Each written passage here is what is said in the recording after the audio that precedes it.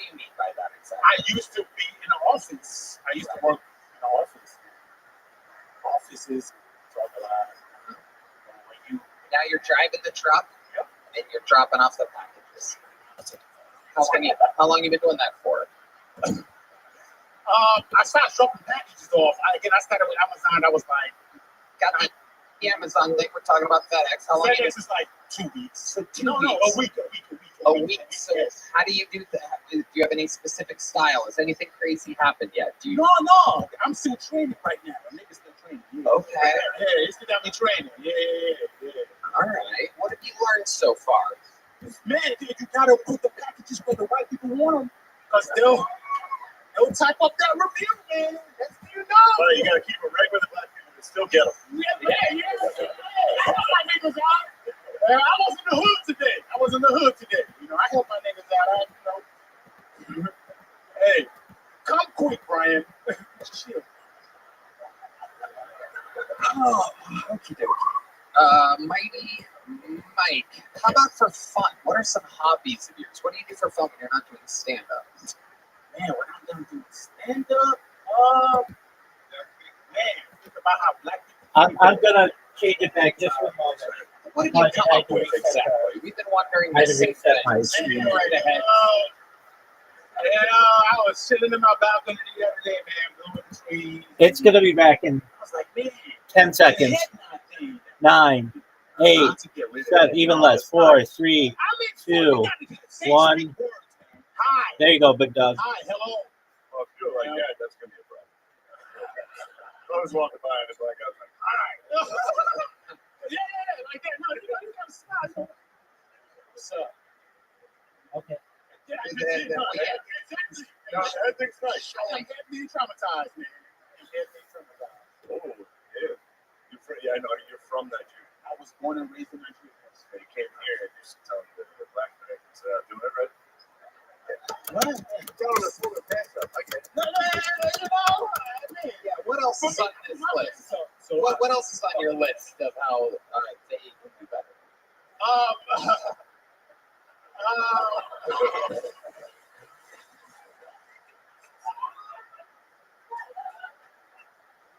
Number 2 on the list. Number 2, man, pay bills.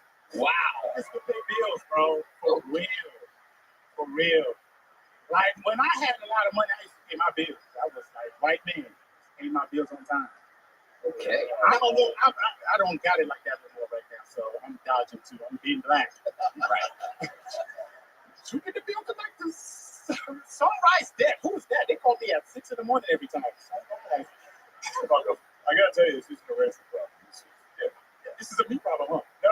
Well, yeah, whoever the individual is, yeah.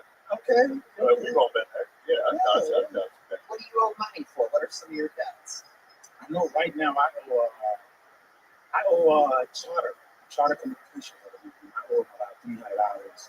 What is that? You know, what's that? Charter communication, yeah, Spectrum, my bad. Spectrum. Okay. Wait, you have cable? Or is that internet? No, internet, man. Come on, what do you know that? Internet, man. Whoa, that's expensive. Okay. Do you have kids? No kids yet, man. Bro. How old are you? I just don't 35. So how do you think you avoided having kids? Man, my pullout game real good. I ain't gonna lie, bro. Explain to us. What's your method? Bro, I feel the pee. Like, when you about to bust a nut, you get a pee feeling. That's the sign that God gave first. Like, hey, man, it ain't piss, it's the other one. Just take it out. And you bust. I'm not listening to that voice. And I nut right on her. And that's how I'm able to dodge that shit. Wow. Man, I don't know how they just missed that pee feeling, man. Child support, not me. You see like a big figure of your father in the sky and James. My dad was like, oh, wow, racist. No, my dad's still around, man. He's around. Is he in Nigeria? No, he here. Where is he exactly? He's in Minnesota. Okay. And what's he doing up in Minnesota? What was a Nigerian doing in Minnesota exactly? Man. Yeah, exactly. He take walks. Really? Yeah. Oh, he's at the mall today. Yeah, for real. They don't know my dad, man. They don't know my dad at OG, man. He speaks Italian too, so he can talk to the mom. No way. Yes. Wow. And it's true that Nigerians and Somalians don't get along. I mean, I fuck with them, but you know, when they start thinking that, how about Sutu? I'm out of there. Whoa, bro. Whoa, Sutu, what that mean? What's your least favorite thing about the Somalians? The what? Nothing. Craziest thing you have in your refrigerator, Mighty Mike. You have a refrigerator, right? You have your own fridge. Yeah. What's the craziest thing we would find if we opened up your refrigerator right now? Some spinach and broccoli. With a nigga eat no fried chicken. Wow. Incredible. Does that bring you any other points? Do you get any special powers when you eat the spinach or broccoli? You know, man, I do in the morning. Like, Okay. the duty come right on time. Okie dokie. All right, Randy. All right. Fun stuff. There goes Mighty Mike. You already have a big joke book? There he goes. On to the next one. Appreciate you. Thank you, Gibson. Ladies and gentlemen, it has happened. 79.9 degrees, everybody. We did it. We are officially in the 70s.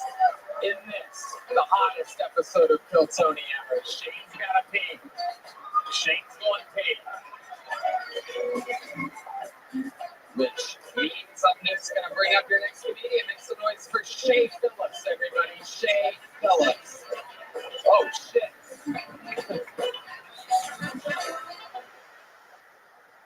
So I know what y'all thinking right now. What the fuck is this fake ass Kimbo Slice over here trying to make me laugh? Supposed to be in the cage beating the shit out of people. Recently I've been trying to get back into dating, and I've been kind of struggling. I realize I struggle because I take words too literally. Like, I don't like when women call me daddy. Because something deep inside me, something deep in my DNA just makes me want to leave them. It's like every time she says, "Oh, daddy," I'm like, you know what? We all look. I'll be right back. She's like, "You're lactose intolerant." I'm like, "Shit, man, what you look at that? I have some reports. You don't smoke." Listen, bitch, you're gonna be on a draft day, all right? You're going to the NFL. A lot of people give me stupid ass questions sometimes. They ask me like, "Shane, like, what's your favorite workout? Like shoulder press, chest press, bench press?" I'm like, "Bitch, I ain't depressed. You know, work out so much." Fuck yeah, Shay Phillips. Welcome to the show, Shay. This is your first time on? Yes, sir. Welcome. How long you been on stand-up? About 3 or 4 years. 3 or 4 years. Where at? Houston, Texas. Okay, that was what I was going to guess. Hell yeah. What do you do for work in Houston? I'm a machinist. Whoa. Okay, what kind of machinery are we talking about? My biceps. Wow. Incredible. But seriously, what kind of machines do you work with? CNC. I just press buttons and shit. Okay. Awesome. Sounds professional. Yes, sir. Hell yeah. And you don't have kids? Dude, not nowhere. You have a girlfriend? No. You're just single. Running machines. What do you do for fun? I like to lift weights. I like to choke people. I do jiu-jitsu and shit. You do jiu-jitsu? Wow. Okay. Like to eat a lot of food. Yeah. What do you like to eat? Barbecue. Mm-hmm. Barbecue what? Shit. Very good. You just won the game. You got out of me. Hell yeah.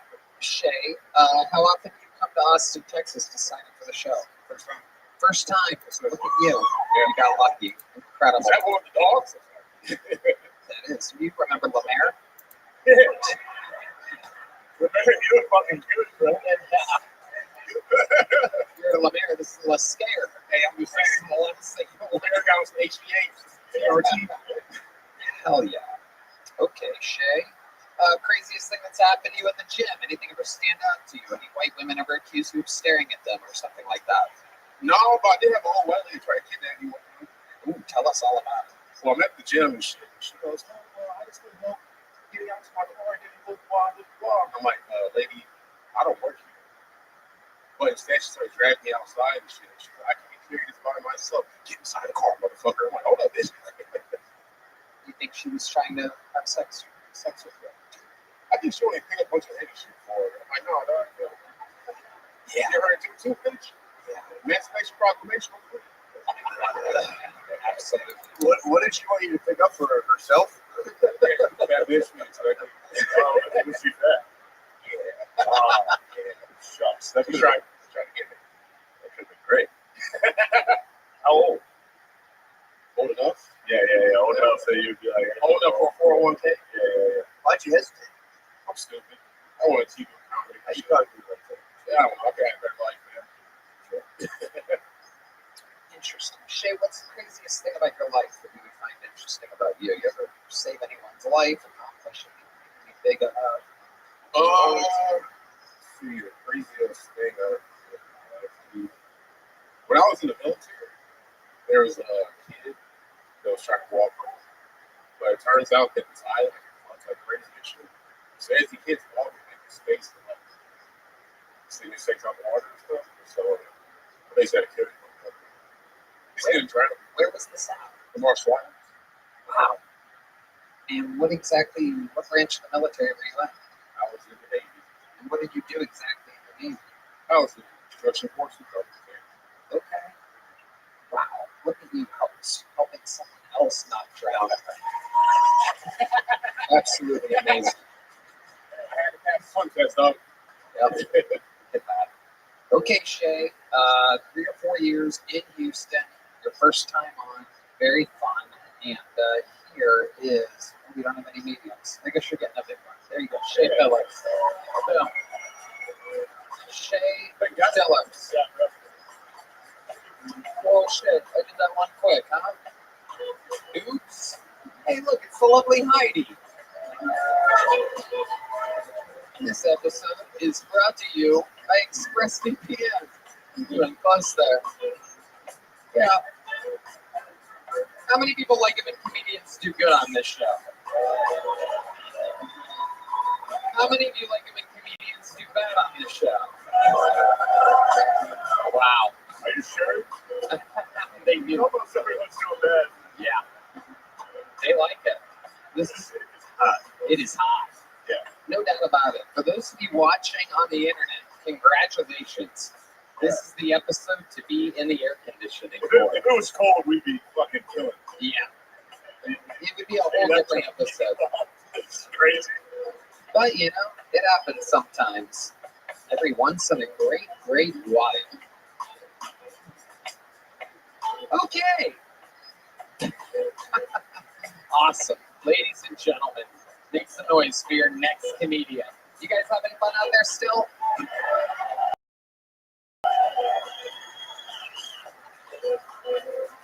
Do we care about how hot it is in the room? Make some noise for Nate Ortiz, everyone. Nate Ortiz. I've been on the apps lately. I've been on Tinder, Bumble, DoorDash. Just looking for love and McNuggets at this point, you know? I'll entertain a Salvadorian man if he's giving me Subway, you know? Just want to watch Snapchat a bit.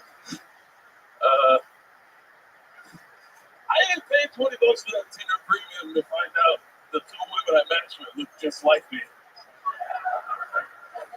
Same facial hair and everything. It got to the point I had to ask my buddies for advice. Like, hey man, how do I get better matches? How do I beat this algorithm? They're like, hey, you should start losing some weight, bro. You start to look like a Puerto Rican mom from the back. So I said, what by dude?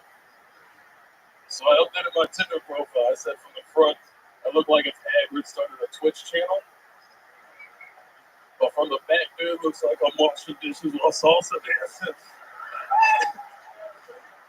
Thank you. Nate Ortiz. This is your first time on this show, right? Yes. Yeah, for the very first time. Awesome. How long have you been on stand-up? 5 years in Houston. Wow, you're from Houston too, huh? Did you know Shay?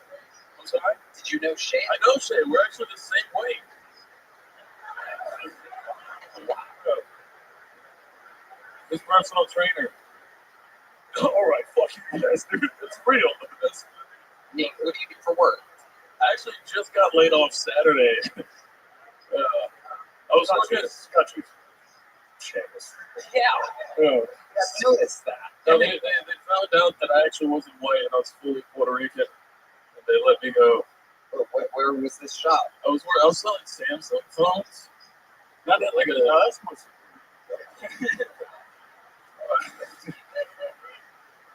Our clientele is very Middle Eastern, very Nigerian. A lot of haggling. So, haggling Nigeria. I don't even know how to spell the word, so I just gave him a good deal. Did you have the ass of a phone store manager? I'm surprised I let you go. I did work at T-Mobile. That's actually the most Hispanic thing about me. It's crazy. So why exactly did they let you go? I was very late 3 times. Why? Why were you late? I didn't come till 7 a.m. There it is. Yeah. That's why you're shaped like that. Yeah. The mixture of bad food and cocaine Yeah. has you shaped like I that. say good decisions, but okay. Yeah. What's the most fun that you've ever had on cocaine until 7 a.m.? My cocaine song is actually "You Can Call Me Al" by Paul Simon, and I like listening to it in tiny ways. But it's awesome. Yeah, you do cocaine by yourself? Oh, it's the best. I don't have to share with nobody. Yeah. I've been there, brother. I just lost my job, Tony. I can't. You get home, you go, oh, I still have some left from the party. Now it's time to keep going. Maybe jack off the beer. That's a good time. Till like 9 a.m. Yeah. It's too much. It's a real negative. Yeah. But for a while, it's awesome. When you're in your underwear days, you fucking Paul Simon. Yeah, it's pretty great. But that's a good time. Yeah, whatever. You have a great special on YouTube. Thank you. Yeah. It's incredible how much you look like an unhealthy version of one of my friends. Philip, can you come down here? I want to do it side by side of you and my friend Philip. Where's Philip at? So the cocaine, I actually lost like 60 pounds, dude. So this is the healthiest I've been in years. Look at it. Incredible. How much are you still doing a lot of cocaine? Oh yeah, I was doing it a lot earlier. Oh yeah. You want it? You need a bump? No, I'm good. Permanently good. Do you have a bump? Nope. All right. I don't do it. How do you afford it if you're out of a job? I'm not really a comedian. I do the shows for the pay and the free drink tickets, so that's what it is. You got into fucking comedy for the pay? No, I got it for the free drinks, dude. Yeah. Well, you said pay. Whatever. No. Even for free drinks, it doesn't make sense. So here's a healthy version of yourself. Stand side by side with me. Side by side. Keep going up, Philip. Keep going up. Now stand side by side. Swear to a camera. Look at a camera together. Look at the one on the right over there. Look at that guy. Yeah. See the faces? That's what you could look like if you just ate sushi and didn't do cocaine. Phil, you've been losing a little weight. I have. Yeah, when you were chubby, you really did look like that guy. I lost 30 pounds. I like 130. Yeah. So you're saying you should do meth. That's the thing. That's actually more expensive. I tried. Yeah. So, incredible. Philip, do you have any advice for him on exactly how to get his life together? Well, I lost like 30 pounds. Not. You need to lose a little bit more than that. Eat healthy, drink a lot of water. Did you ever hear that? Do less coke. I don't know. Or I know, Tony, I know you saw me hesitate. Yeah. Because when you said Philip, I was like, what? Is there another Philip in here? No, I don't look anything like this. Yeah, you look exactly like him. You have the exact same face. Unfortunately, he's just so much fatter. Only I can see it. But yeah, you have the same face. If something terrible happened and you completely went Lieutenant Dan on yourself, this is what you would look like. I feel like this sucks for both of you, right? Yeah, it does. Philip has a new podcast on the Your Mom's House Network. What's that called? Not a damn chance podcast. Not a damn chance podcast. There you go. There's a free plug. There goes Philip and Nate Ortiz. Anything else crazy we should know about you? You seem like you have a lot of backstory. my ex-girlfriend is non-binary. Whoa. Yeah. What was his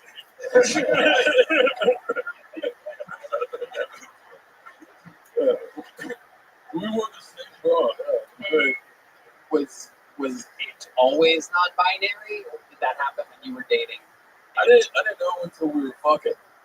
And then what did you find out? Yeah, you used the wrong pronoun while you were fucking. She kept calling me brother, you know, like, oh damn. All right, damn. I was like, wait, what? No, dude, I had a lot of hard times with whatever, because like I couldn't figure out words to say during an argument, you know. So I just kept saying shit my dad said. So I was like, "Hey, calm down, slugger." Yeah,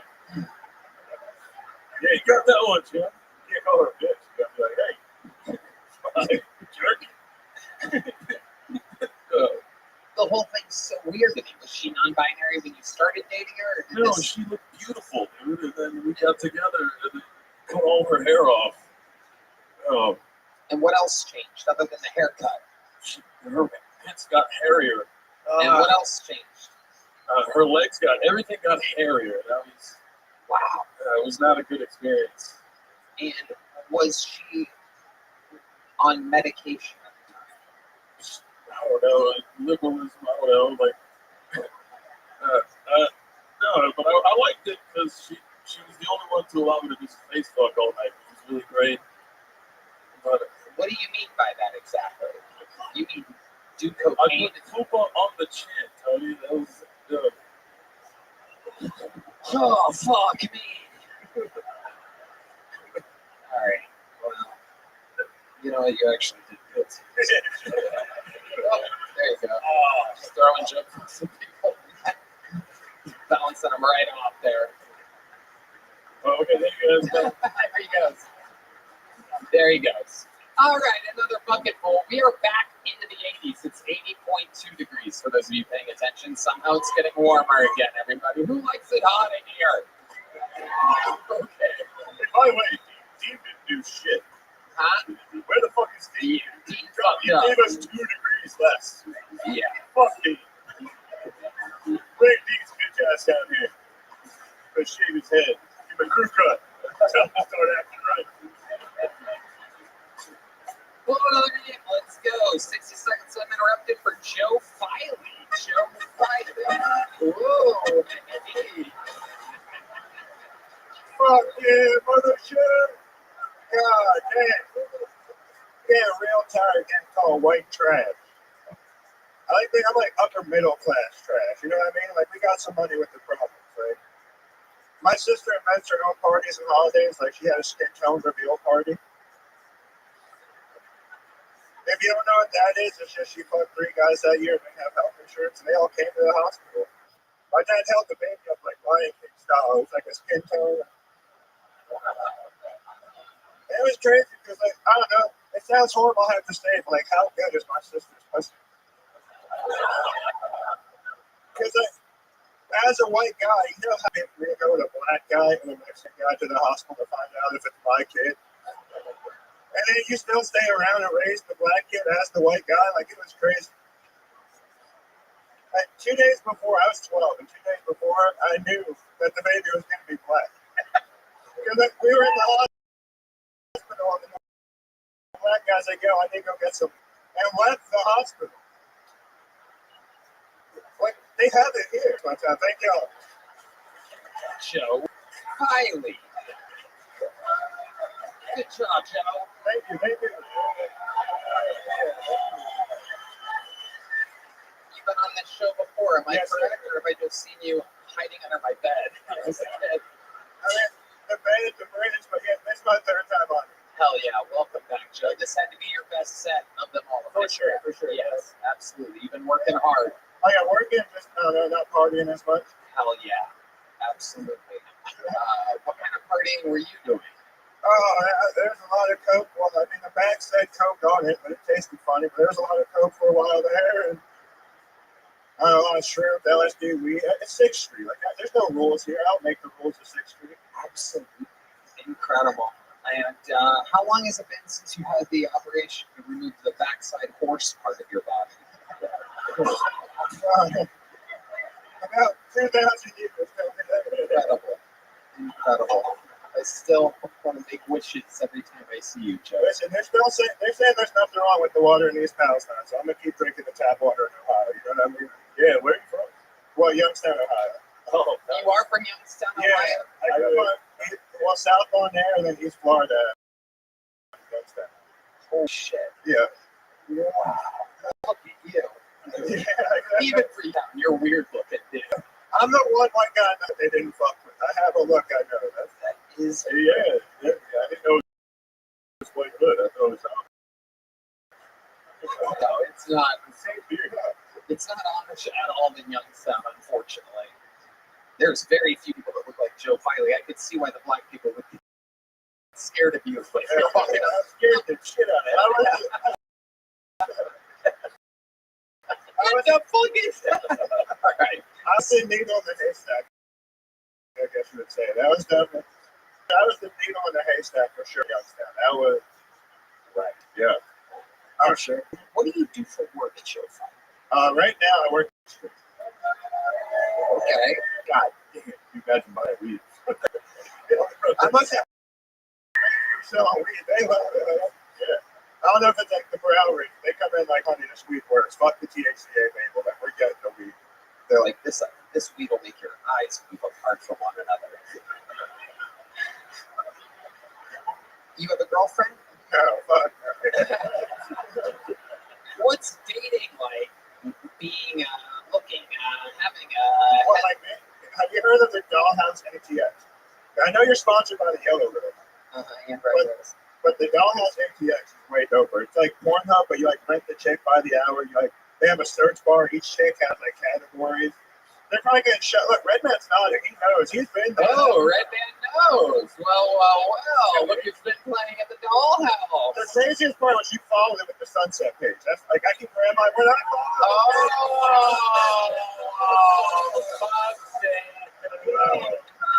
Order in the court. We hereby find the defendant completely guilty. Yo, isn't your wife here? You can see her at the Dollhouse today. All right. No, actually, I heard about it. Okay. Is it the place where you can like rent like?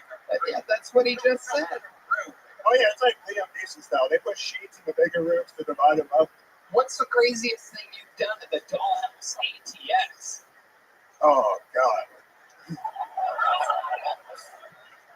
There was like this poor little Colombian chick, and it was like I wanted a Charlie Sheen, so like. Hold on, nice and slow.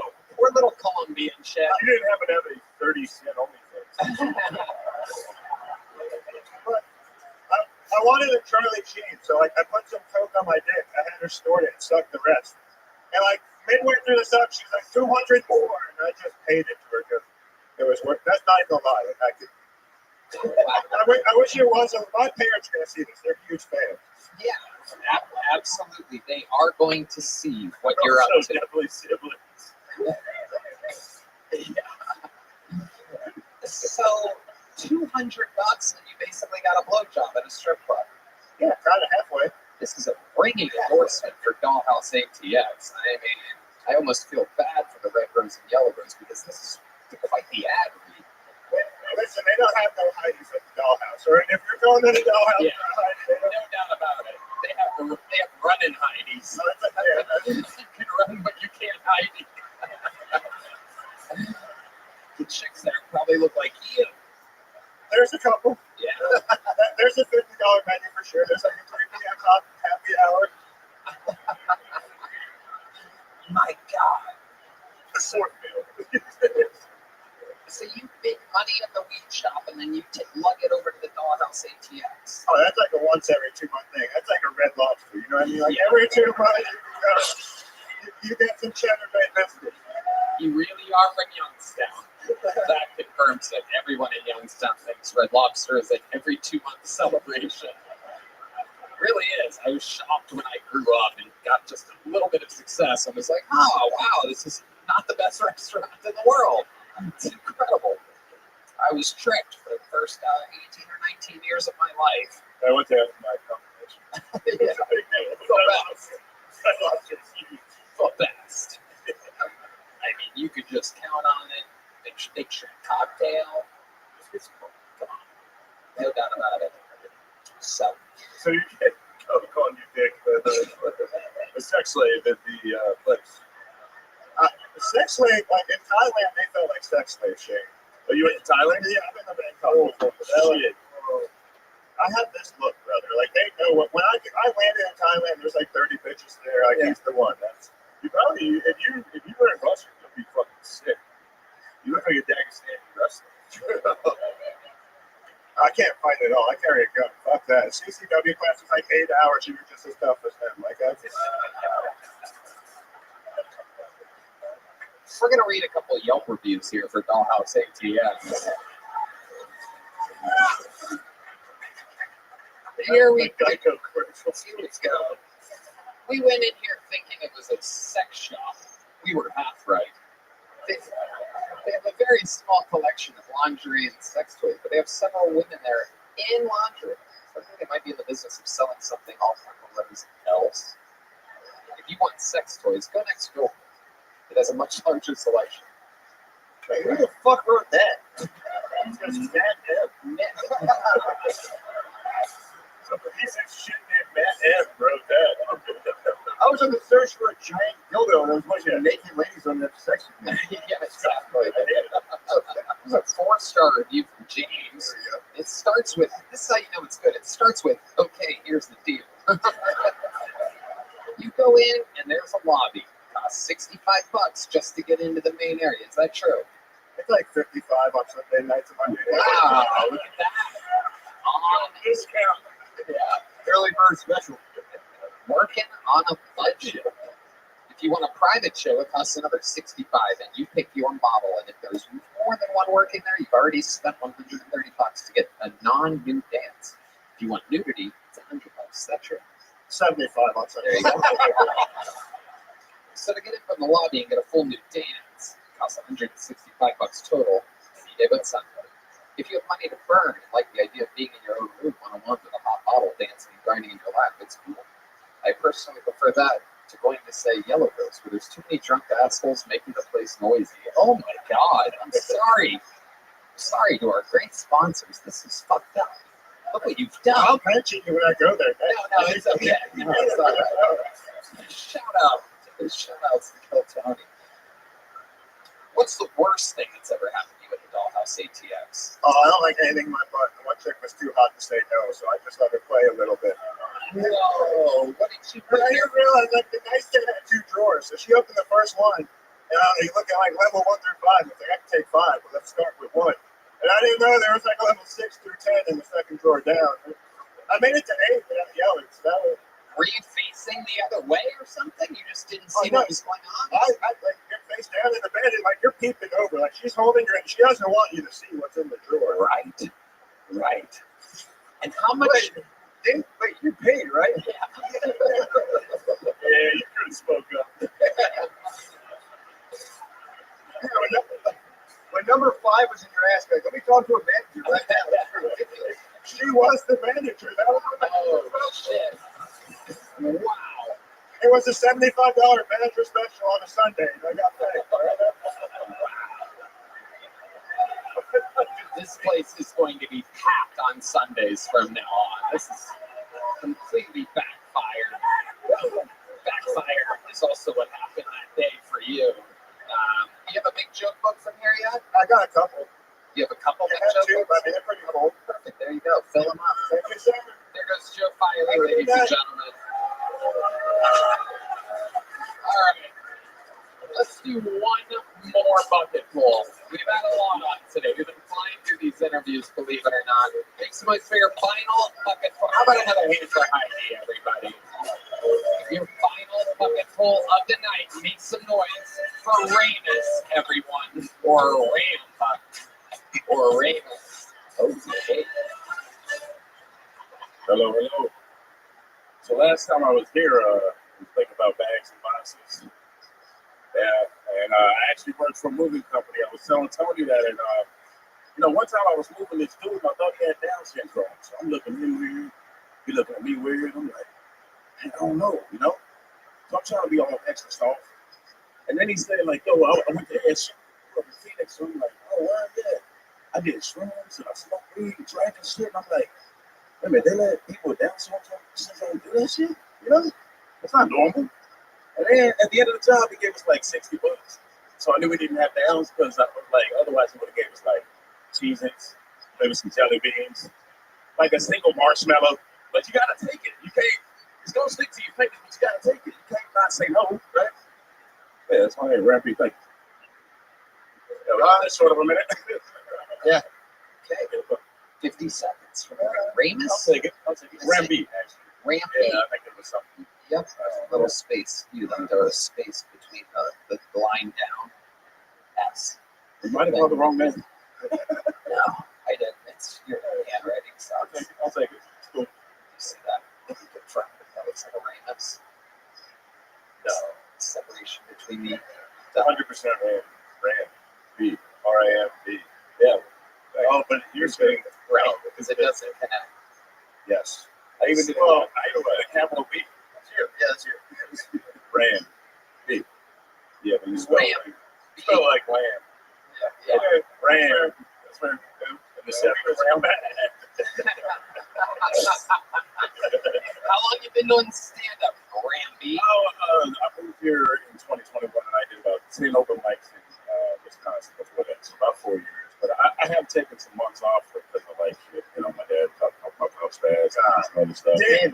I'm just being honest. But I have stayed consistent with writing through that 4 years. So I've been doing it 4 years. That was a roundabout say the way 4 years. Yeah, got it. How did Dad die? Leukemia. He beat it once and then it came back. Wow. He beat leukemia once. Leukemia is your mom's name? Depends on me to ask, I guess. All right. So She's gonna love that show. I love it. To be honest. So how do you make money? I work at a call center internet company, but I can't say it. Yeah.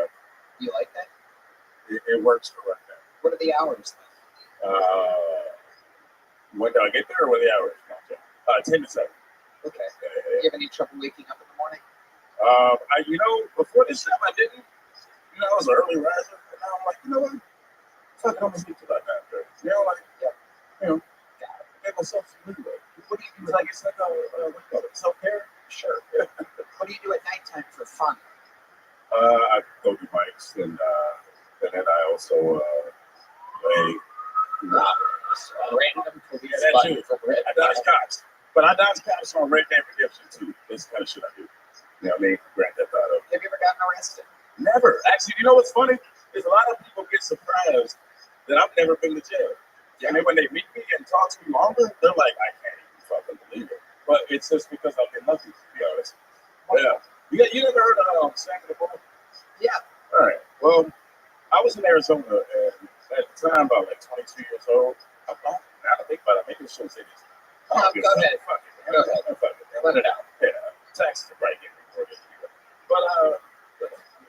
But he was doing like an ecstasy ring, and my dude that I was living with was dealing ecstasy. And every now and then we make a few bucks on the weekend or whatever, And all of a sudden we saw the dude that we were getting the pills from in the parking lot on the news.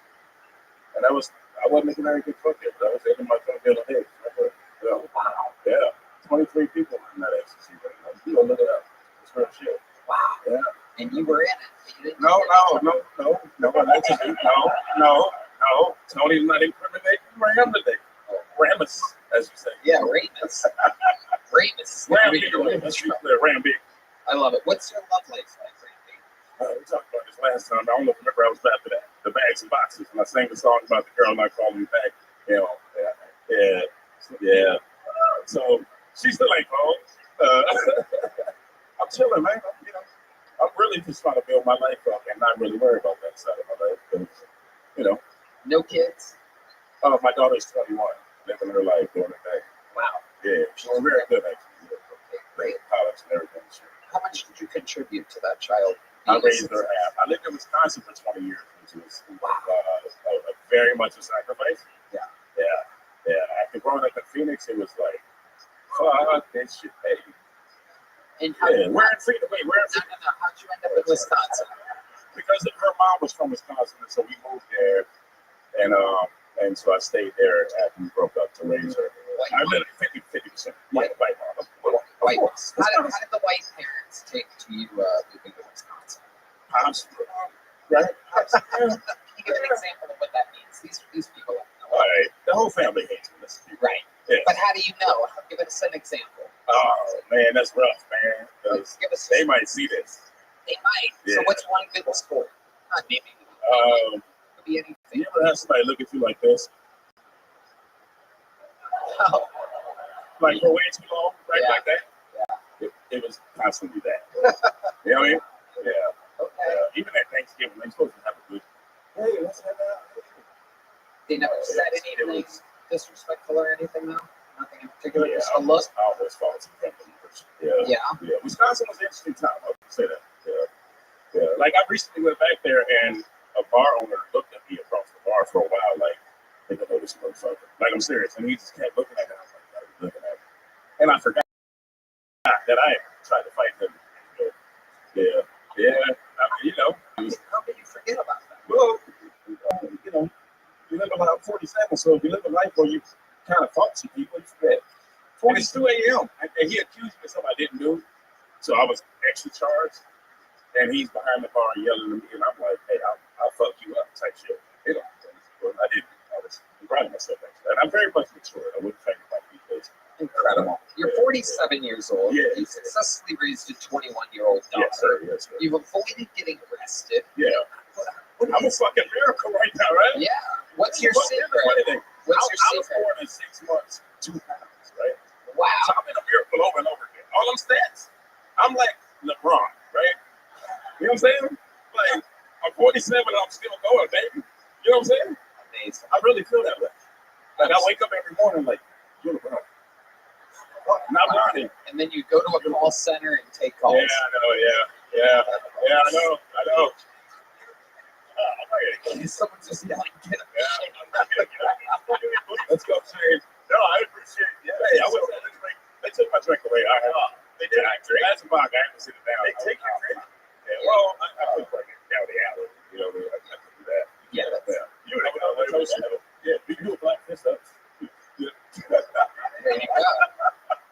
All right, Randy. I appreciate y'all. You already have a big joke book? No, I got a small one. Well, guess what, buddy? You're getting into the extra dark edition Bill Tony joke book. Congratulations to Ram B. Not Ramus at all. It's Ram B. All right. It's been a hell of an episode. The hottest episode in the history of Kill Tony. We went from the 80s to the 70s, back to the 80s, and I'm pleased to report that we are back at 79.9 degrees right now. 50% humidity, a very rare treat. It does not work for comedy at all. But you guys are a bunch of superheroes, and we thank you. Congratulations to you. And for your hero-dom, you shall be rewarded. Ladies and gentlemen, I present to you the record holder for all-time appearances on the show, all-time interviews on the show, the reigning defending Hall of Famer, the Emperor of ExpressVPN, the Memphis Strangler, the Vanilla Gorilla. This is the Big Red Machine, William Montgomery, everybody.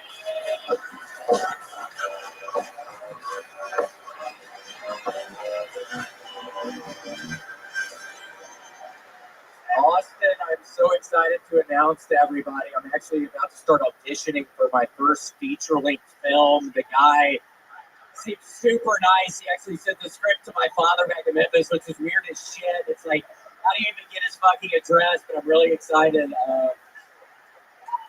Ozzy Osbourne died, 30 years ago. I'm doing my first intervention tomorrow, and I've got a ton of anxiety because I just don't know. I don't know what to wear. And that's a true one. Okay, let's keep it moving. It's that. If you don't want me to join a cult, quit wearing all those groovy clothes in your propaganda videos. And we get free juice. Sign me the fuck up. Free love, no taxes, VIP access to a spaceship heading to heaven, and I get to wear the most stylish fits. Presbyterian Church, take the West down. Asking for that 10% tithe. Shit, my coat keeps it. God damn it, I missed that money. Presbyterian Church, take your ass down.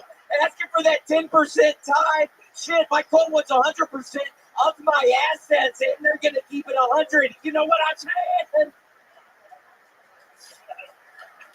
Have y'all seen the trailer for the new moderate to severe plaque psoriasis commercial? Okay, that's my time. William Montgomery has done it again. Yeah. I got the intervention stuff. Yeah, I wore a fucking Notre Dame coach's polo to my sister's intervention.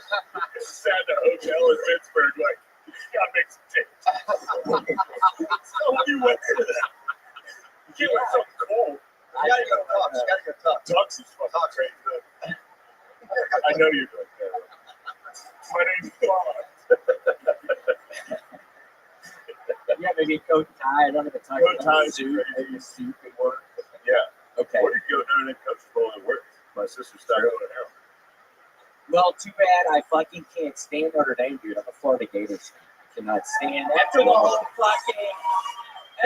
Manti Te'o debacle y'all handled. I can't stand Notre Dame. No. Wait, how was that a problem? He was innocent. Also, yeah, whatever. You guys are totally irrelevant these days, so whatever. Had a good run. Maybe this year. Okay, but You had a good run. William, this is incredible. This intervention, College ball. this intervention you're doing, is this for a family member, a friend? What are they on? Are they having a good time or a tired time? no, it's a tired time. They're sleepy. Yeah, I had a sleepy intervention myself. Yeah, is that the one with Notre Dame jersey? Yep. Notre Dame coach ball. Well, it was your sister. She was just getting a little sleepy. She's like, Yeah. downers. Yeah, heroin. And then, yeah, that just got off, and I think that's the situation I deal with. It makes it, yeah. Well, are they mean a lot? Um, Now? Have they turned mean when they're not on? Are they stealing stuff a little? a little bit. Yeah, Yeah. I can't have no That's probably heroin. There you go. Oh, fuck. Yeah. But it's surprising how quickly they come back. You go, there's that person I like. Well, good luck. Pray. Thank you. What's your speech? Yeah, can you give us an example? Stop doing it!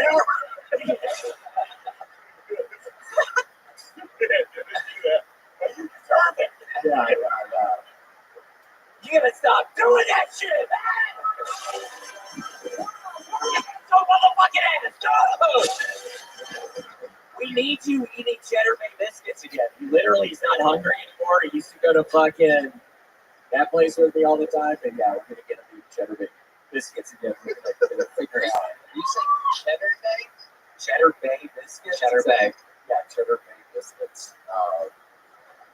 But yeah, oh my gosh, Tony, this past weekend, just to look at all set, I watched every single, and I've never done this. Tony, I'm going to say my heart was melting a little bit because when I'm doing these jokes, I don't really ever see y'all's reactions to it. People have their reaction, and it always makes me smile to myself that I can see your ass laughing at some of my jokes. And Red Band, I do have to say, I don't feel horrible about talking about your slutty ass mom every single time. It was like probably in 100 sets of mine. I was talking shit about your mom. So I did have a very nice weekend just reminiscing over these times. I'd never gone back and watched them. Redman, you brought those prop glasses just for this moment with William? You've been wearing these? Are real glasses. But you put them on now? Yeah, I always put them on here. I don't forget. But you never noticed that? He was best on. Yeah. No, he's never done that before. Oh, man, it's classic. When the glasses come on, you know it's wrapping up. What do you think about Red Band's glasses, William? I think they make them look a lot smarter. And I have been worried that it's been looking kind of stupid recently. And I think, thank God with those glasses, they make you look a lot smarter. Red Band, I'm kidding, you look like a homeless kind of person. You look scary with those glasses. I take them off. Are those even prescription glasses, Red Band? Yes, they are. They are? How much do they cost? $350. That's embarrassing, dumbass. So I was thinking you're going to say something like that. But no, and Rabbi, you actually do look better. I swear to God, somehow you still look worse. I think. I mean, you still look okay. You're getting worse, but Is this the intervention? yes, yeah. Red band will get you out of your apartment. We have to get you. I know you've been holed up here a long time. We know you're fucking super depressed. You've been on the VR way longer than normal. My girl's a stripper at the dollhouse, man. My girl's a stripper at the dollhouse, man. Tell us about this new plaque and psoriasis commercial. Not many of us have seen it. It's just this nasty looking bitch walking around with all these fucking, like, it looks like she got real sunburned on different parts of her body. That's what plaque psoriasis is. It's like this nasty disease people get. I don't know if it's sexually transmitted. I don't know how people get it, but it's just this real sickening disease people get. But yeah, no, so the commercial seems really good. It's just getting more, it's going to get people on these pills. Have you, let's go back to the intervention for a second. Have you planned a speech for this? Have you written a I speech? was starting to write some earlier. But I have to know if I'm going to finish it up. Don't do it. Don't read like a. So I shouldn't read. Yeah, what do you think? Do I go from the heart? Or Do a brand new bit. I would, go from the heart on the intervention. You read it. It better kill. It better kill. Okay. It's like everybody reads like it's a fucking best man speech. I sat in a room and everyone was like, "Oh, I'm a little nervous." It's like, well, her. Yeah. Okay. Let it flow. Oh, thank you to the fucking horrible person that belched right there. We're talking about a friend of mine that's quite literally dying. And I hear this monster burp right there. Let me see you. This nice homosexual couple right here. But you burping on his kid. Wow. It's amazing how you do that. It makes the whole place light up all crazy. Tony, I am stinky tonight. This is weird. I swear I think they did the formulation of Old Spice deodorant differently. I've been starting to stink at night. It's never happened before. I've never stunk like this. This is a new thing. Have you changed your diet at all? I just Metamucil out the frame. I'm up to 4 cups of it a day, and I did shit twice today, which is great because I did go a standard time of 3 days this past week without shit. Wow. But I'm doing so much row. I'm at 720 miles on the row machine since January, so I just feel like my body's actually really using all the bananas on the stuff I'm eating. It's going straight to my muscles. Is what my guess is. Right. So that's why I'm not doing it. It's all the peanut butter crackers, fucking bananas and shit. It's straight to my muscles. So. What else goes straight to your muscles? Give us some examples of things that go straight to your muscles. You know I'm drinking a fucking protein shake with Scoop. But no, we're looking up a lot of jelly beans. I think a lot of these sports people are saying, yeah, the sugar, no, jelly beans are good. The popcorn, the buttered popcorn, jelly beans, I'm all up in those right now, totally. And I'm going to bring something to the intervention tomorrow. Ooh, you feel like everybody loves me. Yeah.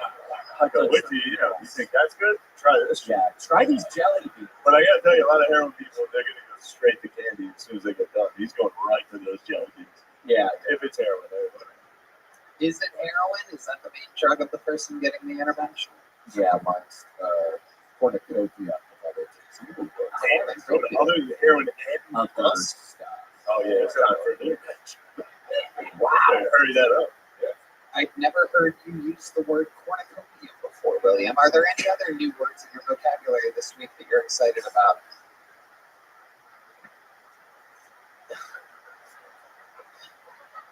Just a little spot. Licensed. Whoa. All right. Wait. Didn't even have to. This is a hard one. You got sad horns on that one. Sometimes when you're not passionate about it, you get barely a drum, sad horns, and barely any lights. Assessor. If you do polysubstance drug usage. Huh? Polysubstance drug usage. That's what your friend was saying. Oh, a polysubstance drug user. Poly. Polysubstance drug user. The words, this is a hard one, Tony. I'm so sorry. I mean, I'm really screwing up with this one. I can't. You can say anything. Honestly, the ones that you don't really know that aren't that exciting are kind of funnier than the crazy ones. word this week from William Montgomery. Almost there. And here we go. Could be anything in the world.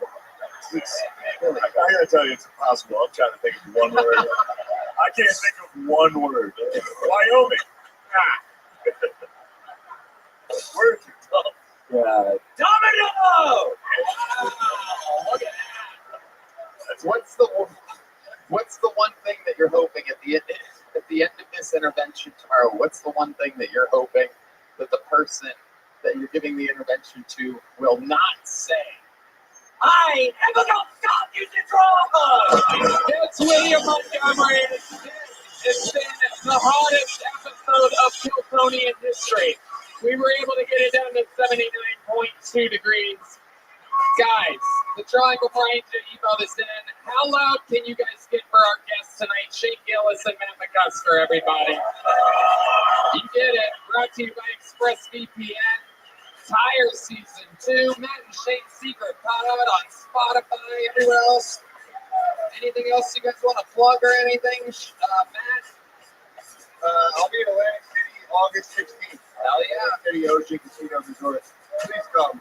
The Kiltony, yeah. Thank you, Matt McCusker and Shane Gillis. The band will be at Blue Note in New York City the Monday after Madison Square Garden, 818-818. You got it. This episode brought to you by ExpressVPN. One more time for the best damn band in the land and our guests, Shane Gillis and Matt McCusker. Right, man? Check out The Secret Show every Thursday, Sunset Strip, ATX.com. Love you guys. We love you guys. Thank you so much. Good night, everybody.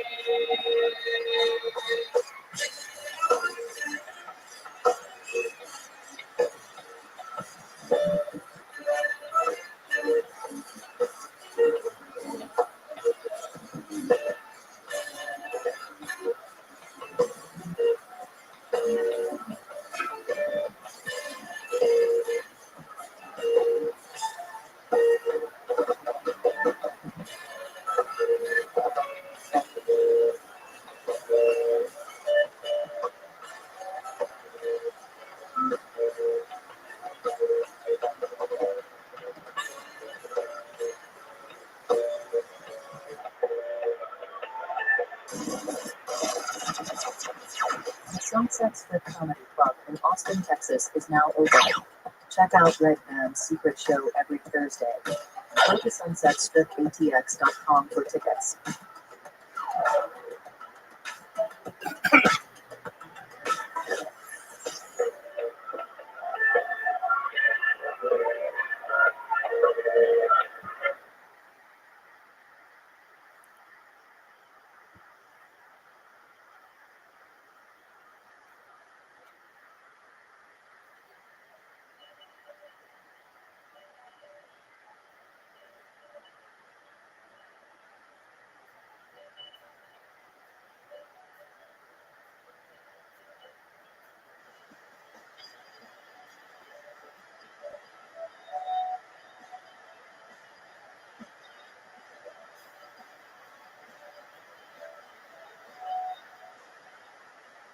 Hello, fellow students of Jewish history.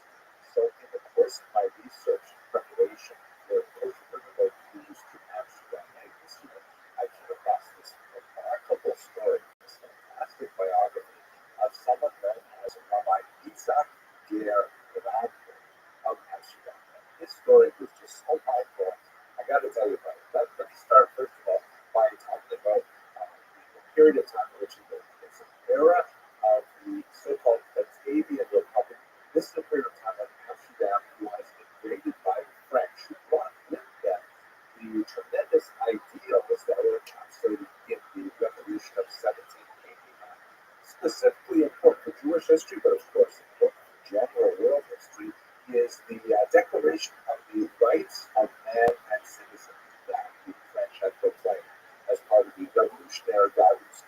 And when in 1795 the Dutch Republic became the Batavian Republic, they inherited some of these ideas. There were many local Dutchmen who said, yeah, this is great, let's look at this, let's stay with these French invaders, and let us adopt some of those ideas.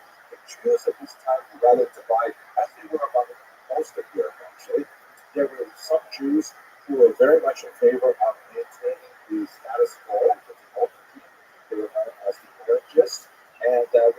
Jews were saying, no, let's adopt these new values. They're hugely important, emancipation, and so on. The division between Jews and was so intense that actually there were fist fights and fighting in the street over this, with some Jewish shortages attacking those who were revolutionaries, not just Jews but non-Jews. This was eventually called in August of 1795, when the authorities were taking public. Welcome. How are you? Those were the traditional leaders of the. Hello. What's good? Hello. Pascal, can you hear me? Oh, how's your day going?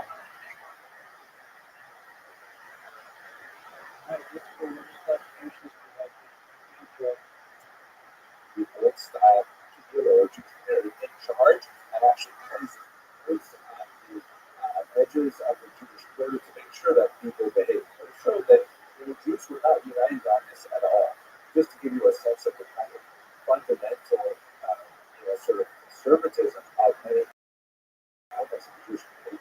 With beautiful Torah scroll mantle dated 1898, 100 years later, but it actually has written on it the Keter Torah, the Torah, in the year of the coronation of the Queen Wilhelmina. I've never seen a Torah mantle that actually specifically dedicated to the coronation of a non-Jewish king.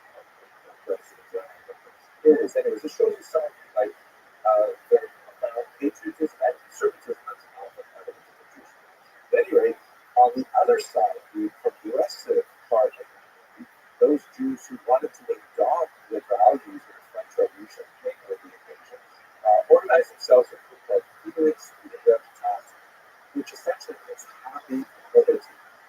One third of the membership of this group was non-Jewish and 2/3 were Jews. Their goal, the explicit goal of Felix Libertas, was equal rights for Jews, modeled on the French example.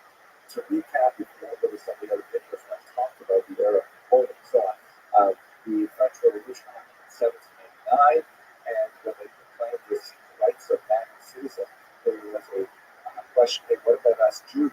And the French government said, wait a second, we're not necessarily thinking about that. So they took basically about a year, they said, okay, support them. They're close enough to regular French people who live in emancipate them. And then a year later, by 1791, they said, okay, fine. All the Jews can be emancipated. What emancipation meant was obviously the right to vote and also the right of residency, very important for Jews who were frequently accustomed to being expelled from the territories in which they lived, right to pursue various occupations, right of higher education, and so on and so forth. But let us return to what's happening in the Batavian Republic. In 1796, in September, the Jews there were also emancipated and got the vote, and they began to exercise that privilege. Ultimately, in 1798, a Jew was finally appointed to public office. Moses Salomon Nasser became a member of the city judicial committee. Now, there's a great internal change going on at the same time. Felix Libertate wanted similar democratization, not only of the overall society, but also of this highly conservative Jewish community. They wanted to remove the quasi-democratic or oligarchic structure of the leadership of the Jewish community, which was called Kehillah, the Kehillah community. The Kehillah leadership was typically made up of obviously men, usually property holders. The right to elect those men was limited by property and wealth and so on.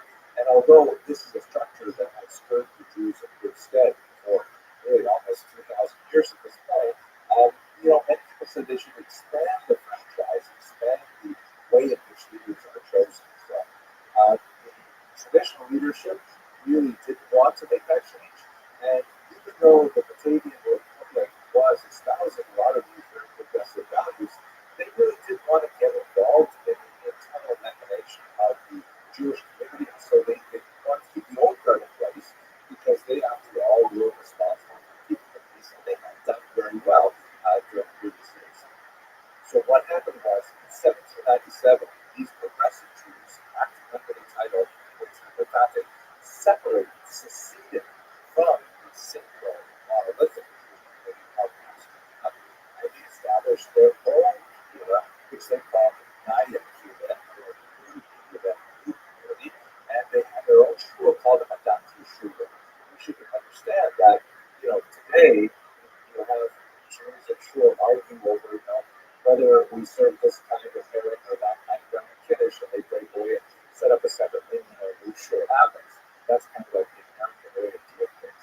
But the traditional European way, you had one community for Jews, no separation. You may have had several synagogues that were all sort of organized under a single, almost feudal medieval kind of structure, and this represented a tremendous break.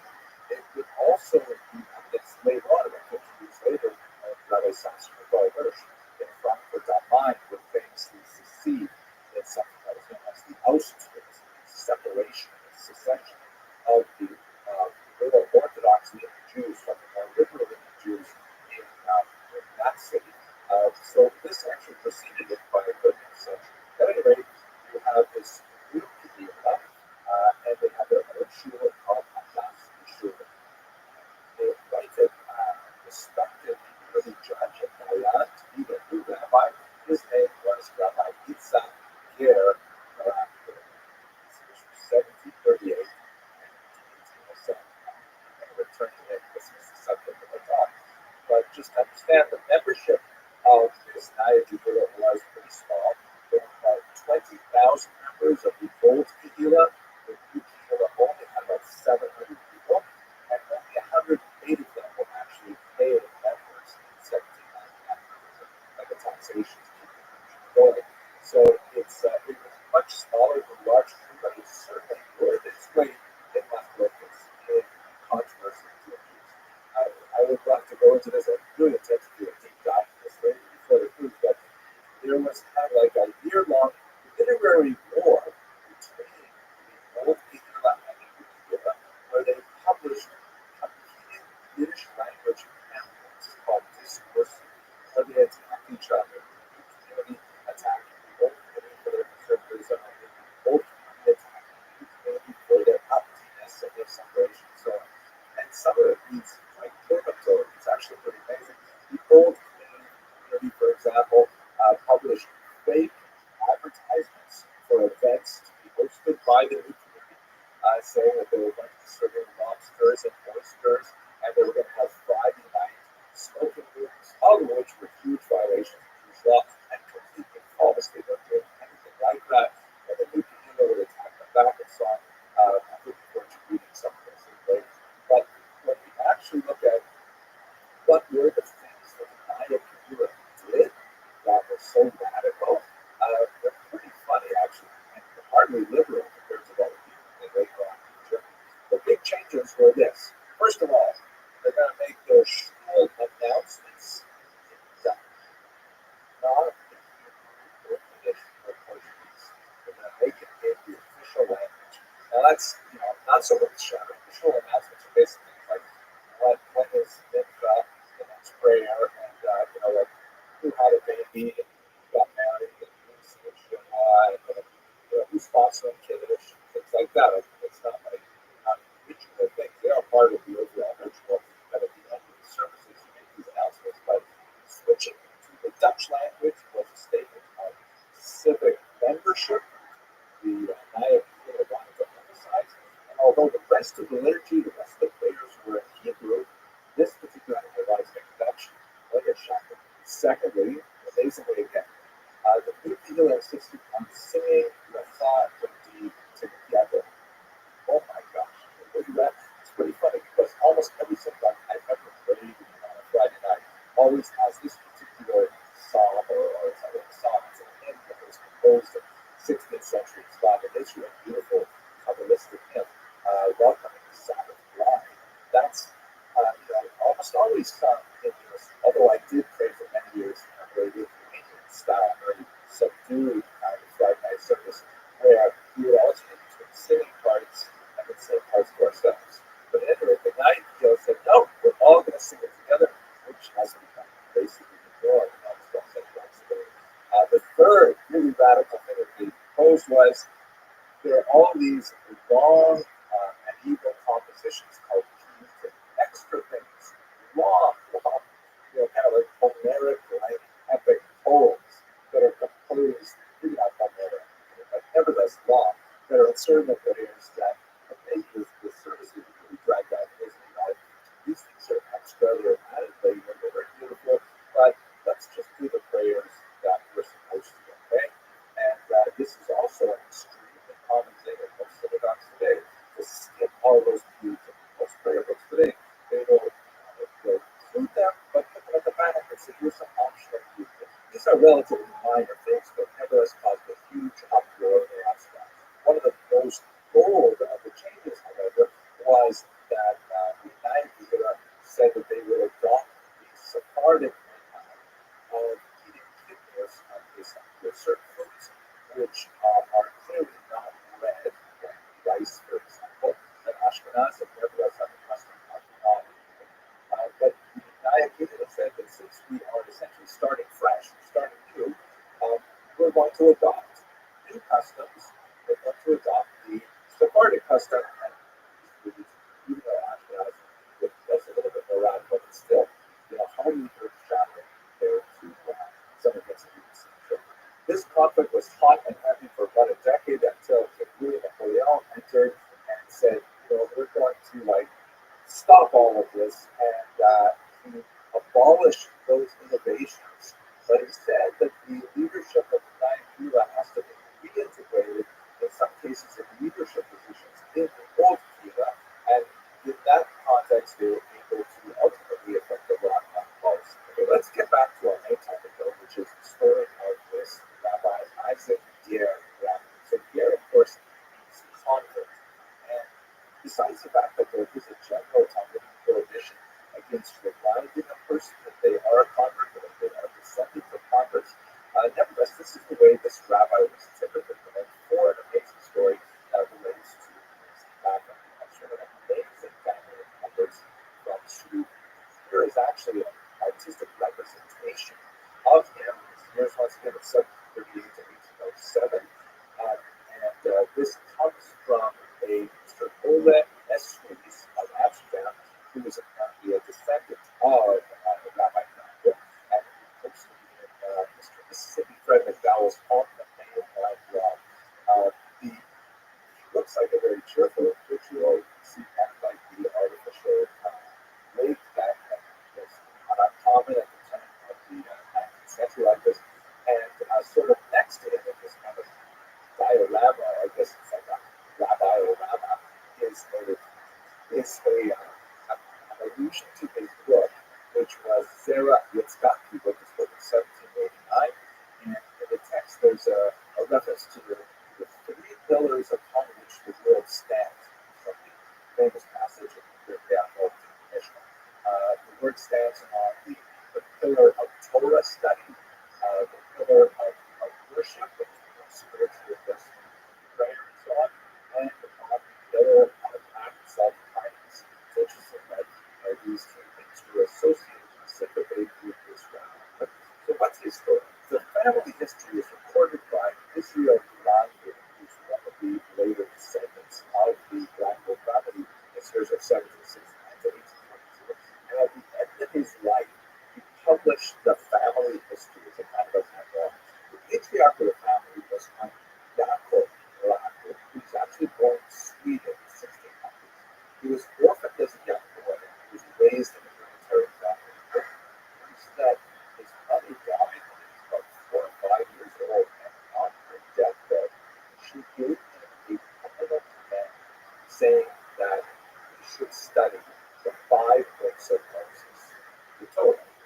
And this has led some scholars to suggest that perhaps she was actually Jewish. She may have been captured in the Swedish invasion of Poland and Ukraine that occurred in the 1650s. So not impossible that Yaakov Rabbi may have actually been of Jewish descent. But at any rate, she gave him this command that he was a young boy, and later on in life, she would visit him in his dreams and say to him, why aren't you studying your Torah? Why do you not invest in yourself?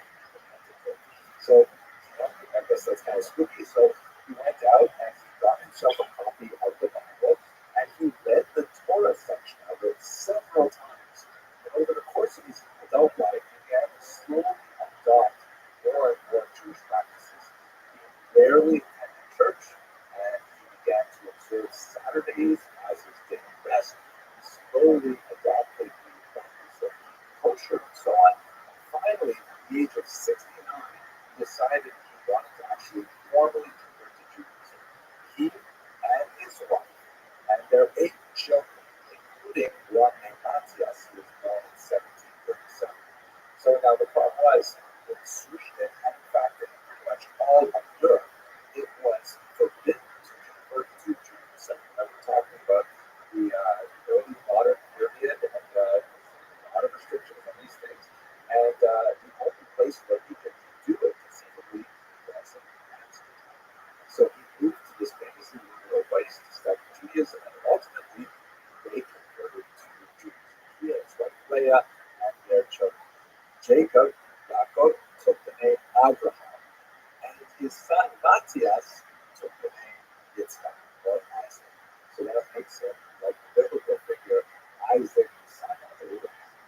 His son Isaac ended up becoming a tremendous scholar of Torah, becoming ordained as a rabbi and becoming a very high-level rabbi known as a dayan, a judge. And then he was ultimately chosen to be the leader of the Diakonia. So his trajectory is from this unusual story of his father converting in his old age to Judaism and bringing Matthias with him, and then ultimately leading this entire journey. What an amazing, great, fascinating story. I've read a whole bunch of books. Looking forward to learning more about this. And I hope you'll be able to join me on this too. If not, I look forward to sharing some of our experiences in Amsterdam after that school trip. Thank you very much for watching.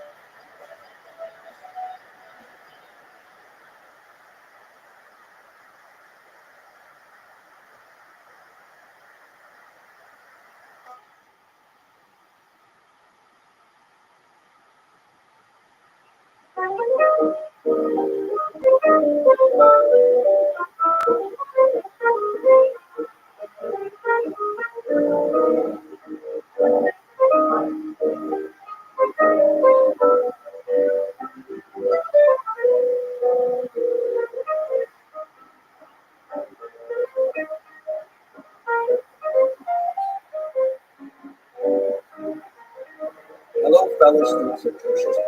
Just a couple days ago, I came across and screenshot this amazing map. I saw a reproduction of it in a black and white photograph. I thought, wow, it looks so fascinating.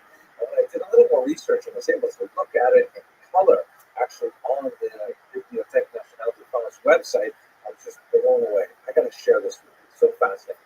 This is a 14th century map by a Jewish cartographer named Abraham Kreskes. I'm going to spend a little bit of time talking about his biography, the relationship of Jews to navigation and map-making in particular. Then we're going to look deep at the atlas and then a little bit about his other Jewish activity, which is just fascinating.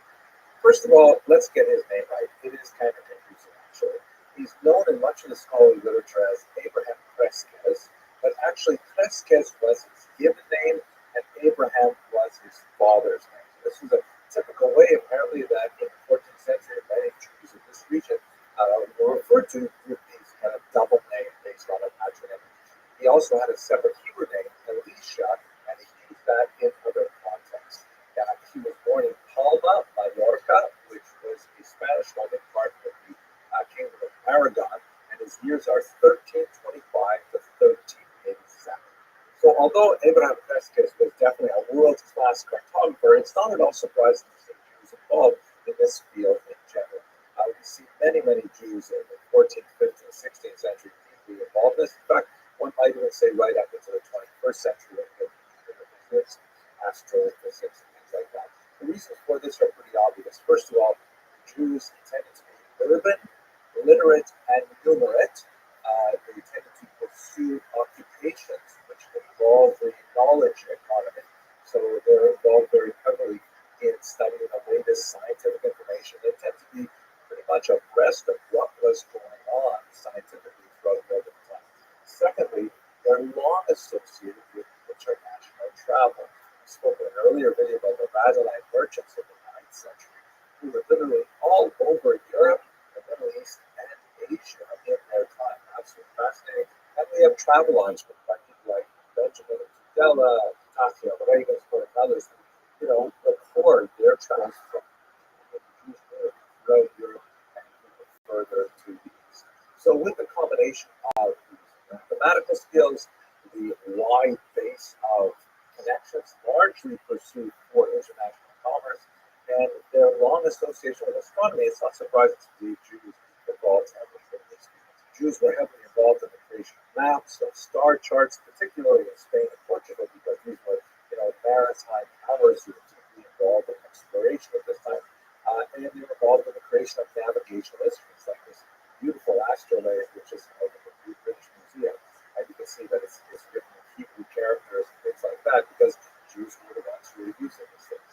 So here's a look at where he came from in the island of Mallorca. He came from a small place called Palma.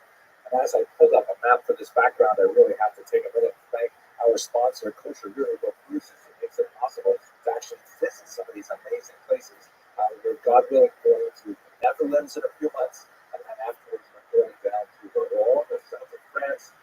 We've been to Venice, we traveled to Danube, we've been along the Seine, we're going to Bordeaux next year, and of course the amazing Douro River in Portugal, which is absolutely fantastic. Thank you for listening to that product placement. So the map was probably commissioned by John I of Aragon, and it was intended most likely as a gift for his cousin, Charles VI of France. It has been held ever since in France, and it's now available online as well. If you can I will put a little link in the information box so you can look at it yourself. And it has been studied for centuries by scholars. I'm going to look at the work of Ariel Fine. Dr. Fine did some absolutely fantastic work on this in a few different places, including a website called Smart History, which when I discovered it was just filled with her fantastic articles on Jewish art history. So I'm going to spend a lot more time looking at this website. But a lot of the research I'm going to present to you comes from Dr. Fine's work. So the atlas itself is made of 6 vellum leaves. They're about 65 by 50 centimeters in dimension, or about 25 by 20 inches. Over time, they have been separated. They were put onto hard, stiff boards and then folded up so you can see they're kind of separated like this. The map that I have behind me shows most of the map. This is actually the geographic part of the map, which we'll return to. The first 2 leaves have kind of like introductory materials, which are more like astronomical and especially connected to the zodiac and things like that. It's absolutely fascinating. These are actually reproductions to give you a sense of how gorgeous the colors must have been, especially when they were original. Unfortunately, the original has been split in half, but when we go to the bibliothek site, we'll see what it looks like actually today. Now, there's a couple of ways in which this Catalan atlas is so, miles ahead. I should use a geographic definition. It's just so worlds ahead. No, that's also geographic. It's so fantastically far ahead of other maps of its era. There are basically 2 ways of representing the world in the graphic format. You have, for example, kind of like a theological, philosophical type representation of the world, like this map of Salter, which comes from the century prior. And it's kind of interesting. It shows the relationship of religious figures like Jesus at the top and angels to kind of fanciful sort of imagined aspects of the world, where the Garden of Eden is, things like that. Very interesting, but not especially practical when you're actually trying to navigate. And on the other hand, you have maps like this. They're called Portolan charts, which are especially laid out with latitude and longitude, and it looks a lot more like what we would call a map today, but by comparison, this is roughly contemporary with the Catalan Atlas. They're pretty dull. It's just like names of places and rough distances between them. What was so amazing about the Catalan of this is it really was something that it became like an encyclopedia. It was not just a reliable representation, more or less, of the dimensions of the known world. It also had really important, relevant political, economic, zoological facts about the world. He was also the first, by the way, to incorporate a compass rose, which of course is very familiar to us now. He was also supposed to use GPS, which shows you which way is north.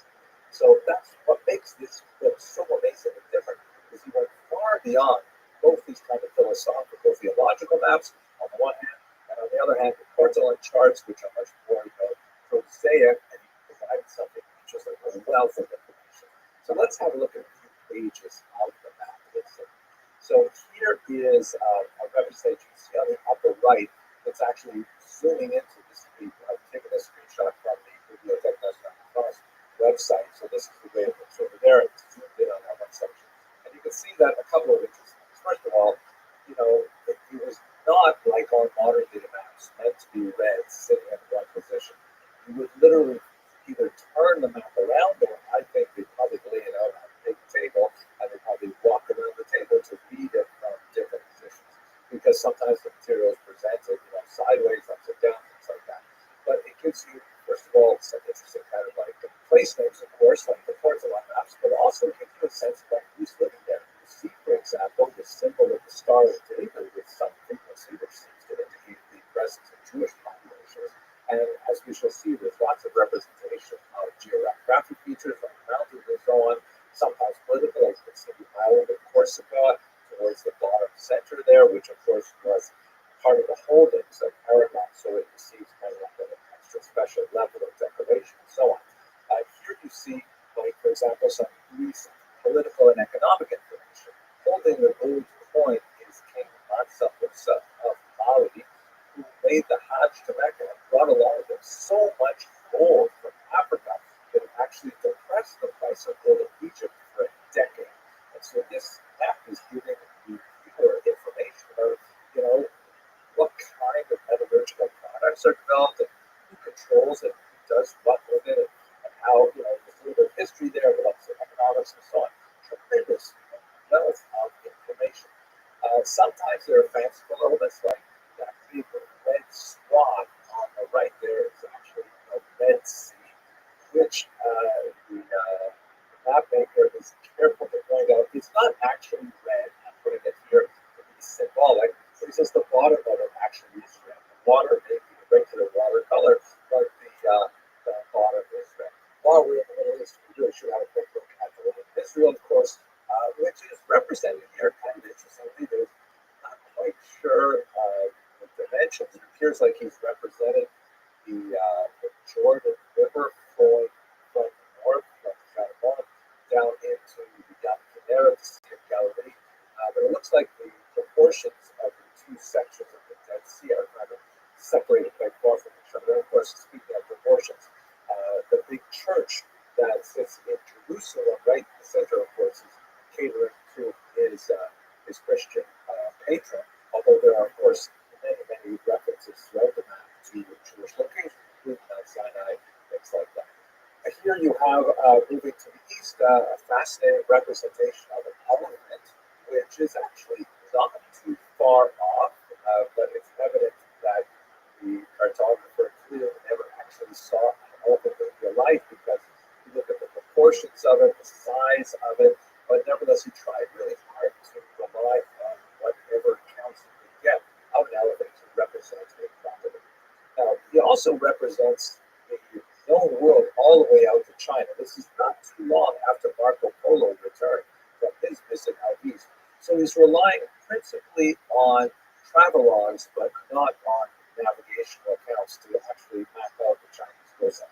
And he puts a lot of weird things in there based on his limited information, like, for example, Gog and Magog, are the principal powers that are associated with Armageddon, the battle of the world.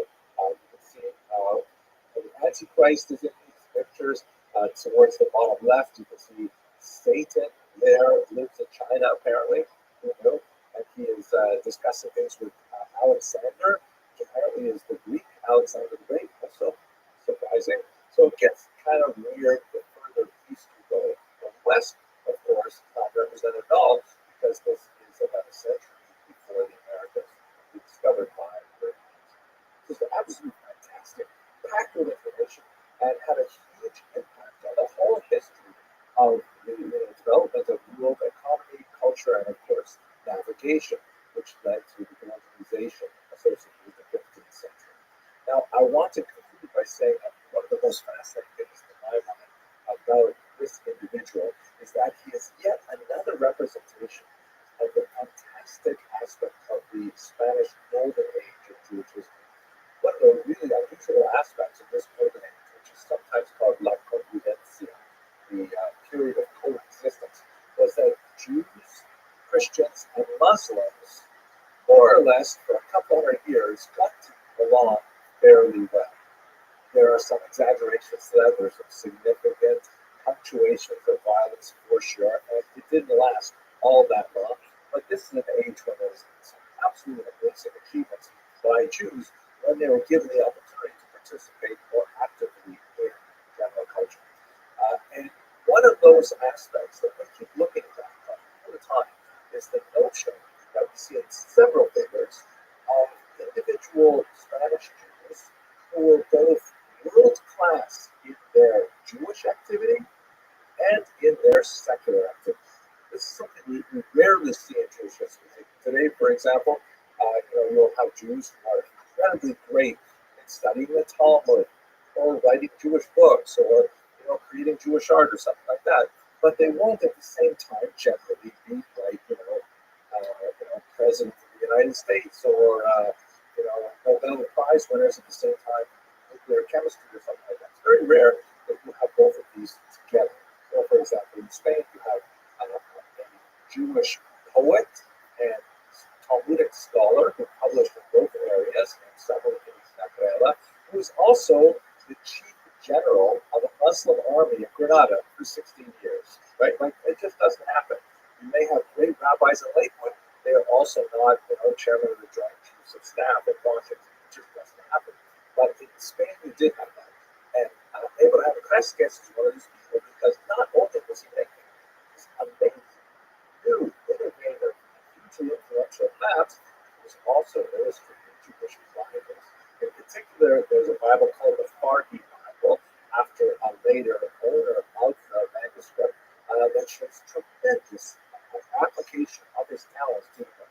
Like, for example, it's illustrated with 30 carpet pages. This is a uniquely Arabic style of illustration in which an entire page is covered with an incredibly ornate decoration. Here, for example, you can see a Quran which has typical kind of lush carpet decoration. But here, this is the carpet page of the Farhi Bible, decorated with words from the text and these fascinating kind of geometrical patterns. He's also decorated his Bible with all kinds of illustrative materials that would be incredibly useful for people to understand what's going on. There's a whole bunch of implements used in temple service that's described in the Bible. And on the right, you see the menorah and various other appurtenances about the temple itself. Absolutely fascinating, gorgeous, good.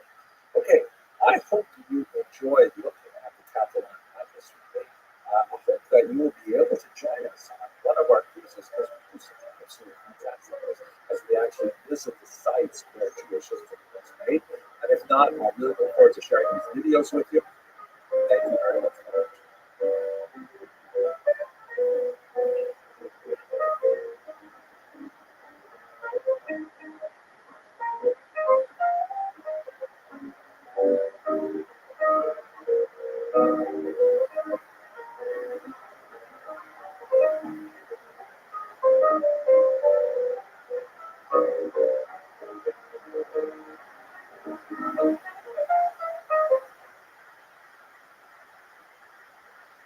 Hello, fellow cruisers. I'm really delighted to have an opportunity to just say hello to you and tell you how excited I am about the cruises we have planned for this year. In particular, I'm so excited about two events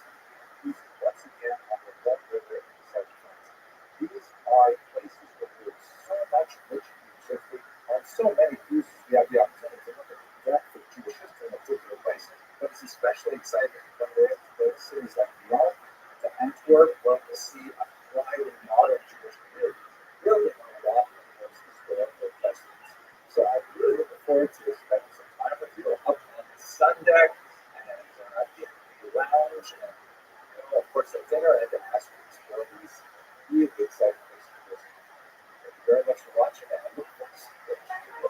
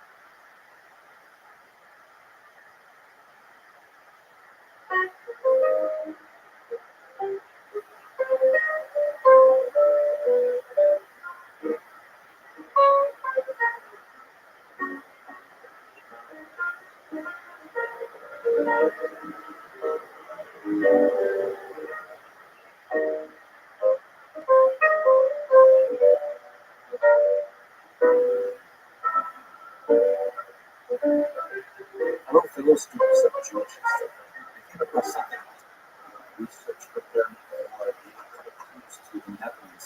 This is an amazing story about a fight in synagogue that happened on Shabbos Tshuva, Sabbath of Repentance in 1709. It's a tragic story, but it illustrates a lot of really fascinating things about what makes Amsterdam so unique as a community.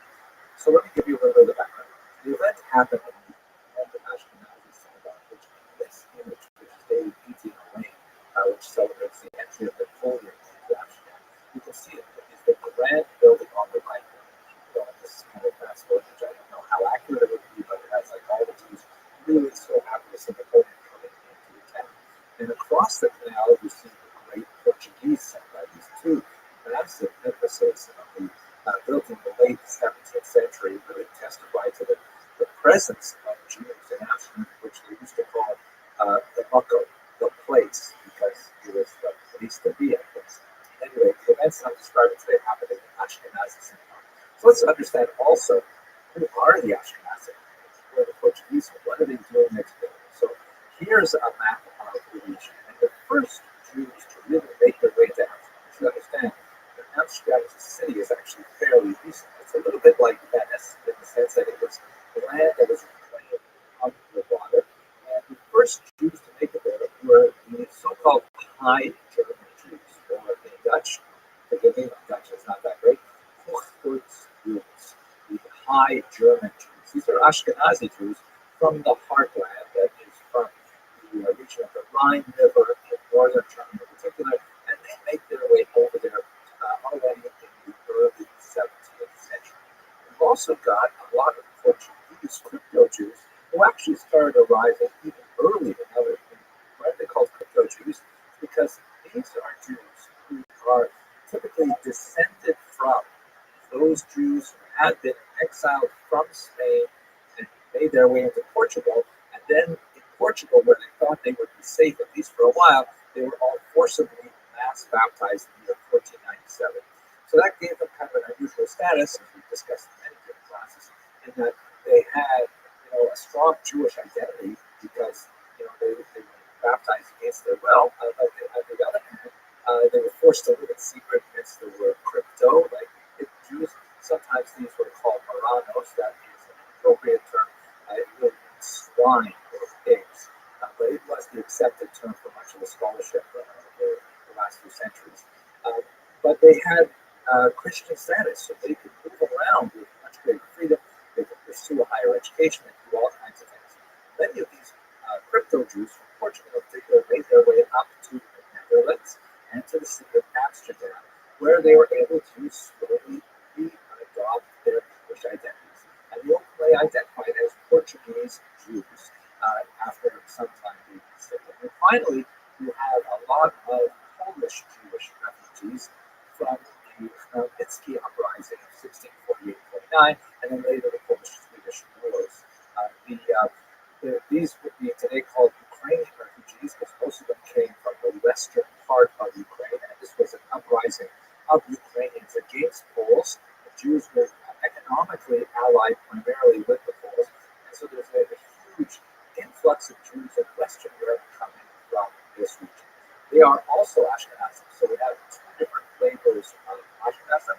The Postdeutsche Jews, the High German Jews, and now the Polish Jews, or Ukrainian if you prefer, and also the Portuguese crypto Jews who are Sephardic. So that's our basic map of the major communities. The story that I'm going to tell you comes from a remarkable long book chapter, about 74 pages, that was written by a scholar named David Sloyes. His article is absolutely fantastic. I'll read it very slowly because my Dutch is not that great at all, and I'm studying it now, so I'm actually enjoying it quite a bit. It's a lot like German if the Germans put Dr. Seuss in charge of spelling. And while his article is well known to scholars who specialize in the field, his scholarship has been largely overlooked by other scholars of the 20th century, I think partially because of the fact that he published during the war years. In particular, this video is based on research from this article published in 1940. Now, who was the author? He was the secretary of the Dutch Main Synagogue and also the secretary of the Dutch Jewish Church Association, kind of like something like interfaith or a communal dialogue group of some kind or other. He was a long-standing civil servant of the Jewish community. He reached a lot of authority, primarily as second or third in command, many decades of service into working in what we would call in America, for example, the Jewish Federation. He did have a doctorate. He wrote his thesis on the Book of the Maccabees, and he published quite a bit of article-length studies based largely on archival sources that are not easy to access for scholars abroad. He was also a Dutch patriot, member of the Order of Orange, Nassau, in happier times at a wedding. I believe that's his daughter on the right. This is an undated photo, but he is in the top half, third from the right, next to the bride.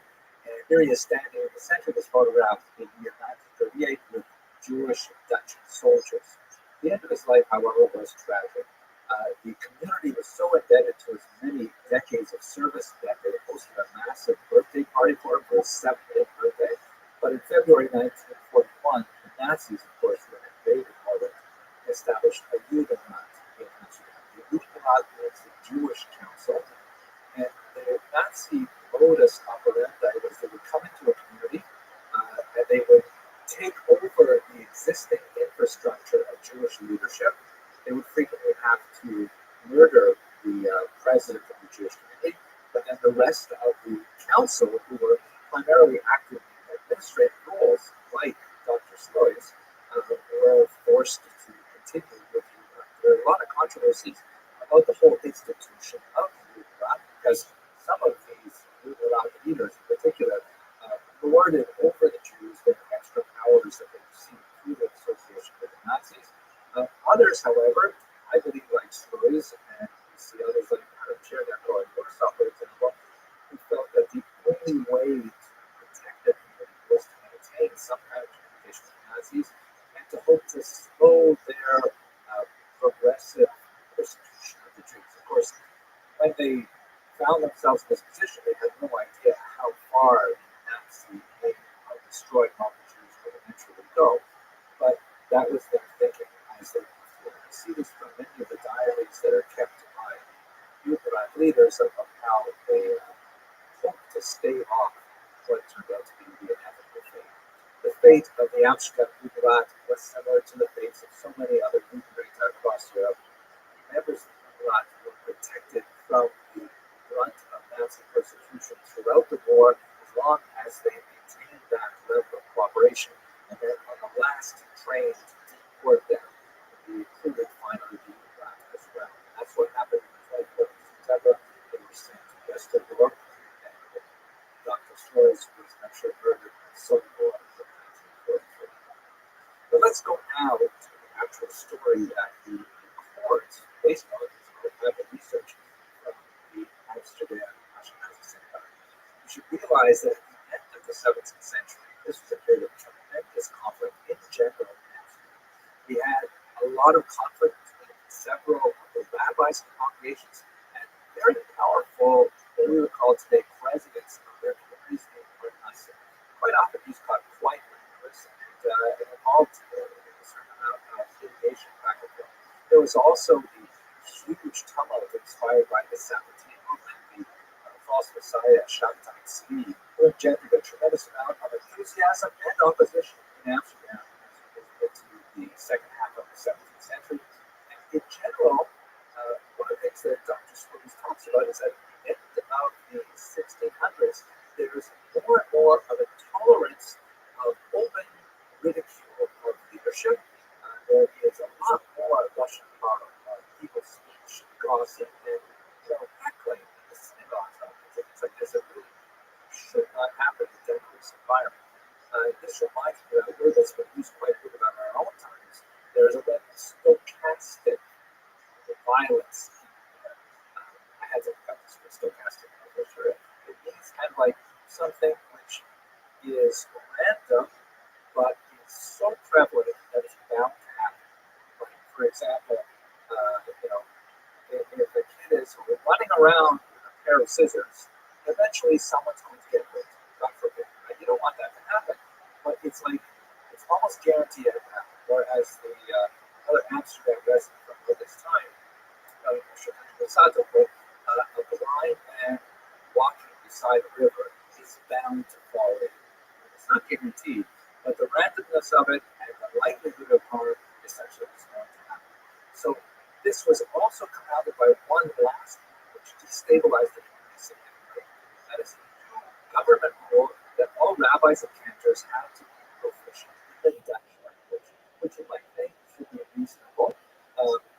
But that's based on kind of a modern sentiment where Jews have largely adopted kind of a posture of many countries which say that. But this was not at all common in the late 1600s, and so it was a challenge.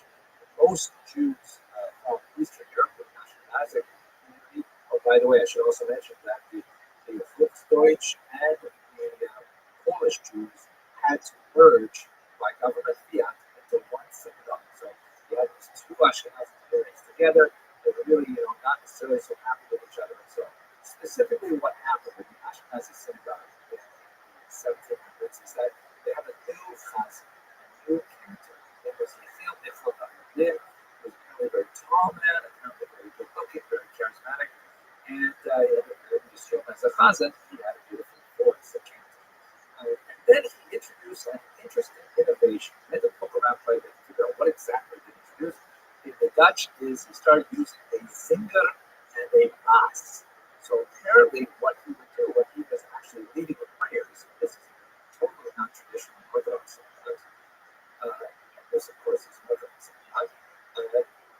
This is well before you had Reform synagogues, like 200 years before you had Reform. So this is really totally new.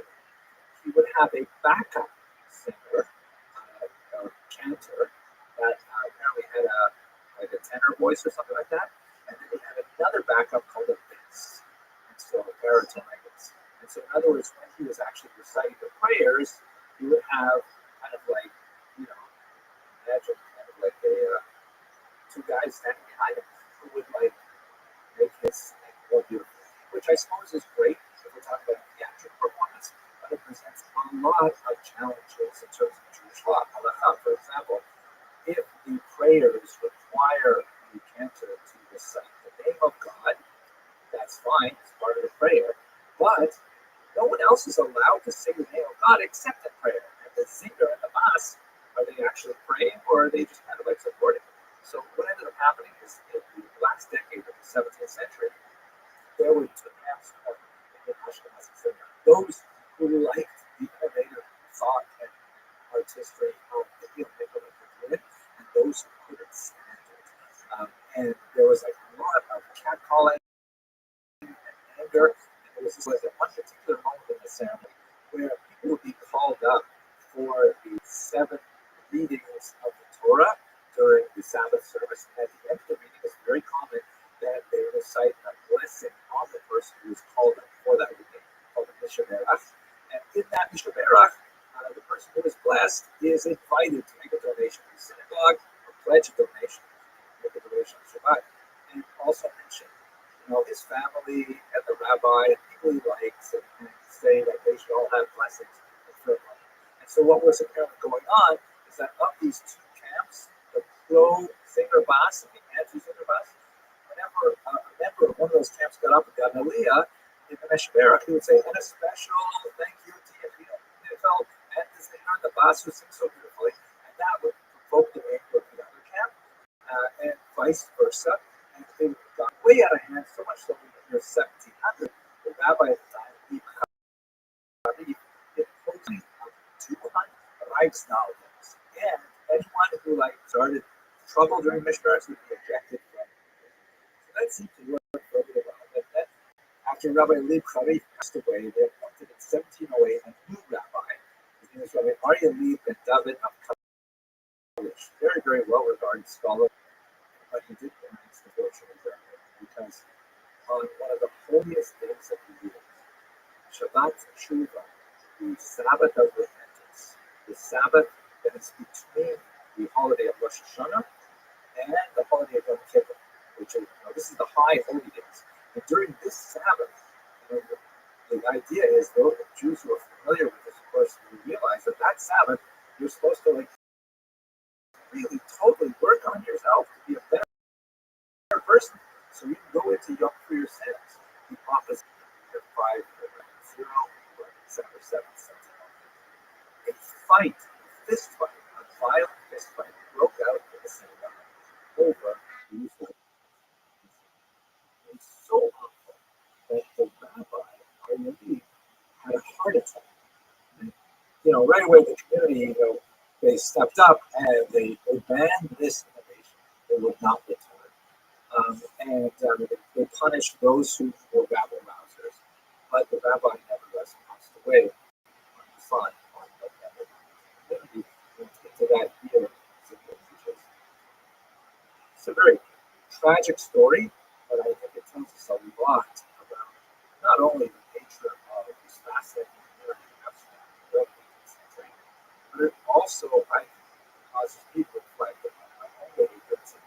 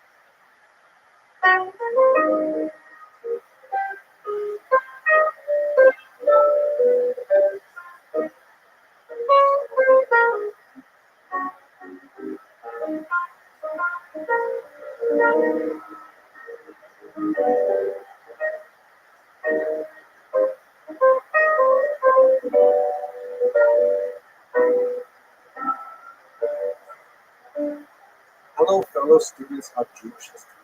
One of the things that I'm so fascinated with as I continue doing my research in preparation for the cruise to the Netherlands with Kosher Riverboat Cruises is this remarkable development of tolerance that is associated with the Dutch people, the Netherlands, and Amsterdam in particular.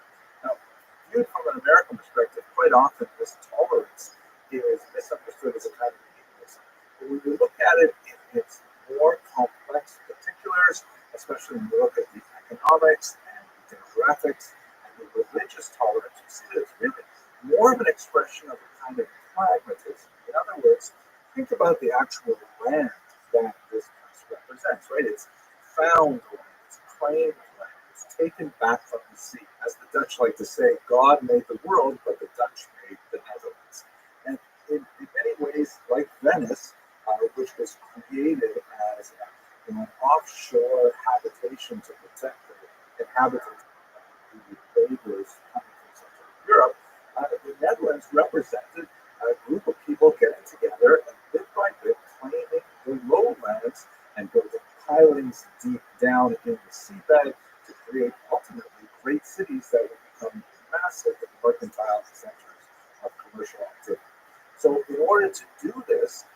basically had to cooperate. They had to work together to create these polders, which are the regions of reclaimed land. They had to maintain the dikes. They had to build windmills in order to pump the water out of the wetlands. And this required an extensive amount of social cooperation.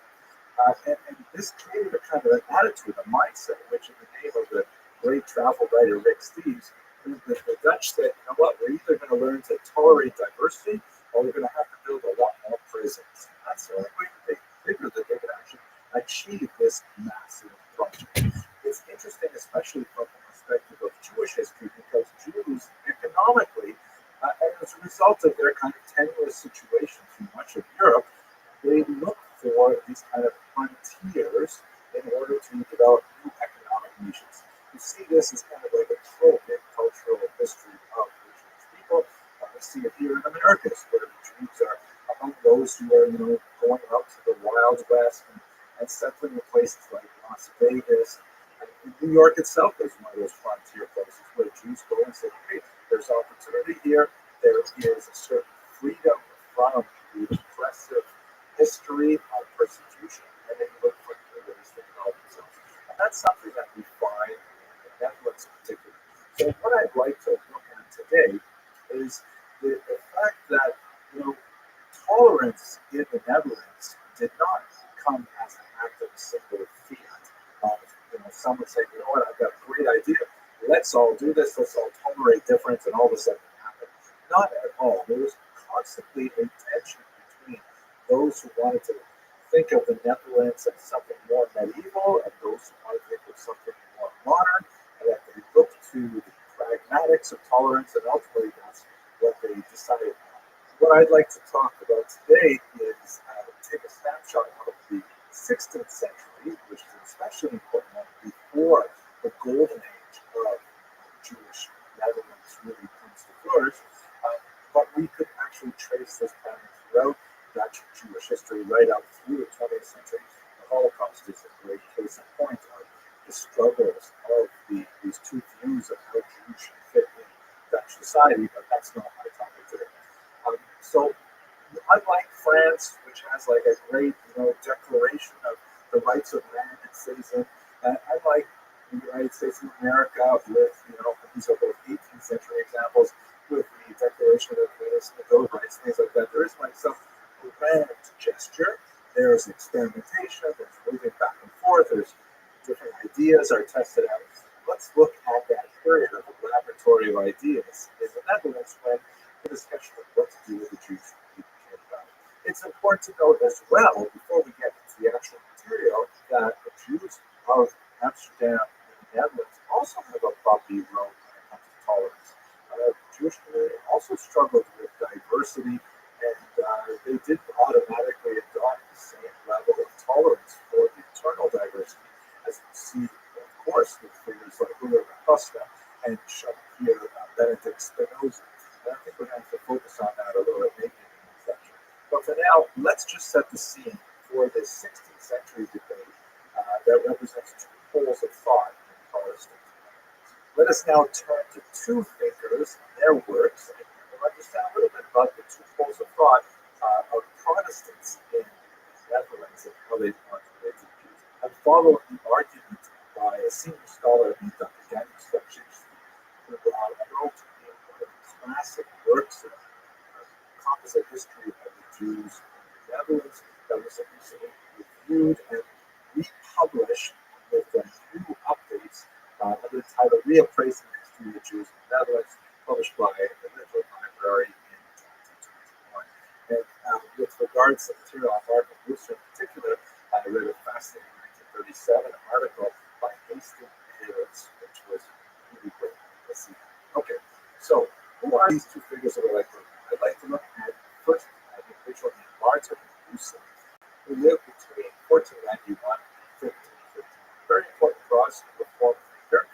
Originally a Dominican monk, but after he met Martin Luther, the founder of Protestantism, in 1518, he said, that's it, I'm leaving the church. He disavowed his oath as a monk, and later, of course, he was, like Luther, excommunicated.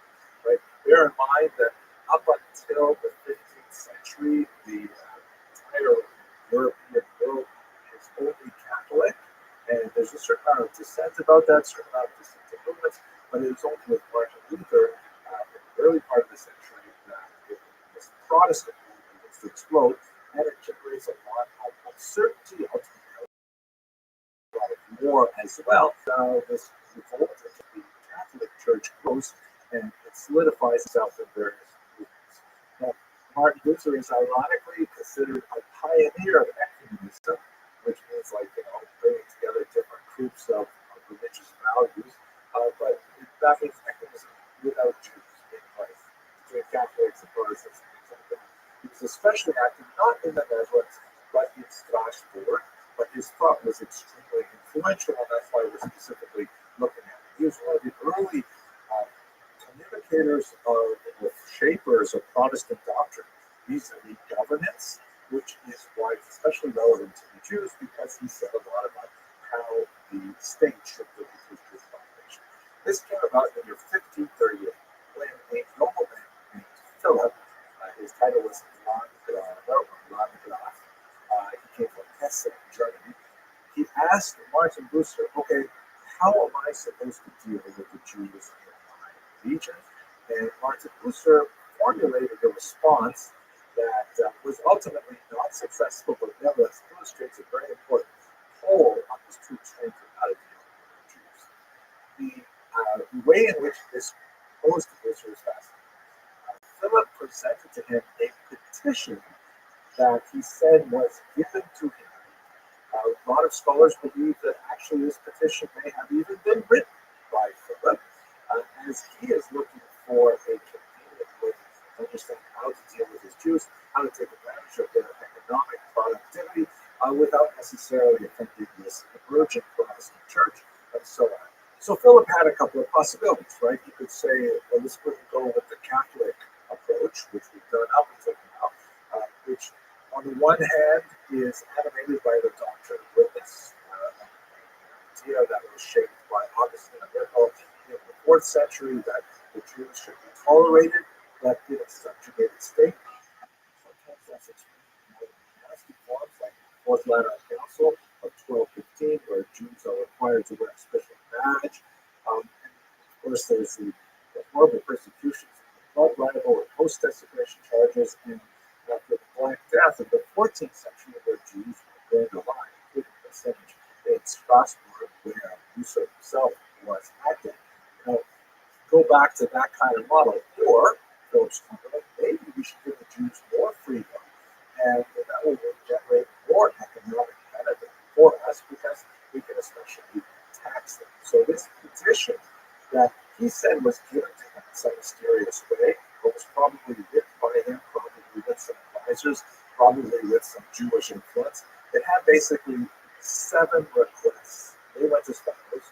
1, Jews should be allowed to be economically active as long as they're not competing with the guilds.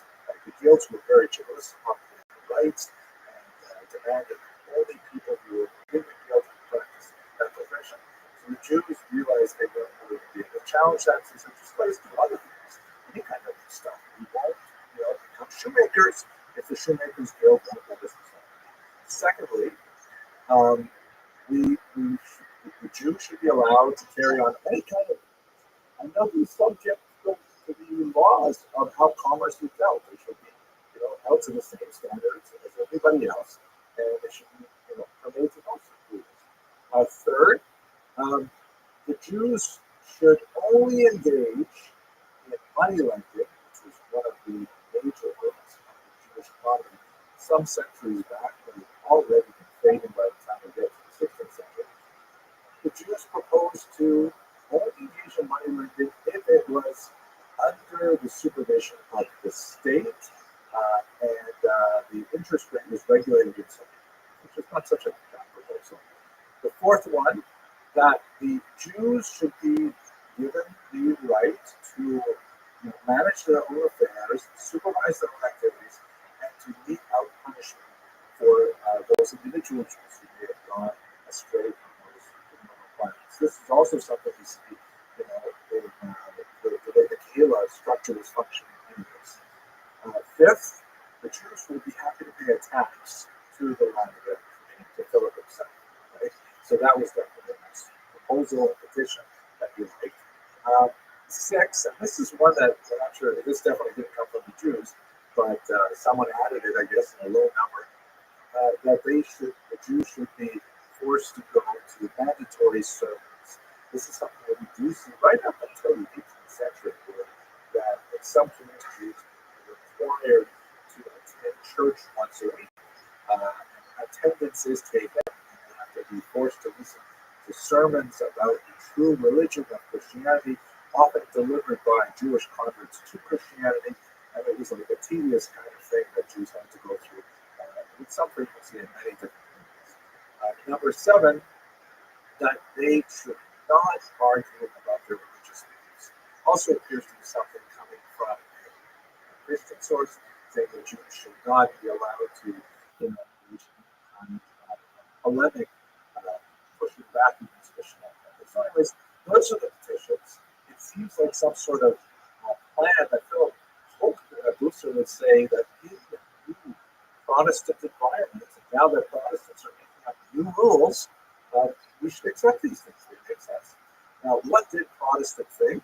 At this point, we don't have a really clear definition of how Protestants will deal with the Jews. If we look to Martin Luther, we have kind of like a bifurcated record. For example, when Luther was early on in his work, he published this book in 1523. Das Jesus Christus ein geborener Jude sei, that Jesus Christ was born a Jew. That's a really interesting kind of title that can emphasize that Christians should pay attention to Jews and Jesus, so because after all, Jesus Christ was born a Jew. However, this was written, and Luther felt that the reason why Jews did not become Christians is because Catholicism was not the right church. But once Catholicism was reformed through his Protestant movement, then of course the Jews would become Christians. When this failed to happen, Martin Luther had a pretty severe change of heart, with a 180-degree turn. He published, among other things, about the Jews and their lies, which is a very nasty piece of work, definitely very critical of the Jews. And so Luther himself seems to be originally very positively disposed towards the Jews, and later, when they convert to this faith, becomes really quite nasty. So what exactly did Protestantism have to say about the Jews? This was the question that was posed to Martin Luther. He comes up with this document which is called the Cassel Advice, because it was composed in a town called Cassel in the year 1538. He begins by saying 5 basic starting principles. First of all, there's only one true religion, and government officials have to protect it by punishing all the other religions, the false religions, right? So it doesn't sound like a good start religion. Secondly, Jews are misanthropic, meaning Jews hate other people. This is an old anti-Semitic judgment way back, even to Greek times, because Jews have certain club rules, like if you want to invite a Jew to your table, you better be serving kosher food, or if you want to become a Jew, male Jew has to be circumcised, and so on. So Jews must hate everybody else. Third, Jews are condemned by God. Right? Fourth, Jews should be barred from economic competition. They should not be allowed to compete with Christians. 5, recognition is given that previous rulers, both secular and the church, ignored the previous 4 principles, and so maybe we have to make some compromise on those bases. So not a very auspicious beginning to the Catholic advice, not at all what Philip was hoping to hear. So basically, after these 5 principles, Luther lays out a system that definitely is not going to be favorable to the Jews. First of all, they've got to take an oath to refrain from harming Christianity, whatever that means. Secondly, they're only allowed to study the Bible. They're forbidden to study the Psalms. There's this growing thought that the Talmud is somehow what makes Jews as nasty as they are understood to be. And so therefore, you've got to forbid the Talmud. 3, open synagogues. This sounds a little bit like the doctrine of weakness, a little bit like the doctrine of law and Muslim mindset. Jews may continue to worship, but they can't expand. A third, this one appears. No Jews may argue with a Christian about religion unless the Christian is duly licensed to argue. There's a concern that if Christians don't discuss these things with Jews, they might end up being convinced by Jews and not the other way around. So only professional Christian preachers may argue with Jews on these things. And finally, same things we saw in Philip's petition, Jews must attend mandatory sermons. So the Catholic Christ begins with 5 really strong religious intentions. By the way, you recall the petition started with the economics and later added the religion. The Catholic Christ says, no, we're going to talk about religion first, and then we'll get to the economics. The economics have 3 additional rules. 1, Jews must be banned from finance, basically money, commerce, and industry, unless the state takes control of the finance. And Jews can continue to lend money as long as it's completely supervised by the state in every detail. Second, Jews may not engage in any work unless it is, this is a quote, I'm not sure if it's a quote from Rothschild or from the secondary sources, but they can only engage in work which is subordinating, wearisome, and unengaging. What kind of jobs are subordinate, wearisome, and unpainful? Several examples are listed: ditch digging, masonry, stone and wood cutting, line burning, chimney sweeping, sewer cleaning, and walking. Those are the kinds of jobs Jews are allowed to pursue those occupations. That's it. And third, the Jews should pay special tax for the privilege of living in these societies. So the whole thing was summed up by Rothschild. Listen, if you were to do this right, you would expel the Jews from Protestant lands. Right? They had been expelled over the course of the last couple of 100 years from many different parts of Catholicism. We would do that too. But you know what? If we're going to allow them to live here, then these are the conditions we need. Pretty harsh and evil, strict ruling that takes everything that's worst about the Protestant era and forward into the future. Now, it happens that Philip said, well, that's just way too harsh, and rejected the Catholics. As we would say, who borrows the shepherd looks like God. So that's just way too much. Remember, there's an economic motive here. The Jews are economically productive. We can tax them. They are loyal because they know they can't rely on anybody else. They're loyal to the local lords, so we should take advantage of them. Now, we still maintain a very close relationship with Luther, primarily because Philip is also very strongly anti-Catholic ruler. And by the way, the anti-Catholic sentiment is absolutely awesome. You look at this remarkable woodcut that appeared during Philip's tenure. Philip apparently read it and deeply agrees with it. He shows on the right Pope, I believe it's Paul III, and he's issuing some kind of bill, and 2 German peasants literally turn their backs to him and they pass reading at the Pope, saying this is such important thing. This is like pretty nasty kind of stuff that's coming out of this. But there's an interesting kind of coda civil we should watch. The Jews kind of dodged the bullet because Philip did not approve this Catholic advice. But there's an interesting kind of footnote because what happened in his personal life is that Philip was married to Christina of Saxony. He was apparently very, very unhappy marriage, despite the fact that they had 10 kids together. And early on, he ceased to be faithful to it. After a while, he actually went to Martin Luther and said, listen, we're doing this thing right, Protestantism. I know that Catholics aren't allowed to engage in rigorous relationships, but are Protestants allowed to do so? And by the way, when I read my Bible like a good Protestant, I go back and actually look at the text itself. I see that Abraham had multiple wives, Jacob had multiple wives, so Philip. He had in mind in particular Margareta von der Sala, who was an associate of his current faith. And he basically coerced both Luther and later Luther as well to go along with the second marriage, which was performed in 1540. And Philip went on to have 9 more kids with Margareta Gonzalez as well.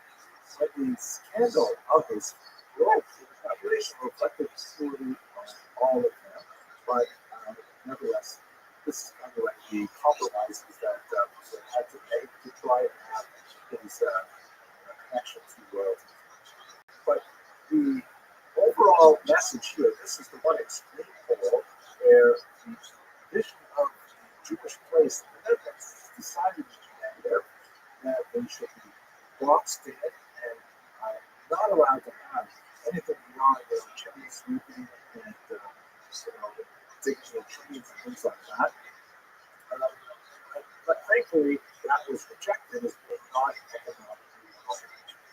On the other side of the coin, we also have the same century this remarkable work by Dirk Volkers through a fascinating individual, really liberal Protestant thinker, who wrote a book called Synodus Consciente, I hope I said that right, which translates as Synod on the Freedom of Conscience in 1582.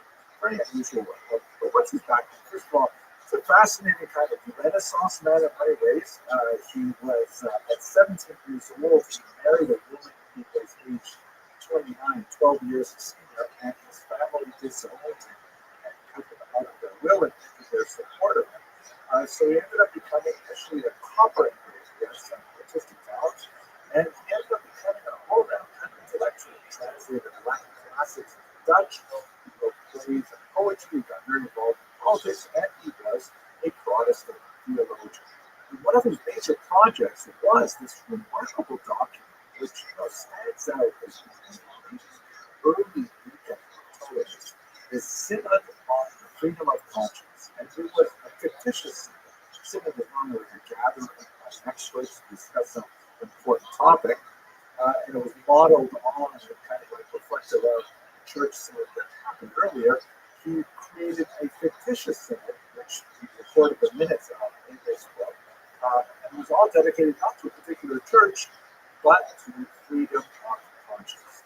In many ways, the same kind of device was used, for example, by Rabbi in Spain to depict the debate between Christianity, Judaism, and Islam before it became the Khazarians. That's the Khazari. So Kurd also used a similar kind of device in the sense that it is a synod and with all these characters speaking in like a play format, a dialogue format of their respective views. And the hero of it is one particular individual who happens to be Jewish, Gamaliel the Pharisee, who is mentioned in the New Testament in the book of Acts, chapter 5, verses 38 to 39, which is a discussion there of his inclination towards tolerance of Christianity. They have to be curious about the context. And basically, Gamaliel, who is probably modeled, at least Acts, not so much in Corinth, but in Acts, on Rabbi Gamaliel, the great seed of the Sanhedrin. It was actually a historical individual in Jewish history of great importance. He basically takes this position, which I don't think Gamaliel would have taken, but nevertheless, there was something different. It's true of what it is.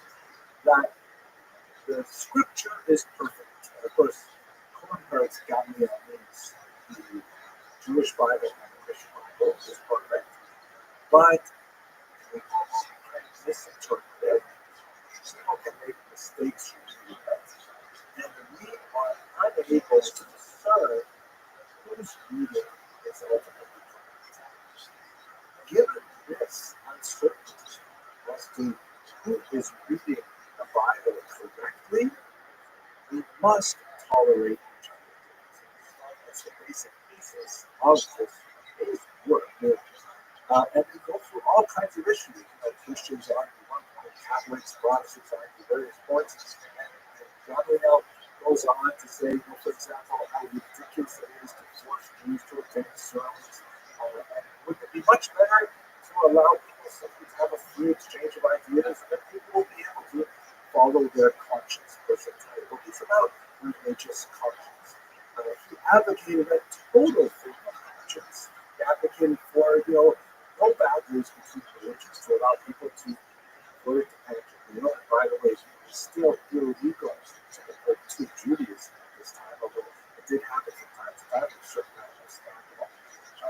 also advocated the removal of all censorship, that everyone should be able to write and circulate any kind of idea they wanted.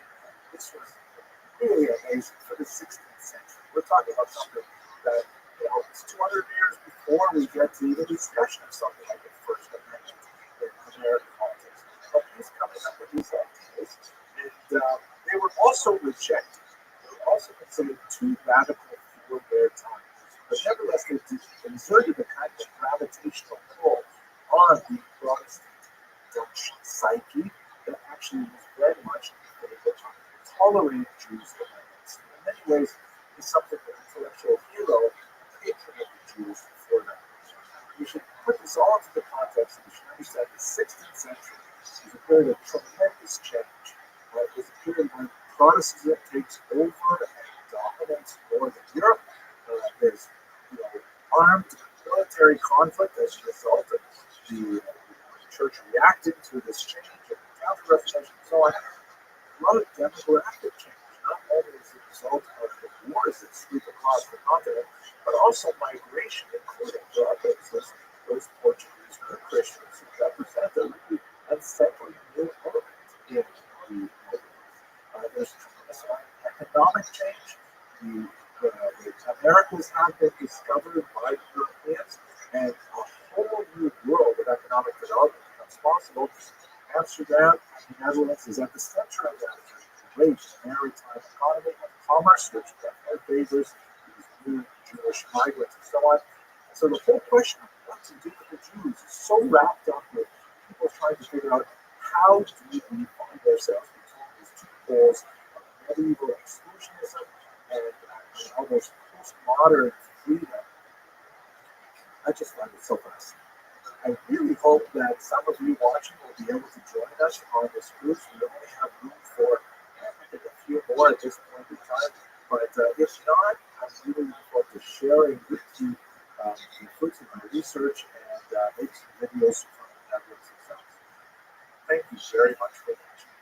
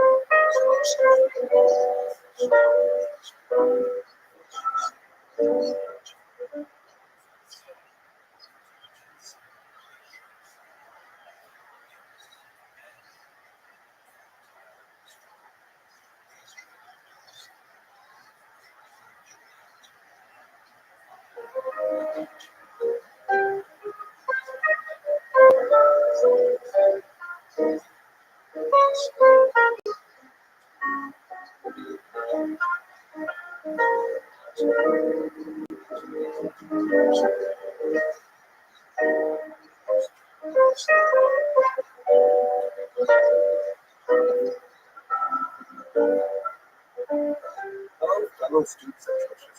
I am so thrilled to present this little bit of historical data that I recently enjoyed learning about as I was preparing for the Culture Grid book to the Netherlands and Belgium. This is one of the earliest pieces of evidence of Jews living in this region. It dates from the middle of the 13th century. It's so fascinating little bits of I just don't know why more people aren't Jewish historians. Because this is just so much fun. I'm so grateful that I have the opportunity to do this and share it with you. So, first of all, what do we know about the Jews in Belgium? Not a lot. Most of the earliest data that we have is primarily references that are topographic in nature. There's a reference to a medieval town having a Jewish street, or even a Jewish castle, which is apparently a Jewish castle, probably a synagogue, something like that. The earliest documentation that we have dates basically from the early 14th century, and they're mainly real estate transactions that involve Jews, rentals and sales and things like that. They're almost always in Latin, although we do have one interesting document dated 1344 that has some Hebrew annotations as well that basically repeats the key data that's mentioned in Latin. Probably for one of the participants in the deal who wants to keep a record for himself in his own language. So as I was doing this research, I came across the work of a scholar named Emilio Figueroa. His years are 1846 to 1929. I was really surprised I couldn't find a lot out about him, although he was the author of a four-part article that was published at great length. It's almost a small book called Dote Documents sur Belgique sous l'Ancien Régime. Basically about the Jews in medieval Belgium and then coming up to his time. Fascinating material. And he published in the very prestigious journal Revue des Études Juives, essentially the review of Jewish studies in the years 1883 to 1884. I couldn't find much about him. This is the main work that he's cited for, although he is listed in French sources as a conservateur honoraire des manuscrits de la Bibliothèque Royale de Belgique, that he is an honorary conservator. I don't know what that means exactly, but he's conserving manuscripts in the Royal Library of Belgium.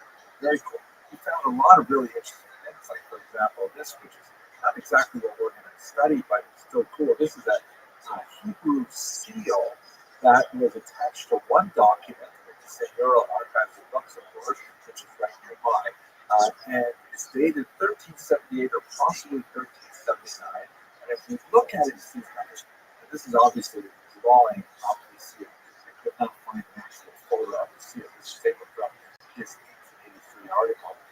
In the center of the seal, there it looks like a Jewish man, perhaps with nails, certainly with a beard, and wearing the traditional Jewish hat that was mandated after 1215. Interesting question about that. And then surrounding the seal, looking from, like, let's say 11 o'clock and then moving counterclockwise, and you can see it's all also written down there in the bottom of Hebrew.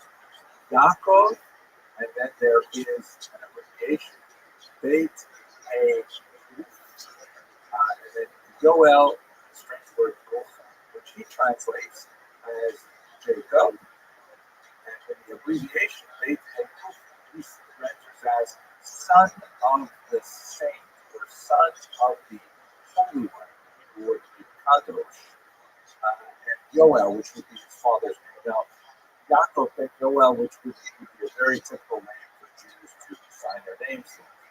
And the son of his father is typically the same name.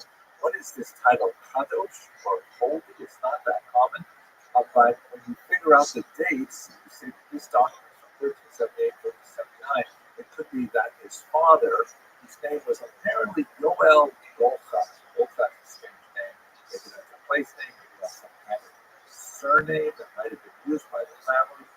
But why would he be a Kadosh? Why would he be a martyr? Someone who died on Kiddush Hashem? Because there was a lot of rampages against the Jews in the context of the Black Death, 1347 through about 1354. So it could be that Yaakov's father was martyred in an anti-Semitic attack in the context of Black Death. Could be, we don't know. But these are the kinds of really cool things that we that are well found for us. And we're going to look at one right now that I think is just so amazing. So this is something that was discovered in a town called Tienen, also known as Tirlemont in Belgium. You can see here on this map, it's just west of Brussels. And apparently when they were doing some construction in the orchard of the civil hospital in 1872, they came across a Jewish lady. It was apparently underneath a small chapel that was being renovated, only about a foot and a half down, so the graves were really quite shallow. And here you can see the picture of the hospital building at the time. I don't know where the chapel would have been located, like in the orchard, I assume in the back somewhere. But what they discovered was a series of graves, certain remains, and this remarkable stone. Let's look at this This gravestone, which obviously is written in Hebrew, measures about 63 centimeters by 64 centimeters, which is about 2 feet by 2 feet, and it's written in very fine block Hebrew print. It's very carefully read most of it, but I think it provided us with a transcription. Here's what it looks like. So it's with this strange word, ifutacha, which means engraved. Okay. Evan echad, one stone. And this must be the stone that he's referring to, right? This stone is engraved. And here's an interesting thing. The word echad, or one, is misspelled because the word Evan, stone, is irregular feminine, meaning in Hebrew it appears to be masculine. It doesn't mean, for example, a name, but it is always rendered as a feminine and it is declined. So it should really read Evan Achat, tough. So that's interesting. Why would there be a fairly obvious grammatical mistake? Unless it speaks perhaps to the level of learning of the community high enough that they have someone who can carve gravestones in Hebrew, but not so perfect that if there's a mistake, people won't catch it, or will let it slide. No, but let's follow the text. It reads, "Vehi mitzvah l'rosh bara dorivna bat Rosh." And it, referring to the stone, which is now, of course, rendered feminine, stands at the head of Marat Rivka. Marat is the honorific title. We would translate this to English as something like Madam or Mrs. perhaps. But it's strange because it typically, if you use Marat, you would also indicate who she was married to, but that's omitted here.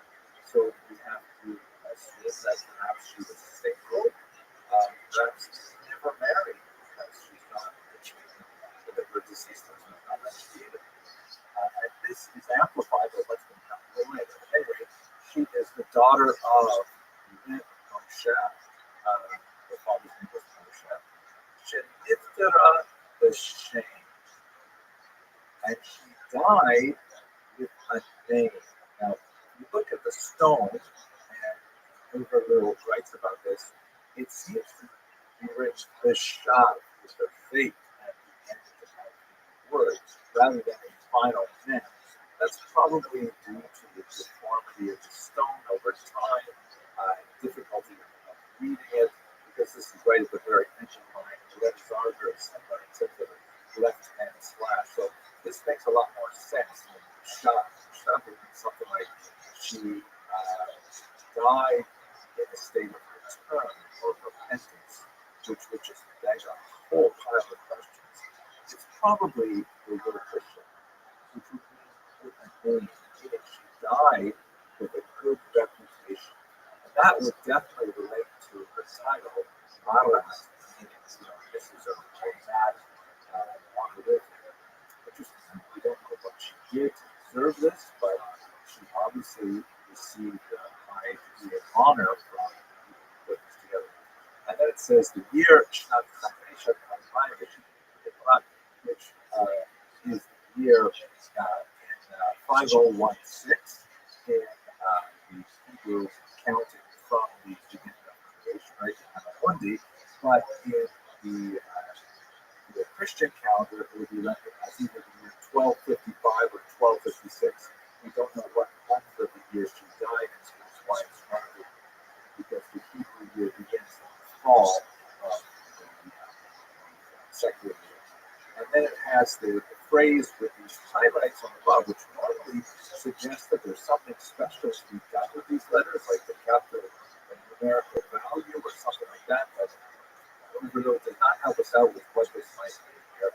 And it says, the milk up of and her rest is in the garden of Eden. So fascinating reference. Opens up so many questions. But what is really most important for us is that this is the earliest archaeological record of Jews living in Belgium, dating from the year 1255. It dates even the literary records by almost 100 years. I just love it. Thank you very much.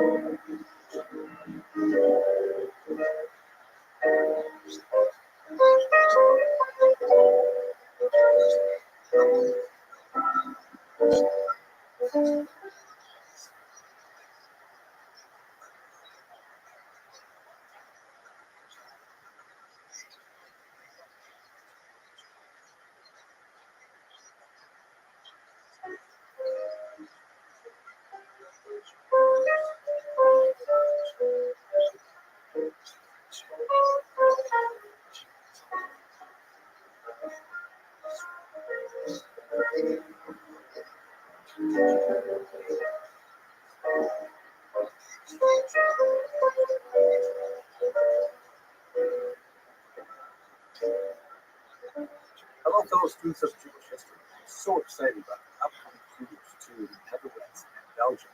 Let's take just a few minutes to talk about the remarkable Jewish history in Antwerp. This region, as you can see on the map here, is quite close to the Netherlands. We've spoken quite a bit about Amsterdam, which is an amazing city. I've never been there before. I can't wait to see it.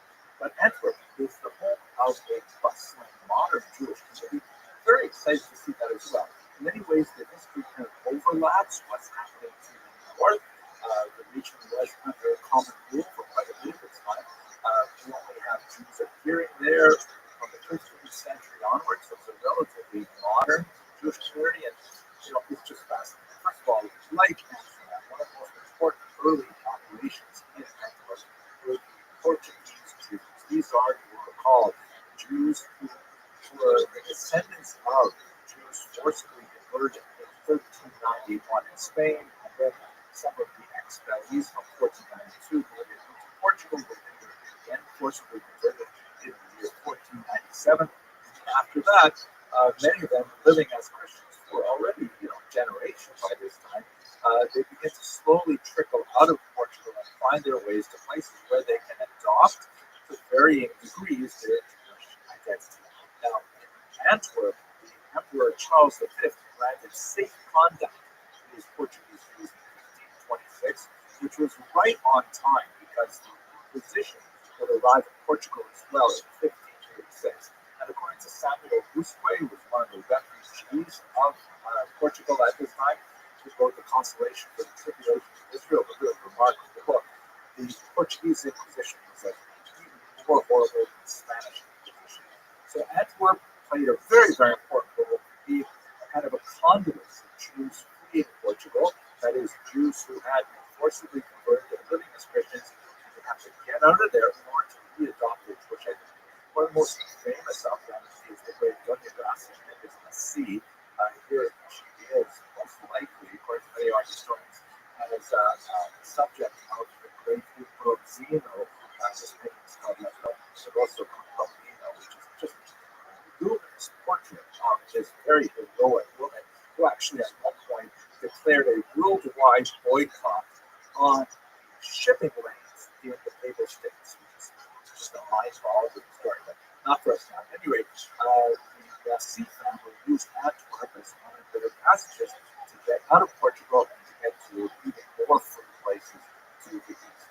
Ultimately, the Portuguese pressure increased on Antwerp, and they eventually had to crack down on a lot of the Jews who were using this as a way station. The Jews who moved there permanently were expelled. There was a certain number of them who remained illegally, and others only began to return after 1648. Now, under Austrian rule, which begins from 1713 on, indigenous begin to slowly include the Jews, and then remarkably, it falls to the French in the Revolutionary era in 1794, which results in complete emancipation of the Jews out of the region, which is extremely important. And finally, in 1830, Belgium becomes an independent country. There are about 150 Jews living in Antwerp at the time, and this is just the beginning of the real population growth of Jews living in Antwerp in the turn of the 20th century. What's happening? Why Antwerp? Well, the most important thing we should think about is that there are a lot of Jews who are making their way west. As you can see from this map here, which tracks the displacement of Jews from the Pale of Settlement, that's the region in the former Russian Empire where Jews were allowed to live, a huge wave of migration, not only of Jews, but also of various Southern Europeans and Eastern Europeans who lived around this time, 1881 till 1917, after the world collapse and there would be a civil war. And you can see there's 1.75 million Jews make their way to the United States of America, 45,000 make their way to the land of Israel, smaller numbers in South America, Australia, and elsewhere.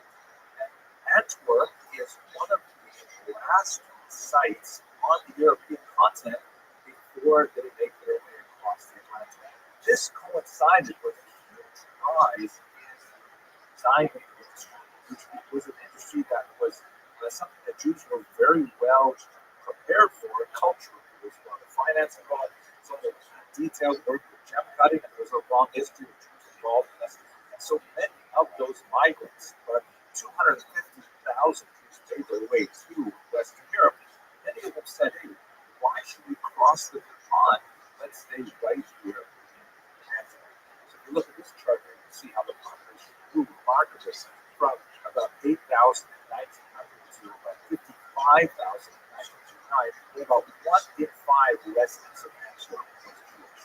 That's the peak of the population, of course, immediately prior to the Holocaust. The tragedies of the Holocaust, of course, also reached Belgium, although in some ways there were some highly distinctive features that Jews had.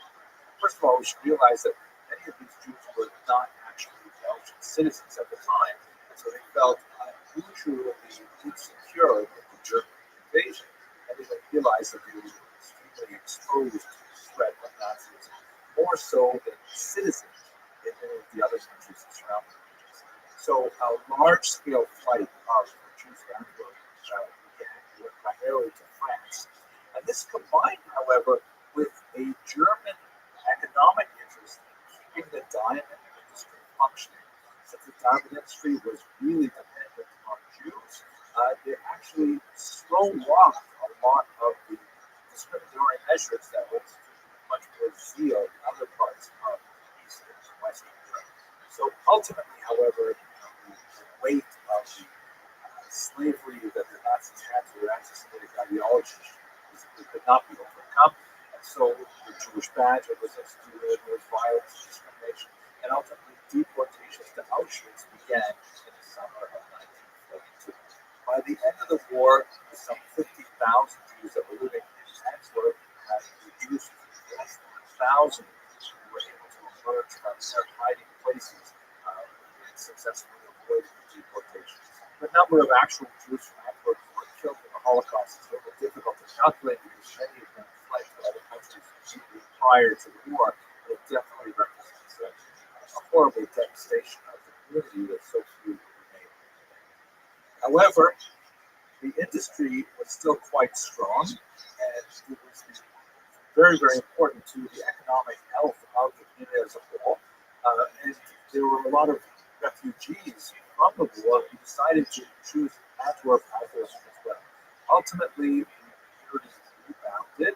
By the turn of the 20th century, there were about 15,000 Jews living in Antwerp. Again, only about a quarter of the pre-war population, but nevertheless, a significant amount of Jews were highly concentrated in certain economic areas and in certain geographic parts of the city. It actually has one of the highest rates of Jewish education in Europe. About 9 out of 10 Jewish children in Antwerp attend Jewish schools, which is a remarkably high figure. Contemporary population estimates say there are about 20 to 25,000 Jews in Antwerp today, very vibrant community, about 5,000 Jewish children in Jewish schools. So really remarkable. So I'm really looking forward to seeing Antwerp. It would be great if you could join us on this cruise, and if you're not able to, I'm sorry, but I'll be able to share some of this with you. Thank you very much for watching.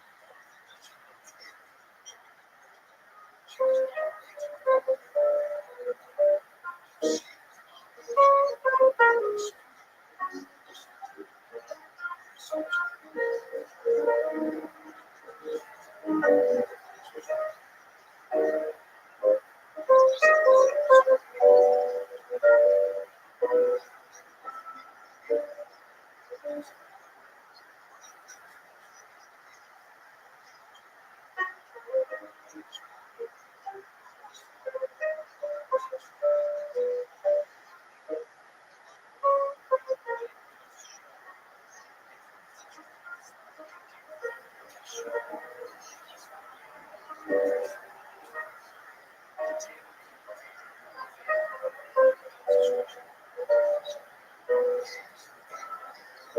fellow students of Jewish history.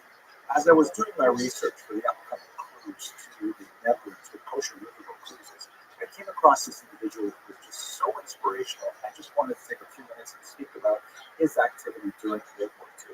I'm speaking, of course, about Walter Zuskin, who was a German Jew who was living in Amsterdam, and he saved about 600 Jewish children during the Holocaust.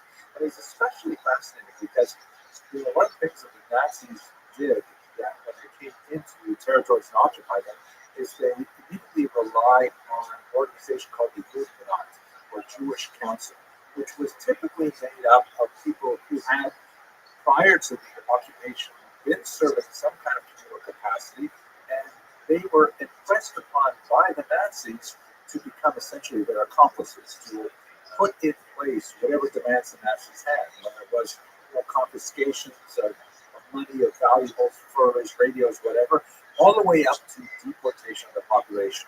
Typically what happened when the Nazis set up these is that they would come in and they would make demands, and the leadership would refuse. They would typically be shot on the spot, and the Nazis would say, who's second in charge?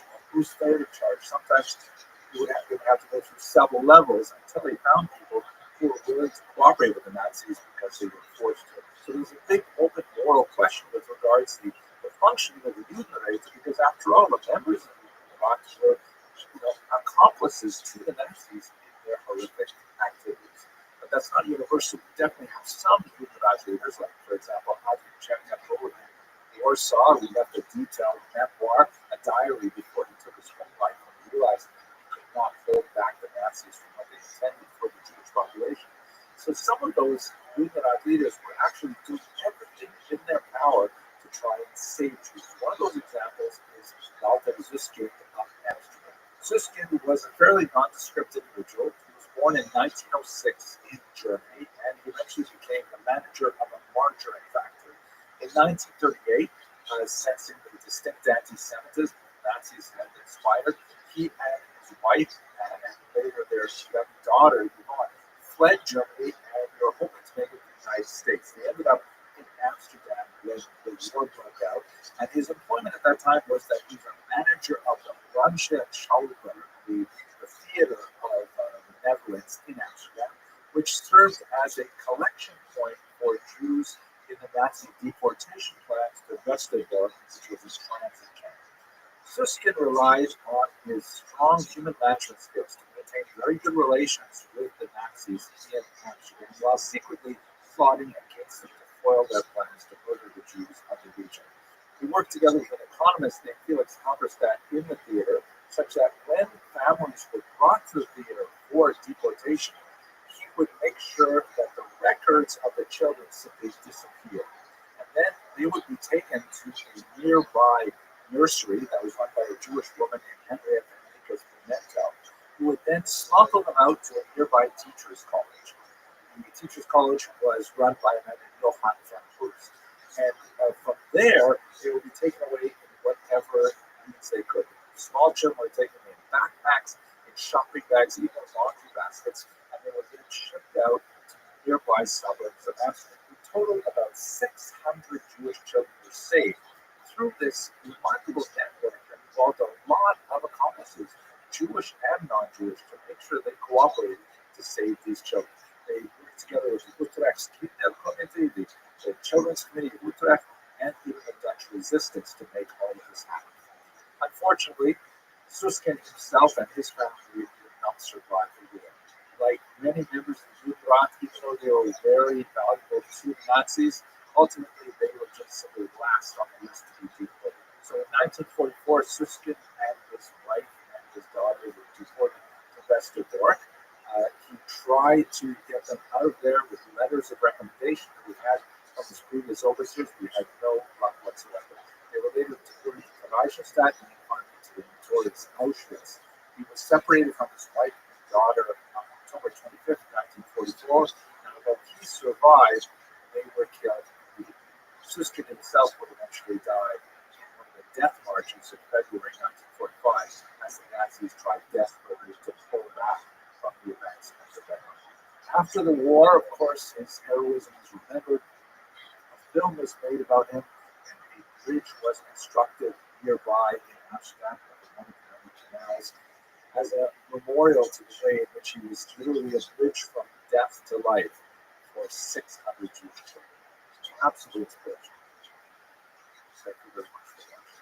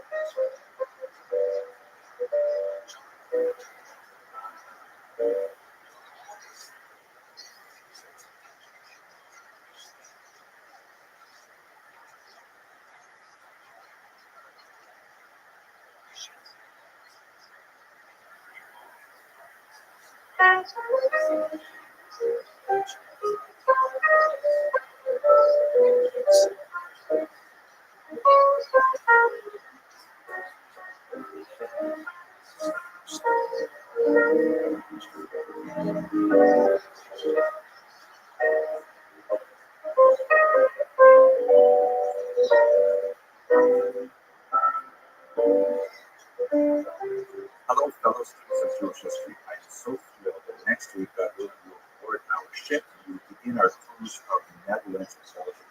I want to share with you about one individual that I recently learned about as I was working on the lectures on the economy of the Golden Age, which is basically the 17th century. Joseph Pencil de la Vega, Jose de la Vega, his years are 1650 to 1692, and he's one of those amazing Jews who had made their way from the Iberian Peninsula to Amsterdam, his family in particular, and he did amazing, phenomenal things there, specifically in his literary work and in his analysis of the stock market. So before I get back to him, let's just have a quick look at the status of the economy in Amsterdam in the 17th century. A lot of that activity has to do with that they have a real market as a result of the connection of Europe with the Americas and also with the Far East as well. Have a look at this map of the translates bunch of kindred countries. These are all countries in which Dutch colonialism was active and had a lot of connection with the local economies and a lot of import export going on. And Jews, in particular the Portuguese Jews who had fled the Inquisition and were looking for new economic niches, they began to find ways to be very active in these markets. Very important was the market in what was Brazil, hugely significant, and also in the northern part of South America and also in the Caribbean, huge significance for the settlement of Jews in North America in general, and particularly to see here New Market, of course, was originally New Amsterdam, at least the Europeans that it's fascinating to think that the local governor, Peter Stoy, was not shown here wearing a kippah. That's weird, I know, but I think it's just coincidental. He really didn't want to let the Jews in, but nevertheless, the officials in Amsterdam said to us, they're really useful for our economics, and it's out of keeping with Dutch tradition not to allow them in, so he was forced to allow these tiny Jews in 1654 into North America. And of course, for our purposes, very important is South Africa, which would be very significant.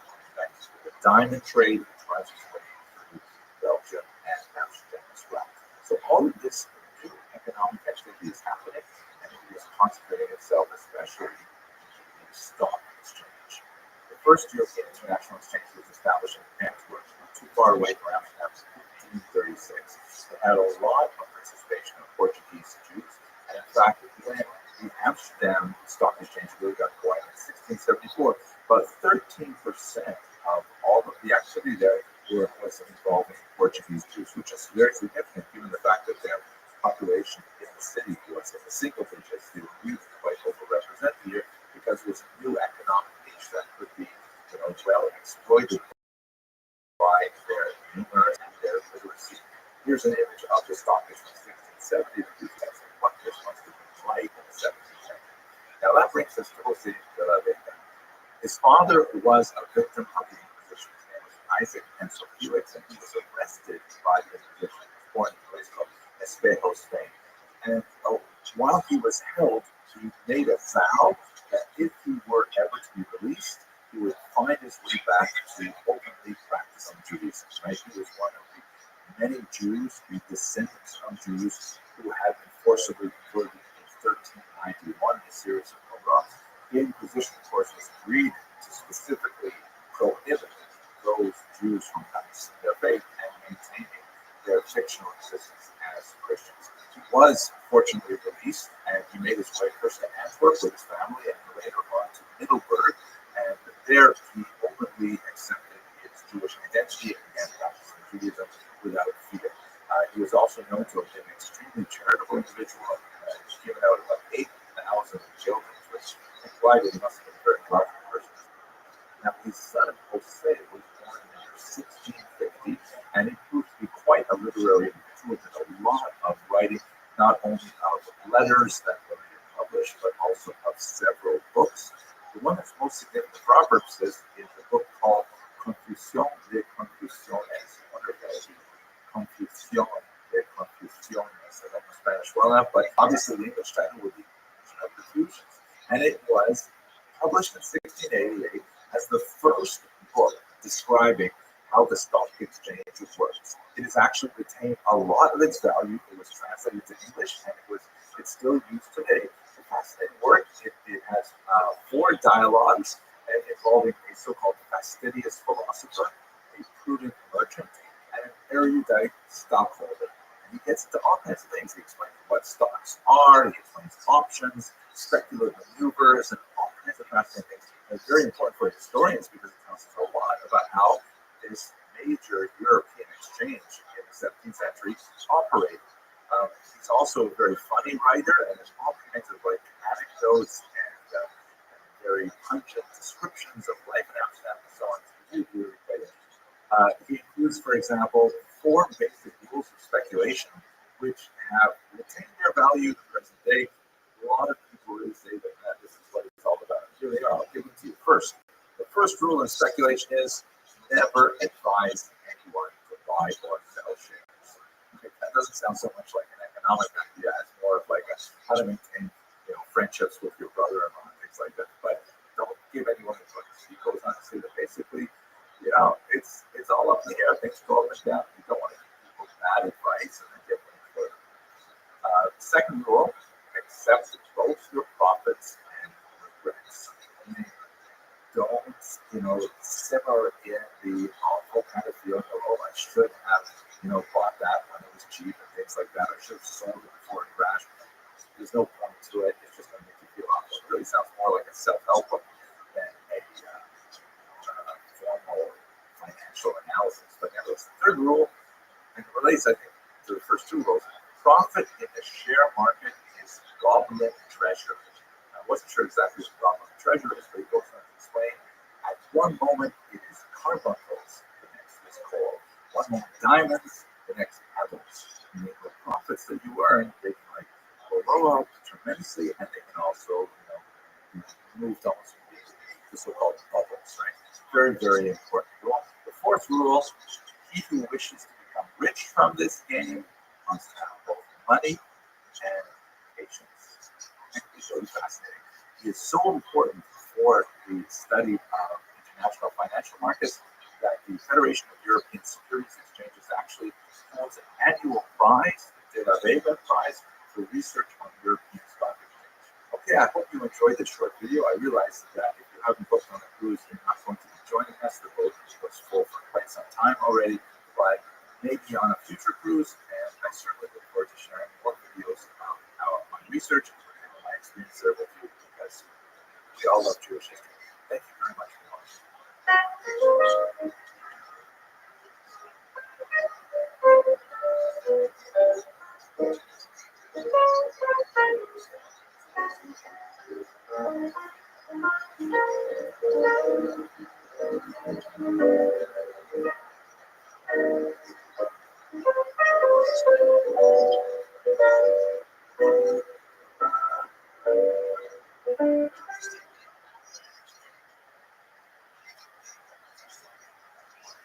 These are all countries in which Dutch colonialism was active. that's got a lot of connection with the local economies and a lot of import and export going on. And Jews, in particular the Portuguese Jews who had, fled the Inquisition and were looking for new economic niches, they began to find ways to be very active in these markets in all kinds of ways. And in particular, we see here in New York, which of course was originally New Amsterdam, at least once the Europeans came to the region. It's fascinating. I think that the local governor, Peter Stoiv, is not shown here, wearing a kippah. That's weird, I know, but I think it's just coincidental. He really didn't want to let the Jews in, but nevertheless, the officials in Amsterdam said to him, listen, they're really useful for our economics, and it's out of keeping with the Dutch tradition not to allow them in. So he was forced to allow this tiny group of Jews in 1644 into North America.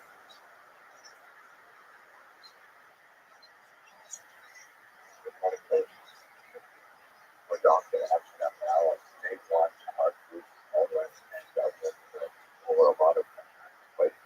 And that's something about fascinating area. Sometimes when I'm thinking of Costa Rica, that starts on how it is the land itself affects the culture of the people, and specifically their relationship with their Jewish minorities. And as well as the deep there has been a collective effort by the inhabitants of the region to actually make it dry. So these windmills and water drills and expend the water elsewhere to keep the sea at bay. They were also prepared to overlook the more minor differences that affected private lives, like, for example, religion. But basically allowed them to open and one place to be able to flourish in a society like Amsterdam. Thanks very much for watching.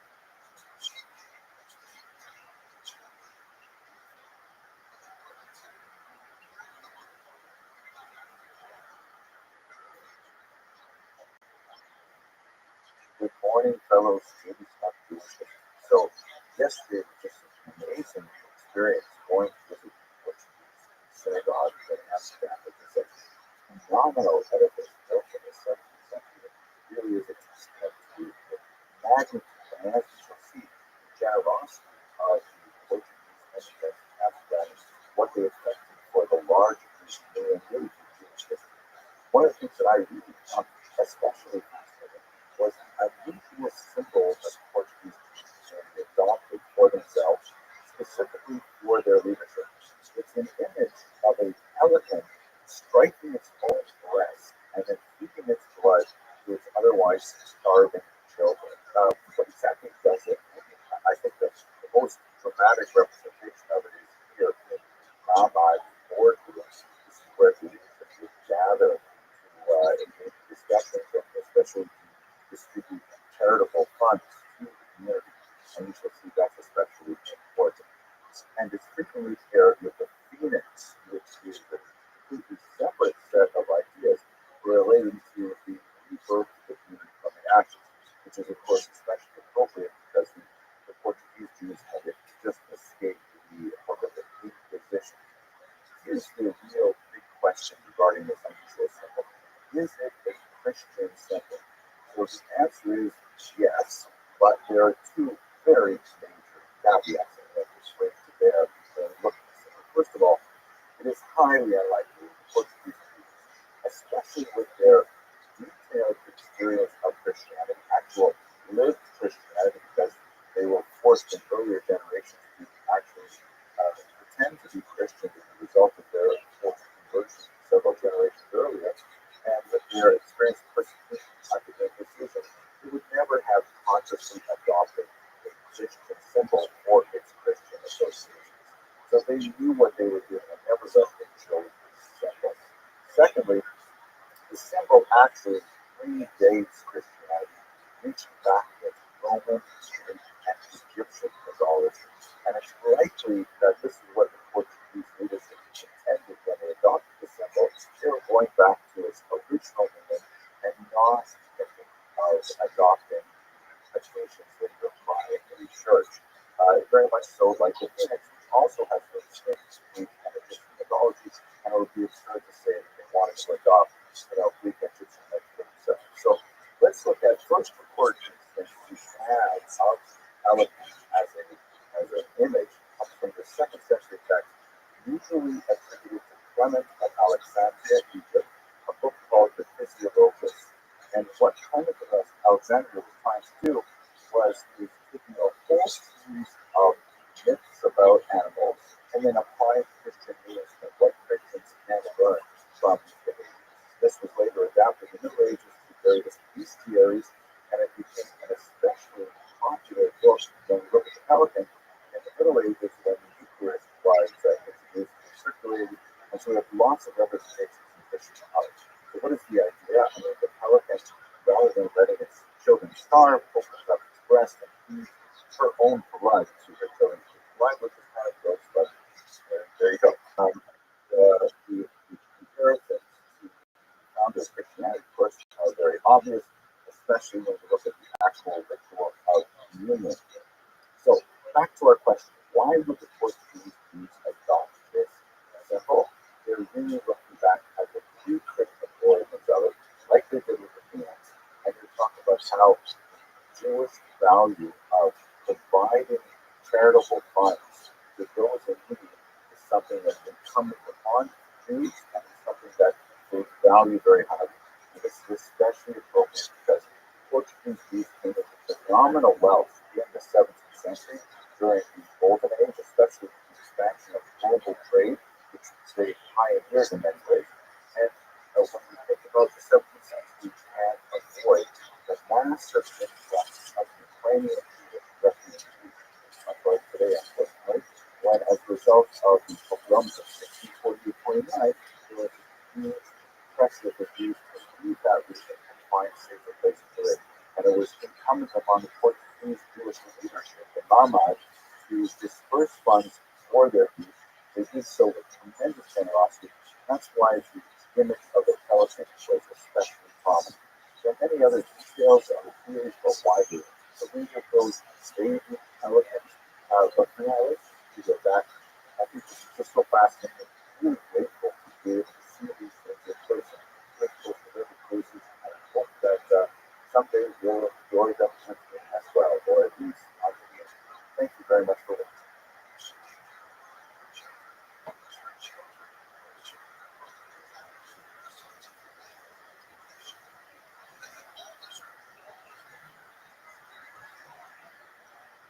Now we're having a uniquely Jewish moment here.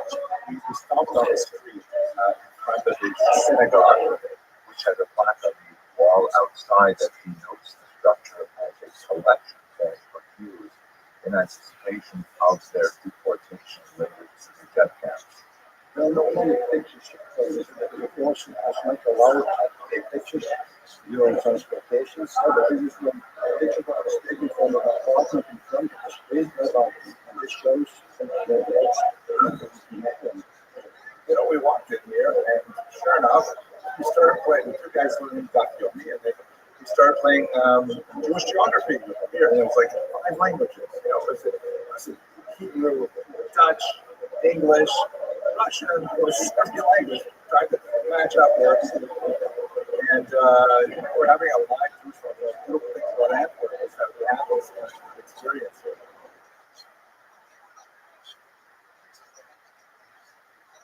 Hello, fellow students of Jewish history. We just returned from an amazing cruise in the Netherlands and Belgium with Kosher River Cruises, and I have to say that although there were so many fantastic things, I made a couple of short videos about a few of them.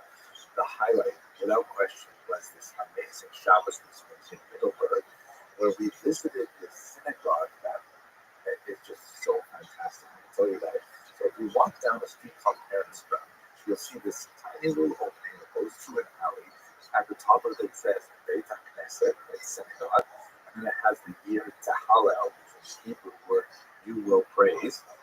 That works out to the year 1704. And that's really interesting. It's charming. I want to see what's inside.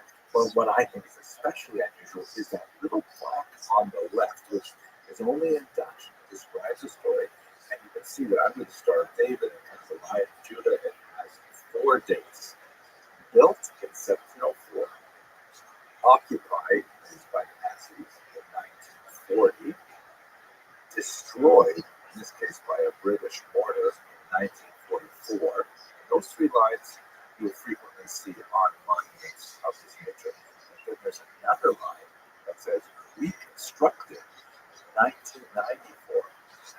my amazement, not only was the synagogue of Middleburg reconstructed as a physical entity, it's actually been repopulated. That everyone thought Jews had basically disappeared from this middle-sized town, but they began coming back once the synagogue was created. I'm going to tell you the whole story, and more importantly, I'm going to let some of the principal figures involved tell the story in this video. So first of all, let's just see where exactly it is.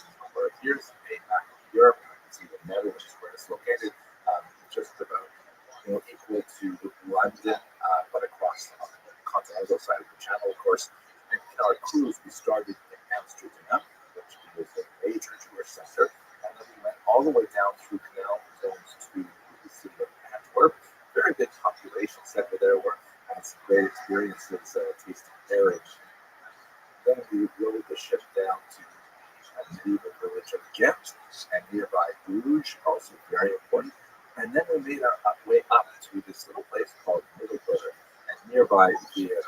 Viera would be very important because that's the home of Anne Vos, who is going to be a major player in the story. Then after the trip, we went to Rotterdam, where we actually saw, it was pretty bizarre, a reconstruction of Noah's Ark.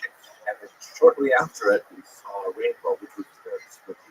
At any rate, that was our whole trip. We went back to Amsterdam and flew out to Middelburg later. So let's focus in on Middelburg now. Here's an old map of the city, and you can see there's like kind of a ring road, a really old core, and then towards the bottom by the letter H, there is something that says a Israelitische Kerk, a Jewish church. In other words, this map labels the synagogue. The entrance is on Ehrenstraat to the right, but to the left is the home of the original builder of the synagogue. He had what they call in Dutch an achterhouse, a behind house. It's the same word that is used for the structure in which Anne Frank and her family hid during the Holocaust. And he wanted to dedicate that space to becoming a synagogue. So that's the actual structure we're going to see. We also have an illustration of the synagogue in an almanac that was published in 1780, which is very fascinating. It has a bunch of trees about what Jews believe and what we do in synagogue and things like that. And we have a pretty good idea of the plan of the synagogue. If you have a look at this modern drawing, you can see Ehrenstraat, the entrance is on the south at the bottom of the drawing. There's kind of like a narrow alleyway, and there's a garden to the right, sort of like an open space where the sukkah can be placed. The mikvah is placed just south of there, and then just north of there is that square building with that unique kind of roof that is the synagogue itself. We see that the roof was preserved as long as 1940 when this particular photograph was taken. It's prominent in the foreground here. And we even have some photographs that we get to the 20th century shows that the heavy traditional kind of furniture that was in place in the synagogue. This is the view towards the distinct two windows featured in the reconstructed synagogue as well. Unfortunately, in the context of World War II, the entire town of Middelburg was emptied of Jews. They were deported to the death camps, and the synagogue was occupied by the Nazis. When the Allies reconquered the region in the context of the fighting, a British mortar landed in the synagogue and destroyed it. This is the view of the destroyed roof. And by the time the conflict was over, you can see that there's only a few shells of walls that stand around the open space that once was the synagogue. And over the course of time, this was neglected, and in fact, trees even grew in the consecrated ground. There's one that goes right where the contemporary bema stands today. And the elements had their way, and basically, by the time you get to the late 20th century, there was nothing left except for a few exterior walls. And this is the way it would have stayed were it not for the intervention of Anne Vos. He's shown here with David Lawrence of Costa Cruises in his remarkable home theater, which is just a few kilometers away from Middelburg. Here's a picture of some other guy with Dr. Vos's wife. By the way, he's not Jewish, but he just felt that it was wrong for the community to ignore this centuries-old holy place to Jews, and so he engineered a tremendous effort, bringing together all kinds of social groups and all kinds of local community organizations to support the raising of funds to rebuild the synagogue. He published a book on it, several articles of his are in this book, and and he succeeded. But that's not the whole story. That itself, I think, is quite remarkable. But what is really amazing was when the synagogue was constructed, Jews began to reappear in Italy, and now it is a fully functioning synagogue. So this is just an example of the amazing things that David Lawrence and Kosher Biblical Policing does. We invited Odd Voss and York Smith, a very important person in the community, to come join us on the ship for Shabbat. They came Friday night and had a meal with us, and before Shabbat began, we heard their story. So I have a video of them telling the story of this remarkable synagogue. I'd like to share a little bit of it right now. After the war in 1945, almost everybody thought that Jewish life had come to an end here in Europe. Only some Jews came back from the camps from Ukrainian places, and the synagogue was damaged. But after 15 years, after the restoration, Jewish life recovered here in Europe. There are other synagogues restored after the war, but most of them got another destination. Sometimes as a church, even a mosque or a museum. And sometimes as a museum that tells us about Jewish life from before the war. Depicting Jewish life as a vanished land. But the synagogue of Middelburg is not a museum, but a synagogue where every Shabbat and every Yom has divine services. Well, let's just recap. You have this shell of a building, 300-year-old synagogue that is destroyed.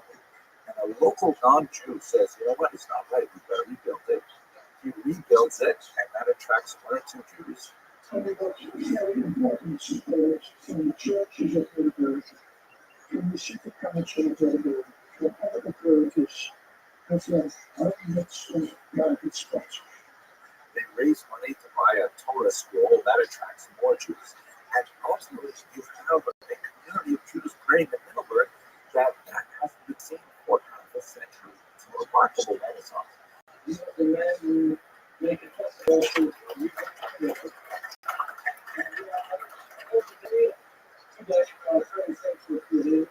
And then we were very fortunate to hear the personal story of Luke Smith, a man whose mother was Jewish and survived the Holocaust by going underground as a young girl, meaning posing as a Christian.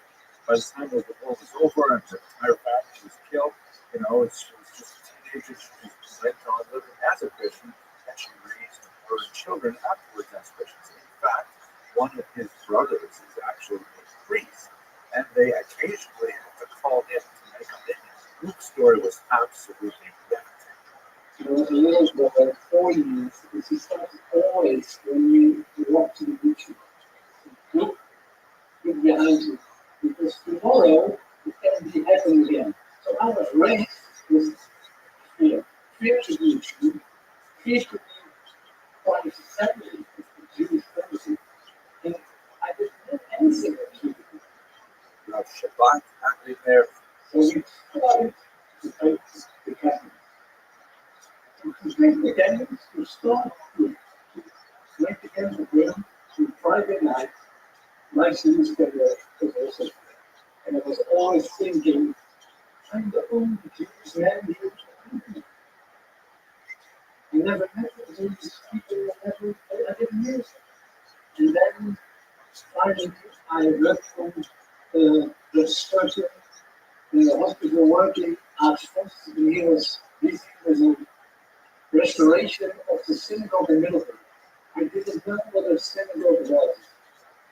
So we met first time in a hotel where some Jewish people have Rosh Hashanah. I heard something about Rosh Hashanah.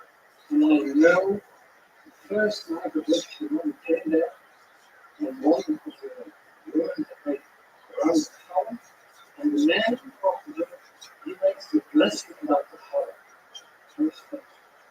When we walked back, he said, we have celebrating Rosh Hashanah. He said a blessing, so it was for me, it was a miracle. And then the synagogue started to be problem was, you had a very nice service, a very nice service, but we didn't know what to do with it. They don't have a full-time rabbi yet in Middleburg, but they're bringing rabbis from neighboring communities. Then I am going to Amsterdam, Hamburg, and the whole year I have to say that, and I learned a language which is rare. You can imagine that it was from here to Rotterdam and back, and I thought, when I change the site, if you go to school in Middleburg, I go to play every day. So the first 5 years, I go every morning to Singapore to play alone, because there was no one else to join me. And I couldn't read Hebrew very much. So I did Adokoran, you know Adokoran? I think the field report is another 55 minutes, and then it was done. So I started. And then I go, and we started, it's the Friday evening, one Friday evening, the real night coffee and dinner and apple and everything. People come, and more people come. And slowly get a little Jewish community. And now, we have what Art says, we have celebration every Friday and every Sunday. We have celebration of new people worshiping God. And I'm still learning. It is a very special thing because I was learning and people were also learning with me. Because the first time of worshiping God, I had to learn how to do this thing. I had to put the thing like this. I can sing how to slowly, and I learned then how to do singing. And then they want to more, and I learned more. And so we started with only how to do it Friday night to the whole service where we started and festival. They have Brit Milah going on there, circumcision, and young people, children in the community. Yeah, here's a opinion event with a child who's somewhat older than 3 months, but nevertheless, it is beautiful to see this happening. Since that time, we have on Sabbath morning 50 or 20 Jewish people at Syria. They can talk to us. Young people, little people from Rotterdam, start to work. There was much time to go to Rotterdam if you want to live in Middleburg. And still they come. We're growing. Sometimes Sabbath morning we have million. We never give that so it's amazing. It's really amazing. Well, mitzvahs, they celebrate the holiday cycle there with Sukkot, they have weddings there. I mean, it's just so absolutely fantastic that this community has come alive again. Today it was, for me, I was riding on my bicycle today. You didn't know me, but I never saw so many Jews in Middleburg walking. I saw people looking. There was a guy with a keyboard. There was one in the description. It was my bicycle. It was so nice to see. It was a miracle for me. But I stayed also for a year to see that there are still Jewish people, there are still Jewish life, and that you are still there. And It's so amazing to visit this shul on Shabbat.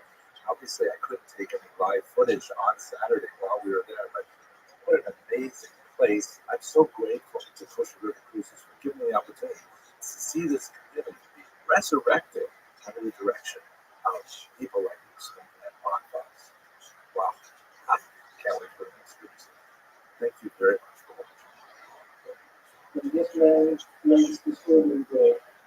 And we meet each other. Now I can say here before you, so many Jewish people in Middleburg, they can join you here to eat kosher in Middleburg on a ship.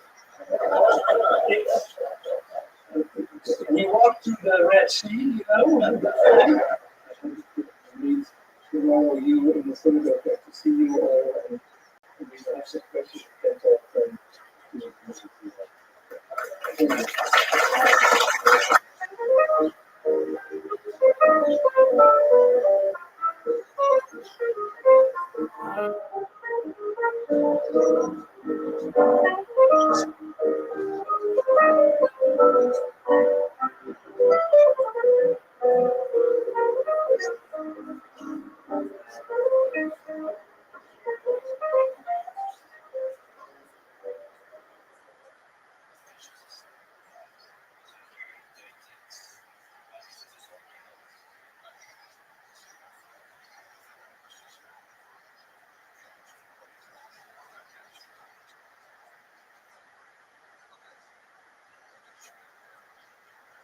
fast of the tentative, which this year falls on December 25th, is one of the most unusual fasts really in the Jewish calendar.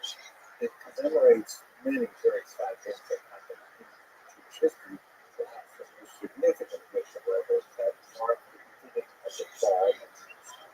That is the first fall of Jerusalem, resulting in the Babylonian captivity. For the next 10 minutes, what I'd like to do is just think a little bit about what that exile and the subsequent exile really meant within the context of Jewish history. And then I'd like to bring it forward to the 20th century, just reflect for a few minutes on how that affects the Jewish world today. Judaism regards Jerusalem as the navel of the world, which is a phrase that appears in the literature. And this is something that they have in common in particular with Christian cultures. There's an amazing map. This is the famous cloverleaf map of Heinrich Windsor.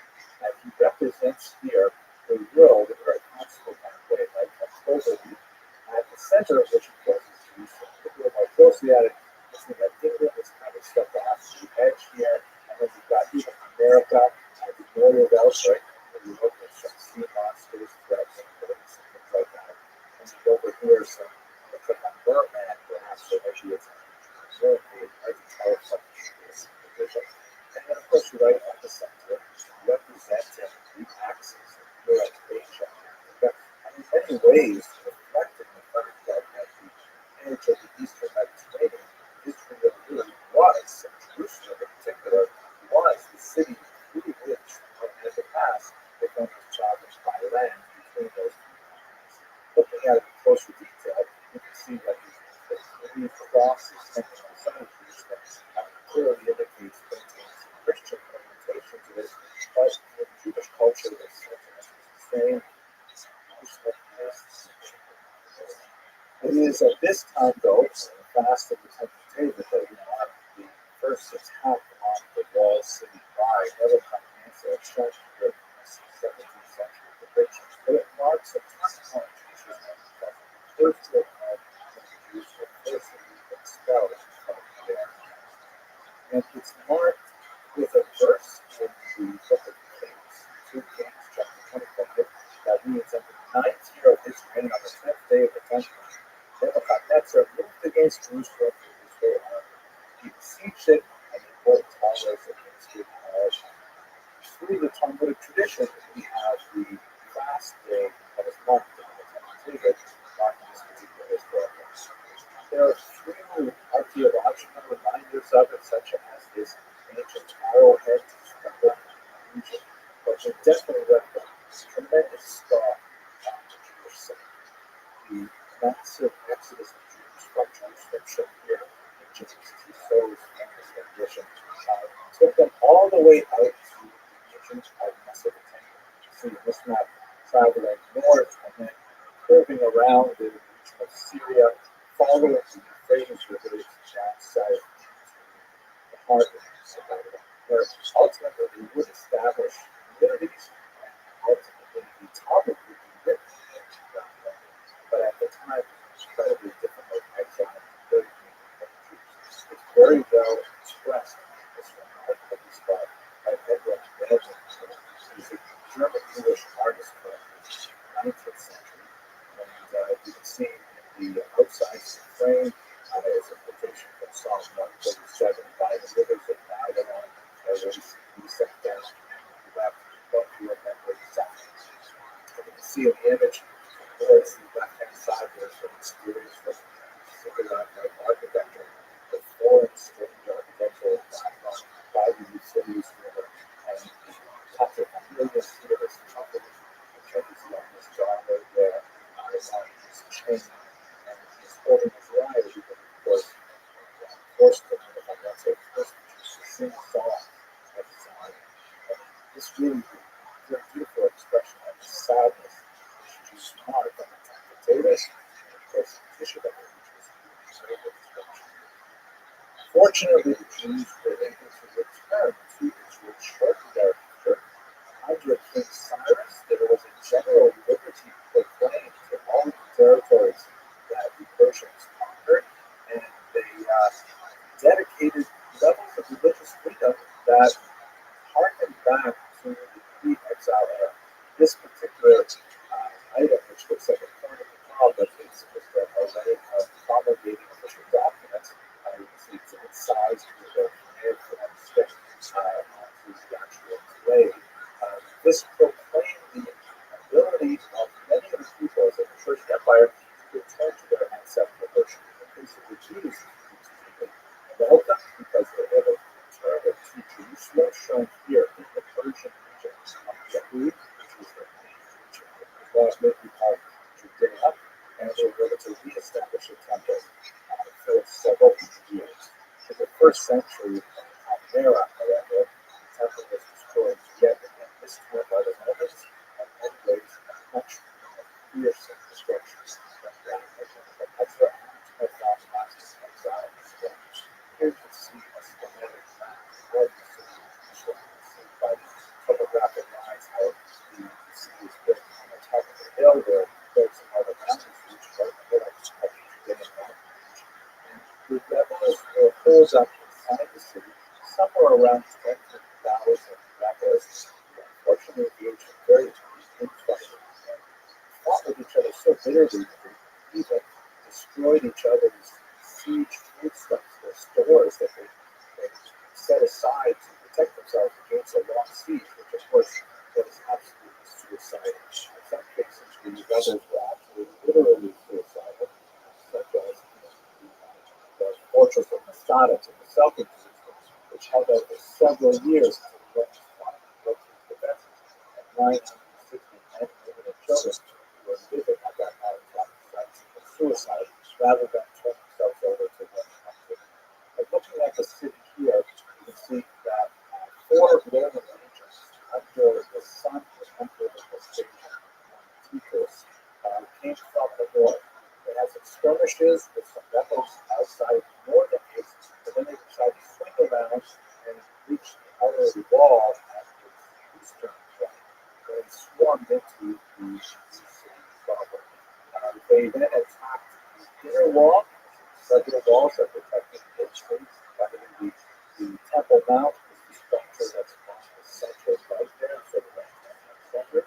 And after a week of fighting, they actually reached it and got into the old city itself. They were not, however, able to attack the Temple Mount because the rebels had pulled up there and were able to defend themselves against the Roman attack at the Antonia Fortress, which is shown at the northwest corner of the temple. So what Titus decided to do was to build this massive siege wall that surrounded the entire city, taking advantage of the local problem, and essentially starved the rebels for the next 2 months.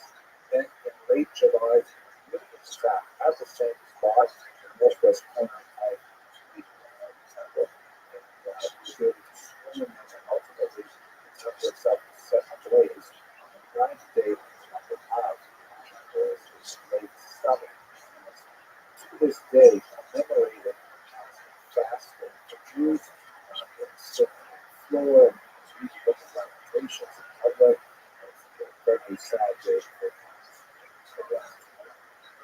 After destroying the last holdout of the rebels on the mountaintop of Masada in the forbidden Judean desert, the Romans imposed tremendous sanctions on the Jewish population, stripping away tens of thousands of captives to be slaves, Rome imposing huge and endless taxes, and many other symbolic prohibitions. The Romans also chose to propagandize their victory as much as possible by, for example, creating a whole series of these coins, the Judea coins. Judea has been taken down here. So that was so to say because Judea was already under Roman control from the 63 before the Common Era. That is, for over a century, they had been territory was really putting down a rebellion more than it was capturing the territory. But nevertheless, the resilience of the rebels, the fact that they held off the Russians so long, they wanted to take good advantage of the victory, and they were also in turn the reasons why it made sense to do so. On the left, you see the Emperor Vespasian. On the right, you see the Roman soldiers standing and looking down with forlorn Jewish women, and in between them is the Balsam Pine, which was one of the most popular exports also built a ceremonial arch in Rome itself. That was the site of a major parade celebrating the victory and ultimately executed in the war. Many Jews for hundreds of years refused to walk under this arch because there is a representation on the inside of the stealing of the spoils from the temple. This is what it looks like today. Scholars at Yeshiva University have reconstructed what it might have looked like to Romans because they preferred to paint their stuff. And so this, you see the Romans all wearing the victory over their heads. The signs the left his leg is the order of the law, perhaps the sacred Torah, or maybe the tablets of the law. Second of the says, Andalabora, the order, the Jewish Torah. Right, the Sacred holy thing of the Jews would probably be so hungry. The ritual table there on the stage. And this is how it was in the Nevertheless, Jews always regarded Jerusalem as the center of remedies and destruction of the earth in 2000. Jews historically were not great thinkers. We don't have a lot of Jewish monks, but this other Christian application is located Jordan that was actually discovered under the floor of a 6th century church there, meant to guide pilgrims to the land of Israel.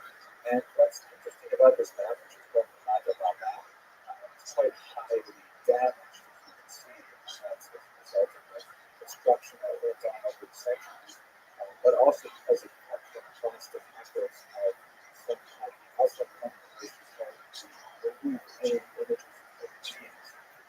The map is kind of interesting because it's oriented not towards the north, like our contemporary maps today, but towards the east.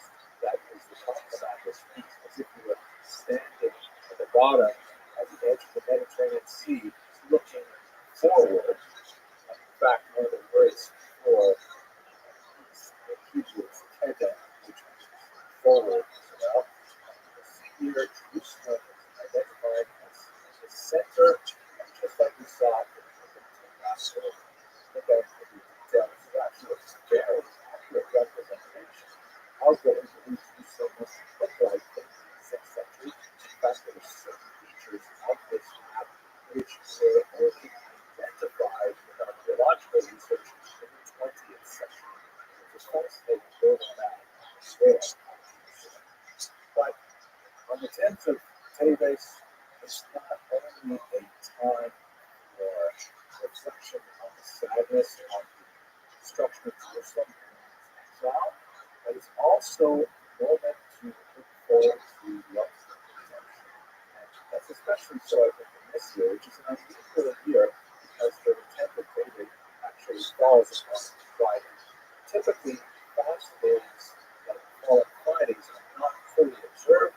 Christian holiday focus on the appropriate into the Sabbath, which begins Friday night, in a state of extreme effort. But this particular fast requires fasting right up until the Sabbath begins. And I think it's especially instructive for us to note that just like the Sabbath represents the redemption from the tribulations of the week, so too the times that we'll experience in Israel in the 20th and 21st century an ultimate redemption as well. Let's have a quick look at some 20th century developments. So this is a map of the partition plan that was designed by the United Nations, actually League of Nations, in 1947. And it was an attempt to deal with the ongoing stress between the Arab population and the Jewish population in the region. And the decision was to divide up the area with 7 distinct, fairly connected. You will see here the orange units by yellow color were to be set aside for Arabs that basically more or less conform to the demographic distribution of the Arabs. And then the sort of greenish aqua color was supposed to be a Jewish state, the first Jewish state established in the region since the Roman Empire took it over in the first century. And it's an amazing achievement, really mind-boggling. And so that's another three sections. Jerusalem, shown here, we zoom in, was such a difficult problem to solve then and now that the United Nations suggested it should just be designated an international site. As the history developed, the Jews in the region accepted this plan, and the Arabs and the surrounding countries did not. The first of several Arab-Jewish wars, which ultimately resulted in a settlement of the Muslims in Israel. Surprisingly so, because they were surrounded by an Arab government. And this is what the armistice lines look like from 1949 until another major war in 1967. You can see that the blue area is now held by the Jewish state of Israel. Gaza is held by Egypt, and the West Bank is held by Jordan. When you zoom into Jerusalem itself, you can see that it is actually divided because the front lines fell in such a way that most of the city, the bluer part of the city, was behind the Israeli lines. That's kind of sort of a yellow color. And the old city with the Temple Mount and more heavily Arabic population fell in the Jordanian side of the mountain. So Jerusalem was actually divided with the Jewish quarter of the old city on the Arab side of the border. Everything changed, of course, in the Sixth victory of 1967, which was really one of the most stunning victories of the 20th century. When Israel anticipated a major attack from Egypt and Syria in particular, launched a preemptive strike, and within 6 days had not only consolidated their territory, but it also expanded it significantly with the mountain range of the Golan in the north, the entire West Bank of the River, the Gaza Strip, and the Sinai Peninsula all became part of Israeli territories. The consequences of these territorial acquisitions were quite significant. Ultimately, the Sinai Peninsula would be returned to Egypt in exchange for a peace treaty that occurred in the late 70s and early 80s. Gaza was ultimately simply abandoned in the early 2000s. And the West Bank was associated with the Palestinian autonomy of the 1990s. Jerusalem remained a very difficult problem to solve in the context of the local politics. But what is extremely significant for our point of view is the fact that with this war, Jerusalem is once again united under Israeli control. And that's where you see a very iconic photograph of the time when the soldiers approached the western wall and into the temple for the first time since it had been sealed off by the Jordanian forces. Many of these only represented the culmination of Jewish aspirations for Jerusalem that went back 2,000 years. Photograph on the right is the destruction of that image with these soldiers now that it's a little bit more mature. This has been a very brief presentation, but I want to remind you that tomorrow morning there is the Rothschild by Rabbi on the concept of redemption, tying this history that we described in legend and many other things. Hope you find this very useful. It's easy, fast, very speedy. Thank you very much.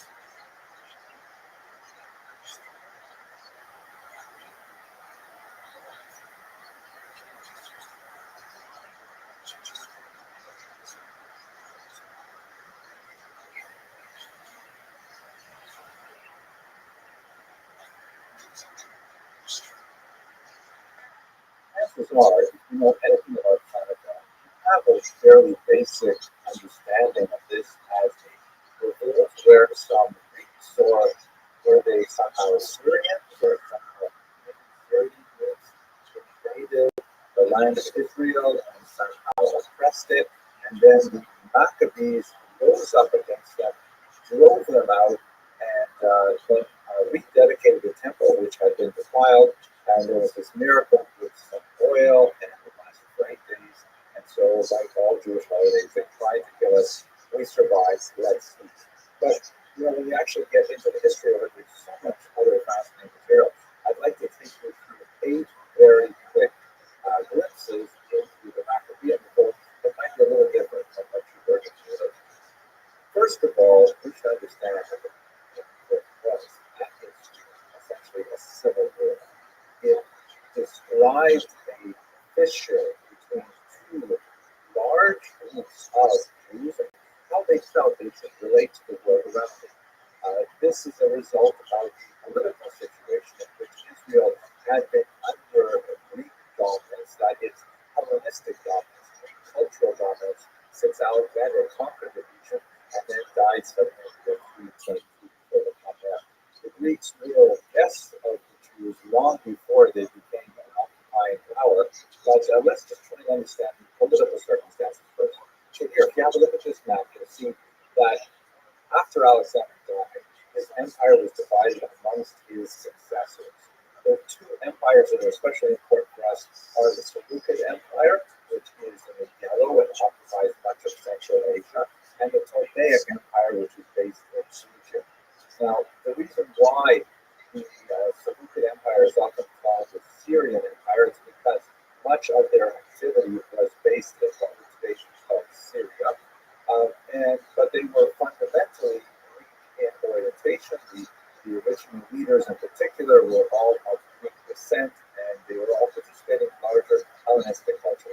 But when you look more closely at where Israel is located, right here, you'll see that on this map they have separately labeled it both yellow and purple because it was at the borderland between the Ptolemaic Empire based in Egypt and the Seleucid Empire based in Syria. And as a result, Israel was handed back and forth for much of the time, and only after the year 200 was it fairly firmly in the hands of the Syrian Greeks, and that's when most of the adventure of the Maccabean revolt occurs. The version of the story that you probably heard as a child had a very important role of this map, Antiochus IV Epiphanes, who was the leader of the Seleucid Empire between 175 and 164. He was definitely a very colorful figure. He definitely had a different approach to, shall we say, religious toleration than his predecessors had, and he was responsible for some terrible persecution of Jews in the middle of the 2nd century. He was also a bit of a madman. In fact, he had the nickname Epiphanes, means God made manifest, which is kind of like a typical name that you might want to take if you were an emperor of a large region like this. But he was known behind his back as Epimanes, which in Latin would be translated as the sugarman. He used to do things like, dress up as a commoner and go to the bathhouses and, just try to run it out with the regular people. And then he used to enjoy revealing himself as being, in fact, the emperor himself. And then he would ask, to have oil poured on him whenever present. He still had a very troubled childhood. At any rate, what is he specifically doing, messing with Jewish religious practice? There was a ruling controversy within Israel itself. The thing is, Antiochus inherited an internal dispute among Jews, among those who were in favor of increasing their commitment to Hellenistic values. And on the other hand, there were those who were more traditionalists who said, no, this is too much, you can't take us this direction. Now, Antiochus was stinging from some military losses and had a significant tax burden that he had to raise from his population. Began to become involved in this internal dispute because the highest office that Jews could hold in Israel was the office of the high priest, the Kohen Gadol.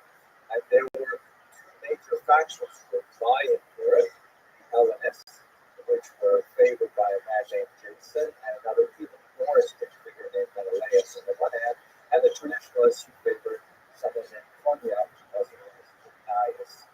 The Hellenists, first with Jason and then even more so under Menelaus, offered Antiochus more tax revenues, specifically suggesting that they would raid the temple treasury itself. And so Antiochus, who otherwise would never have gotten involved with slavery, backed the Hellenizing part, first Jason and then another Menelaus, because Menelaus offered more money. And after one humiliating military and political defeat, Antiochus chose to press his advantage with the Hellenizing elements by ransacking the temple itself, dedicating it to Zeus rather than to the god of the Jews, and banning many traditional aspects of traditional Jewish practice, such as circumcision and the observance of the Sabbath. This sparked a revolt, but the roots of the revolt were really between the Jews themselves, between those Jews who wanted more accommodation of Christian values on the one hand, and those who disagreed and said that the Greek world had to be held as alternative.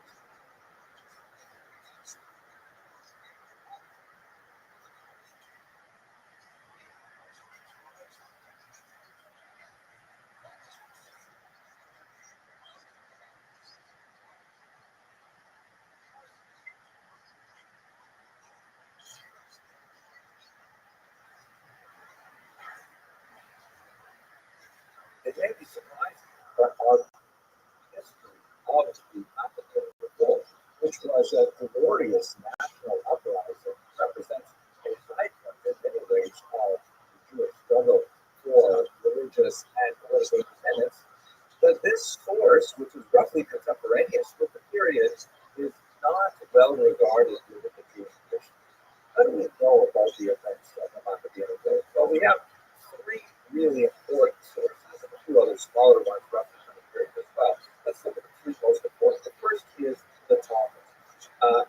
The Talmud seems to be a little bit cautious about describing this otherwise amazing event of the Jews actually achieving political and, more importantly, spiritual independence from an oppressor.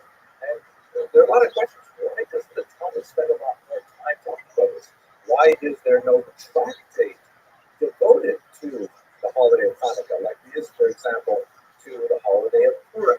In fact, Hanukkah, it gets just a few pages really in Tractate Shabbat, and it is in the context specifically of how to light the menorah. That's one of the biggest aspects that's discussed there.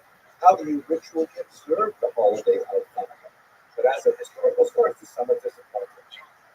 Another very important source, but a very difficult one to use, is Flavius Josephus, who is kind of like the Oprah Winfrey of Jewish history in the first century. He was certainly the most famous historian. He was a Judean general who first aligned himself with the rebels in the First Roman Jewish War of the year 66 to 73. And then, when he was about to be captured, a very dramatic episode, he turned coat and he joined the Romans. He rose to great prominence with the Romans, primarily as a historian, as an official expert on everything Jewish for, at first, Titus, the general who was responsible for destroying Jerusalem, and then later for the Roman world as a whole. He moved to Rome. He wrote an extremely important history of the Roman Jewish War, undoubtedly the most important history that exists. And after that, he went on to write a massive book called Antiquities of the Jews, which essentially covers all of Jewish history from creation right up until his death in the late first century. Extremely important work that tells us all kinds of things. However, as I just given you a couple of comments about his biography, there are some difficulties. Josephus, which was a language of educated people in the Roman world in the first century. So he was writing kind of as a captive celebrity at the same time. He's officially adopted by the Roman emperor. That's why he has his surname Flavius, that was added to Josephus. So we're not exactly sure what his motivation was. Much more to say about him, but for now, let's just rely on the fact that it's a somewhat problematic source, although it's very hard to get away from Josephus whenever you want to study anything in the ancient Jewish world. But Josephus relies very heavily on this book, the first book of the Maccabees. This is an amazing account, which in only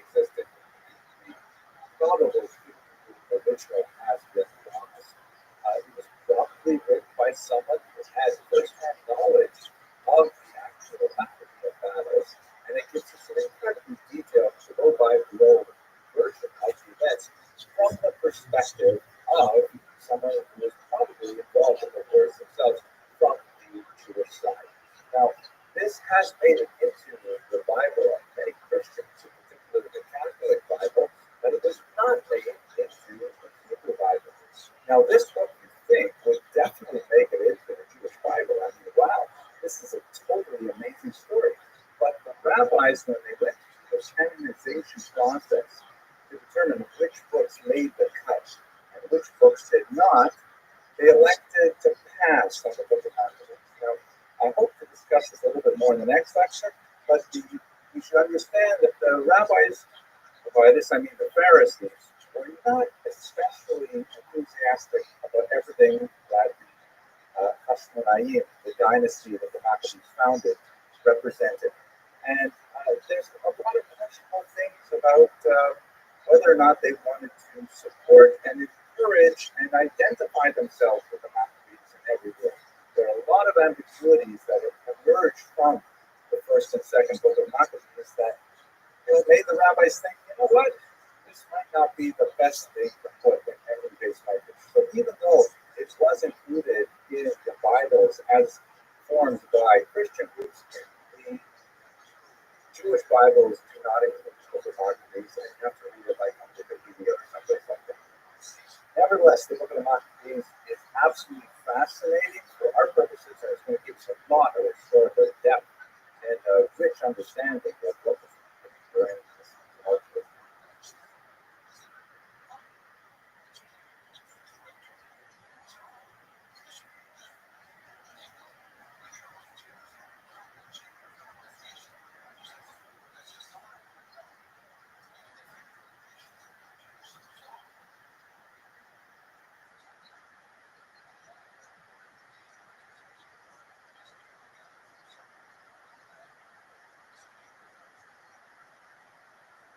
The Maccabean Wars were absolutely fascinating, and they were a series of battles that were primarily led by Yehuda Maccabee, an incredible figure who was a brilliant military leader who understood that the asymmetrical nature of the conflict with a large Syrian Greek army of as many as 70,000 troops simply could not be engaged in a straightforward middle-of-the-field kind of battle. And so he pioneered a lot of fascinating guerrilla tactics in order to defeat his enemy. But let's go to the beginnings of the war. As I mentioned earlier, there was a big political divide over how Hellenistic should the Jews be. And in a town called Modi'in, some enthusiasts of the Hellenistic way of life came and ordered, in accordance with the decrees of Antiochus, that the local population should sacrifice a pig to the god.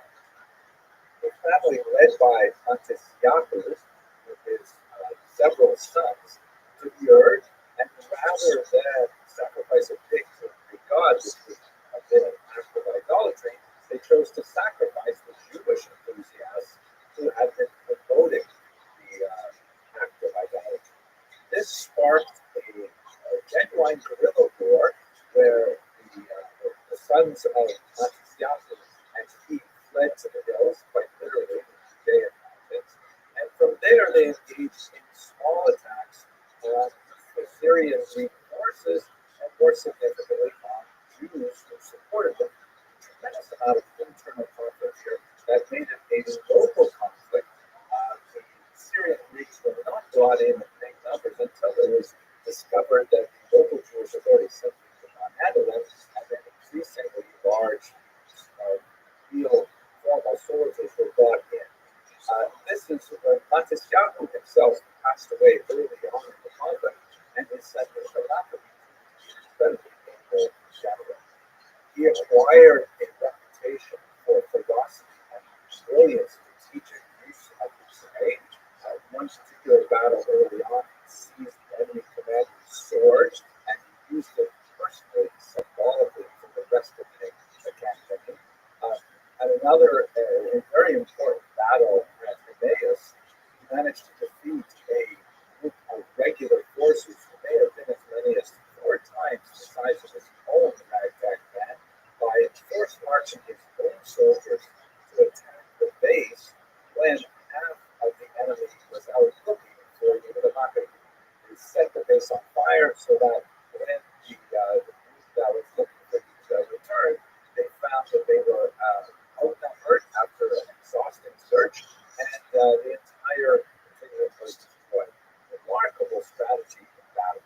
One of the most dramatic battles, however, was a battle that involved the use of more elephants, absolutely terrifying creatures. Imagine what it must be like that they would put some kind of fortified station on the top where more than a few soldiers could sit on top of the elephant and then attack from above.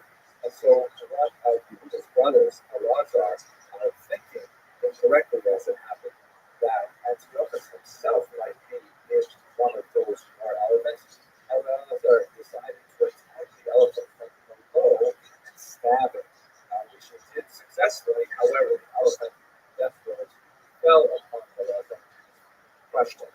This particular incident, by the way, was celebrated in Christian art, because of course the Christians are reading the book of the Maccabees, Jews are not, but the book of the Maccabees becomes very popular among Christian readers, and so it has been described in all kinds of amazing medieval pieces of art describing this particular event.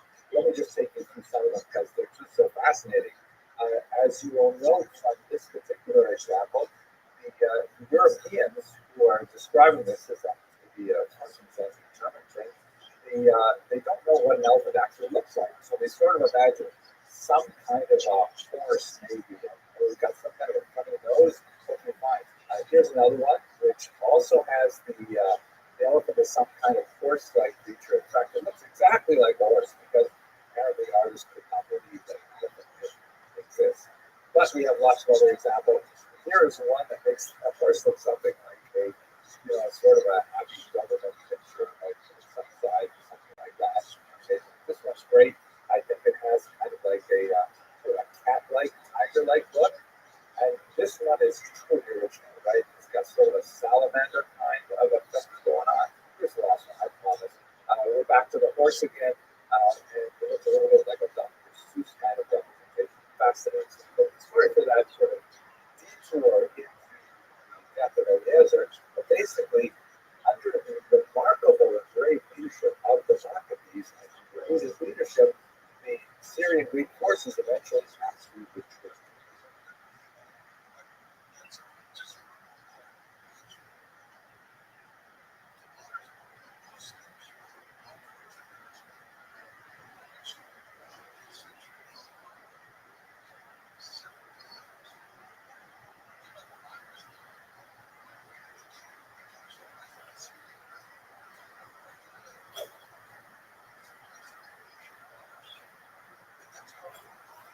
At this point, you might be wondering, what about the miracle? What exactly happened with the miracle? So this is the part that usually gets first billing, but in historical sources, it actually gets remarkably little.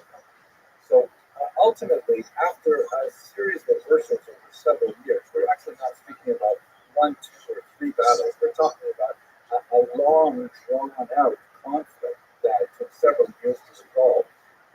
Eventually, Yehuda was able to take back Jerusalem, take back the temple grounds, cleanse it of all of the Antiochus-inspired idolatry, and restore it back to its original function as a monotheistic site of worship of God. Let us recall that the very name Hanukkah means dedication, in the sense of dedicating the temple. And one of the key elements is the menorah, which is shown here in the Danish arch of Titus. This is a piece of Roman monumental art that commemorates the defeat of Judea by the Romans in the first century, a little more than 200 years later. And as you can see here, they're carting away the spoils from the temple, including the menorah, the old candelabra. This is, by the way, more or less how it looks today.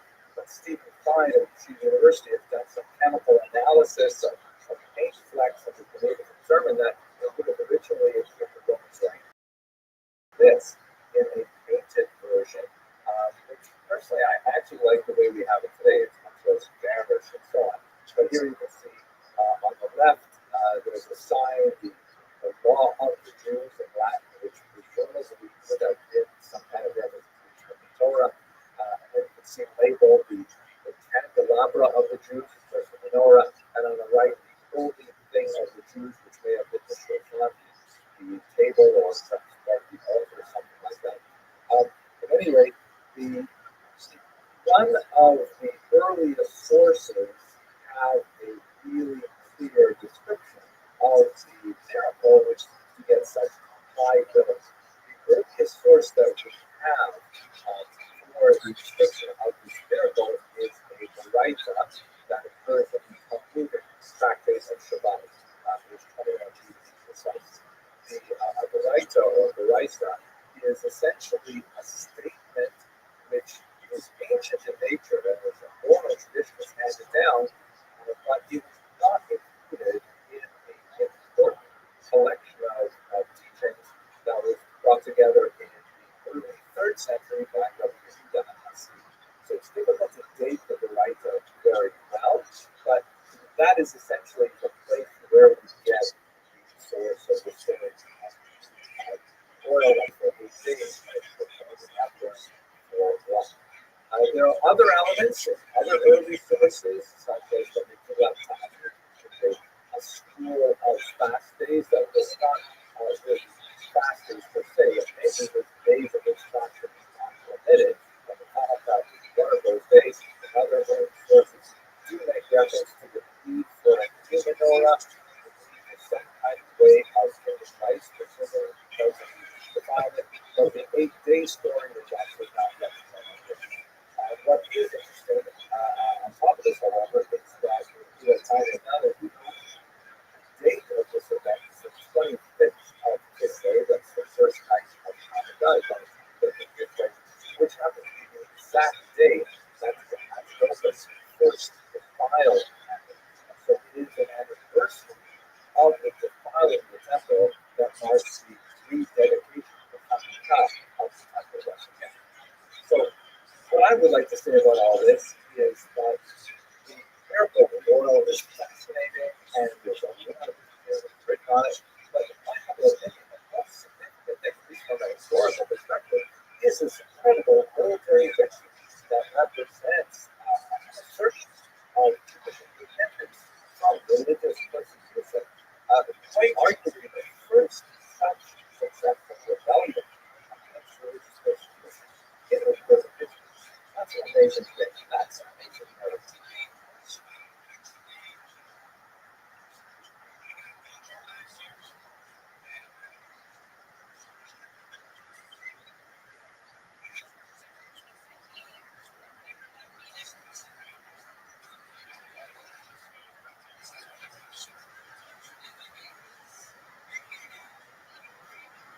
The story does not end with the dedication of the temple. One of the many things I had to admit to this very brief presentation is the fact that Yehuda Maccabee earliest supporters all Hasidim, meaning pious ones, and it's where the traditionalists completely wanted to get rid of all this Hamanite elements and so on. And they followed him with tremendous zeal and with tremendous self-sacrifice. The Maccabees describes in amazing stories about the lengths they would go to, like Eliezer, in order to defend their religious values.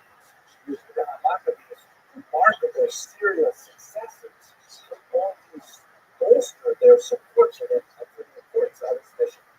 However, he had so much early success that ultimately the Greeks had to sue for peace. They did not, however, simply leave the country. In fact, the Maccabees would not have full independence, that is, including economic independence and the freedom from paying tribute, that is, taxes to the Syrians, for over 20 years. They wouldn't get that until long after he was gone, when he was 142, and even then, only briefly. So, we're not talking about a full political independence. By the way, have a look at this interesting picture here, which I did not resist putting here. This is dated 1918, and it's a fascinating kind of artistic representation of the similarities between Yehuda Maccabee, who managed to take back the temple and establish some kind of independence. And on the other hand, there is General Allenby, who, in the context of World War I, walked to Jerusalem with British forces and then placed it, of course, under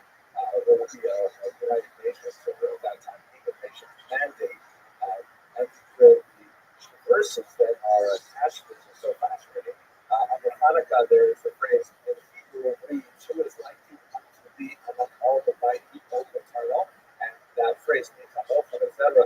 is the acronym of Maccabi. But on the other side, under Alavi, says there will come for Zion of Jerusalem, right? So it's I don't know if the Jews in about 25, 30 years would feel quite as alarming about Alavi and the British in particular because of the harsh nature of the Nation mandate to satisfaction of the British after the White Wave that we saw. But it's actually similar to what we're talking about here, because what happened is the Syrian Greeks realized that fighting in this local conflict over whether or not the temple is Hellenistic in nature is really not in their hands. Antiochus has died. There are succession conflicts over who's going to take over after him.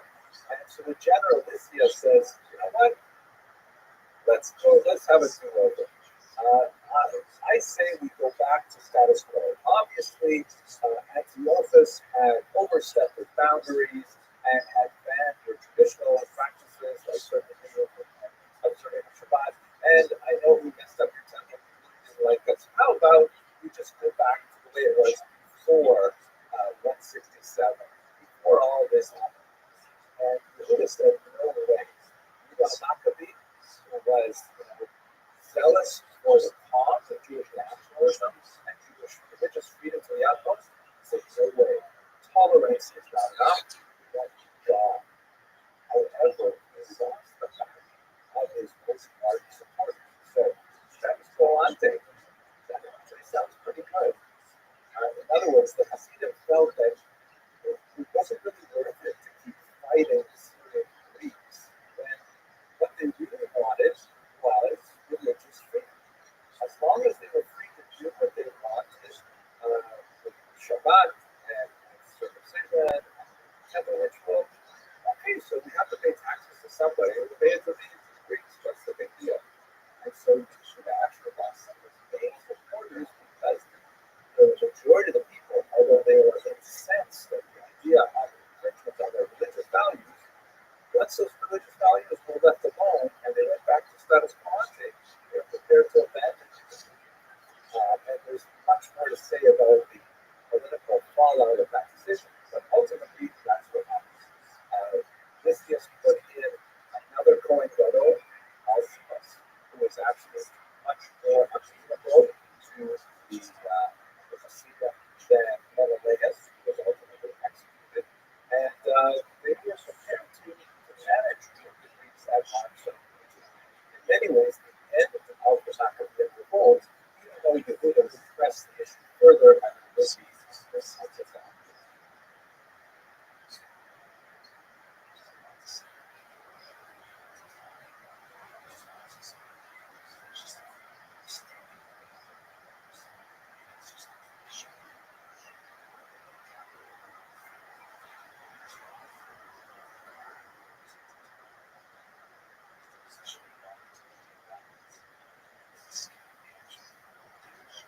Now, it's a messy history that I described so far, but let's just take a side note here. As I mentioned earlier on, the book of the Maccabees did make it. Obviously, if you're aware of the thing that they had the description of the events in the Talmud, which was studied, of course, they had some access to Josephus, but they hardly ever looked at the book of the Maccabees, so they didn't have much more than a hazy idea of a lot of these things when we move through the Middle Ages.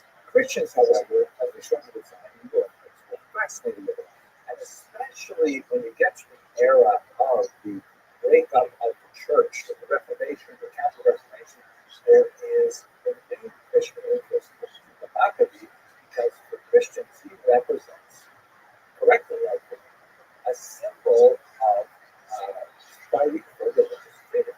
And Protestants and Catholics both see this as an opportunity to strike out their statement on the value of freedom of religion. And you see in the 17th century already several poems and plays appearing that celebrate Yehuda Maccabi in particular. You see none other than Campbell himself even composing music, an opera to go with the Maccabi story. You see Henry Wadsworth Longfellow in English composing a 5-act first tragedy dedicated to it. That's absolutely fascinating because he is seen as a figure responding to religious fears.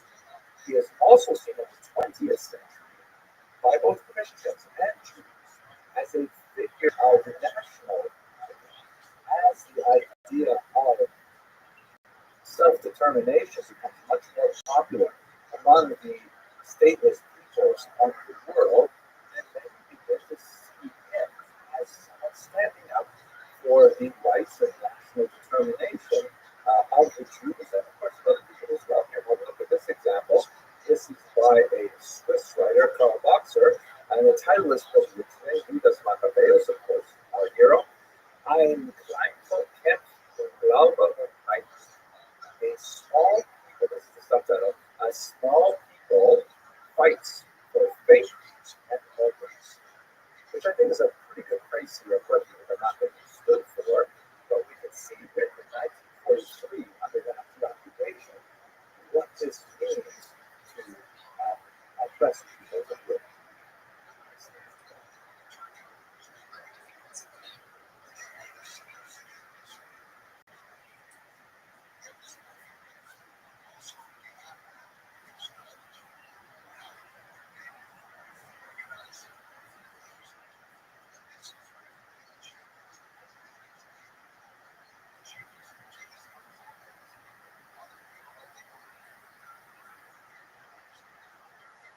Moving forward in history, I'd like to talk about a couple of customs that have become indelibly associated with Hanukkah, although as we shall see, somewhat later than you might think they would. I have to give you a little bit of personal reminiscence first.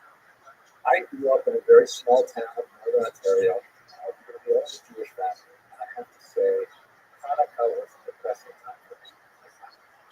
All my friends were totally psyched about Christmas, Santa Claus, presents, and I was just lumped up everywhere. It was really something. It was this comes right out of a cartoon by Charlie Brown. On a younger truck driving through town, as they knocked off a small piece of a pine tree, and I found it was about 4 or 5 feet tall, and I dragged it all the way home. I begged my parents to let me set it up, and so my mother had mercy on me, and she let me set it up. The next morning I came out, and all the needles fall out as I dried out it. I felt terrible about it. So I have like ambiguous feelings about how my confidence fall at the same time here on Christmas. One of the biggest reasons why it was so hard for me was because all the other kids got these massive presents. And I got, yelled, which is basically nothing, right? And I wanted to get a lot of money, but my parents didn't have a lot of money. And sometimes it wasn't even, like actual, like chocolate, like here's that. And so I got to tell you, Hanukkah gals, I've always been sort of gratified. Here's the historical reality. It's not a thing. It's a relatively new innovation in Jewish practice. Probably not older than 300 years or so, and that is, by the way, new in tradition. There is no explicit reference to giving gifts to children on Hanukkah before the 19th century. And that may be shocking to some of you who might like, for example, take Instagram photographs of messages for children every single night of 8 nights, which, by the way, made me feel better when I was a kid, but that didn't happen in the 1960s and 70s. So there's no reference to it. Where does it come from? You do find in some of the halachic literature, commentaries of the Shulchan Aruch, like for example, that suggest in the 18th century that charity is associated with conflict, that there is a custom of young people going door to door to collect charity for a cause. Other sources reference a custom of children giving, not getting, giving charity to their teachers as a gift.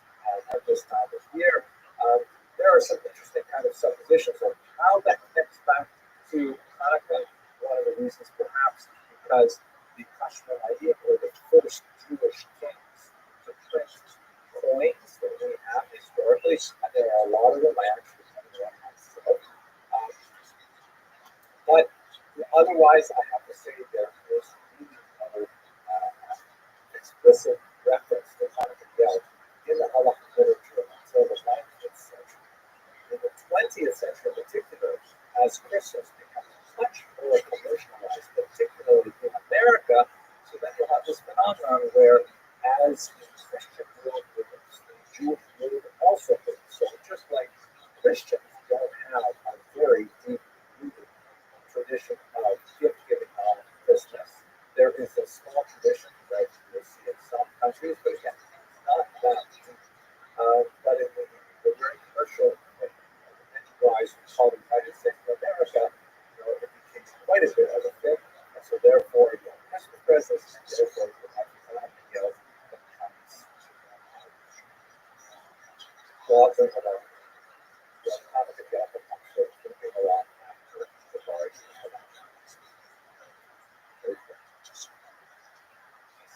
Sorry to be a bitch. That's what I know.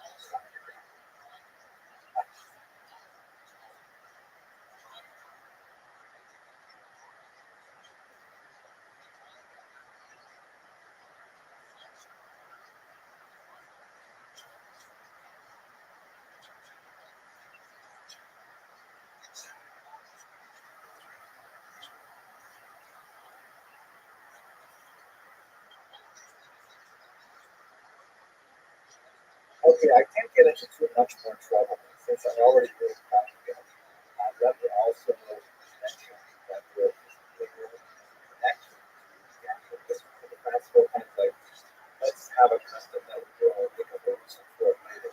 So one of the arguments for Hanukkah is that you needed more gambling. Also not such a thing that's big in the situation. But the gambling is because the legend pretend to be gambling when the Greek soldiers walk by so that they would think the kids were just playing when in reality they were actually studying. That's where we get the idea as the goes of the dreidel, which is an iconic Jewish talk that is labeled with these four Hebrew letters, which read Nes Gadol Hayat Sham. There was a great miracle there.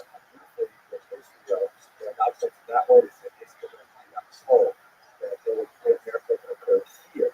We had a shit shake, it is unfortunately, if you're a big fan of dreidel and gambling with dreidel, this is not from a Jewish source. It actually comes from a medieval case. It goes back to the 1500s. The German letters are actually identical. That the letters on the German couple is Mitch, how God's shall have, which means if it lands on the end, you get nothing. If it lands on H, you get half. If it lands on G, you get everything. If it lands on the S, you have to put more to it in. Does that sound familiar? Probably. But I don't want you to think that this is somehow accidental, because we have this deep idea in the Jewish tradition that there is no such thing as good.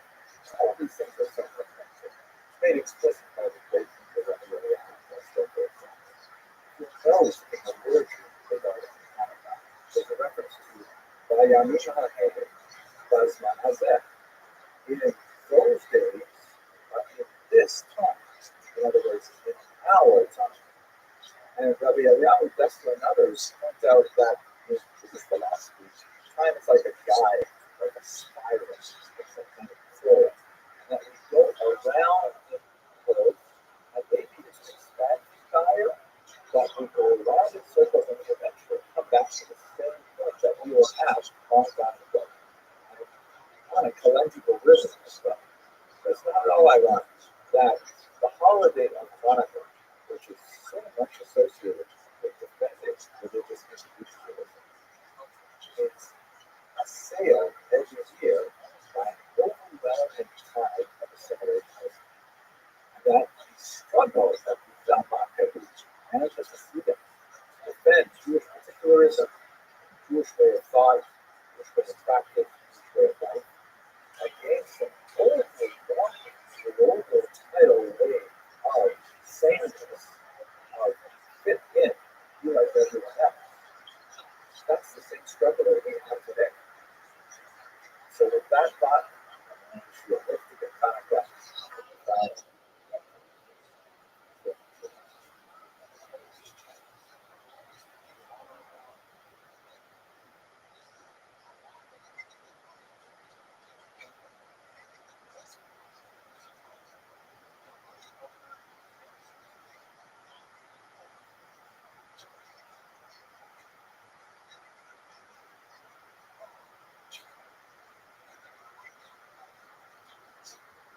in far off Rome, the Emperor Nero is very displeased with the defeat of Cestius Gallus, but he realizes that he has to take matters in hand, and so he sends a much more significant general, here shown as Vespasian, to deal with these rebels in Spain.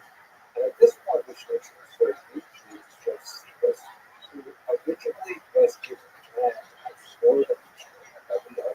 He's a very important figure for us because he is the primary historian that we rely upon not only for his first contribution to it, he was a first person participant in that war, so he's actually relating things that he saw himself, but he also goes on to a great career as one of the really important Roman historians overall, providing a particular a detailed look at Judaism and antiquity. We have applications to the temple figures.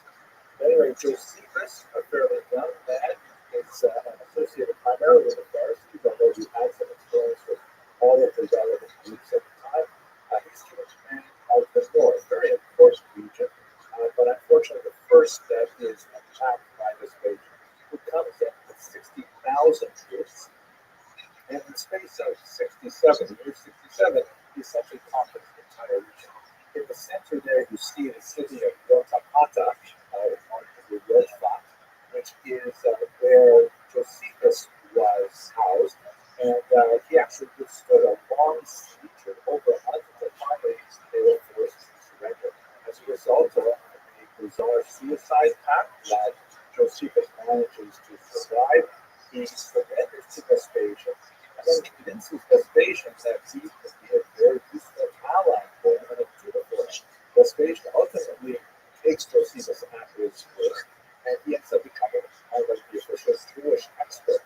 In other words, he turns coat, becomes an ally of the Romans, betraying his country, which makes him a difficult source to rely on in many ways, but nevertheless, Josephus is our main resource for the entire period.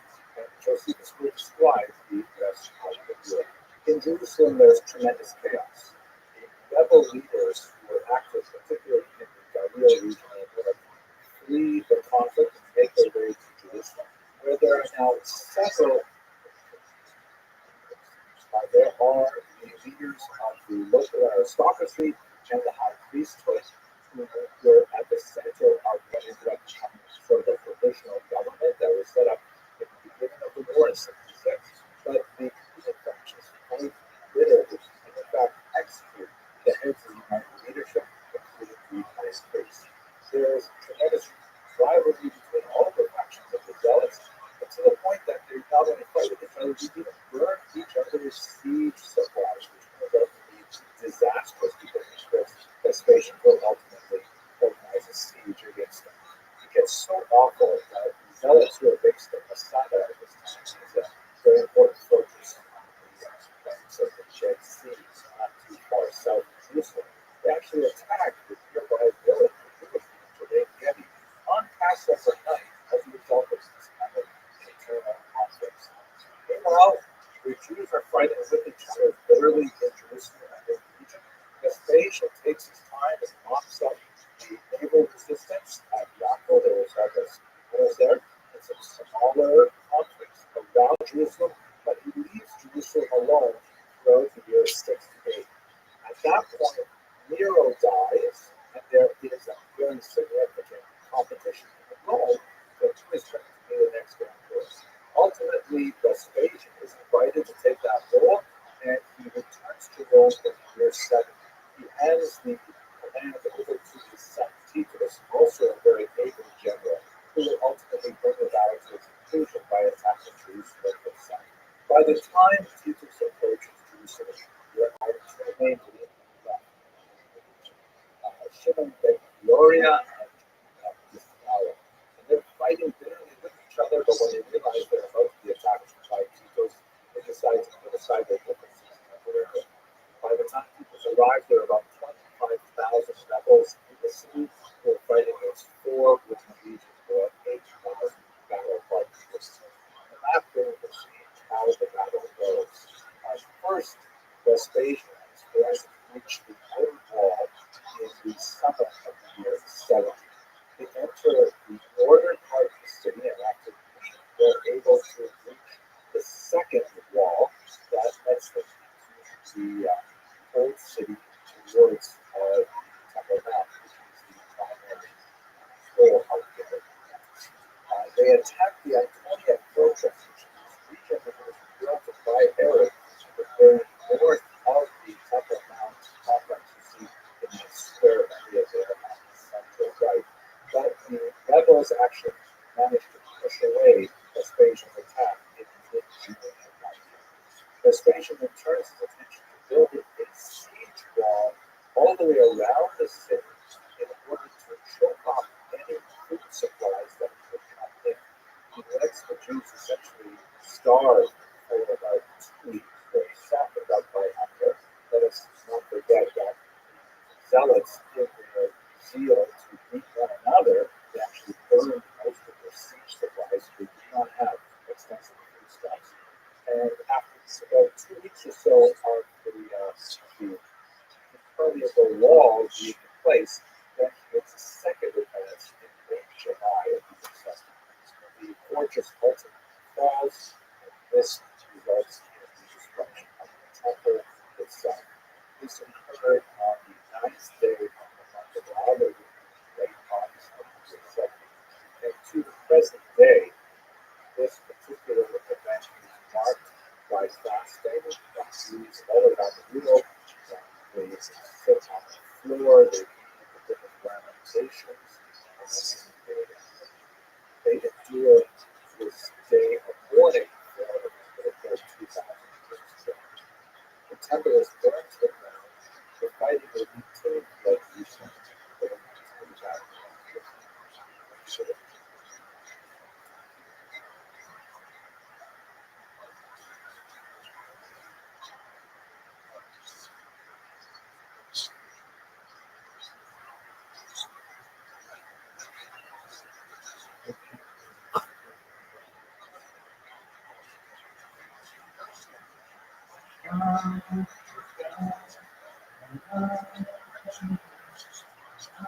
Chances are, if you know anything about the family, you have a fairly basic understanding of this as a revolt where some Greeks or where they somehow Syrians or somehow hyphenated Syrian Greeks invaded the land of Israel and somehow oppressed it, and then the Maccabees rose up against them, drove them out, and then rededicated the temple, which had been defiled. And there was this miracle with some oil, and it lasted 30 days. And so, like all Jewish holidays, they tried to kill us. We survived. That's the basic understanding of the Maccabean warfare that we tend to get after classes at time of Torah or Sunday mornings and things like that. But when you actually get into the history, there's so much other fascinating material. First of all, we should understand what the Maccabean was at its essentially a civil war. It described a fissure between two large groups of how they felt they should relate to the world around them. This is a result of the political situation in which Israel had been under the Greek dominance, that is, Hellenistic dominance, Greek cultural dominance, since Alexander conquered the region and then died 7 years later on there. As I mentioned in the previous videos, the Greeks were guests of the Jews long before they became an occupying power, but let's just try and understand the political circumstances first. So here, if you have a look at this map, you'll see that after Alexander died, his empire was divided amongst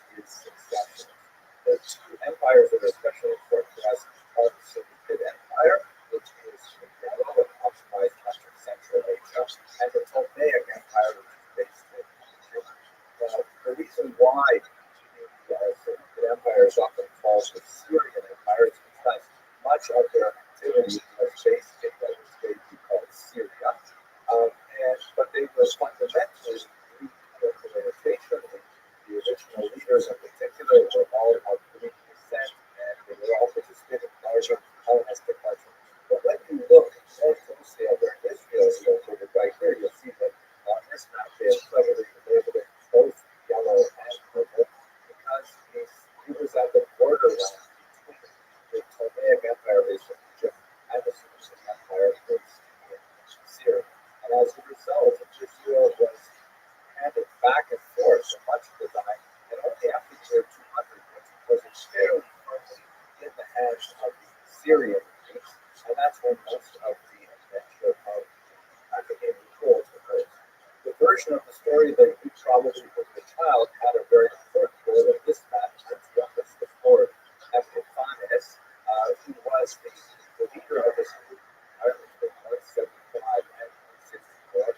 He was definitely a very colorful figure. He definitely had a different approach to, shall we say, religious toleration than his predecessors had, and he was responsible for some terrible persecution of Jews in the middle of the 2nd century. He was also a bit of a madman. In fact, he had the nickname Epiphanes, means God made manifest, which is kind of like a typical name that you might want to take if you were an emperor of a large region like this. But he was going to be added back as Epiphanes, which in Latin would be translated as sugar. He used to do things like, dress up as a commoner and then go to the bathhouses and, just try and slum it out with the regular people. And then he used to enjoy revealing himself as being, in fact, the emperor himself. And then he would ask, to have oil poured on him by everyone present. He seems to have had a very troubled childhood, which I've talked about in the previous lectures. At any rate, what is he specifically doing messing with Jewish religious practice? The reality is that most of these polytheistic empires were very tolerant of many different faiths because that's really part of what polytheism is all about. If you have your God, I have my God, or if you have many gods, I have my many gods. Hey, let's trade those like, hockey cards or something like that. And that's the typical response of the Seleucids and the predecessor dynasties to general, because it was just another one of these great countries in our face where we have to bother with it. But there was a ruling controversy within Israel itself. The thing is, Antiochus inherited an internal dispute among Jews, among those who were in favor of increasing their commitment to Hellenistic values and increasing their tolerance of polytheism, which is something that traditional Jews have looked down upon very strictly. And on the other hand, there were those who were more traditional. It was a urban rural divide, with Jerusalem in particular being dominated by Hellenizing elements, and the countryside tended to be favored by the traditionalists. Now, Antiochus, who was stemming from some military losses and had a significant tax bill that he had to raise on his population, began to become involved in this internal dispute because the highest office that Jews could hope to reach in Israel was the office of the high priest, the Kohen Gadol. And there were two major factors who were vying for it: the Hellenists, which were favored by a man named Jason, and another more extreme figure named Menelaus on the one hand, and the traditionalists who favored someone named Konya, also known as Menelaus. The Hellenists, first with Jason, and then even more so under Menelaus, offered Antiochus more tax revenues, specifically suggesting that they would raid the temple treasury itself. And so Antiochus, who otherwise would never have gotten involved in such a thing, backed the Hellenizing party, first Jason, and then under Menelaus.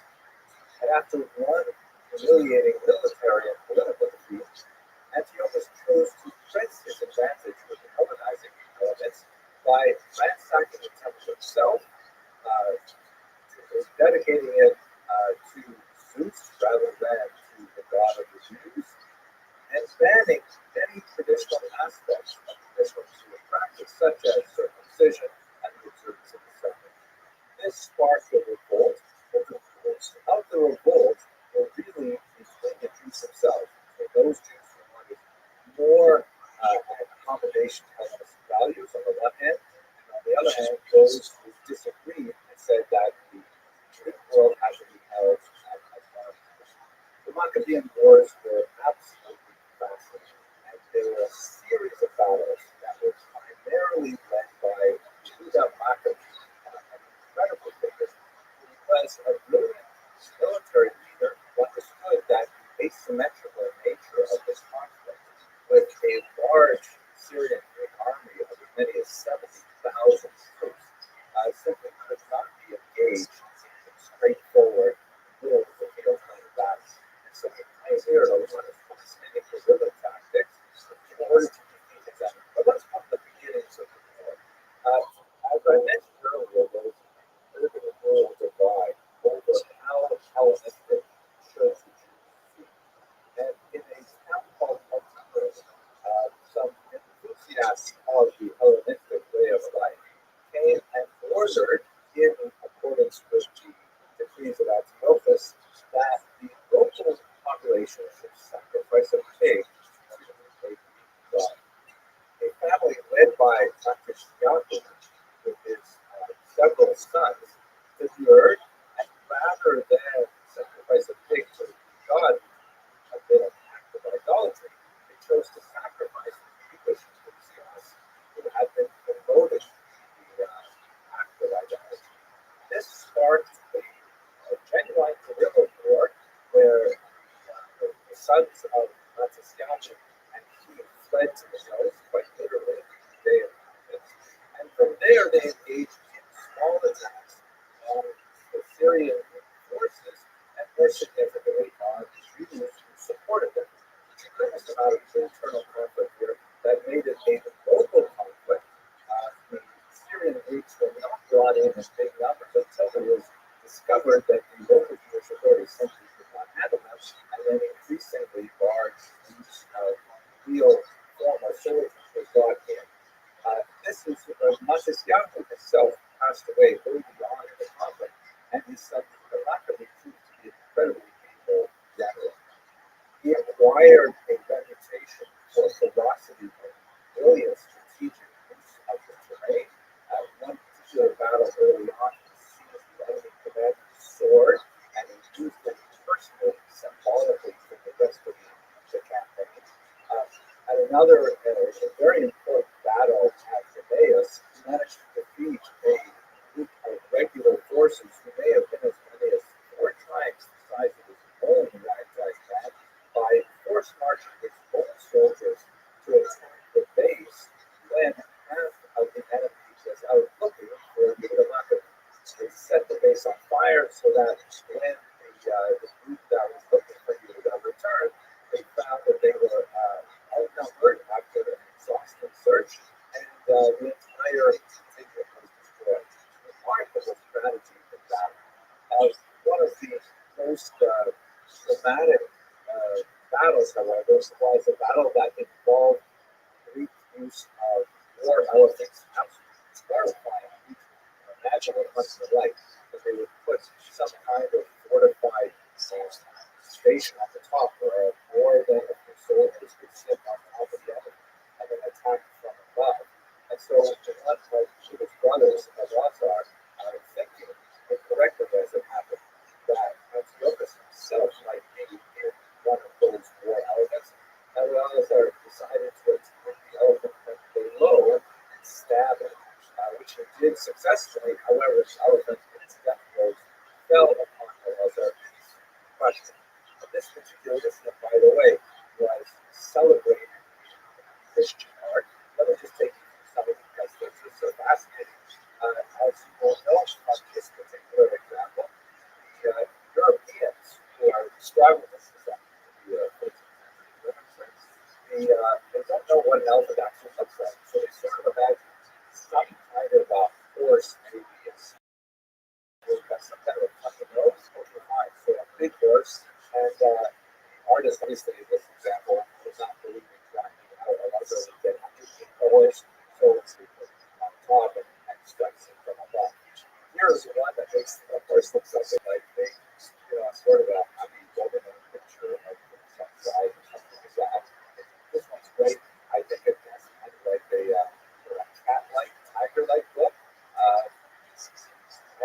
this one is truly original, right? It's got sort of a salamander kind of effect going on. Here's the last one, I promise. We're back to the horse again, and it looks a little bit like a Dr. Seuss kind of representation. It might be other. I know the miracle is not exactly the miracle. So this is the part that usually gets first billing, but in the historical sources, it actually gets remarkably good at it. So ultimately, after a series of reversals over several years, we're actually not speaking about 1, 2, or 3 battles. We're talking about a long, drawn-out conflict that took several years to resolve. Eventually, it was able to take back Jerusalem, take back the temple grounds, cleanse it of all of Antiochus-inspired idolatry, and restore it back to its original function as a monotheistic site of worship of God. Let us recall that the very name Hanukkah means dedication, in the sense of dedicating the temple. And one of the key elements is the menorah, which is shown here in the famous arch of Titus, which is a piece of Roman monumental art that commemorates the defeat of Judea by the Romans in the first century, a little more than 200 years later. And as you can see here, they are carting away the spoils from the temple, including the old candelabra. This is, by the way, more or less how it looks today. But Stephen Fine at the University has done some chemical analysis of paint stripes and has been able to determine that it would have originally appeared to look like this. And they painted, which personally I imagine that we have today, as much as garish and so on. But here you can see on the left, there's a sign, the law of the Jews in Latin, which presumably would have been some kind of representation of the Torah. And then you can see labeled the candelabra of the Jews, of course, the menorah, and on the right, the holy thing of the Jews, which may have been the shofar, the table, or part of the altar, or something like that. But anyway, one of the earliest sources have a really clear description of the miracle, which gets such high billing. The earliest source that we have for the description of this miracle is a Baraita that occurs in the Talmudic tractate of Shabbat, page 21b. The Baraita or Baraita is essentially it's ancient in nature, and it's an oral tradition that's handed down, but it was not included in the important collection of teachings that was brought together in the early 3rd century by Rabbi. So it's difficult to date the Baraita very well, but that is essentially the place where we get the source of the story of the oil that continued to burn for 8 days, which should only have burned for 1. There are other elements and other early sources, such as the which is a school of fast days that was not really fast days per se, but maybe this days of which fasting is not permitted. And other early sources do make reference to the need for a new menorah, the need for some kind of way of kindling lights, presumably because of the defilement. But the 8-day story is actually not representative.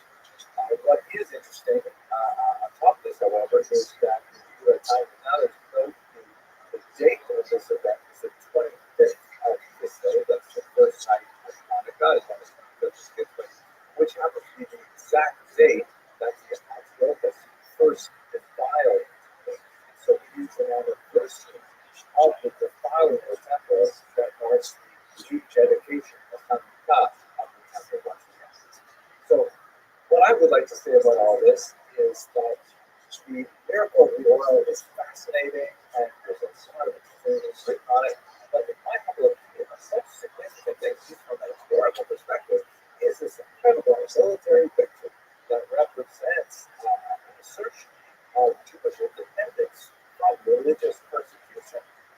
Quite arguably, the first such successful rebellion against religious persecution in recorded history.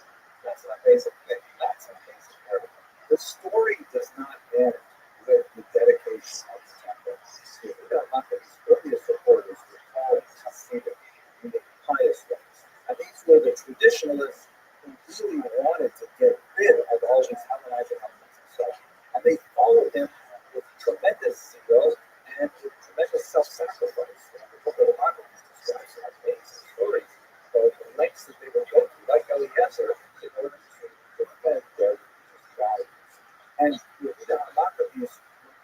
their serial successes would only bolster their support for him and for the importance of his mission. However, he had so much early success that ultimately the Greeks had to sue for peace. They did not, however, simply leave the country. In fact, the Maccabees did not have full independence, that is, including economic independence and the freedom from paying tribute, that is, taxes, in 20 years. They wouldn't get that until long after the was gone in 142, and instead earned peace. So we're not talking about a full political independence. What happens is the Syrian Greeks realized soon that fighting in this cultural conflict over whether or not the temple is Hellenistic in nature is really not in their interest. Antiochus has died. There are succession conflicts over who's going to take over after him. And so the general Lysias says, you know what? Let's do it. I say we go back to status quo. Obviously, Antiochus had overstepped his boundaries and had banned the traditional practices like circumcision and observing the Shabbat. And I know he messed up your temple and you didn't like us. How about we just go back to the way it was before 160? Before all of this happened. And I would have said, no way. You're not going to be zealous for the cause of Jewish nationalism and Jewish religious freedom to the utmost. So no way. Tolerance not enough. We want to be God. However, he lost the backing of his most ardent supporters. He said, status quo ante. That actually sounds pretty good. In other words, the Hasidim felt that it wasn't really worth it to keep fighting the Syrian Greeks when what they really wanted was religious freedom. As long as they were free to do what they wanted with Shabbat and with the temple rituals, okay, so we have to pay taxes to somebody, and we pay it to the Greeks. What's the big deal? And so it actually lost some of the supporters because the majority of the people, although they were incensed at the idea of the infringement of their religious values, once those religious values were left alone and they went back to status quo, they were prepared to abandon them. And there's much more to say about the political fallout of that decision, but ultimately that's what happened. Lysias put in another Kohen Gadol, Alcimus, who was actually much more amenable to the Hasidim than Menelaus, who was ultimately executed. And they were prepared to manage the Greeks at arm's length, which is in many ways the end of the Maccabean revolt, even though Yehuda would press the issue further and it would be have this huge idea in Jewish tradition that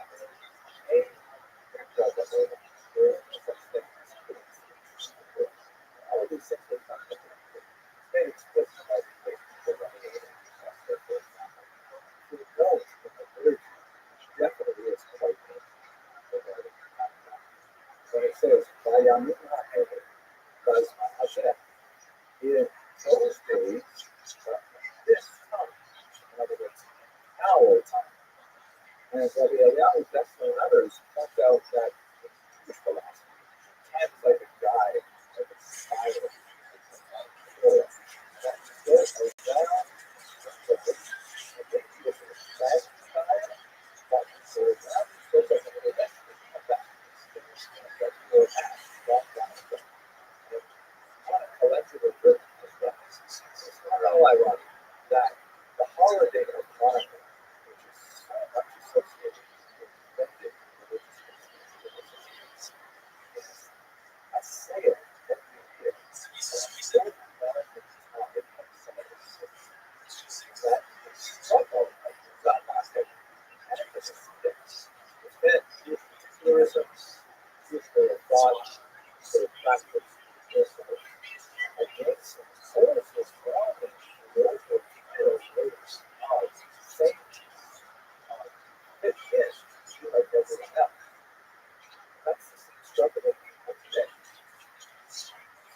thought she lived to get found out.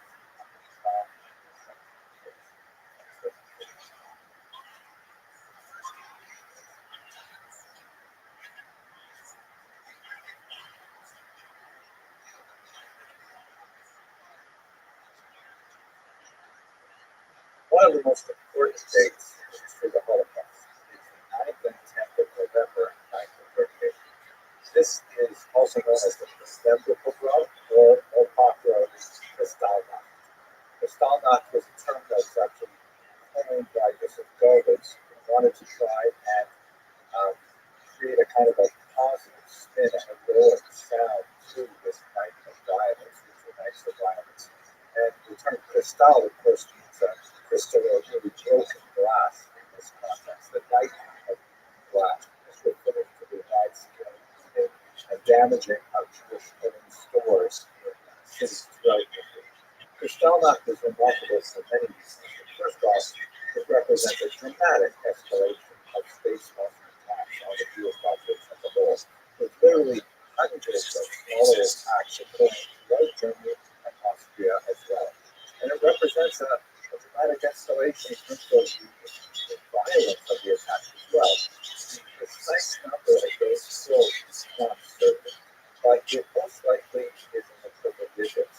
There are also an unknown number of rapes, and certainly a number of wide-scale damage of property was addressed. The most prominent feature was found in the destruction of synagogues, 3,300 synagogues burned to the ground. There's also a massive collection of Jews for the new concentration camp system that had been growing throughout the 1930s. And this represents actually the first time that Jews are actually seized for simply being Jewish in the Nazi Empire. So 26,000 Jews were rounded up in the context of atrocities of Kristallnacht and sent a chilling message to the wider Jewish population that they were definitely not welcome in Germany, which were actually going to be worse than Germany. That's kind of the events that led up to Kristallnacht, and specifically the pretext that the Nazis used to justify this organized statewide program. It's very clear from archival documentation that this pogrom was long in the making, and that there were plans laid in place simply waiting for some kind of pretext to justify a wide-scale damage of this nature. It happened that the date of a pretext occurred quite close to the anniversary of the year called Putsch that we discussed earlier, and so this happens to fall very nicely into Goebbels' lap as a major propaganda victory. But the night's pretext focuses on the activities of a young 17-year-old, Herschel Grinchmann, shown here as photographed. Herschel Grinchmann had been living in France and was distressed to hear that his parents had been abused by the Nazis in a recent roundup of former Polish citizens living in Germany.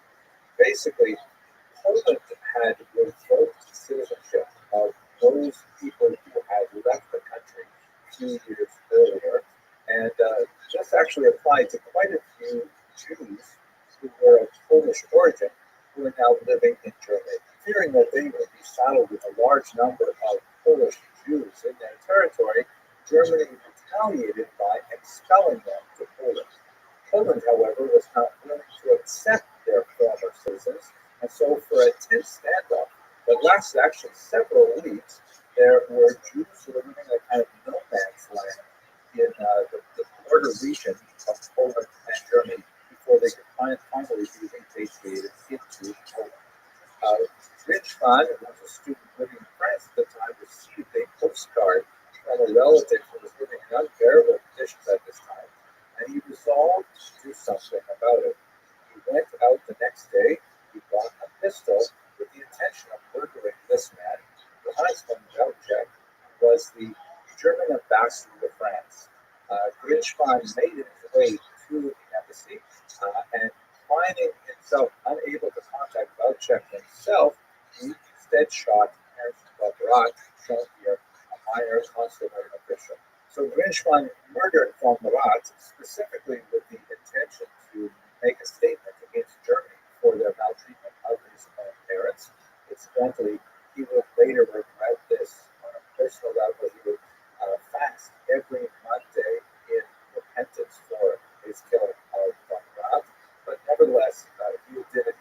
consciously as a political act intended to demonstrate to Germany his displeasure with outrage. Goebbels, however, seized on this with a tremendous fervor because it represented an opportunity to finally put in place this night of rage that ultimately was expressed as Kristall. 2 nights went by in Germany with massive looting throughout the conflict. It was made to look as if it was spontaneous, and the principal engine of destruction was the Sturmabteilung. The Sturmabteilung, also known as the Brown Shirts, had suffered a major blow to their status in 1934 in the Night of Long Knives, when Hitler had sought to kind of push them to the side to make his Nazi movement seem more palatable to the German population as a whole. But nevertheless, the Sturmabteilung continued to exist during Hitler's life and stormtroopers.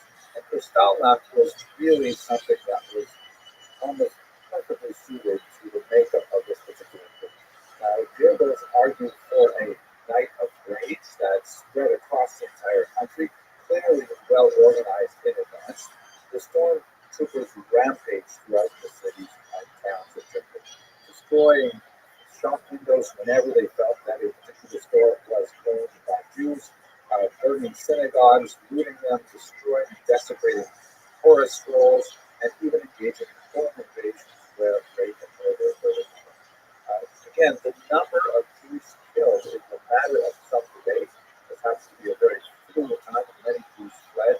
The final number is not known, but estimates, very reasonable estimates, number from just under 100 to almost 300. 26,000 Jews, however, were arrested in the widespread roundups of Jews and sent to the concentration camps. We'll have a lot more to say about those concentration camps later on in this series. But this is the first time, as I mentioned, that Jews were rounded up simply for the fact that they were Jewish. And this set a major precedent for future Nazi activities. The Jews were also subject to a tremendous degree of collective punishment. The Nazis argued that the Jews collectively in Germany were responsible for Deutschland's actions, and they held the entire Jewish population accountable, demanding them pay some $500 million in German currency to repay not only the damage that it was the stormtroopers that wreaked upon their cities, but also the punitive damages for the murder of their consular official. Incidentally, there was a strange epilogue to the entire story of Deutschland. He was caught and arrested, and the Nazis wished to put him on a show trial. He, however, desperately discovered past that in fact the reason he murdered von Barras had nothing to do with the Nazi of his marriage, but rather it was a matter of a lover's quarrel. He was engaged in a relationship with von Barras, and he killed him as a result of some spat. The Nazis, of course, were flummoxed by this argument. They certainly couldn't put Deutschland in a show trial if he was going to call out a German official as a homosexual, so therefore the show trial ultimately was dropped. Deutschland, however, disappears, and his fate is largely unknown. He was declared dead in 1960. The reaction to Kristallnacht is perhaps even more significant than the event itself. Here's an image I personally find very chilling. This photograph is of a parade float that was taken just a few months after Kristallnacht. You see an absolutely horrific thing. The float itself has the title Der Professor, which literally means the one that feeds on Jews, or the Jew eater. You can see it's some kind of attempt at humor that there's this kind of monstrous thing. And here there are people who can kind of climb up as if it's some kind of ride. They put on these paper noses to mimic Jews in an anti-Semitic fashion, and then they step up and they actually enter into the mouth of this beast. Now, this is actually a long tradition in German art. Here's an example from the 14th century church wall in Nuremberg that shows something called a hell mouth. And this is a large piece that is some kind of a representation of hell. And all of these various sinners, you can see the figure, the bearded figure, just second from the right, in fact, the Jew wearing a huge book, the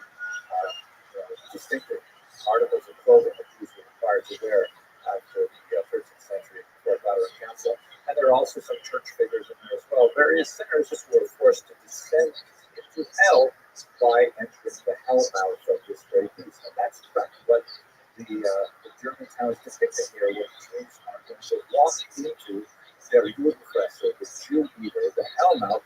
And in fact, that is ironically exactly what was going to happen to Jews in just a few months with the onset of European church. But to return to Kristallnacht, there was a huge outcry worldwide over the attacks on Jews. Here you can see the New York Times reporting immediately on November 11th, Nazis smashed through and burned Jewish shops and temples until Jews called the heart. Really very well orchestrated kind of activity.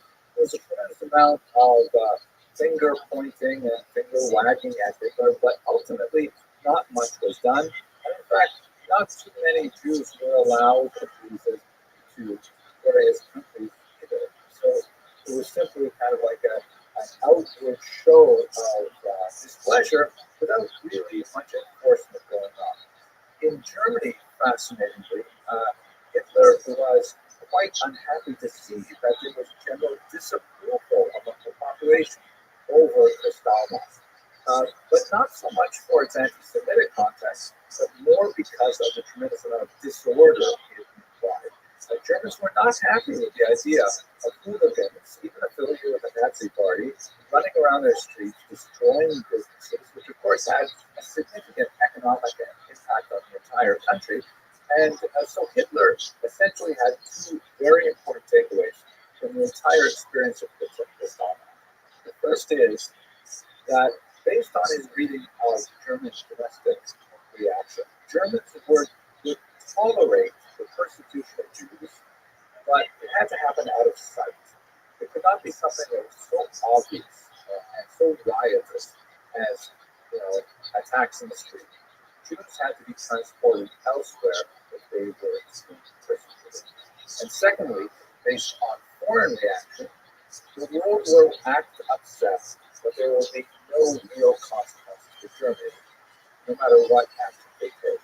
This played very heavily into the overall strategy that Hitler had of pushing the envelope, as we will discuss in the next class when we get to the actual purposes. Nevertheless, this is a very important date in our understanding of the Holocaust. It was the first major escalation of attacks on Jews, and it was a harbinger of much worse things to come. Thank you for watching.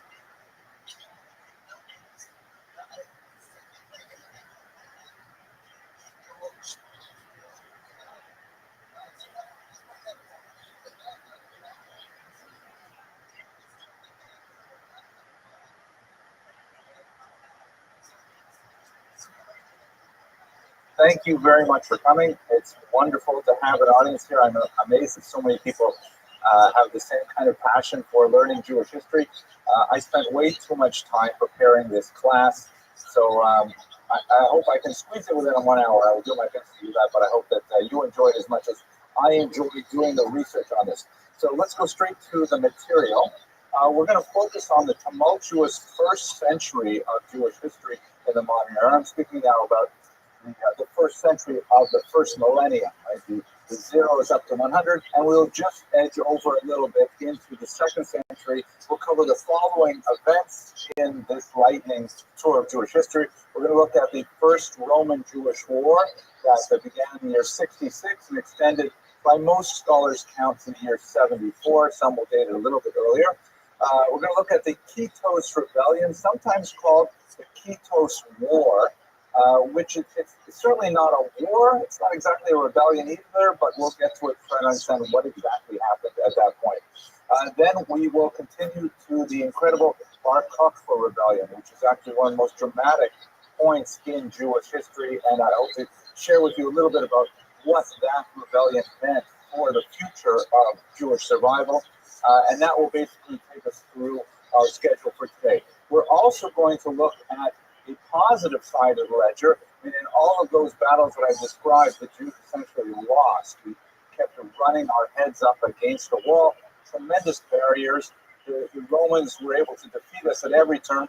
we inflicted tremendous losses on the Roman occupying powers, but nevertheless, we were defeated in each one of those battles. But the one battle, the war in reality that we won, was one of the battle of the mind, and it's expressed in the codification of the Mishnah. So we're going to look at what exactly the Mishnah is and how it provided for Jewish survival over the next centuries and in fact millennia. I would like to bear in mind some of the thought of this great historian, the phenomenal Salo Whitmire Baron, who is generally regarded as the greatest Jewish historian of the 20th century. He was a towering intellect with multiple languages at his disposal and a phenomenal grasp of so many different cultures. He's a very difficult scholar to read. I mean, when you look at his massive 16-volume, unfinished social and religious history of the Jews, you really need a PhD just to figure out what he's talking about. And it is written in English, but nevertheless, it's brilliant, brilliant work. And in this regard, he warned us against what's been called the lachrymose school of Jewish history, the tearful vision of Jewish history. The lachrymose view of Jewish history is this kind of indoctrination. It's very common in day schools. It's a great kind of model for Jewish history if you want to build Jewish identity, where the Jews are oppressed over and over again, and then nevertheless they manage not only to survive but to thrive, and they have a heroic kind of renaissance despite the most awful suffering. There is remarkably a lot of truth to that vision of Jewish history, which other scholars have called the books and pogroms and books view of Jewish history, where Jews are creating these tremendous intellectual achievements and contributing to world civilization despite their oppression. And we will see it, I think, fairly clearly in today's lecture. But there are moments when Jewish oppression is pretty close to total, and we don't see the other end of the story, not even in our own lifetimes. And there are times when the achievements are so phenomenal that we don't realize them in our own lifetimes. But I nevertheless would like to offer you some caution about the model that we will be using to theoretically understand the period. Let's look at our sources quickly before we get to the actual history. We're going to, of course, rely heavily on Josephus. We met him last week. We looked at the testimonial of Flavianum and his problematic relationship to the period. We're going to see that problematic relationship actually occur here, because whereas in the previous period, Josephus was a chronicler, he was working with sources, he was working with archival documents. Now he's actually a first-person player in the story that he is describing, and he corresponds with many of the figures who are writ large in this history. So he is a participant observer in the history that we'll be studying today. We will also be relying on some Roman historians like Dio Cassius, some church historians who will look at this period of history from a very different perspective and yet offer quite enlightening perspective on the material that we study. And we will be relying on the Talmud, which, although it is not a very reliable source for history, as we said before, because it's not trying to write history, it's trying to teach ethical, legal, theological concepts, and yet historical data is sometimes very useful for that purpose. So we will see the Talmud view on some of the passages in Jewish history discussed today. We will also be looking at some great archaeological finds, most notably the amazing mid-century of the Bar Kokhba tunnels. Here's one of my children here who is exploring some of the Bar Kokhba tunnels, which are now open to select groups to go through them. These are the tunnels that were dug by the rebels in the 2nd century to evade the Romans as they were mounting guerrilla attacks on them with tremendous efficacy. By the way, if you're ever, this is sort of a product placement. He's wearing a cap I got from Kosher Riverboat Cruises. So if you want to do something fun this summer, yeah, okay. Anyways, that's my son. Okay, and one of the an example of the amazing documents you get from the archive or the archaeological finds are, for example, the Babatha archive, which is a phenomenal trove of the most precious documents in an otherwise completely anonymous woman whose name was Babata, and she was hiding out with the rebels during the Bar Kokhba period, and she left behind a precious trove of documents that says so much about the experience of women from a woman's perspective. Really quite a document.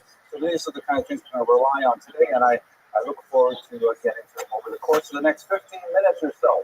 Okay, so let's go right to our history. Where we left our heroes last week, we had just seen the death of Herod, and we took a few minutes to leap forward in time to look at early Christianity, the growth of this movement, and its impact on Jewish history in the first century. We will, of course, be coming back to this very significant movement over the centuries. But what about the political life in Israel after the death of this phenomenal leader who had left such a major impact on the life of the region? So he had 3 sons, and he nominated one of them, Herod Archelaus, as his successor.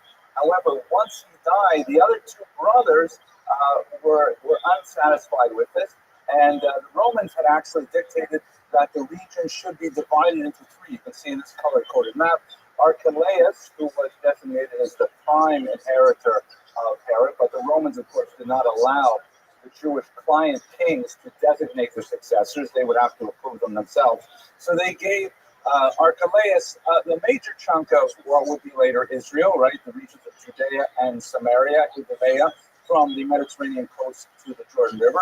And they gave a second son, Herod Antipas, the Galil and the Perea, which is actually on the other side of the Jordan River, also considered part of Judea writ large.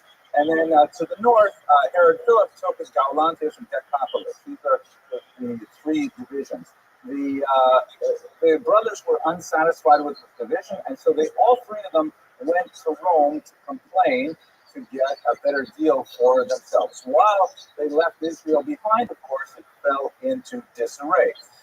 There was an altercation between the ever-present and often offensive Roman soldiers and the Jews living in Jerusalem, and it actually broke out into violence that was actually taking place on the temple grounds. The Roman soldiers under the procurator Sabinus, we'll speak about what a procurator is in just a moment, actually took advantage of the violence to loot the temple. This is one of many times the temple would be looted over the next 100-odd years. Before it was completely destroyed, it was considered a major source of funding for various officials within the Roman government. Let's not forget that the Jews have been dutifully submitting the Makasisa shekel, the half-shekel tax it's mandated in the Torah, that they should give a half shekel every year towards the upkeep of the temple. And these funds keep coming in, even through the Roman period, and even after the temple is destroyed, Jews will still be contributing this Makasisa shekel, which is quite a significant amount of money. After the temple is destroyed, of course, one of the punitive measures that the Romans would take is they say that you still have to contribute this Makasisa shekel, this fiscus Judaeus, but it is not going to be applied to the upkeep of the temple, which we have destroyed. It is going to be applied to a temple dedicated to Zeus in Rome, which added insult to the taxation burden, but nevertheless was a constant flow of cash for the Romans. So the Roman soldiers under the procurator loot the temple, which was a precedent that we would see would have dire consequences for the Jews afterwards. And what else is going on? So while the 3 would-be kings are in Rome, there are 2 other Jewish people who are standing up saying, we're actually the real kings, and they're claiming the right to the throne. So you have to imagine that the entire region is descending into political chaos at this time. Varus, who is the governor of Syria, Israel is technically within the political bounds of a region that was led from Syria, comes down to put an end to this political infighting, and he captures as many rebels as he can, and he crucifies 2,000 of them. Crucifixion, of course, was the favored method of execution for the Romans. Very, very painful method of death. People would be left out on the street for days as a deterrent to future would-be rebels. So you get a sense of the kind of savagery of the period. And as for Archelaus, the leader of the 3 brothers, He is ultimately exiled because the Roman emperor has enough of all this, and he sends him off to the south of France, to this town called Vienne. It's actually one of the places that we visit on the riverboat cruises. Okay, so now let us think a little bit about the political organization of the Jews at this time. They're living under someone called a procurator, which is not exactly a provincial leader, but nevertheless someone with a tremendous amount of power. We will get back to the Jewish client kings who are present throughout the first century. The procurators were based in Caesarea. You'll recall this is the city that Herod built specifically for the Romans, with all kinds of amphitheaters and gymnasia and a beautiful deep water port and things like that. And Caesarea was really known as a Roman center, even though there would be some important Talmudic rabbis who would establish a foothold there, like Rabbi Abahu, for example.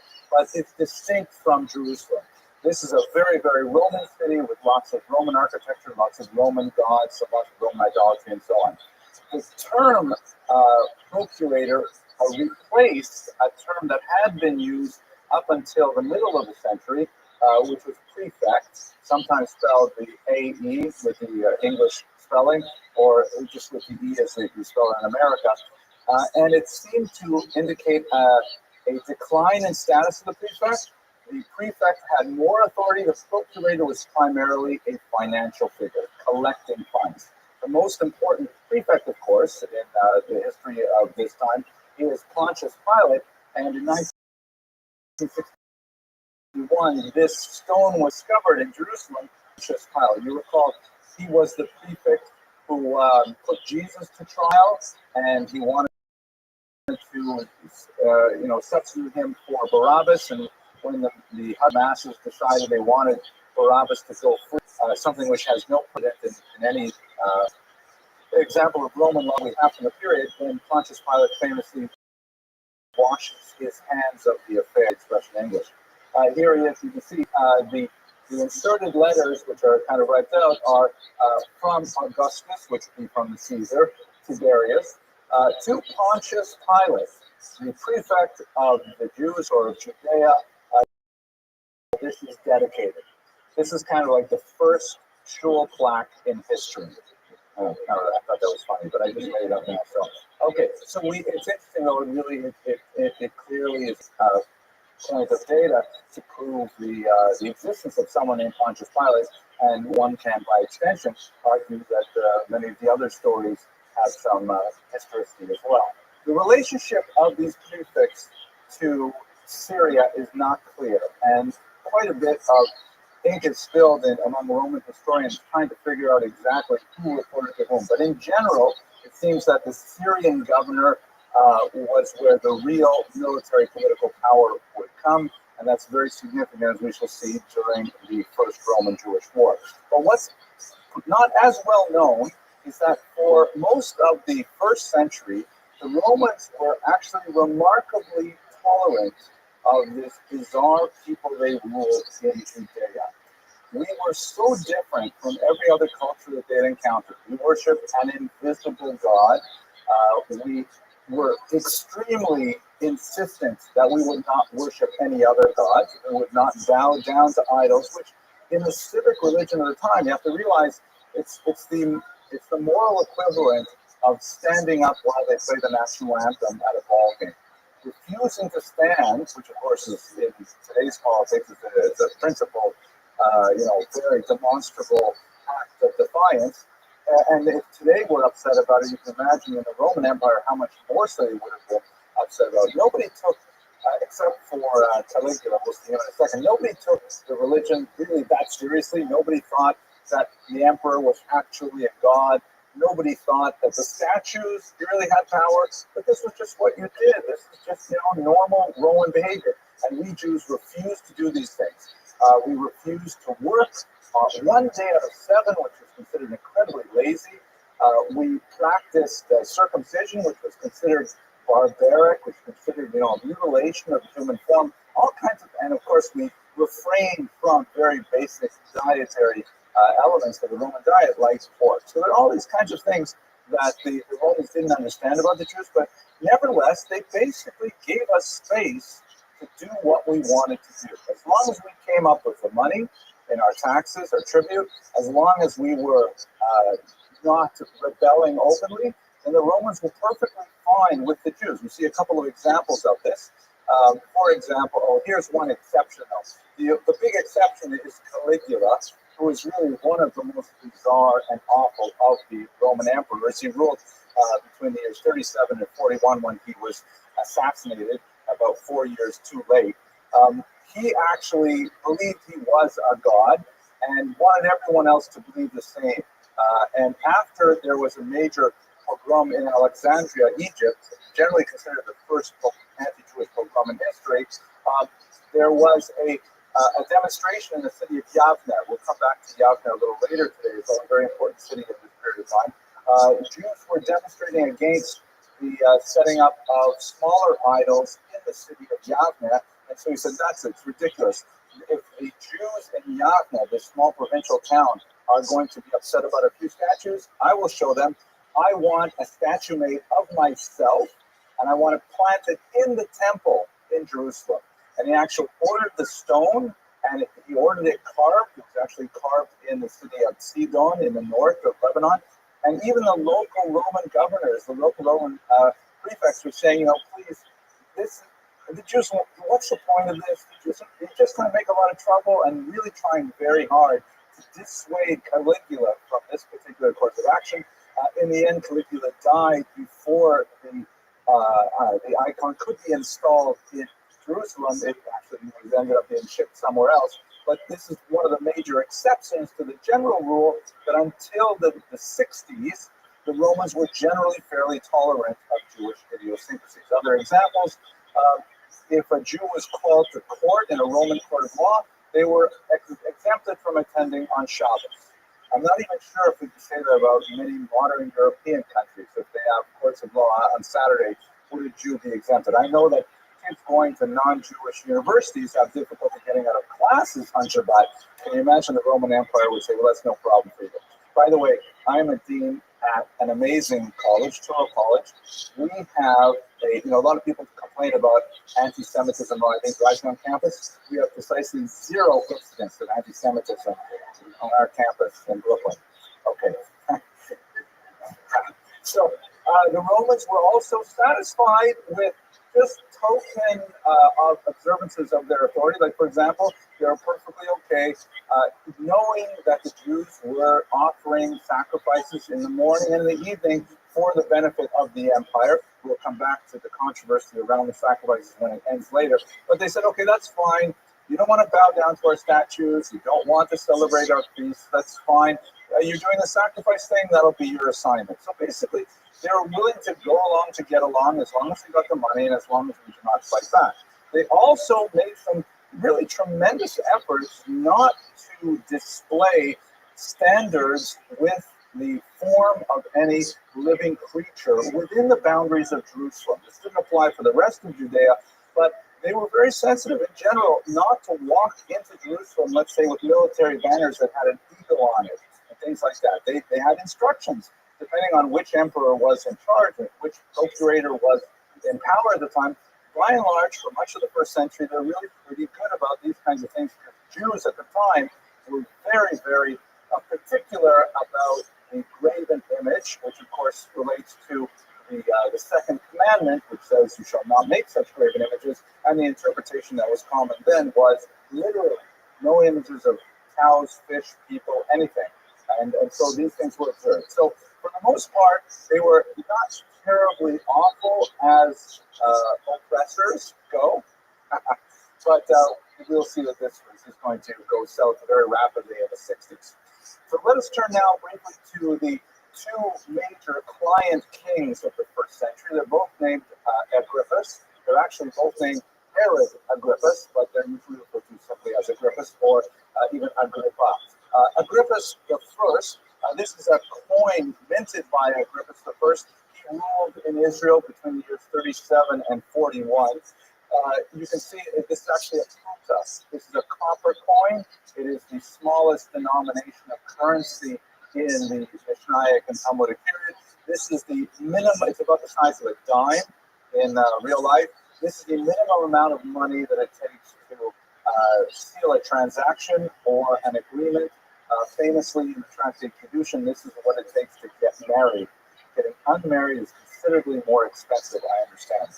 But you can see that on the left, it says in Greek, basileos, which means king, and there is a parasol, which I think is kind of like a symbol of protection, of shade, something like that. And on the right are sheaves of wheat, which are symbolic of plenty, of harvest, and so on. So Agrippus was an unusual figure. He was raised in Rome from the age of 6. We see this quite often with minor royalty, that they are raised in a kind of a hostage environment in the host city in order to learn the values of Rome, which he, of course, absorbed quite heavily. He was somewhat of a dissolute character, frequently in debt, and he was moving from place to place, borrowing money, essentially against his family name. And at one point, he was so impoverished and so heavily in debt, according to Josephus, he actually contemplated suicide. However, he fell in with the Emperor Caligula, who found in him a kindred spirit, and he actually traveled with Caligula's retinue. He was kind of like a Caligula groupie. And then when Caligula was assassinated, oh my gosh, he was in big trouble now, because what is he supposed to do? He has tied his entire career to this individual. He makes his way to Israel, and he becomes something of a Baal Tshuva. He actually becomes much more interested in Pharisaic Judaism, that is the traditional rabbinic Judaism of the great rabbis that would later form the basis of the Judaism we know today. And the rabbis actually express some of their admiration for his support of Pharisaic ideals. For example, this famous passage of Tractate Sota, where Agrippus the king is given an aliyah, within a particular context, and he's called up to read the Torah.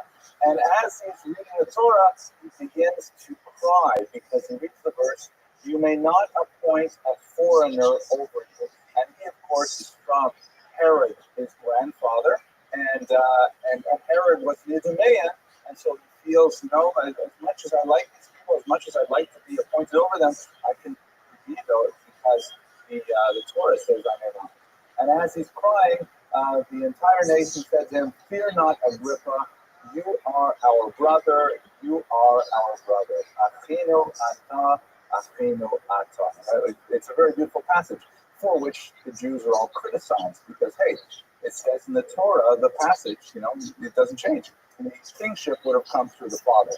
So he's a kind of a complicated character, but he was not a Zoe Fum. He was not so stark. We know, for example, that he sort of practiced kosher style. Like when he was in Jerusalem, he was really straight and narrow. He loved the rabbis, showed up for Daf Yomi, he did everything. But when he was on the road, he was great with going to theaters and to the naked gymnastics and things like that. And we even have coins in which he printed images of himself, which were totally verboten in Jerusalem. But outside of Israel, he had no problem transgressing these Jewish norms. So it was a little bit of a complex character.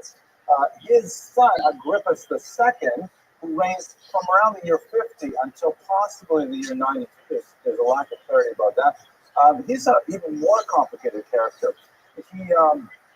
This is an amazing portrait from 1875, Nikolai Bodarevsky, the Apostle Paul on trial, because Agrippus II actually shows up in the New Testament, the Christian scriptures, where Paul is put on trial and defends Christianity before King Agrippus. So like his father, he was raised in Rome. He comes to Israel about the year 53. And just as his father was a groupie of Caligula, so too is the son a groupie of Vespasian and later Titus. And it's absolutely astonishing that while the temple is besieged by Titus, and while Jews are being killed by the Romans, he is doing banquets with the leader of the Roman generals. It's absolutely astonishing that he can simply be completely allied with the Romans, but that is the fact where he put himself on the political spectrum. He had a very scandalous relationship with his own sister, Berenice. So there's, in this painting, Berenice, the queen is right next to Agrippus on the throne there. He corresponded with Josephus himself. Josephus reproduces some of his letters, so we get a sense of his personality directly as a result. And he had some interesting curiosity about Christianity, as we see from this particular famous passage that occurs in the book of Acts, where Paul defends the charges against Christianity to Agrippus, not successfully, but nevertheless a fascinating correspondence about the period. So those are the client kings that are active at this time. Let us now turn to the war itself and try to understand the roots of this first Roman-Jewish war that ended in such disaster, so much so that we commemorate it every year with a fast on the 9th of Av. The war lasts from about 66 to about the year 74. And what's going on is it begins in the north, where there are many, many people who are upset with Roman rules. They are upset with the procurators. They're very upset with the heavy taxation. They are upset with the impositions on their Jewish culture.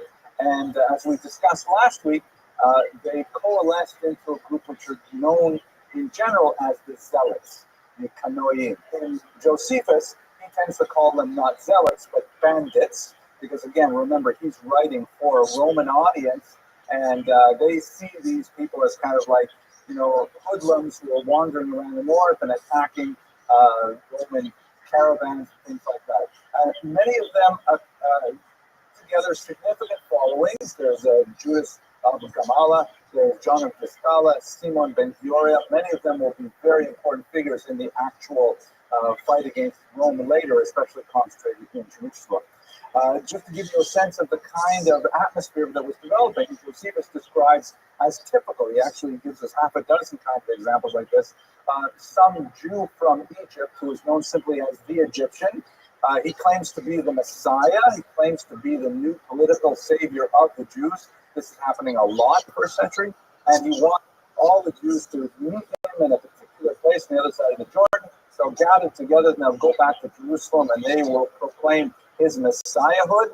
The Romans hear about this and they simply take a group of troops over there and they massacre them all in the field. They don't even arrest them. They don't even give them a chance to explain. They just take care of it in one fell swoop. And although the Egyptians may have been, to use the technical term, a meshuggah, to kill them all was seen as a very brutal and excessively harsh response. And so it just accelerated the dissatisfaction with Roman rule. You also have the rise of a group called the Sicarii from these short knives called Sicarii that they carried. And these were essentially political assassins who murdered Jews who opposed their radical views. Their modus operandi, as recorded by Josephus, is they would, these Sicarii would dress like, regular Jews. They would go to some marketplace where there were a lot of people milling about, and then they would pull the knife out from their robes, and they would stab the person they wanted to kill, a moderate in particular. And when the body fell, they would quickly put away the knife, and they would feign like horror and shock and say, "Who did this? How is that possible?" And then they would blend their way into the crowds. The Romans would come in, they would arrest them from time to time, but then they were very happy to give them back for ransom. And so the Romans were, as it were, complicit in putting the Sicarii back out on the streets all the time, and this was just causing a tremendous amount of ferment within the Jewish community. Let us recall that their prime targets were not the Romans, but were moderate Jews. We also see this kind of thing happening in the Middle East in lots of cultures, right, where moderates cannot speak out because the radicals are simply too violent. So society is rapidly evolving in the North in particular. So in order to deal with this, the Syrian legions are going to have to come down. And the spark of the flame is associated with a local procurator, particularly harsh individual named Decius Florus. He, at one point, decides to raid the temple for a remarkably small amount of money, 17 talents of gold. Not exactly sure how much a talent is. That was not the term that was used, and I read it in a 19th century source, but it's definitely a small amount of money. He goes in, he takes the money from the temple, and the Jews of Jerusalem are upset, of course, because the temple has been raided, but even worse, they mock the procurator by passing around baskets, asking for collections for the poor procurator, that he's so broke that he has to actually sack the temple for 17 talents. Gessius Florus is so insulted, he comes back and he attacks the Jews who are making fun of him, and crucifies even those who would have Roman citizenship, not simply the rabble, but even prominent individuals. This is in the summer of 66.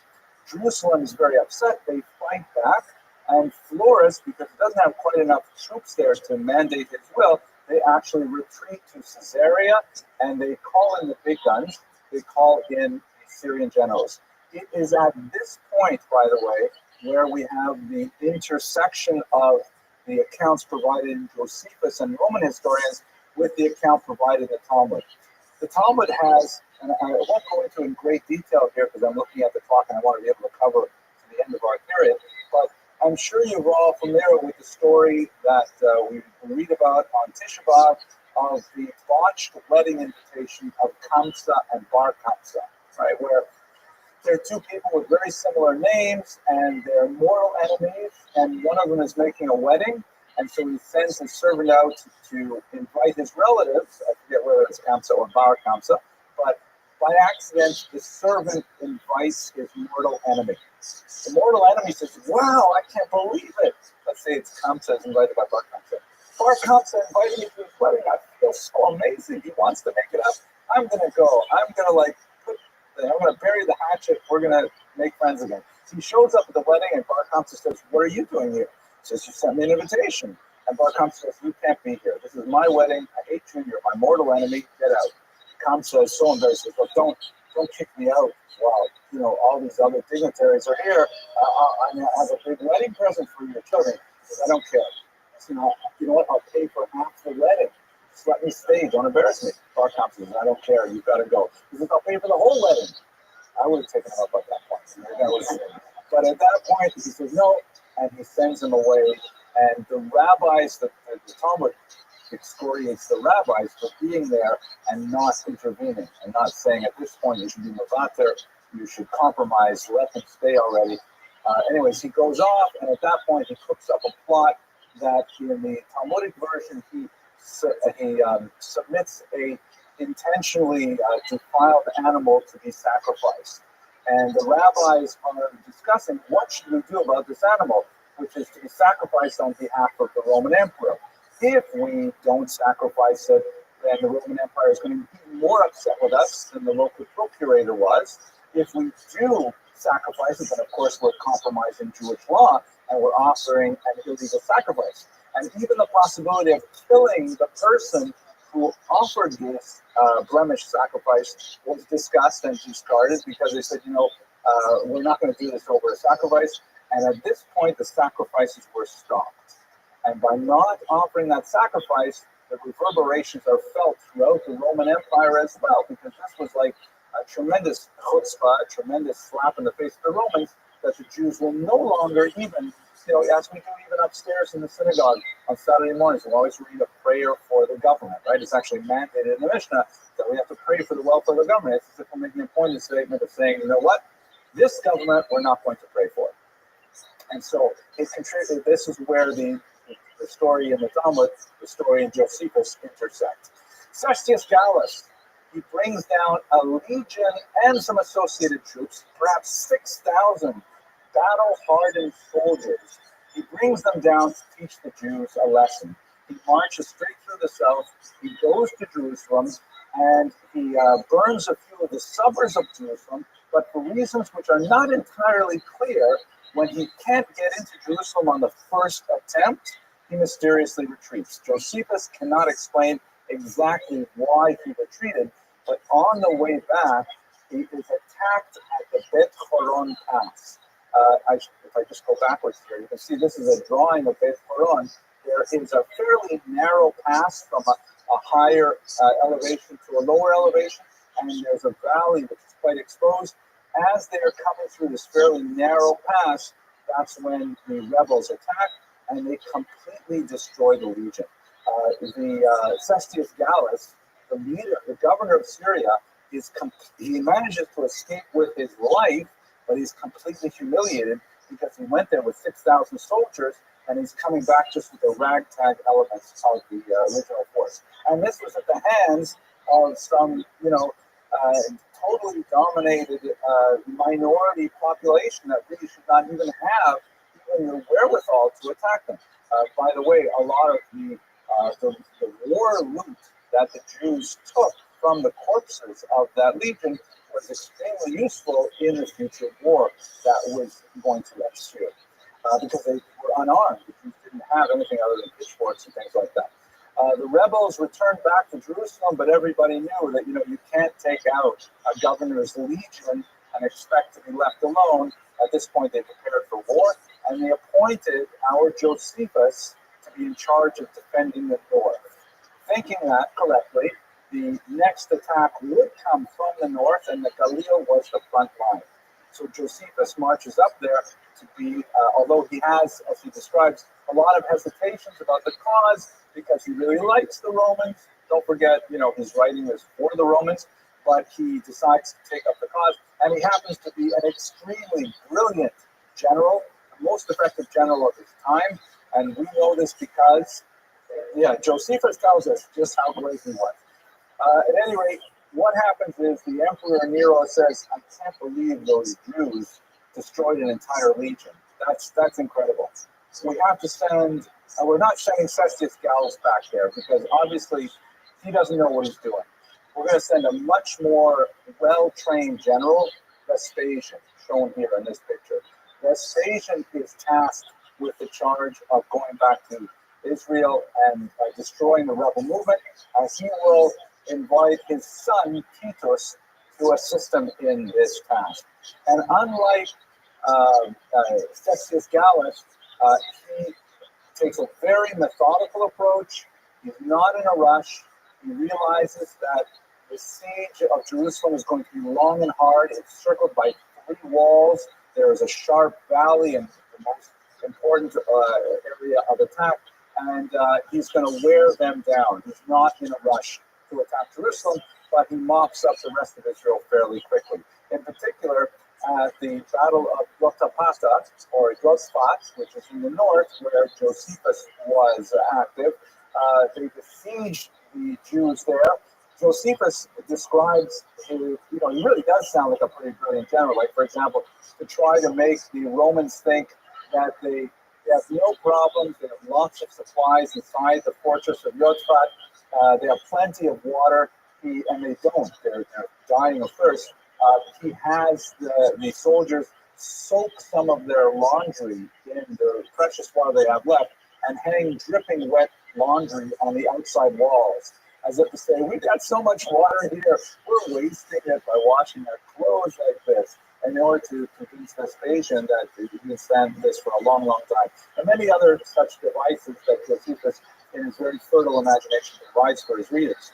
But ultimately, Yotzphat is forced to fall under Vespasian's might, and Josephus finds himself alone with about 40 other soldiers, and they all agree to enter into a suicide pact. They are not going to surrender to the Romans. Josephus does not really want to participate in the suicide pact, so he comes up with this idea. I have a better idea. How about we all draw straws, and the person who draws the shortest straw will kill everyone else. It's a hard thing to kill yourself. Let's put one person in charge of it. And then after they're all dead, then he'll kill himself. And of course, he draws the shortest straw. Isn't it amazing, right? His idea, he's holding the straws. He managed to draw the shortest straw, kills all the others, and then does not kill himself. He surrenders to Vespasian. And that Vespasian puts him in chains, but again, with his tremendous ability to think on his feet, Josephus greets Vespasian as Emperor Vespasian, which he is not. He's merely a general. And he says, why do you call me emperor? He says, because I have seen, I'm Jewish, we're connected with prophecy. I have seen that you will one day be emperor. And basically, as they're talking, they get a messenger that Emperor Nero, it's not Nero at this point, I guess it would be Nero, has died. If I got my timing right. And Vespasian, you're called back to Rome to choose a new emperor, and ultimately Vespasian will be the new emperor. So he leaves Josephus alone with Titus, his son, who takes over charge of the attack on Jerusalem. This is, by the way, the monument at the city of Yotapata to Josephus and to the fighters there in this first battle 2,000 years ago. Now, the attack turns to Jerusalem, and it is really awful. It is something that deserves a lot more meditation than we have time for today, but it's really something to explore on Tisha B'Av. The rebels in Jerusalem showed phenomenal ingenuity and remarkable bravery and hold off the Romans in an incredible manner. In fact, at one point, when the Romans were encamped on Pahat Sophim on Mount Scopus, the Jews actually mounted a surprise attack and nearly destroy a legion while it's besieging them. It's a really incredible thing. They do things like when the Romans build these siege engines to bring them up close to the walls, the Jews tunnel underneath the roads, and they put in lots of wood, and then when the big heavy engines are coming along the roads, they set the wood on fire, collapsing the tunnels underneath and destroying the siege engines. So amazingly ingenious kind of devices are used to try to hold off the inevitable. But what is also true is they have a stunning inability to get along. You have in Jerusalem several different zealot groups, summoned by Gloria, John ben Vistala, who are fighting with each other in an incredible way. I mean, thank God we don't do that anymore. Like now, when we have an election, we just decide, right? We don't have to do it over and over again. But they even descend to such terrible depths in an attempt to try and weaken their rival Jewish zealot group. They actually burn their own grain stores to try and weaken the reserves of their rivals. And of course, this weakens the entire population living in Jerusalem. And we've already spoken about the moderates in Jerusalem who want to have none of this, but they are frightened into silence. So it is really, although the Jews are really amazing warriors with tremendous strategy and tactics, without leadership, they turn on each other in such horrible ways and really are responsible for the devastation that would follow. Titus's siege, eventually they were able to break through, and the walls of the temple are destroyed in the summer of the year 70, resulting in some absolutely horrific massacres that, of course, are commemorated on the date of the 9th of the month of Av. So that represents the end of the main part of the First War. The last holdout, of course, is at Masada, which the Jews actually took in the 60s. The rebels took that fortress, which was originally one of the palaces of Herod, and they managed to hold out on this mountaintop for another few years, and it's rather an amazing, dramatic story. And then, like the story that I described in Yotfat, the rebels of Masada also commit suicide when it is clear to them that they will not be able to hold off the Romans anymore. The aftermath is also quite significant, and with a longer time to present, we can talk about how the Romans really made a tremendous amount of political hay out of this defeat. We should recall that although it was a long war, we're talking about 8 years, it was not the conquest of a new territory. It was merely putting down a local rebellion of a very insignificant people, and yet the Romans made a tremendous amount of political propaganda out of this victory for their own internal purposes. They built, among other things, this amazing arch dedicated to Titus, the general that brought the war to a close. And of course, as you go on the right-hand side of this arch, you see the famous bas-relief that shows the Jews being taken off into captivity with the spoils of the temple.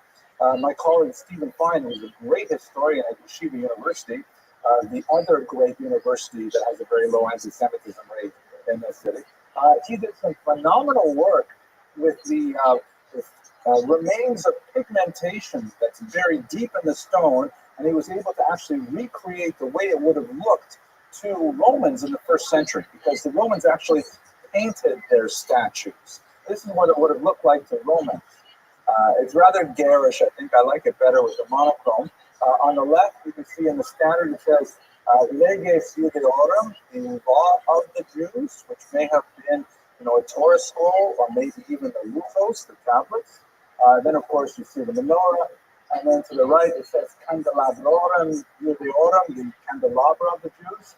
And on the right, it appears to be the Shulchan, the table used in the temple. It says Sacra Judeorum, the holy thing of the Jews. And they have they're carting away Hatzotzrot, the long trumpets and things like that. And this was meant to be a monument that enshrined the victory of the Romans over the Jews. They also minted about 24 varieties of this coin, Judea Capta, which means Judea is captured, that invariably has on the left Vespasian, who was the emperor at the time, while his son was, of course, the general. And on the right, you see Judea Capta, Judea is captured. And usually there is a balsam tree, which was one of the principal exports of the region. And on the left, you see a Roman soldier and a forlorn Jewish woman representing fallen Jerusalem, who is sort of like in a Tachanun-like pose. That is clearly very sad. Some of them are quite a bit more brutal, like, for example, this version here, where she is bound. She actually has her hands tied behind her back, and quite a bit more submissive.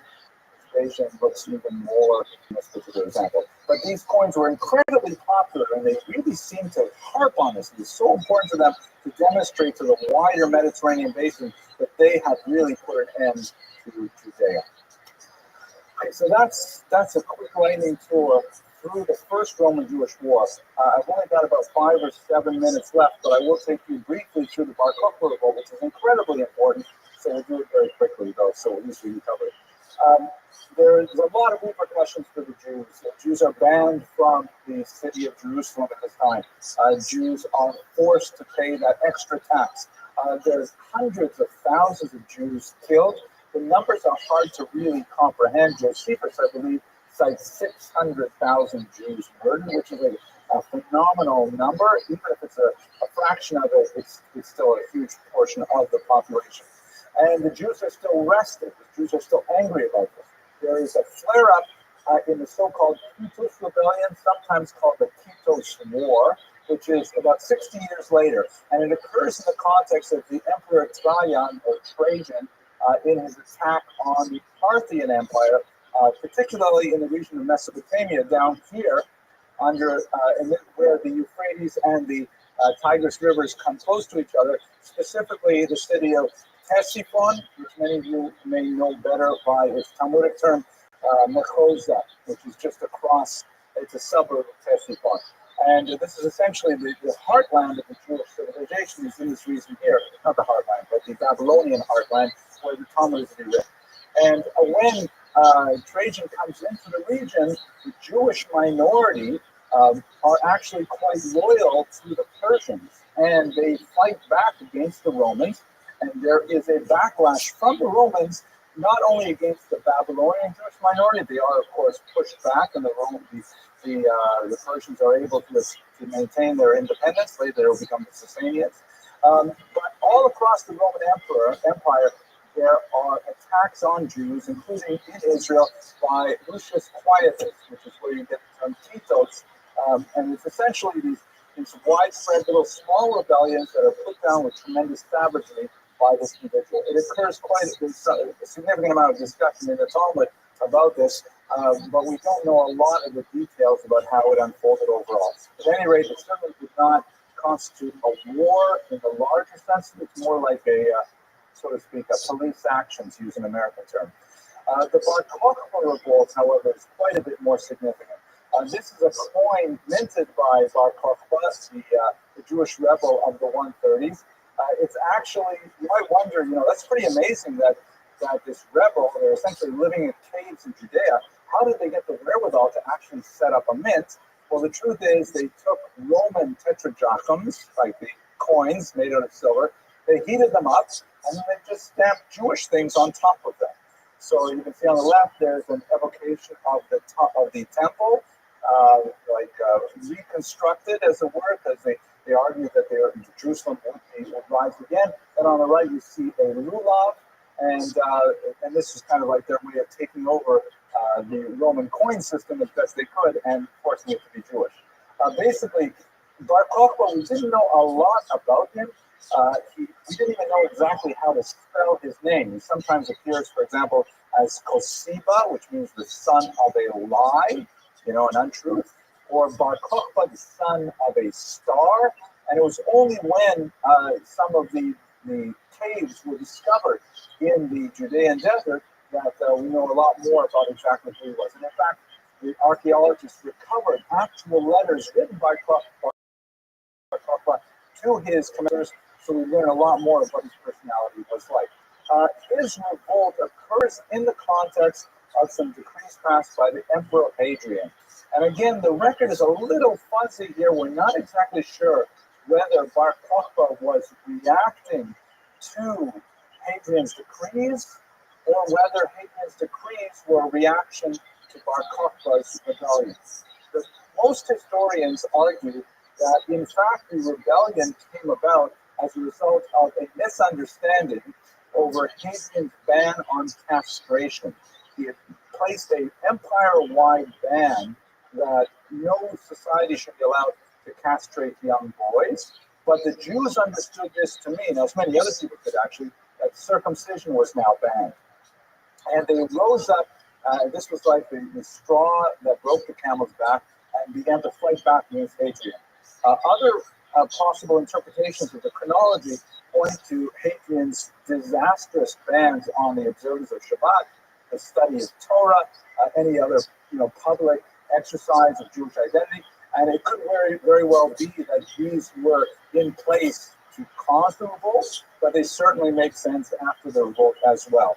And a tremendous battle ensued. It took about 3 years, from about 132 to 135, where leading a band of rebels who were literally living in caves in the Judean desert would attack guerrilla style in Roman legions, and they were incredibly effective.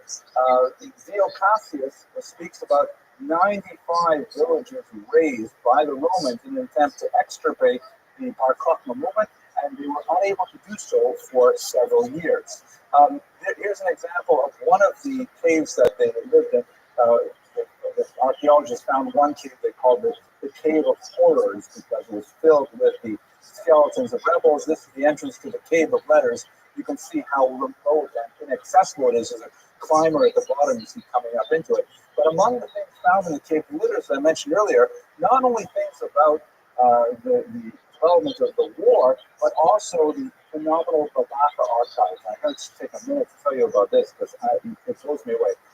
But apparently, judging from the Cave of Horrors, for example, there were men, women, and children living with the Bar Kokhba rebels. They were not just soldiers. These were entire communities of Jews who were living together, taking refuge from the Romans and engaging in these rapid strike attacks. And there was this woman whose name was Babaka, who had kept with her a cache of her most precious documents. Now you can imagine that if, God forbid, you have to run out of your home and go live in a cave somewhere with rebels, which documents would you take with you? Probably your passport, maybe your deeds, maybe your marriage certificate. And that's exactly what the Babaka took with her. She grabbed all the most important documents she had, including her deeds to several date farms. She had orchards of date farm father. She kept her marriage, her ketubah, her marriage contracts. And she was also in a protracted child custody battle with her ex-husband, and she kept all the lawyer's documents related to her child custody battle. And so reading these documents gives you such a picture of what it was like to be a woman. Just on the surface, on what I told you so far, you see that she could own property, that she did engage in legal disputes. She was a legal agent. We're not sure if she was literate, because many of these documents are written in other languages, but many say that, they're like legal letters, right? I can barely read what my lawyer writes anyways, right? Because it's all in boilerplate legal text. These are phenomenal things, and scholars are still poring over the Babaka archives to learn more about what it was like to be a woman at that time. The rebellion ended at a horrible massacre at Beitar, which is actually remembered every time Jews say grace over meals. The bracha of Hatov HaMeshi was composed in memory of the Hruge Beitar, the Jews who were killed in one last great battle shown here. But that's beyond our scope. Let us bring ourselves to the conclusion of the lecture more or less on time. Now, I've described a lot of political history, a certain amount of military history, but I have skipped over a lot of the intellectual and religious history, which is incredibly important at the time. If we go back to the time that Jerusalem was taken under siege, there was one of the moderate rabbis, Rabbi Yochanan ben Zakkai, who actually had family who were among the zealots, and he felt that, you know what, their enterprise is clearly doomed. It's just a matter of time before Jerusalem falls and we are all killed. So he concocted a plan to have themselves appear dead and be smuggled out of the city to be buried. The zealots, including I believe was his nephew, were suspicious and wanted to confirm that in fact he was dead. And they proposed even stabbing the coffin with iron rods, but he managed to be nevertheless was taken out of the city in a coffin. When he got out of the city, he went up to Vespasian and he said, listen, you know, this is going to happen, I understand it, but there's a whole story there in the Talmud, I won't go into details, but essentially Vespasian gives him three wishes. He says, okay, listen, I appreciate what you're doing, what do you want from me? And the first thing that he asks for is, Tain li Yavna v'Chachameha. Let me have the city of Yamnia, or Jamnia, which in Hebrew is Yavna, and its sages. Let me have a little suburb close to the ocean where those religious scholars can gather and just study the Torah. Vespasian magnanimously grants this, and in so doing makes the next 2,000 years of Judaism possible. Because there in Yavna is the beginnings of the flourishing of the reconstituted religious body, which will ultimately be the Sanhedrin. And in that place, they begin to put together what would be codified as the Mishnah. The Mishnah is an extremely important document that is the basis of the Talmud. It has 6 orders to it, and it basically discusses the main elements of Jewish law. It's a very complicated document that I would love to have more time to talk about, but I see we're running out of time. Here, these are the 6 orders, though. The first is seeds. It deals essentially with agricultural law, which includes things like the sabbatical year, mixing, grafting, and things like that. Holidays, the second is the Sabbath and Yom Kippur and things like that. The third is women. As you can see from the very fact that there's an order named women, it indicates it's primarily written for men. And the section on women is how to relate to women. That's why it is the biggest section of Shas. But it's like marriage and divorce and things like that. And then as the yeshiva joke goes, I'll probably cut this out of the internet. After you study women, you have to study damages. Right? So damages are like, someone's ox scored someone else's cow, and then the ox died of blood poisoning, and all these things. Who pays for what? And then the last 2 sections with temple rituals and with personal laws of purity, like the mikvah and things like that. And this Mishnah was a document that suddenly made Judaism portable, because when it would be codified into a text, it actually took an oral body of teaching, which was a great risk of being lost forever. But when it was finally written down, right about a few decades after the Bar Kokhba revolt, it suddenly made it possible for Judaism to survive despite the intense persecution that would follow. So, in conclusion, we should meditate just a little bit on Jewish survival. What we've seen in these last 3 lectures are a steady decline since the Maccabean era of Jewish political authority. Even when Jews had political authority, they frequently messed it up by infighting. They were slavishly imitative of foreign values, so much so that it betrayed the essential elements of what would keep them Jewish in identity.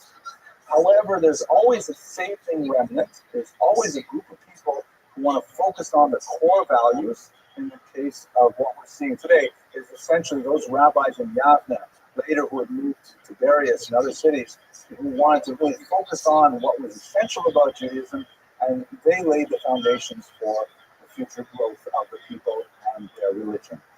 Next week, I want to remind you, we will not have a class. There's some shul event scheduled, I believe.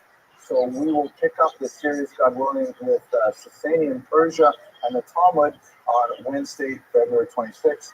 Thank you very much for your attention.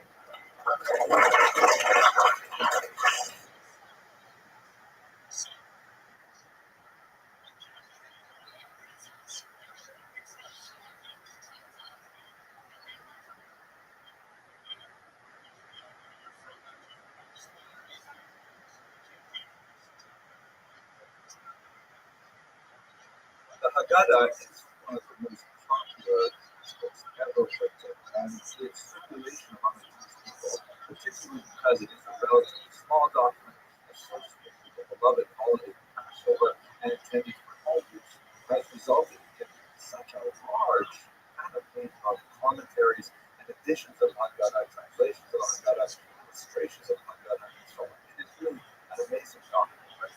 I have to tell you that one of the most bizarre Haggadahs that I have ever had the privilege of examining is one that was published in the 1920s in the Soviet Union. And this was a Haggadah that was an anti-Haggadah. It was actually designed to undermine many of the basic values of the Haggadah and to try to persuade its readers to adopt a more pro-Soviet, communist way of looking at life.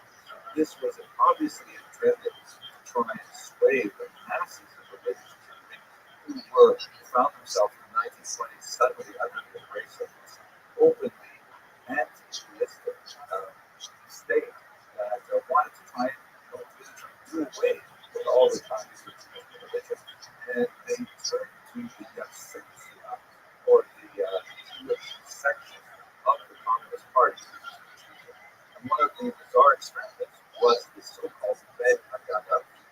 Several actually were published now, but the one that the English National University of Rothschild used to put online. We're going to look at one that was published in 1922, illustrated by Mordecai Altshuler, and get a sense of what's going on with this very bizarre. So here's a picture of the cover illustration. This is how they searching of this Mordecai, but look at the dishonesty of the United States. Old rabbi patriarchal figure that looks rather mean and intimidating and not appealing at all, whereas the young boy who's wearing a traditional communist style hat and sits his dangling out from below his shirt, nevertheless makes with great trepidation at this ritual. I think that's really what's going to happen in this particular Haggadah. It's going to be a stark contrast between the old ways, which are seen as dark superstition and as even misanthropic, and the new ways which are represented by communism, of course, far more appealing to younger generations. Look at this illustration that shows the Korban Pesach, the sacrificial lamb, with some kind of volcanic eruption happening here. And the Jews are fleeing. Those also use the picture quite negative. And they have these dead sheep that are lying on altars there, which appears to be kind of like a message like the old ways is changing, the traditional Jews are all running away because there's corruption. There is a movement, and that movement is communism. This illustration, which is from it's against like on the title page, this is the passage that refers to the collection of chametz, the collection of leaven in the house, which refers to the traditional thought, it's a lot desire to be evil, and also refers to personal arrogance and pride. And the holiday of Passover is designed to be a time when people examine themselves very carefully, that all of these lost elements that help them purify them for the holiday of look at the Hebrew letters so that the actual way just how it's spelled there. You see that it's spelled very incorrectly. It's spelled with phonetic Yiddish. because this is early on in the period where someone is trying to move Jews away from Hebrew as much as possible. Hebrew, of course, the language of the Bible, the language of the liturgy, the language of religion, and Yiddish would be the popular vernacular. But Yiddish is heavily inflected by Hebrew words. A large proportion of the vocabulary is Hebrew, and a typical literate Yiddish reader would see lots of Hebrew words interspersed in a Yiddish sentence. But they would be spelled with Hebrew spelling. Here, they are spelling them with Yiddish spelling, which is completely wrong. For example, chametz with a chat instead of a chet. Also, and I'm sorry to sound a little pedantic here, most people might not have that much familiarity with it. You notice the last letter, which is on the left, of course, it's English, from right to left. On the left, that is a final form of the letter side. By the end of the 1920s, the final forms were all illegal, so literally, because they were considered untotalitarian. That to complicate how is it that there are 5 letters that are written differently in the middle or the beginning of the word than they are at the end of the word. So if you were to write something, publish something, for example, with the final forms, it is sent to Siberia. That's just how bizarre it is.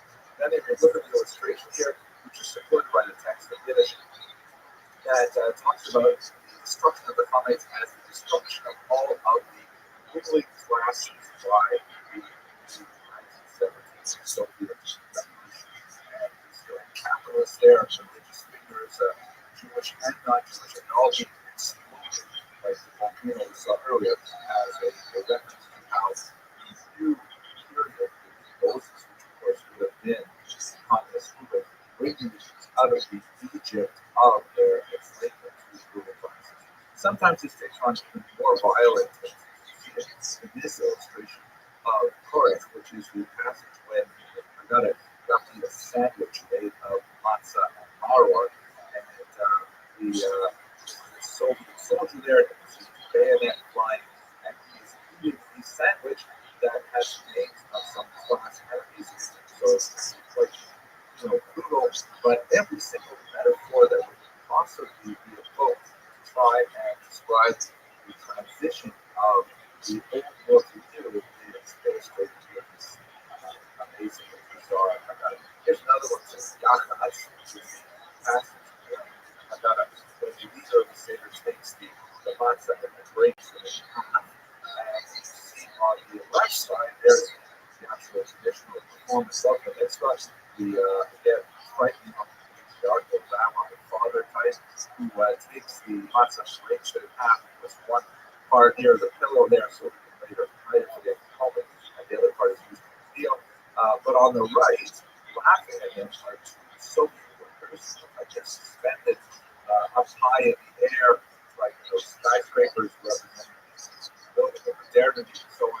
And it looks like they're taking a capitalist and they're about to break their hand. The finger on the left there is holding up the capitalist in its right hand, and it's about to break the capitalist. So any metaphor possible would be invoked in this system. Anyways, that's just a quick look at this incredibly bizarre Haggadah. And I think that the anti-Passover message that is consistently delivered throughout this Haggadah should be an illustration for us as to what the true message of Haggadah really is. The true message of Passover, the message of freedom, the message of freedom through responsibility to God's will. That's what it's all about. Anyway, I hope you have time to share this again. An excellent Passover and the books.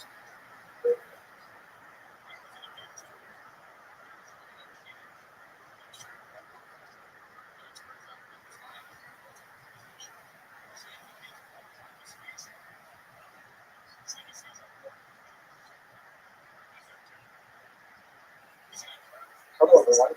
I'd like to talk to you today about an absolutely amazing document, the famous Sarajevo Haggadah, which is an absolutely incredible view of medieval Jewish art, one of the earliest illuminated manuscripts that we have in Jewish traditions. But it also has an absolutely amazing story that's associated with its discovery, and also this unusual ability that it seems to have to protect its protectors. Let's have a quick look at the document itself.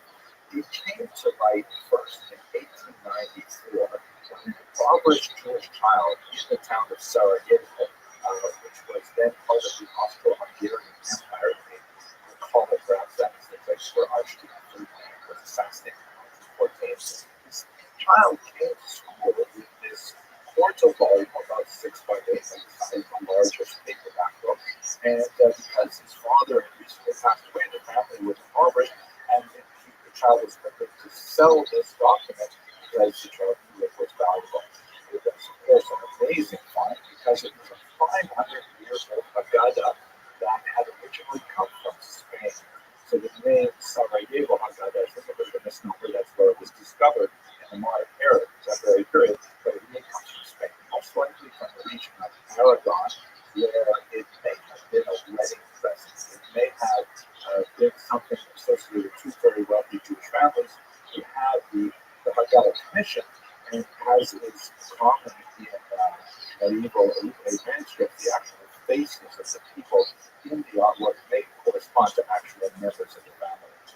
But anyway, once this document became known to the scholarly world, it was avidly studied because it is a rather amazing example of Jewish art in a period when there was comparatively little figurative representative art that still exists. You'll recall the Thorn's Heaven Battle, which showed great hesitation to represent human features. Sarajevo Haggadah has no such function as people are linked very descriptive. Here you can have a look at some of the amazing scenes in this little book here. Here's a scene that shows Moses and Aaron before King Pharaoh. He looks a little bit like a medieval Christian monarch. And the staff of Aaron, of course, is able to swallow up the staff of all the magicians of Pharaoh, as is depicted in the book of Exodus. Here is another picture that shows a large vegetable, massive vegetable, perhaps justifying the outsized Passover prices. And this appears to be marrow. I'm guessing that looks like sort of like an artichoke, maybe a romaine leaf, but at any rate, it's just a little bit. Here's a great picture showing the prophetess Miriam with the women dancing after the Jews are rescued from the Sea of Reeds. The Pharaoh's soldiers are hooked around the waters. But here's an image that is especially fascinating, and art historians have had a great amount of difficulty figuring out exactly what's going on here. It appears to be a Seder meal. Note that all the witness pictures are female, so it appears that the men and women must have eaten separately. The woman on the far right seems to be eating the Seder. Maybe she's making Kiddush there because she's holding up a wine cup and everyone else is waiting for her. She is clearly leaning to the left. You can see the pillow under her left elbow. And that's all fascinating in itself. But look at the woman at the lower left, who has clearly African features. And in this particular representation, her face seems to be kind of bluish. In other photographs, it looks a little bit darker, but she's clearly not of the same background as the Caucasian woman in the picture. But she's clearly participating in the meal. She's holding up what looks like either a goblet or perhaps a piece of matzah there. And she's looking to the leader of the Seder like everyone else. She's seated like she's a guest at the table. She's not a servant or anything like that, even though she appears not to be related to her. So exactly, who is this dark-skinned woman at the Passover Seder? Is she a member of the household as it appears? Is she a guest? What is going on? So I want to let you know in advance. I don't have an answer to that question yet, but I want to leave you with a question for you. At any rate, what happened to this Haggadah? Now, most likely it left with the Jews of the Iberian Peninsula when the Alhambra decree of 1492, when the Jews were expelled. We know that it made its way to Italy because we have a Italian statement by a censor from the year 1609 that indicates that the book is acceptable for circulation or for use. It doesn't have to be burned or anything like that. God forbid that was evil works that people were exposed to at this time.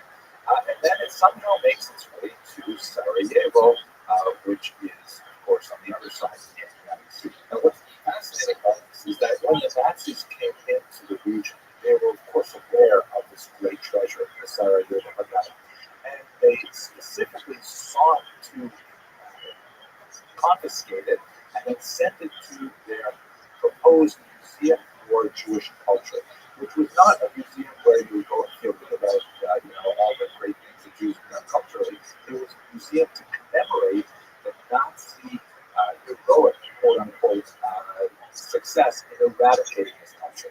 And they were collecting all kinds of artworks from all around Europe to try and populate this museum. Of course, they wanted this already. I got it. There was a Muslim man named Dervish Korkut, who was the curator at the time, and he was aghast at the idea that the Nazis would actually take this document. He had apparently earlier on in his life seen the Nazis burn the sacred Torah and was horrified, and he felt that this was a terrible tragedy. And so he actually smuggled the Haggadah out of the museum under his shirt. He was actually inquired, commandant asked him for this particular document while he was holding it, and he said that he had already turned it over to a lower Nazi official and managed to get away with this. He brought it to an imam out of town who hid it most likely in a mosque among other Islamic books and managed to survive the war there until it was eventually reunited with the collection in Sarajevo, where it is a real class treasure. Now, there's another element to this story. Besides the heroic things that Mr. Korkut did by saving his Jewish treasure, he also saved a young Jewish partisan named Mira Papa. He and his wife, Servet, actually took this woman who had fled from the Nazis into their home and had her live in their home for several months, posing as a Muslim servant.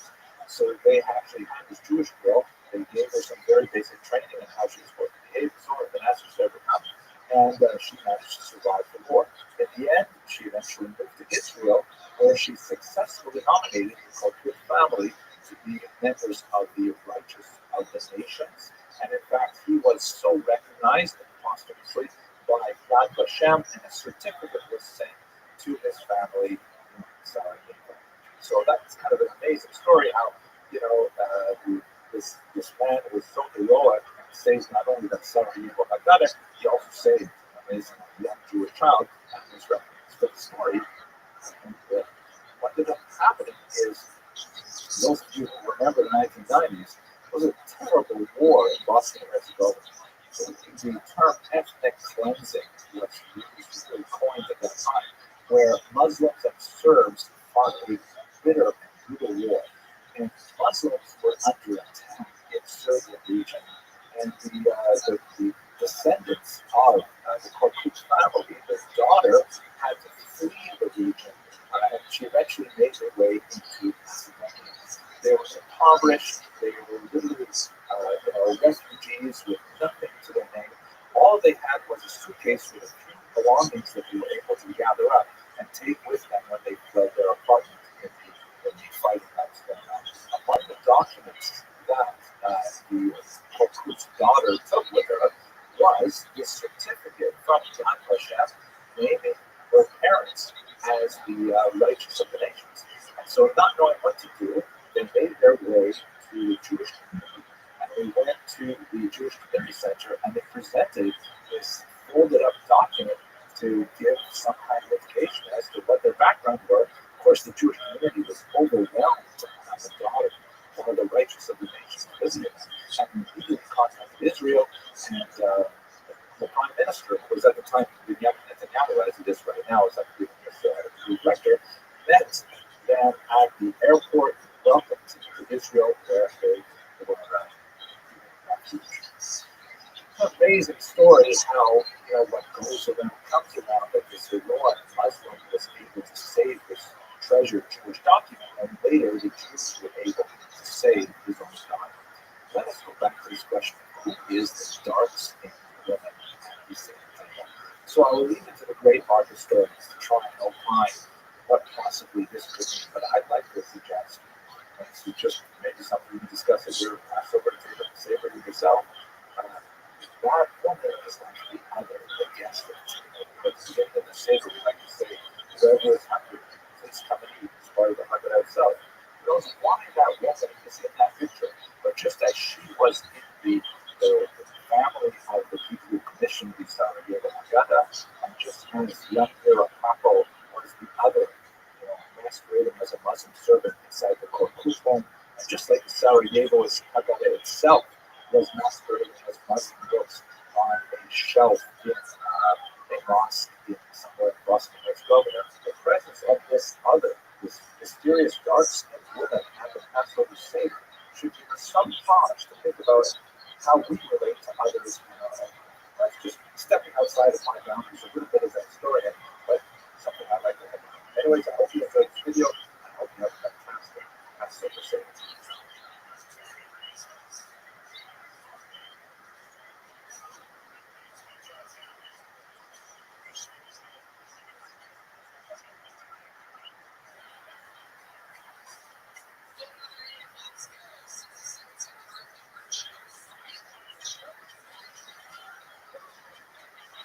Hello.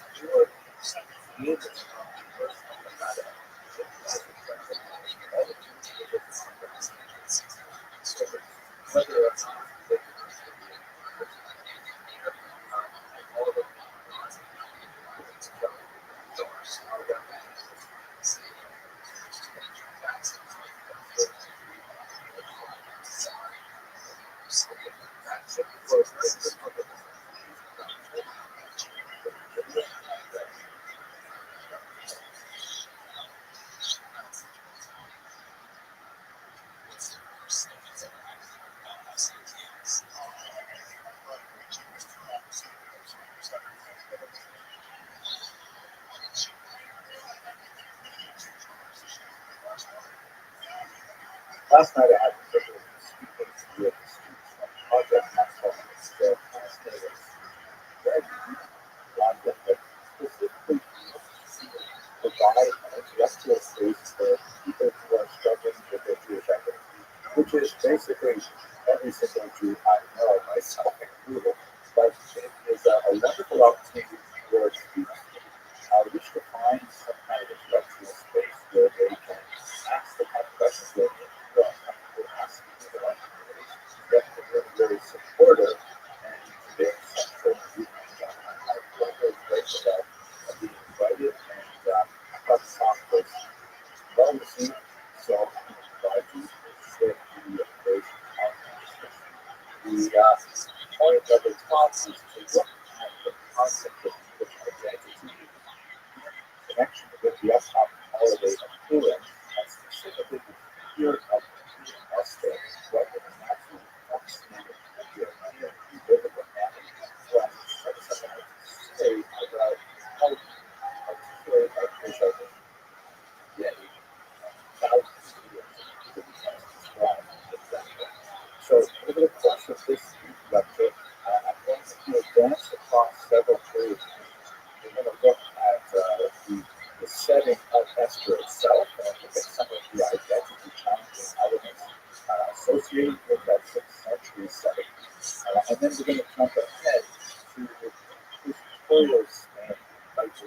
the impact specifically of Spanish Inquisition on Jewish identity and how that required subversion of Jewish identity based on overwhelming threat. And then I like to look at Amsterdam in the 17th century, a much especially tragic story involving the attempt to reintegrate into the Jewish community after having been artificially separated as a result of the Inquisition. Then we're going to jump way back in time again to ancient Alexandria to look at the Arabic Shubha, the Septuagint, and the unusual things it has to say about Esther. Finally, on that this is a little bit different than most of our lectures because it is focused on a literary figure in historical context, but on the beautiful and also contributes to your appreciation of the reading of Lord Esther, which will assert the chronological setting for the scroll of Esther is, of course, in Persia after the destruction of the first temple. Here's a representation of that terrific event in the early 6th century before the Common Era, which is clearly anachronistic and but it captures some of the chaos and upheaval associated with Nebuchadnezzar's destruction of the temple, and most significantly, the tremendous heights of exile that occurred as a result of that destruction. It's captured here in James Souls' classic work, The Flight of Prisoners. The destruction of the first temple in the early 6th century also resulted in massive population transfer. Nebuchadnezzar exiled in particular the nobility from Jerusalem and surrounding Judea. A significant portion of the leadership of the population off to distant Babylon. I don't know where that is. Here is a map that shows the route that those exiles took from Jerusalem. They would not have gone straight, because of course that would require them crossing a very formidable desert. But they took the traditional route up through what would be to the Lebanon, Syria, and followed the Euphrates River, denoted by the Hebrews of God, which is next to the Decca, the Cyprus River, down to the Canaan in Babylon.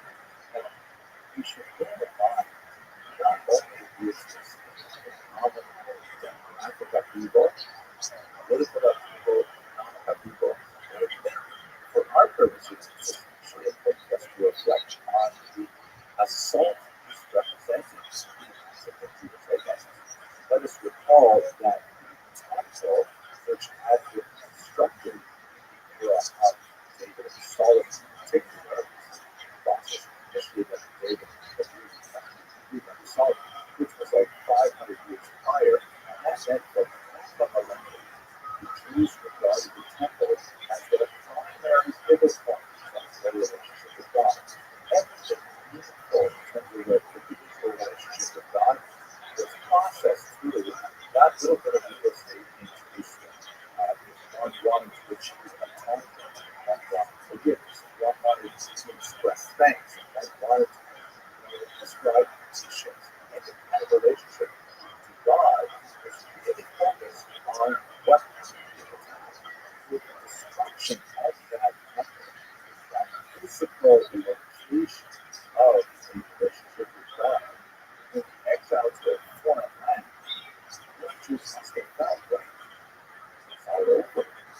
What does God that works in exile? I know that's not so the last 2,000 years later, those of us who are theists, of course, we refer to the concept of God as being obviously universal, and there's no reason that God should have any less power in Babylonia than God does in Israel, but for the very real concern for the Jews in the 6th century before the Common Era, especially for less well-educated Jews, who didn't have respect for Judaism. You don't get Babylonia, or different after Babylonian portions have more power. So that's a little bit of this is captured in Psalm 137, famous by the rivers of Babylon, which is beautifully expressed here by Edward and the painted the character and so the tearful Jews and exile. You see actually the top left and right of the frame. There's the first verse, I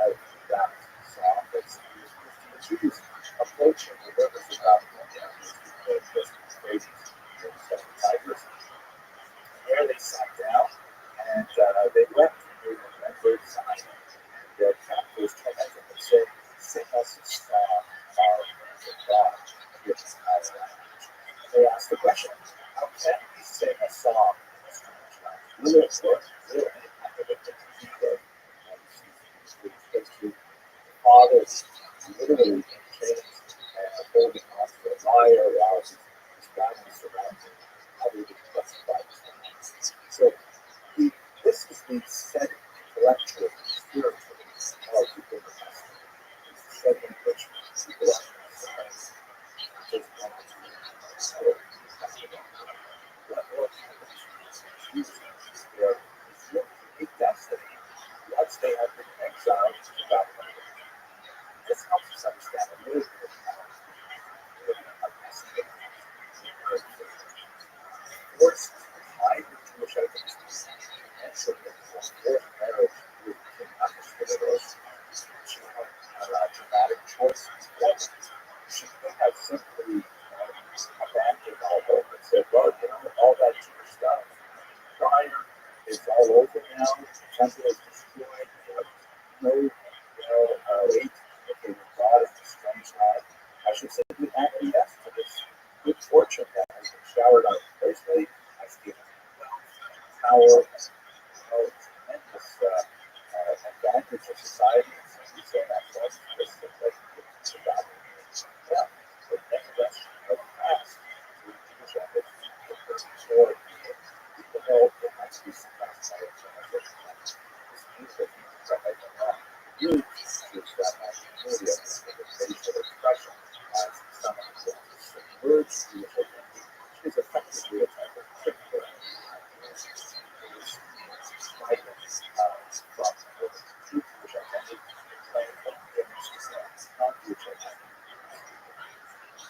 the term cryptos is most classically associated with the use of the Spanish pictorial glyph, which is it is more appropriate term than the glyph Amak, which is considered used by detractors of these Jews, but I say as a crypto Jew, who is a Jew who is forced to pretend not to be Jewish while retaining some Jewish identity. And there's a whole spectrum of what these crypto Jews like. Some were these masters who resented heavily the imposition of this external facade of Christianity. And there were others who adopted it politically and eventually assimilated into Spanish Christianity.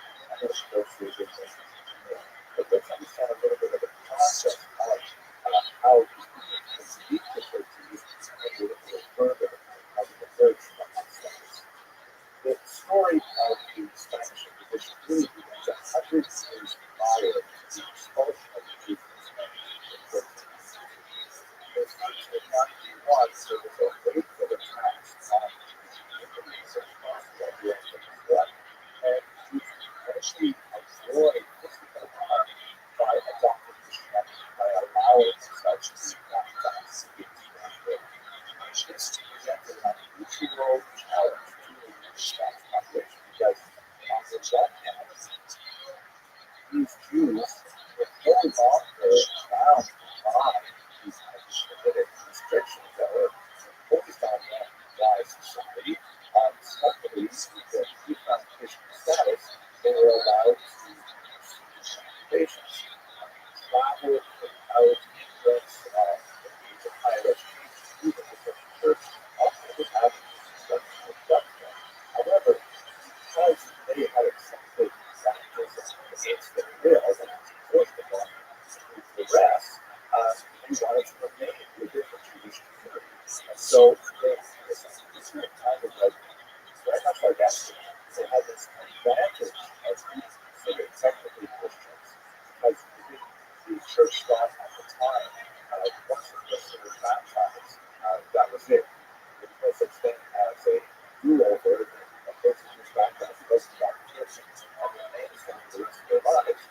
They kind of trapped that external Christian identity, which had process benefits for them economically and socially, but internally, they were making that desire. 75 odd years, very much involved. Still culture, still living in neighborhoods, way other Jews as other heavenly baptized Jews in the U.S. are those like Christians or Jewish Christians. They were distinct from old Christians who were not during those attacks.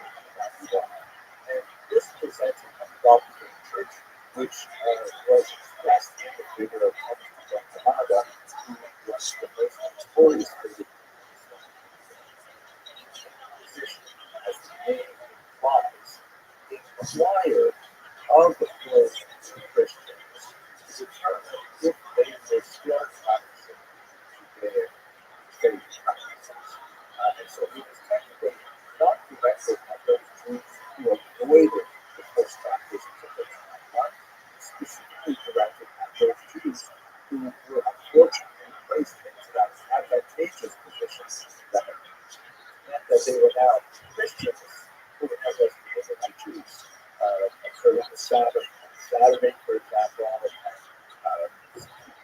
kosher, educating children in Jewish ways, and so on.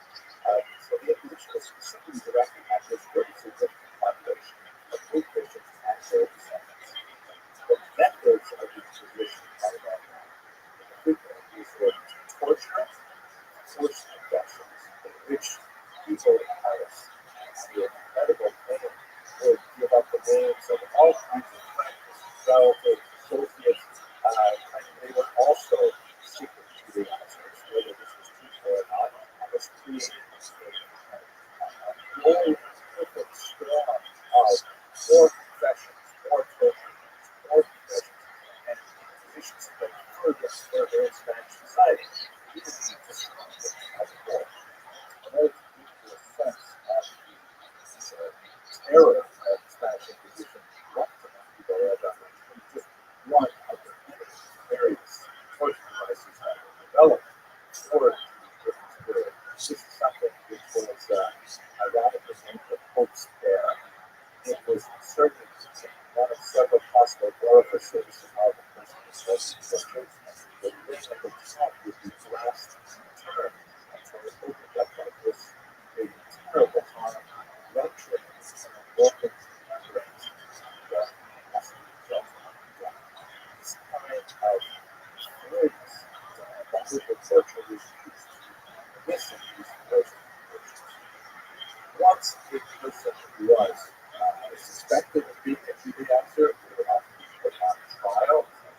This was not the references that shows several of these suspected Judaizers where the early incidents of Sanctish popes and the chronicle accounts that later established their influence on the government of that or the West. They would be profound guilty with the whole range of things, ranging from the most extremely often that they would burn at the stake to much more intimate punishments such as confiscation of property, which would often be distributed and treason, which is yet another incentive to accelerate the cycle of denunciations for children. And there's often be required to do things like wear the sample for the rest of their lives. The sample could sometimes be unlocked in the church, that and the burn shame to themselves is absolutely horrific.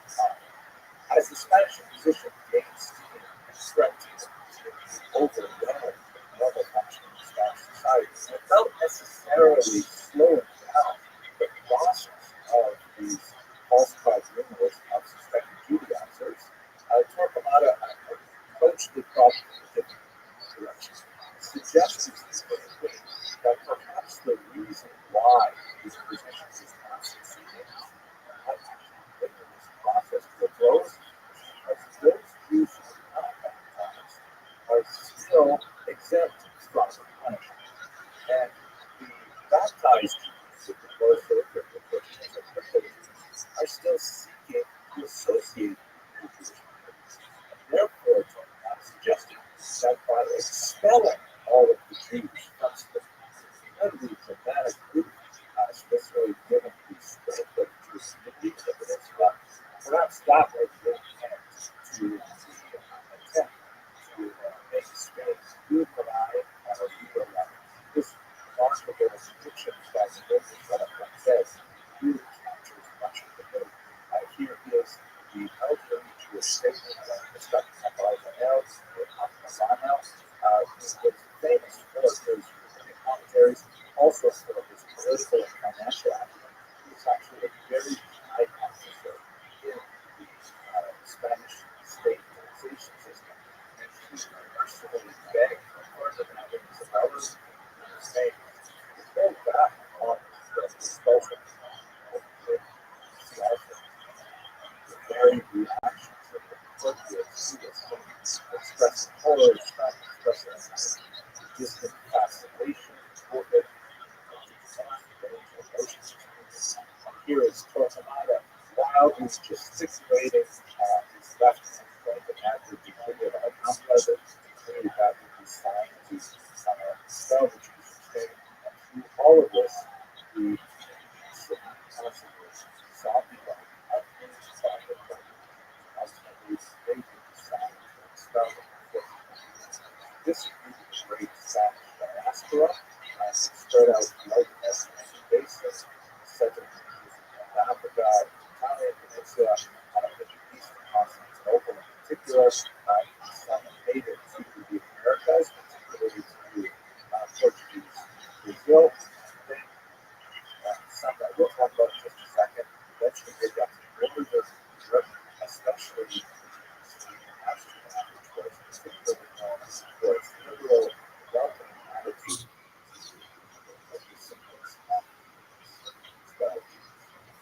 The most obvious escape many Jews, however, was West implemented left to the country of Portugal, which occupies the western coast. There has been a history of Portugal sheltering Jews, such as this guy and landfall who fled there for life. The kings of Portugal would not do this overwhelming migrant tax. And in 1497, 5 years after the expulsion, rather than expelling them directly, the king decided he wanted to take advantage of the population, which was a highly literate, very wealthy population. And so rather than expelling them, he decided to send forcibly for all of them, similar to what happened in 1391 in Spain. What this meant was that now you had a large population of British Jews, many of them were formerly in Spain, now in Portugal, who has about 20 years grace where they can still maintain a Jewish identity privately, but then in 1530, a terrible series of persecutions began with the Portuguese invasion, so the enemies more ferocious than that. And so for generations in Portugal, because this is a quality of family, parents, children, to grandchildren, and so on, and the Portuguese Jews in their identity deeper and deeper, further suppressing it, fearful of even revealing to their children that they will have Jewish ancestry, because they will be the children accidentally mention that to someone in the street, another playmate perhaps, and this would be got Jewish identity. Absolutely terrible times that lasted for several hundred years. So in this context, I want to look at one specific Portuguese approach, very tragic and well-known figure, and that's Pedro da Costa, also spelled Acosta. His circumstances are especially but he was 15, and he was initially, but many Portuguese Jewish children, I'm going to live in our kids of their choice, and his parents revealed this to him. The other was especially Spanish word, attachment to a Jewish identity. His father appeared to be a very devout Catholic. He had received a very strong education in theology, but when he learned from his mother, as they were leaving Portugal for Amsterdam, that he wasn't Jewish, he was actually overjoyed. He was always motivated by the stories of the Jesus and his lives, keeping scriptures which were available to the Portuguese Christians, but recall that he had no access to Judaism for his entire youth. He had no access to rabbis, no access to books. The only pieces of books which were allowed in Portugal at the time were medical texts that were used by doctors. Otherwise, he had no connection with the rest of the Jewish world. Out of that, what he could glean through ancient Christian sources.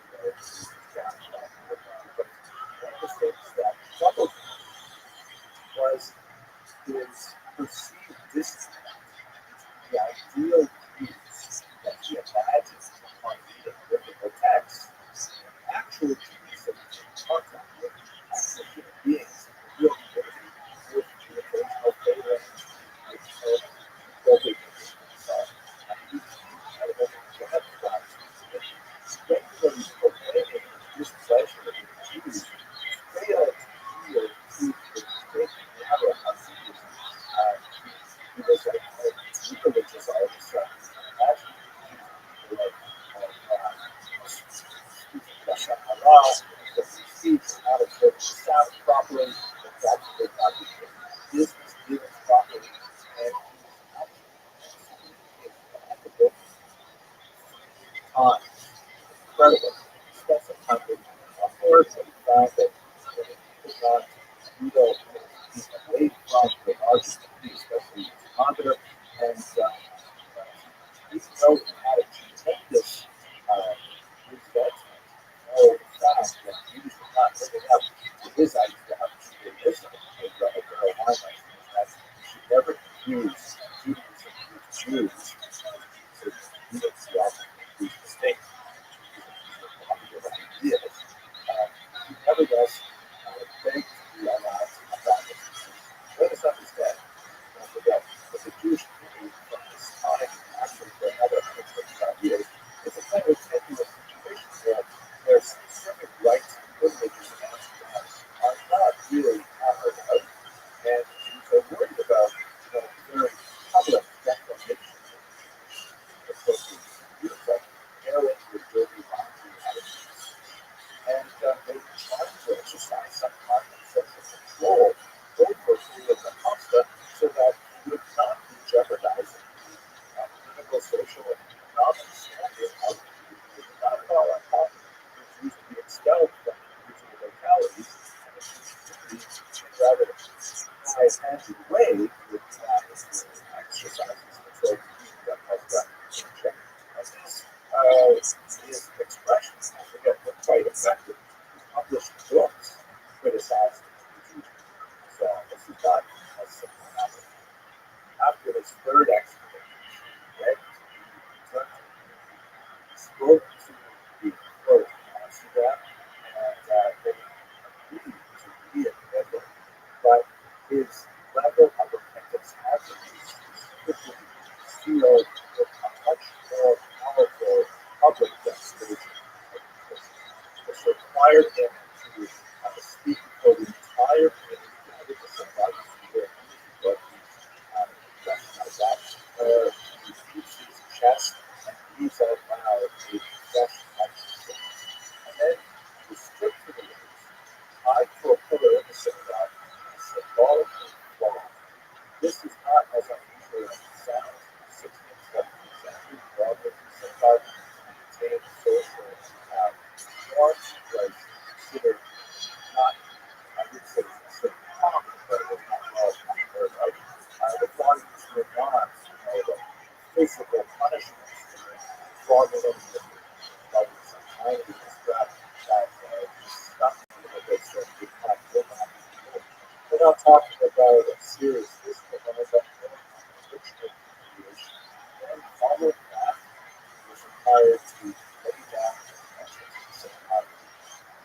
Higher congregation stepped in that walked out of the synagogue. So,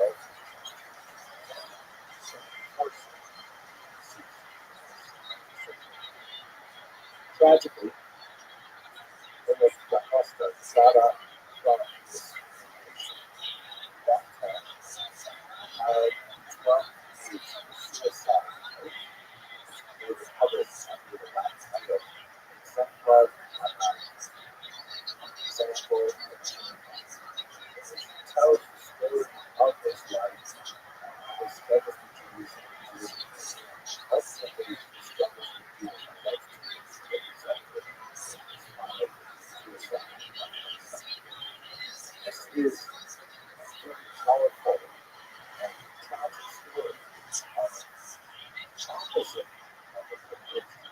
Here is being tried to identify himself by a failure, but unable to imagine realistic, unrealistic conceptions of life. So, across the suicide numbers, there was something so much potential to get by force under certain circumstances, practice, ability,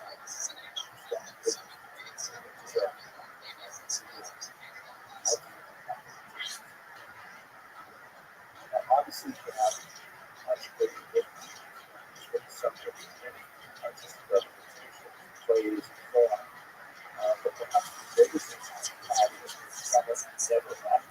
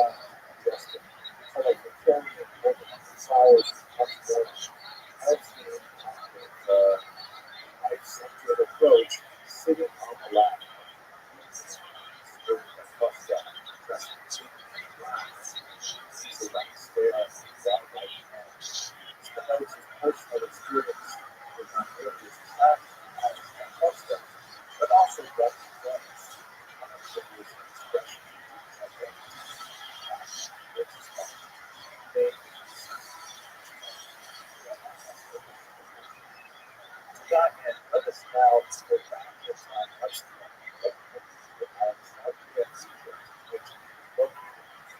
Western part of the island. It's actually very super very medical expertise, having from the Jewish background here. So, and in this context, not really the third century was a Greek translation of scriptures. This is known as the target sheet of the translation of the Septuagint, or the Latin English Septuagint. The Septuagint is a fascinating work according to religious creation. Ptolemy brought together 70 separately with a copy of the scriptures and ordered them all to translate once they had completed the process, they got sent out and were back translated. All of the explanations were identical.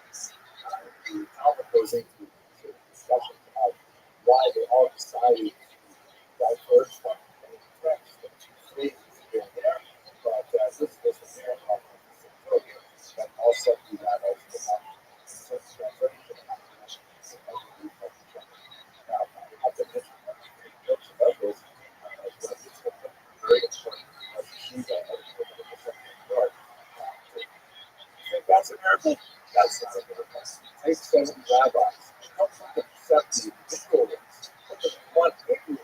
Shia figure out the translation. Say, exactly. What the elements of our discussion is what we talk about decided to do when they looked at the book of Exodus, and when you look at some of the obvious questions that the text raises, for example, why is there no explicit reference to God?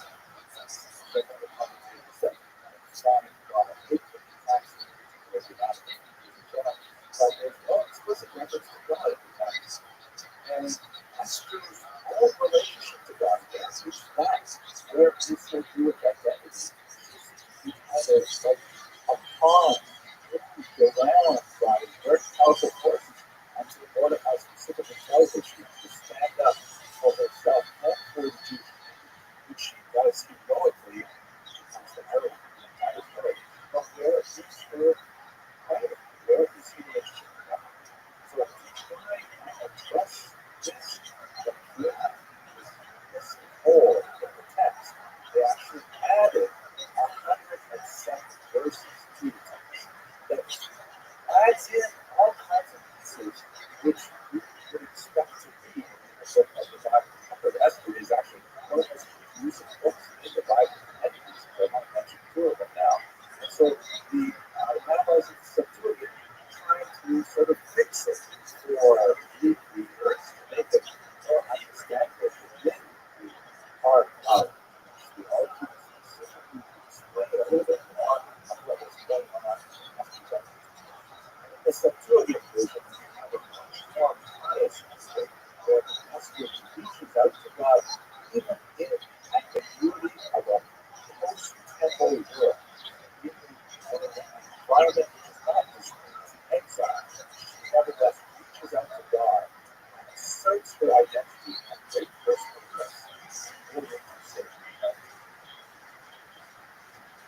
So let us by looking at this this is actually a wall painting from ancient Israel, not too far from that was discovered in the 19th century after buried in sand for many centuries, but when it was uncovered, there were these remarkable wall paintings. And the builders really gives a sense of what you do right at that time. This painting, of course, depicts the ancient West on the left, the famous Mordecai riding the horse, the Haman leading it on their hands, and over here on the far right, you see Esther sitting beside Ahasuerus with the miners. But what I find is absolutely fascinating. But I don't have an answer to the question I'm going to pose. Or figure right in the middle of the present. Figures on opposite ends of the spectrum have fully formed features. Painted figures have the absence of the spirit. Sometimes faces are removed from but because there's iconoclastic movements, Islam or Islam, iconoclastic movements that actually use facial representations in the Java, for example. But that doesn't seem to be the case here at all. It seems like partial features and the opposite features are not higher attention. So I don't know enough about the recognition of artists' actions. So, but I like to think that these four figures represent some kind of spectrum of knowledge identities. Very obvious, very obscure, that the circumstances of the expression of these identities, which are often threatened by external circumstances, like the exile to Babylonia, like the establishment of Inquisition, Portuguese Inquisition, kind of the passive measures taken by the church itself in support of the church. It is finding that identity and expressing it, which is central to not only the political part as I understand it, but also I think it is best yeah, what we found is sort of inspiration of identity.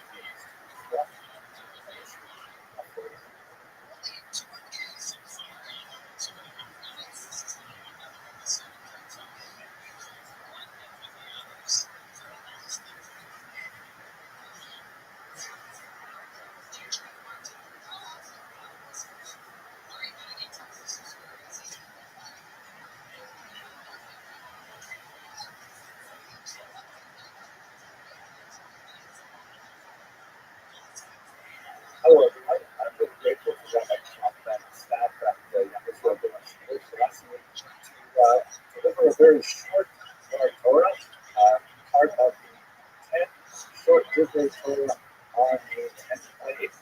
So I got the third plague twice, but that's how I think about it. Here's an awful, really modern depiction of the little species of place that plague the ancient world. In the Middle East, the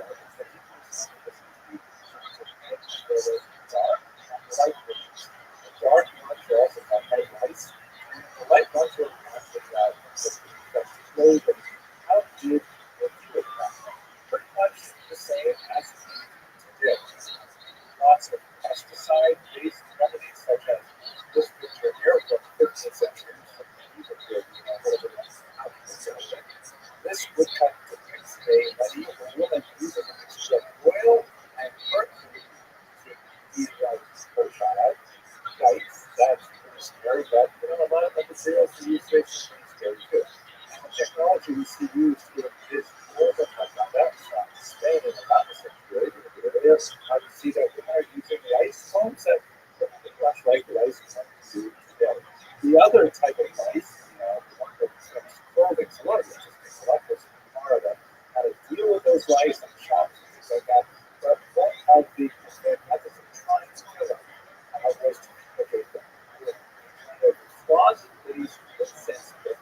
This is an example of ancient incense burner that would have holes placed in the bottom. And you put incense in the top, and you put it in your closet to fumigate the clothes and hopefully kill the lice that are running there and kill the person.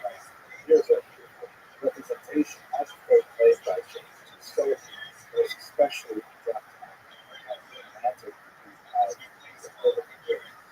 The passage that is most striking is where God tells Moses to tell Aaron to strike the dust. So Aaron hits the dust and lice comes up out of it. Then, because this is the third plague, and there's a back and forth with every plague that Moses did here, somehow Egyptian types did also actually they look as much as things happen. I say the last verse here. Like, what else? I was thinking about, well, Ed's Bible it says, it is the finger of God. And sorrow nevertheless comes his heart. So the question is here, why is Christ the finger of God? Now, red, blood, God's finger, that's not the finger of God, but Christ. That's the finger of God. So the famous passage in the Bible that addresses this. Where Rabbi Eliezer says that the fact that the magicians were quite talented at this device, as an example of the finger of God, shows you that their power was to create things that were bigger than ourselves. They could manipulate the universe, but there was a downsized limit. They could not do anything with things that are smaller than power. Now, Papa disagrees with kidding. They couldn't even create a camel. They can't do any of these things. But in reality, what they did is they're able to control the demons who can then come down various things in space to make them look like an alligator. Just couldn't get the demons to do something this small. Now, the way that I approach this is perhaps this gets dangerously close to a historian who's speaking about something entirely like this. It's a fantastic passage in the usual electrical synchronism that's gone through how it conducts the program, but it is some questions about this book, which was actually written as the world's greatest blockbuster present ever. And in the synchronism, there's a discussion of about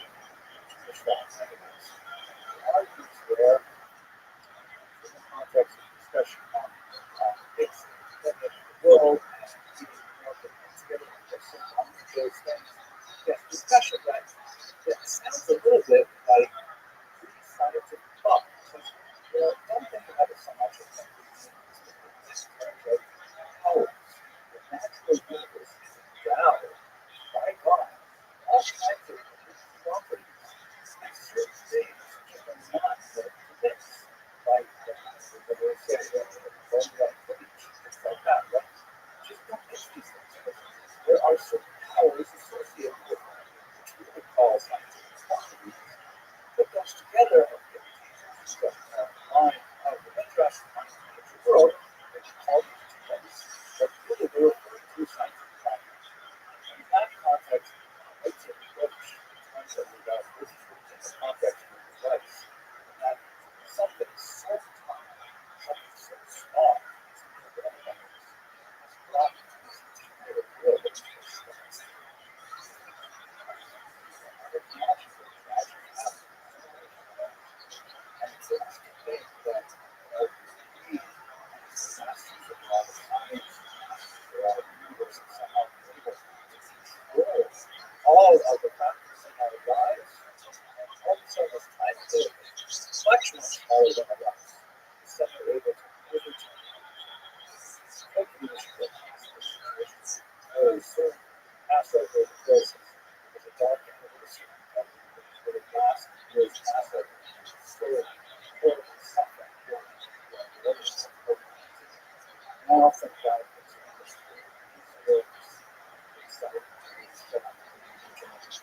but I think it's a tremendous words.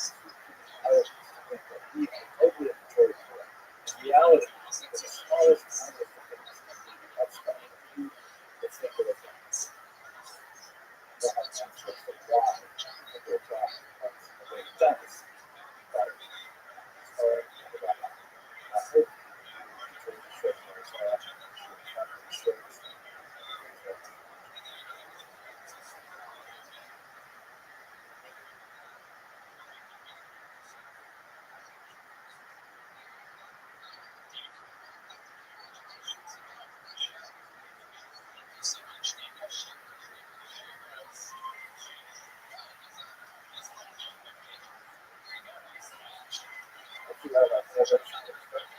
It's a great privilege to speak to all this audience.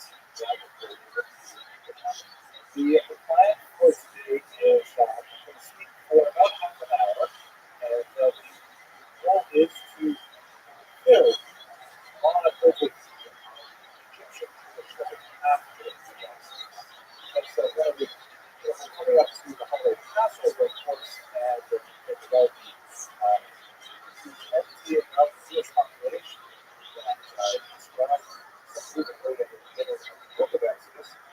what happens afterwards? Well, there's a significant Jewish population of civilization that goes on for the next 2,000 odd years. And ironically, even at the time of the 20th century onward, the Exodus in Egypt has circled and built a canal in the Sinai that they has been for the last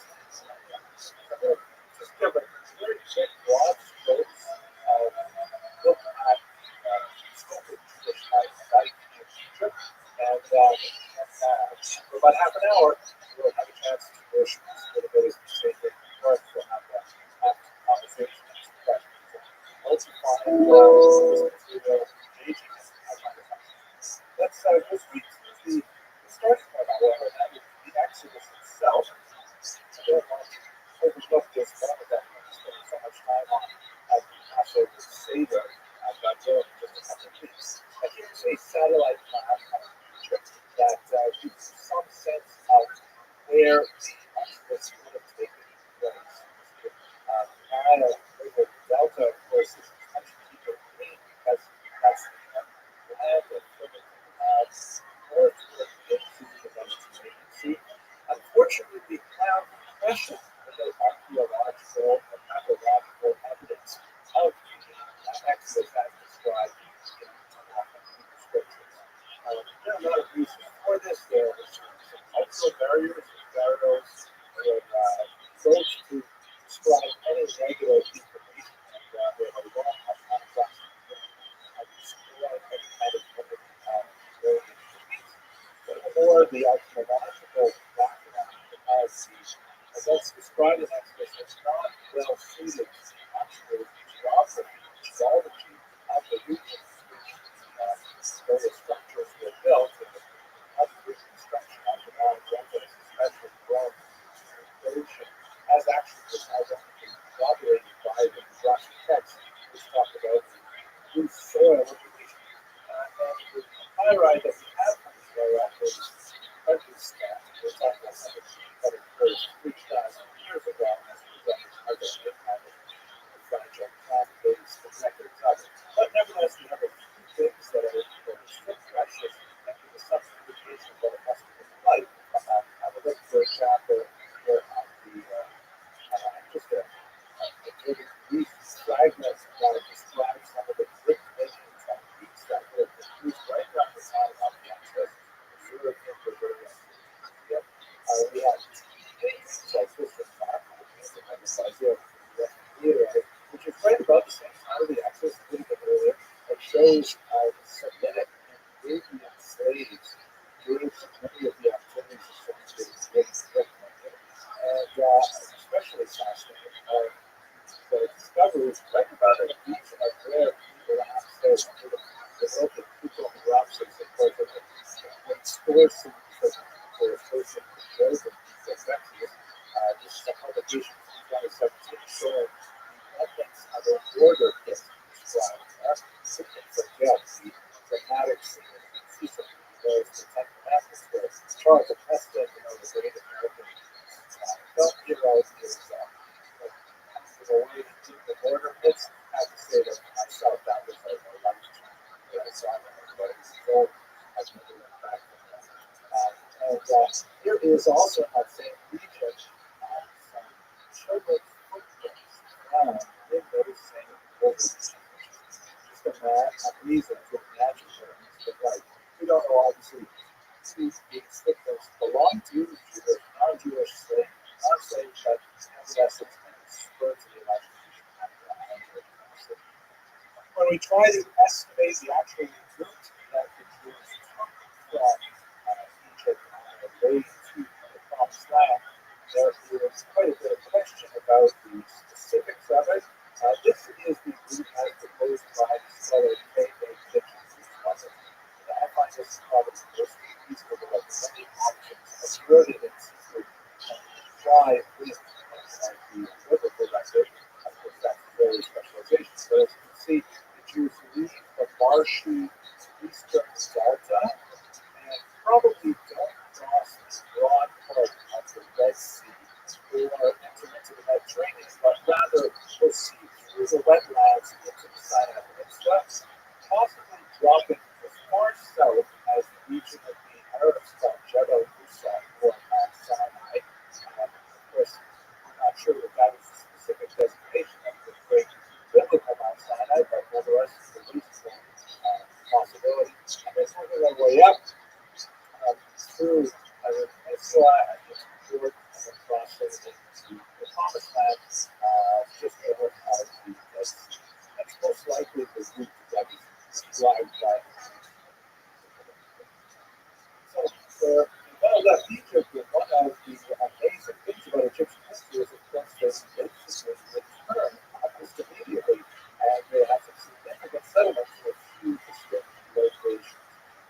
This does pose some fascinating halachic dilemmas that I will leave to the rabbis to discuss, but nevertheless, there is a strong, indeed, world-class Jewish civilization in Egypt for the next 2,000 years, right up until our own time. We're going to look at this map, which will take us up to the 2nd century Common Era. This is the period after the Bar Kokhba with the Rebellion, and you have a fairly well-developed Jewish diaspora president with this looking at Israel specifically. You can see the shading here with the gap in the region of Judea, especially prominent because this right after the Bar Kokhba rebellion, when the Asiatic persecutions were at their peak, and so many Jews were removed from that region, fled to the north, or were taken off with slave ships to the Italian peninsula elsewhere. So this is the heartland of both the land history itself. You also have a major Jewish civilization in the Mesopotamia region, between the Tigris and Euphrates rivers. This is where great Talmudic academies of Syria and Egypt was built up and so on. And then you've got significant Jewish populations, particularly in the peninsula, and especially in the Italian peninsula, which would be the heartland, the font of later Ashkenazi culture. Smaller populations in the northern Mediterranean, in Spain, North Africa as well. The biggest, clearly, biggest population is what's happening in this region. There are several Jewish centers all up and down the Nile, which dominates the demographics in the region. And so let's have a look at a couple of those population centers which show a particular interest in historical evidence. We know that Jews are in this region already in the biblical period with long and frequent descriptions of the relationship between the United Kingdom and Egypt. I know that for this audience, I have to clarify that this is United Kingdom. We are not talking about your United Kingdom, but the United Kingdom of the southern region of Judah and the northern region of Israel. And Saul, of course, famously married the Egyptian princess. I know several references to Egypt throughout several of the passages in the book of Isaiah and the Valley of Jeremiah. But most significantly, this fascinating population that's seen up in the upper Nile in the midst of Elephantine. Just have a look at that here. This is especially fascinating. So it's in the upper Nile, which is the lower part of the map. So the Nile flows from south to the north. So this is the upper part of the Nile. And there are cataracts there. There are restrictions of the river banks that cause rapids to fall. And it becomes very difficult for trade to progress along the river. This requires the river-going vessels to stop and sometimes to portage. I'm not sure if that is a word French, so not to carry river, taking those out of the water and physically move them over the obstruction. So this is a place where wagons typically gather to reduce the properties of the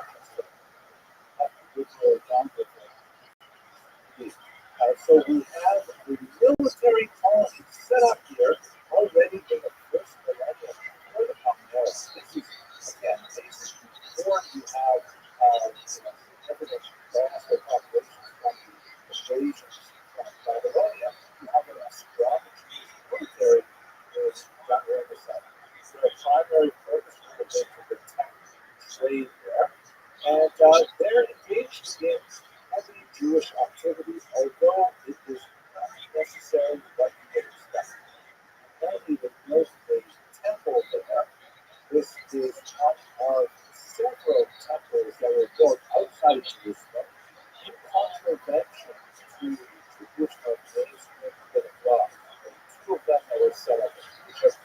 Another one, of course, the Samaritan Temple in Minneapolis, and another one possibly in Jordan. There is some doubt as to whether it was a temple or a palace, but nevertheless, despite the ruling that came already from the kingdom of David to not establish any kind of private sanctuaries outside of the temple in Jerusalem itself, an attempt to try and centralize worship in the capital city, there are nevertheless anti-Roman structures built up all around because this is the way Jews worship their God, and it appears to be simply ignored much of what was going on in Jerusalem. You see it in a lot of other areas as well. There are some very strange pieces of evidence from the various primary aspects that are like broken pieces of clay that have writing on it that describe marital relationships between apparently Jews and possibly slaves who have not been freed, which is also definitely not in conformity with the rabbinic law as proven expressed in Mishnah onward. Nevertheless, there's definitely ethnic Jews living there, even though they may not necessarily be as, let's say, mainstream Orthodox as a modern to the north, the western part of the Delta is really amazing that lasts right up until the second century. Has a significant periods of flourishing going on as well. And that's Alexandria being close to the major trade routes on the Mediterranean was involved not only in commerce of goods, but also commerce of ideas. The Alexandria community was especially known for its very well developed medical facilities. Some of the earliest English doctors were trained in Alexandria. Talmud has several references to them. There engages in bizarre experimentation like autopsies and things like that that you don't see elsewhere in the world, anywhere here in the ancient world. They're also famous for having translated the greatest repository of Jewish wisdom, the Torah, into Greek, making it accessible to the rest of the ancient world. I'm sure you've heard the famous story. That's a portion of the letter of Aristeas that says that King Ptolemy gathered together 70 rabbis, put them in 60 different rooms, and charged them each to translate the Torah into another language. When they came out, they compared the results of their work, and amazingly, they were all translated Torah identically, including passages where there was some obfuscation or change, which is discussed at the time of this movie. So just to mention, one of my favorite jokes about this particular period is Rabbi Yitzchak Whitman, the very famous Rosh Hashiva in America. He said, "You call that a miracle? That's not a miracle. If you take 70 rabbis and you put them in one room and ask them to come up with one translation, that would be a miracle." That's just, hope you don't mind it. That's super hard to celebrate. Anyway, they translated not only future literature, particularly in the Christian world, as Christianity further away from Judaism for the second and third centuries and have less facility with Semitic languages like Hebrew and Aramaic. They relied very heavily on the Septuagint, which had significant repercussions. You also have another figure, for example, who was not well integrated into the Rabbinic tradition, but again, because of his Greek connection, very well integrated into the Christian tradition. A philosopher and commentator named Philo, who prepared a fascinating kind of allegorical translation commentary that had significant impact on Christian views, but because of his somewhat ambiguous connection with the Rabbinic tradition, simply wasn't widely accepted.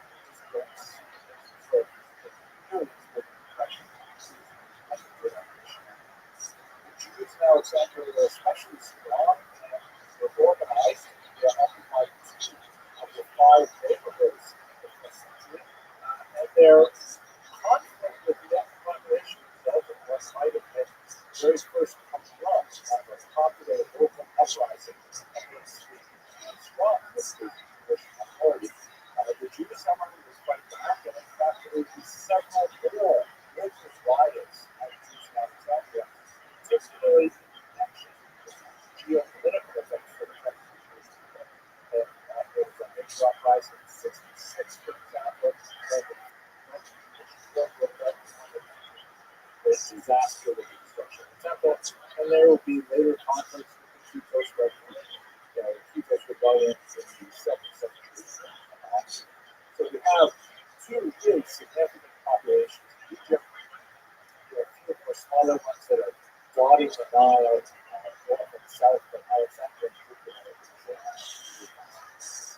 of course, the central city of Egypt is Cairo, and it maintains a very significant Jewish population throughout the entire medieval period. And we have these nuclear resource for this period. This is remarkable that Giza housed a district just outside Fustat, which was also known as Old Cairo, the home of Maimonides, among others. One of the amazing things about this synagogue is that the material that was one of the things is that the Jews of Fustat, which are not clear, they have a strict attitude with regards to something called Shema. Just because you may not be familiar with Jewish practice, with the Ten Commandments that says one should not take the name of God in vain. Jewish practice is not to throw away any document which has the name of God written on it. Hence the word Shemos, names, seven actually, names of God that are used. So there are different interpretations of exactly how this is applied in practice. But what it generally uses for is that when prayer books go out or Torah schools and they want to use it, they are gathered up in a common area called Gittiza, which is literally storehouse or a treasure house. And then at a certain point in time, when it's sufficiently full, they're taken to a Jewish cemetery and they're given a proper burial. So two unusual things happen in Giza of the Ben Ezra synagogue in Cairo. One is that the community of unusual stuff is collectively here, not only put in holy documents with the Giza, but any document with the which includes marriage contracts, bills of sale, money that you pick up some pizza on the way home, notes, children's doodles, anything that the Hebrew letters written on it was considered sacred, apparently, and witness for the reason. And secondly, the reason was not empty for several hundred years. So when it was discovered, this attic of the Ben Ezra synagogue in the 18th century, it provided an absolutely overwhelming look into what one of the great scholars of the period had, Dr. Rothschild, called a Mediterranean society, an explosion of documentation that dwarfs just about anything we have for the same period, let's say about 800 to 1300. Here's a photograph of one of the great scholars of the period, Simon Scheffler, working in Cambridge with hundreds of thousands, maybe 300,000 fragments of fragile paper from the Giza who was in Cambridge that he did mention the work. And kind of things down there, some notable treasures, like for example, Maimonides' own autograph collections of his writing manuscripts. This is actually the handwriting of the great Maimonides himself, who was active in Cairo, and in fact, he and his children were leaders of the Cairo Jewish movement for over a century. We also have, as I mentioned, children's doodles. We have like lessons from children as they're learning the alphabet, and just like children today, drawing little pictures of the slides. And absolutely phenomenal, but there's so much to say about the Giza. But what I find especially fascinating about the Giza is that the work is ongoing. We're not anywhere near finished figuring out what these little fragments are. And the internet has provided so many advantages right now there's a site called Scribes of the Cairo Geniza, in which you can sign up for free, and they are outsourced the deciphering of the documents from the Geniza. As you can see from this sample page, if you know any Hebrew at all, then all you do is, they show you a document and say, what language is this? And if you can spell it as Hebrew, you say Hebrew, and if you don't know, you say, oh, show me another document. And then they'll ask you if it's upside up, is it upside down, is it a palimpsest with two splits, one out of the other, and so on. And to the whatever extent you can provide your volunteer time and expertise, you can help push forward the piece of research. Absolutely fascinating stuff, and it tells us so much about what's going on in Egypt and the entire Eastern Mediterranean world for several years. So, just like Maimonides, I mentioned earlier, really brought the community to a brand new level of stature in the 11th, early 12th century. He was, of course, born in Córdoba, in Spain, as a result of then Muslim persecution.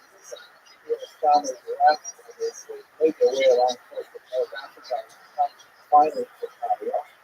Spain would actually provide another big jolt to the Cairo population after not Muslim persecution this time, but Christian persecution in the context of the Inquisition and the expulsion of Jews in the 15th century. You have a range of great scholars in Egypt at this time. The Rothschilds in particular is significant enough that it is Luria who later made the Spain not in the native Egypt, but rather in spots where Israel would be the greatest of the Calvinists, following future conversations of various discussions. But he said great the heights of Egyptian Jewish culture that are happening in the Middle Ages. The society goes through phenomenal change under the Ottomans, and especially in the 19th century, there's some significant economic change going on that attracts a lot of Jewish migration. With 25,000 Jews living in Egypt by the time of the 20th century, again, primarily in these two big sections of Cairo and Alexandria. But you have about 60,000, a threefold increase just about 20 years later. However, this is all just to a fraction of the 20th century, primarily because of the confluence of the Zionist movement, which have with tremendous successes at the same time. Jews come moving to Israel in significant numbers from the 1880s onwards. Immediately after the Holocaust, there is incredible pressure on the British to relinquish mandate and to allow the Jews to create a homeland in Israel and to open up the floodgates of the Holocaust survivors who wish to go to this region. The Arab world, which is so much of a story for us, especially with the 4 or 5 minutes left of the presentation, but of course there's tremendous hostility to the establishment of the state of Israel. Egypt will fight several wars with Israel. The one shown here is the War of Independence in 1948-49. There will be another major conflict in Sinai in 1956, the Six-Day War of 1967, and then once again 1973. So Egypt is having more and more hostility with Israel, and this has very negative consequences for the Jews in Egypt. Egypt passes increasingly anti-Semitic legislation, such as the so-called Companies Law of 1947, which required all Egyptian businesses to have at least 75% of Egyptian citizens. Egypt is, of course, a secularized nation at this time, although the vast majority of people there are Muslim. Egypt is going through its own nation building as well. And this affected Jews very badly because 80% of Jews living in Egypt were Egyptian born, but were in fact stateless. They were not given citizenship along with Egyptian Muslims. So this is a very negative element for the civilization. There are increased levels of physical attacks and bombings, also seizures of Jewish property and reported securities, and especially after a disastrous failure of the intelligence exercise that was undertaken in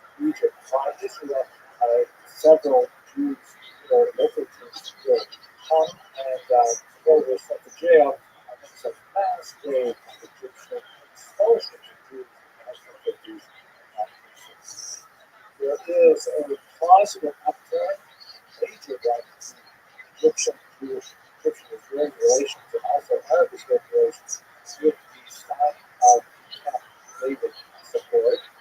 And Saddam and Iraq to carry the president of the United States on behalf of Reagan on the day. Ironically, two hawkish individuals who saw putting aside their hostility for the state of Israel gave up a major amount of territory.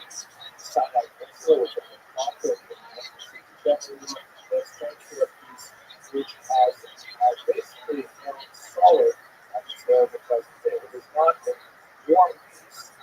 There is a small moments of hostility, but it's certainly not erupted into full-fledged war system. However, the exodus of Jews from Egypt, encouraged by anti-Semitic activity in the country, defeated a place. And according to the United States Department of State, in 2019, there were less than 10 Jews living in Egypt at that time. So this is going to the point that I mentioned at the beginning of the presentation that although we are going to be marking the exodus of the Jews from Egypt in the biblical period in a couple of weeks as we celebrate Passover, in reality, the turbulence Jews from Egypt occurred in the last century within our lifetimes as a result of the geopolitical events of the 20th century. That brings me to conclusion. I hope you found this survey useful. Thank you very much.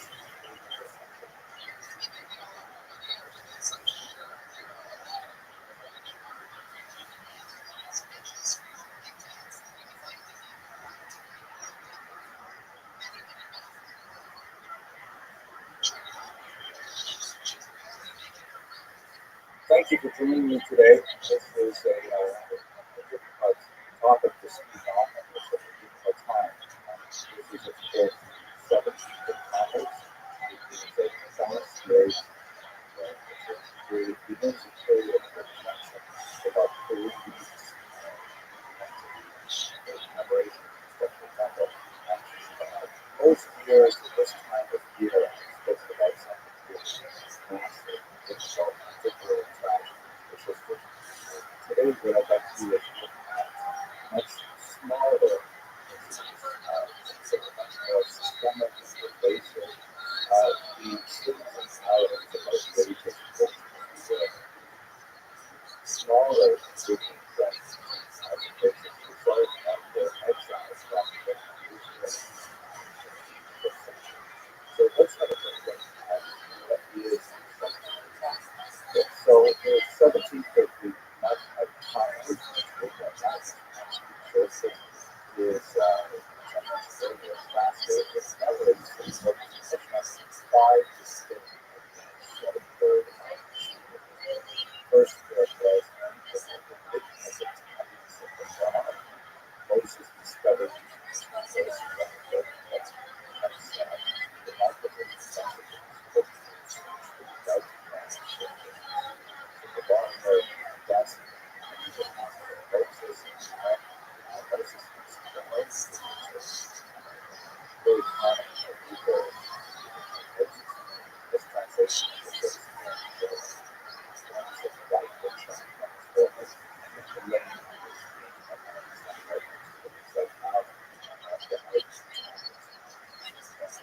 so that's one of the most important theological events that exists. Later on in history,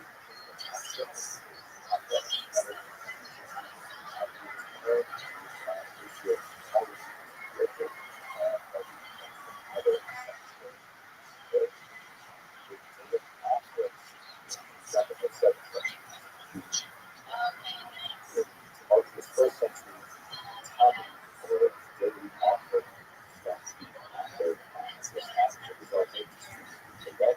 we actually spoke about that last year.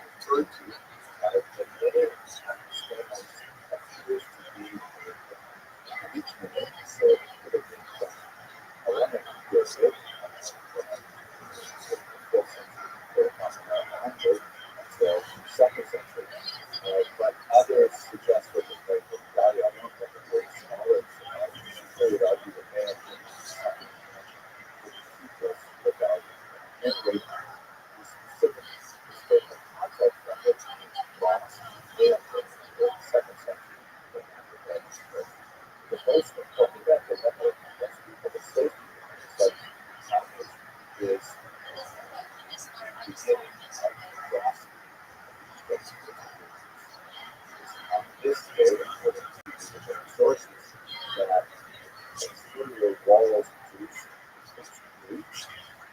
This led to a series of pitch battles that ultimately resulted in the conquest of Jerusalem, displacement of temple authorities and construction of the temple itself.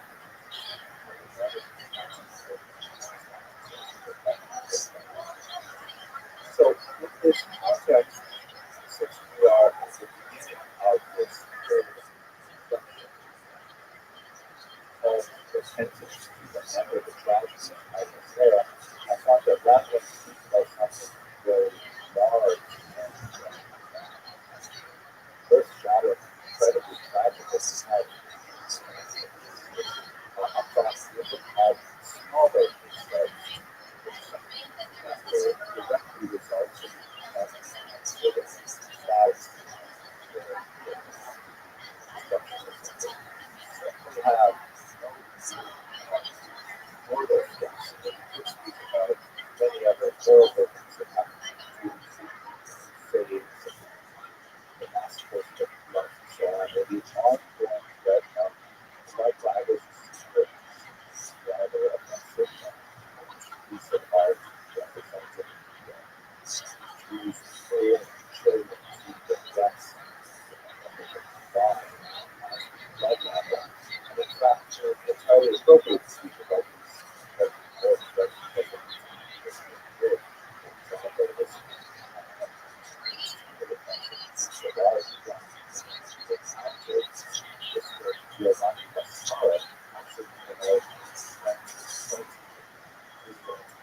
modern piece of art. So we could go into those things, but what I would like to do after is small aspects of exile, what the future has done, or the truth that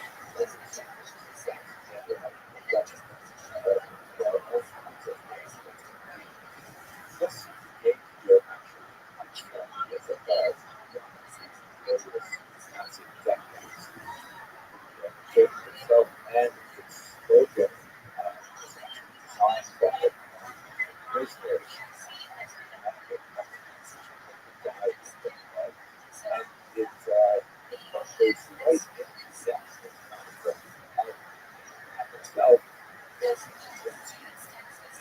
modern that kind of basically translates as each what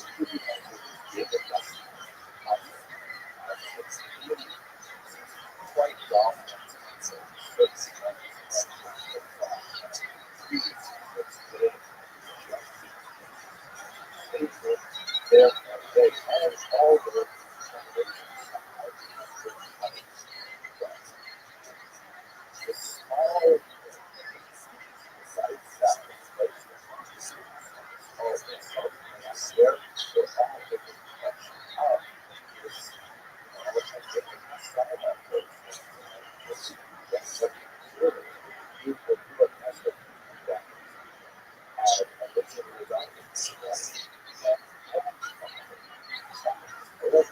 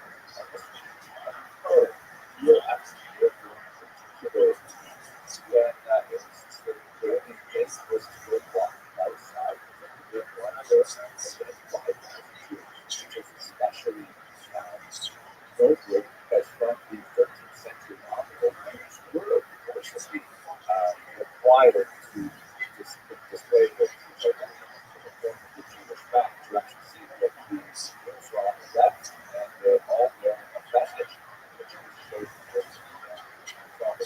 tablets on the wall. They were on the 18th and 19th century. They actually looked for the custom of children running up to churches and Jews during the actual experiment.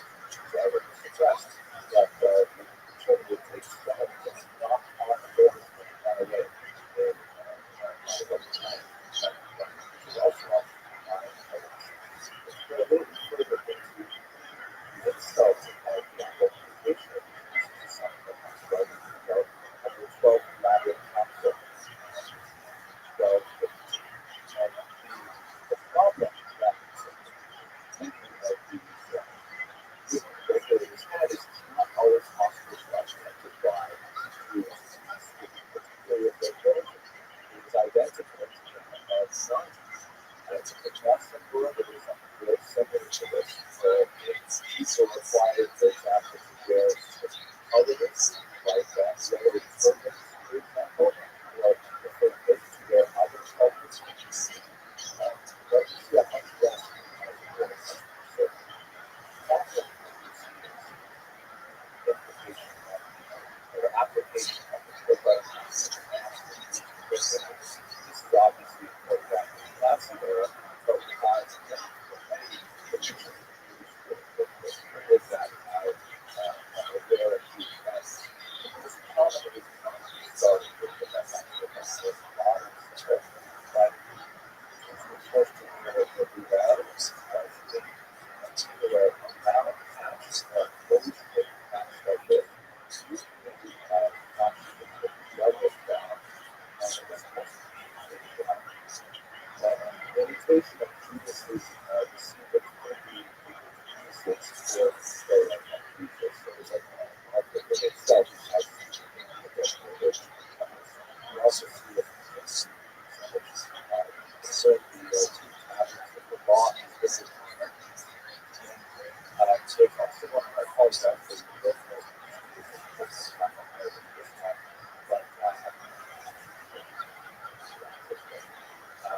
this particular portion is by the way it's related to just that private charge of signing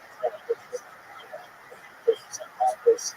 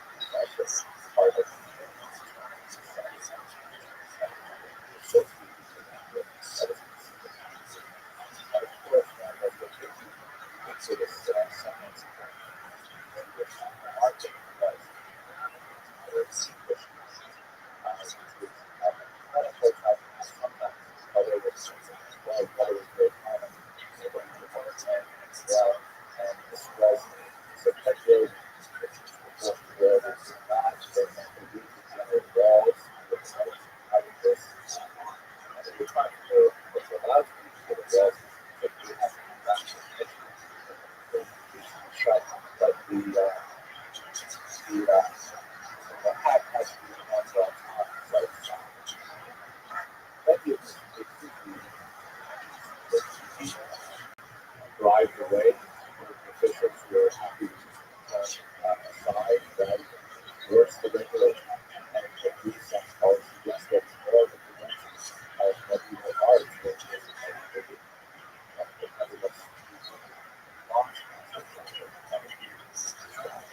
also a smaller level of self-awareness not being always. Another example of this is the forest diet, which is described to have trees are intrinsically untrustworthy. Order the diet or so was a specific type of oath that was imposed for Jews when they were forced to testify. So Jews did have some rights that they could pursue in court of law.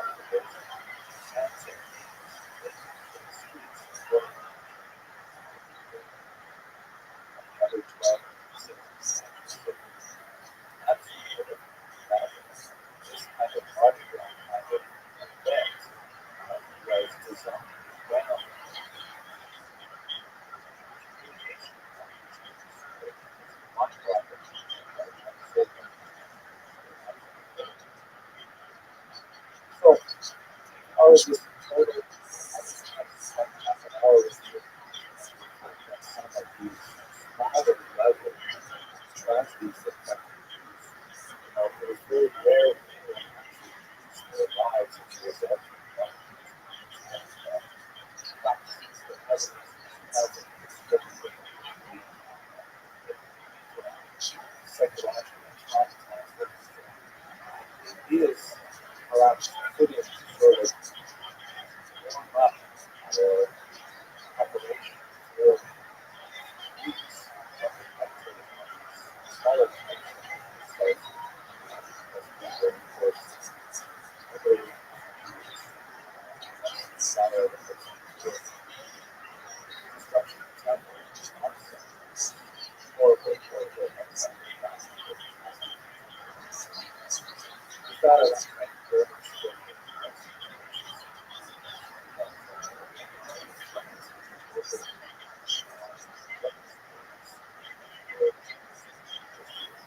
for also like today.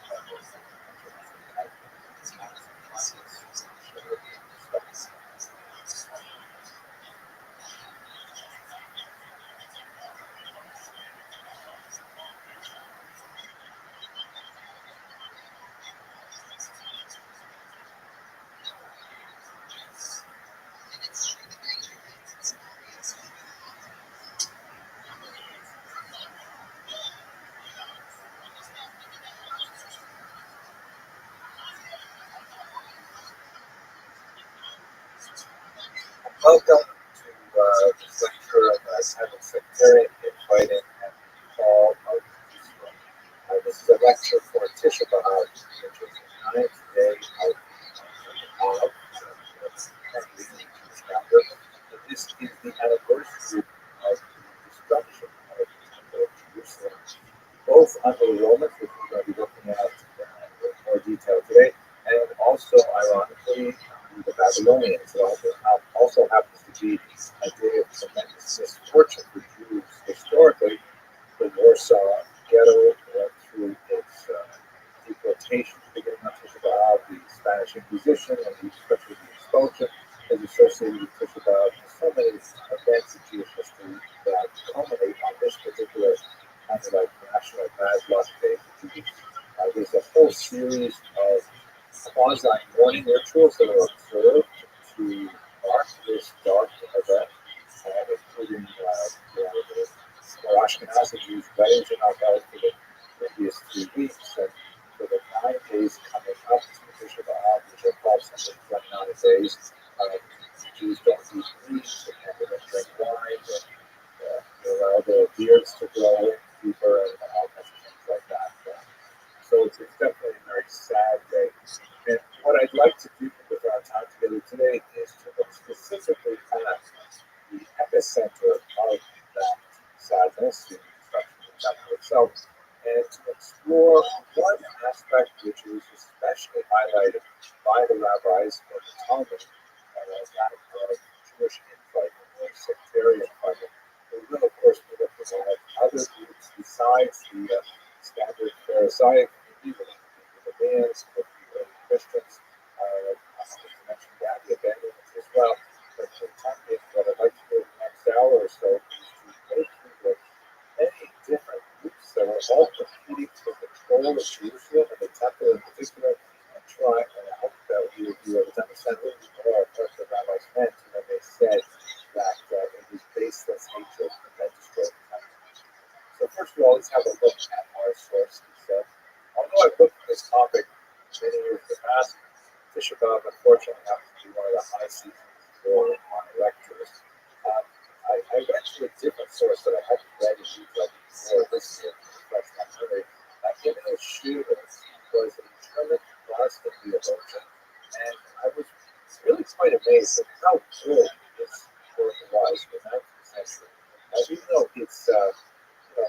that something published over 100 years ago would be dated and would be suffer from a lot of these disabilities of historiographic approaches. I mean, his narrative was very fresh and quite cogent. It was so much so that I don't know the English translation, but this actually being published at the end of the 20th century with a new edition with extra footnotes to help us catch up with a lot of scholarship that's happened since then. So I'm going to rely heavily on Henry Tudor's account, and we're going to return to him at the end.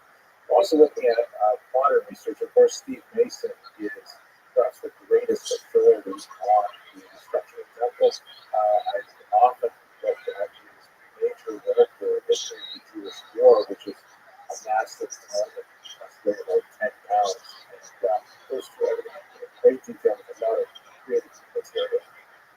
But looking at classical sources, we're going to rely, of course, on the Talmud, which is a difficult book to turn to for historical data, primarily because the multiple authors, and this is a book that is composed of literally thousands of statements by different people, it's not really intended as a historical source. It does have historical data, but it is primarily a religious source. And more specifically, it has to do with religious law, how ritual conduct should be maintained, which often involves digressions into historical data, scientific data, and so on. So the rabbis nevertheless offer obviously a very relevant position from which to analyze the events of the first century, and it's especially encapsulated in just a few pages of tractate detail. As I mentioned in the introductory comments, they sort of boil down the causes of the destruction of the temples. Once the temple that was destroyed in the 6th century by the Babylonians, and then the temple destroyed in the 1st century by the Romans. They sort of boil it down into like really simple basic ideas that can be carried forward. The first temple was destroyed because three particular things were violated. These are, I know the term cardinal sin is really not appropriate for Judaism, but these are the so-called Yahweh, the Al-Ya'avor. The person should rather give up their life and transgress these three sins, which are idolatry, adultery, and murder. Not more to say about that, but it's beyond scope of discussion. And then they said that the second temple was not destroyed for these very serious transgressions, but rather for the idea of sinat, baseless hatred, hating people for good reason. That level of general hatred is really what brought down the temple, say the rabbis. Now, they don't break it out into specifics of this person and that person, which I hope we do a little bit today, but they offer an example of a story of two people with very similar names. One named Kamsa and the other one named Son of Kamsa, or Bar Kamsa. And I can't go further in this lecture without quickly relating the story, although I'm sure that many of you have already heard it. One of them makes a wedding, makes a family celebration, and by accident, other is invited to that same happens that they are lifelong enemies, and this invitation was a mistake. But the recipient says, "Oh my gosh, this is so nice, a bad invitation. Maybe they need to make it up." And he decides to go to the wedding. He shows up at the wedding, and the host sees him there and says, "What are you doing here?" And he says, "What are you talking about? I got an invitation." He says, "It's a mistake. I want you to leave right now." And the advisee says, "Wait, don't embarrass me, please. Don't kick me out in front of everyone. Please let me stay." He says, "No, not at all." He says, "Okay, really, I don't want to be embarrassed. Allow me to pay for half the wedding." And he says, "I don't care. What did you got?" He says, "I'll pay for the entire wedding." Officer says, "No, that's it." I said, "Yes, I believe it, but the point in the story, which is often overlooked, that the rabbis were all present, and they said that they stepped in. They didn't suggest that perhaps they should allow them to stay in this mistake, but perhaps self-defense. Their lack of moral leadership at this particular moment was considered the defining failure that ultimately resulted in the discrimination of the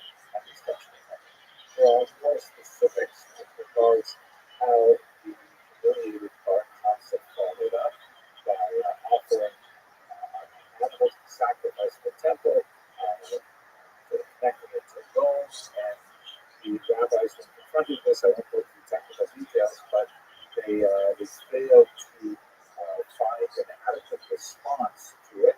And there's one particular individual that was invited that had told us who decided that the rabbis had to be really tied into his specific vision of how the law should be expressed, rather than adaptation because of the unique moment. This ultimately brought about the destruction of the temple by anchoring the historicity of all these events is really based totally in the Talmud, but I think we can see that there's definitely echoing things that are in other sources. Our major source for today, of course, is going to be none other than Titus Flavius Josephus, known in his day as Joseph ben Matityahu. He is actually a rather brilliant historian. He's a complicated figure. He, as his book called The Jewish War relates, he was a Pharisee who had huge experimented with a lot of different religious orientations within Judaism, as we shall see. There are many different expressions of how one might have been a Jew in the first century. He ultimately was assigned the role of being the leader of the rebel forces in the Galilee, where he acquitted himself, at least according to his own account, tremendously well.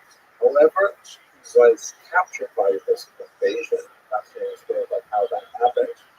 The Roman emperor, or the soon-to-be Roman emperor, and he was able to kind of, through his wits, preserve his life and actually attach himself to the Roman forces as a kind of aide-de-camp, kind of advisor, interpreter of sorts. And most famously, after the war, he retired to Rome, where he wrote this phenomenal history of war and many other books besides. He is, without doubt, a most detailed source that we'll have, but he's a problematic source in many ways. First and foremost, because after all, was a rebel and ended up joining the Roman side. And what does that say about his motivation?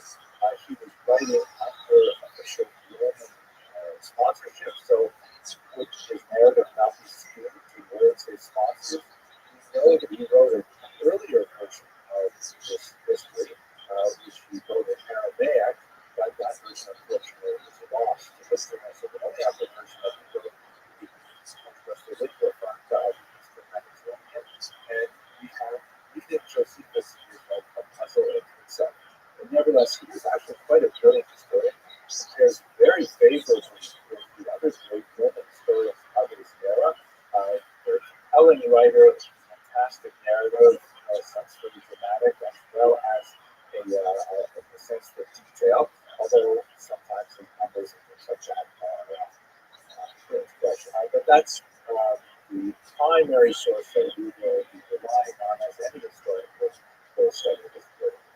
Finally, we do have several other accounts that are worthy of note. The great historian Tacitus, who tends to have a rather nasty anti-Jewish position. Cassius Dio, also very important historian, and Eusebius, an early church historian. And you can see, however, though, that with the exception of Tacitus, Cassius Dio and Eusebius are writing quite a bit after the event. Josephus was a partisan participant observer himself, so he was deeply involved in how things described. Let's start with the war beginning. Now, I really want to focus on the years 69 and 70 in particular, although the genesis of the war can really be traced back much earlier, depending on where you want to start, but I think it's more reasonable to start with the year 66, which is going to be an open hostility that is sharply focuses the conflict and Judea. The local procurator is a man named Cassius Florus, who is widely regarded as incredibly culturally insensitive to the specifics of the Jewish population. He had a base on the coast in a much more Roman-flavored city of Caesarea, or Caesarea, that was actually built by Herod, or was given and renovated by Herod. And from there, he would issue various proclamations that deeply defended Jewish sensibilities, particularly in Jerusalem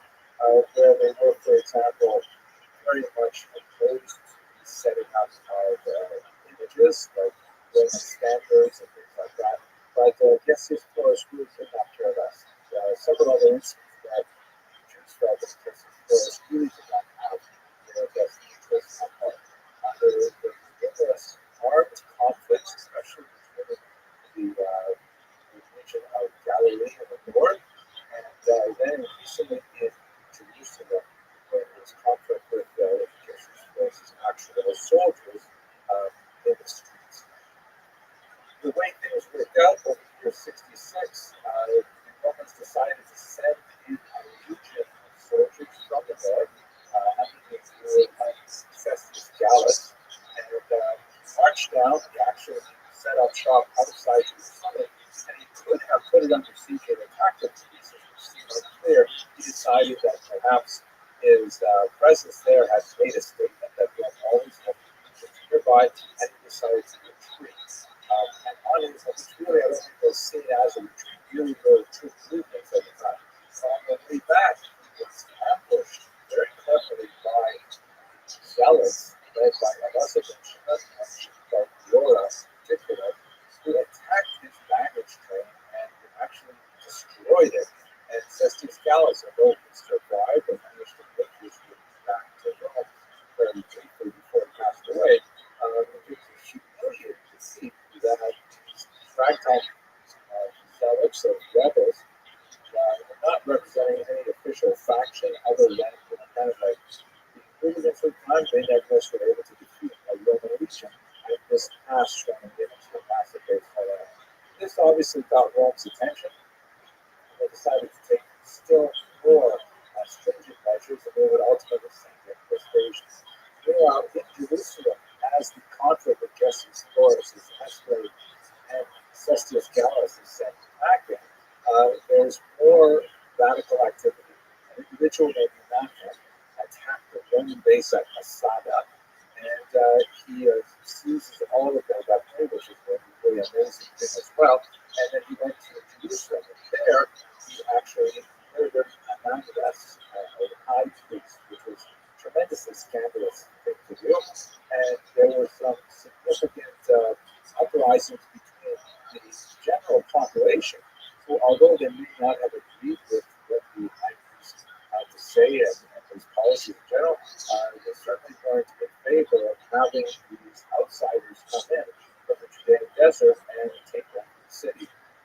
One of the things that happened early on is that they burned down the place where all the local records of deaths were held, and this indicates to some analysts that there were strong socioeconomic elements to the early conflict that was wanted to remove all of the records of who owed money to whom so they could be received large debt amnesty. Ananias' son, named Elazar, goes and murders Nathan, who had murdered Elazar's father. And with the end of Ananias, there was basically a Roman posture in Jerusalem, and things just spiraled further and further out of control, as we shall see. Rome sends in a great general, Vespasian, one of his powerful generals, to essentially restore the honor of Rome after Cestius Gallus had lost it. He was attacked by Viola and Aleza, and he comes in from the north, and he takes his time. Arrives in 68, if I remember correctly, and he spends years just essentially engaged in much smaller mop-up activities. In the north, wandering down to the center of the country, he has plenty of time to besiege Jerusalem, but he ultimately decides not to do it. Things that we shall discuss shortly. But more significantly, when the Emperor Nero takes his own life, Vespasian is shortly called back to Rome, where he ultimately becomes the emperor. And the person who takes over after him is his son, Titus, who is shown here in his battle garb. I believe the picture of the bottom is Vespasian. I'm not sure, but the larger image shows that this particular triumph is celebrating the destruction of Jerusalem in the city of the top. But no, this may be the triumph in Rome that occurred after that was over. Now, looking at the main point that we want to get to today is to understand who is fighting. We've already seen some of the setups, but let's go through the many different groups that were. This is going to be a bit of a blur, and it is rather confusing to try to keep track of it, but I'll try to keep us focused on it. So the first and the dominant group were so-called Herodians. So-called because they were descended from King Herod, who had passed away at the end of the first century before Christ. His great grandson was king at the time, shown on the left here, King Agrippa II, also known as Agrippa. He's an unusual character. Like his predecessors, they had no real power, and Roman authorities, immediately after the death of Herod, had simply kept on the Jews as kind of puppets or as client kings from time to time, actually not even giving them control of Judea itself, giving very limited control. Agrippa's was in his family. He was not considered a great leader at all. He has very little authority to lead the Romans. But he did believe that the ongoing alliance with Rome was appropriate for Judea. Rome was such a overwhelming world power. Judea was this tiny little nation. The concept of rebelling against the power in the world was anathema to it. He made some strong speeches recorded in Josephus, I'm sure embellished with his view of artistry. He made some strong speeches for a kind of pro-Roman orientation that stopped all of this rebellious activity. It's getting out of hand, attacking a Roman legion like that. How are we going to match this together? This particular image shows some of the key players at the time. Besides Agrippa II, who's shown on the left, that's kind of like oriental thing. You have Festus, who is the Roman proconsul. His name means like happy, but he doesn't look so happy. And Agrippa's sister, Berenice, who had actually a romantic relationship with Titus that was quite seldom in the ancient world. And this is a moment which is recorded in the Gospels where Paul presents some small version of his views of Christianity and Judaism to him. But that's simply because Agrippa is curious and he wants to know more about Christianity, which is emerging at this time. So you have this party of, we can call them Herodians, who are essentially the old aristocracy, who have connections to Rome and want to see that connection maintained and preserved. Not necessarily because they totally capitulate to everything else at once. Berenice in particular was frequently trying to hold off some of the more negative aspects of the Roman policy in Judea, but nevertheless, they want to maintain at least the traditional alliance that they've had for nearly 200 years now. Then you have the so-called Sadducees. The Sadducees are especially associated with the temple cult. At this point, just like the kings of Judea, who were essentially puppets to Rome, the high priest was also a formality that was assigned by Roman sponsorship, and the high priesthood simply is a churning kind of revolving door occupation where you would have them replace sometimes several in 1 year. That was turnover of high priest is a very high status position, obviously, but it's one that was adopted by the Herodians and by Roman influence. They often engage in high levels of ideological conflict with the Pharisees. In the Talmud, they have lots of debates, which the Sadducees are invariably portrayed in a very negative light. But like the Herodians, they want to go back to the status quo ante. They want to go back to the idea of Rome in control, that Judea being, the little subjects of the empire. They will have an especially difficult time with so-called frugality. They will be short knives, daggers, such as these were the individuals who carried these short knives while wearing regular plain clothes, as Josephus describes it, and they will infiltrate crowds and actually assassinate people that they view as their opponents, and so people who are associated with the regime. Not that we saw earlier, murdered Ananias, the high priest of the time, and Elizabeth Shin is another of these other forces who are especially feared by the Sadducees because they're in there and they're trying to take over the older establishment. Perhaps for many of the socioeconomic issues that we described earlier. On the other side of the ideological point from the Pharisees, from the Sadducees, is of course the Pharisees. And we use this particular 19th century image to illustrate that because the Pharisees are generally regarded as the progenitors of the rabbis, the rabbinic movement comes from the Pharisees.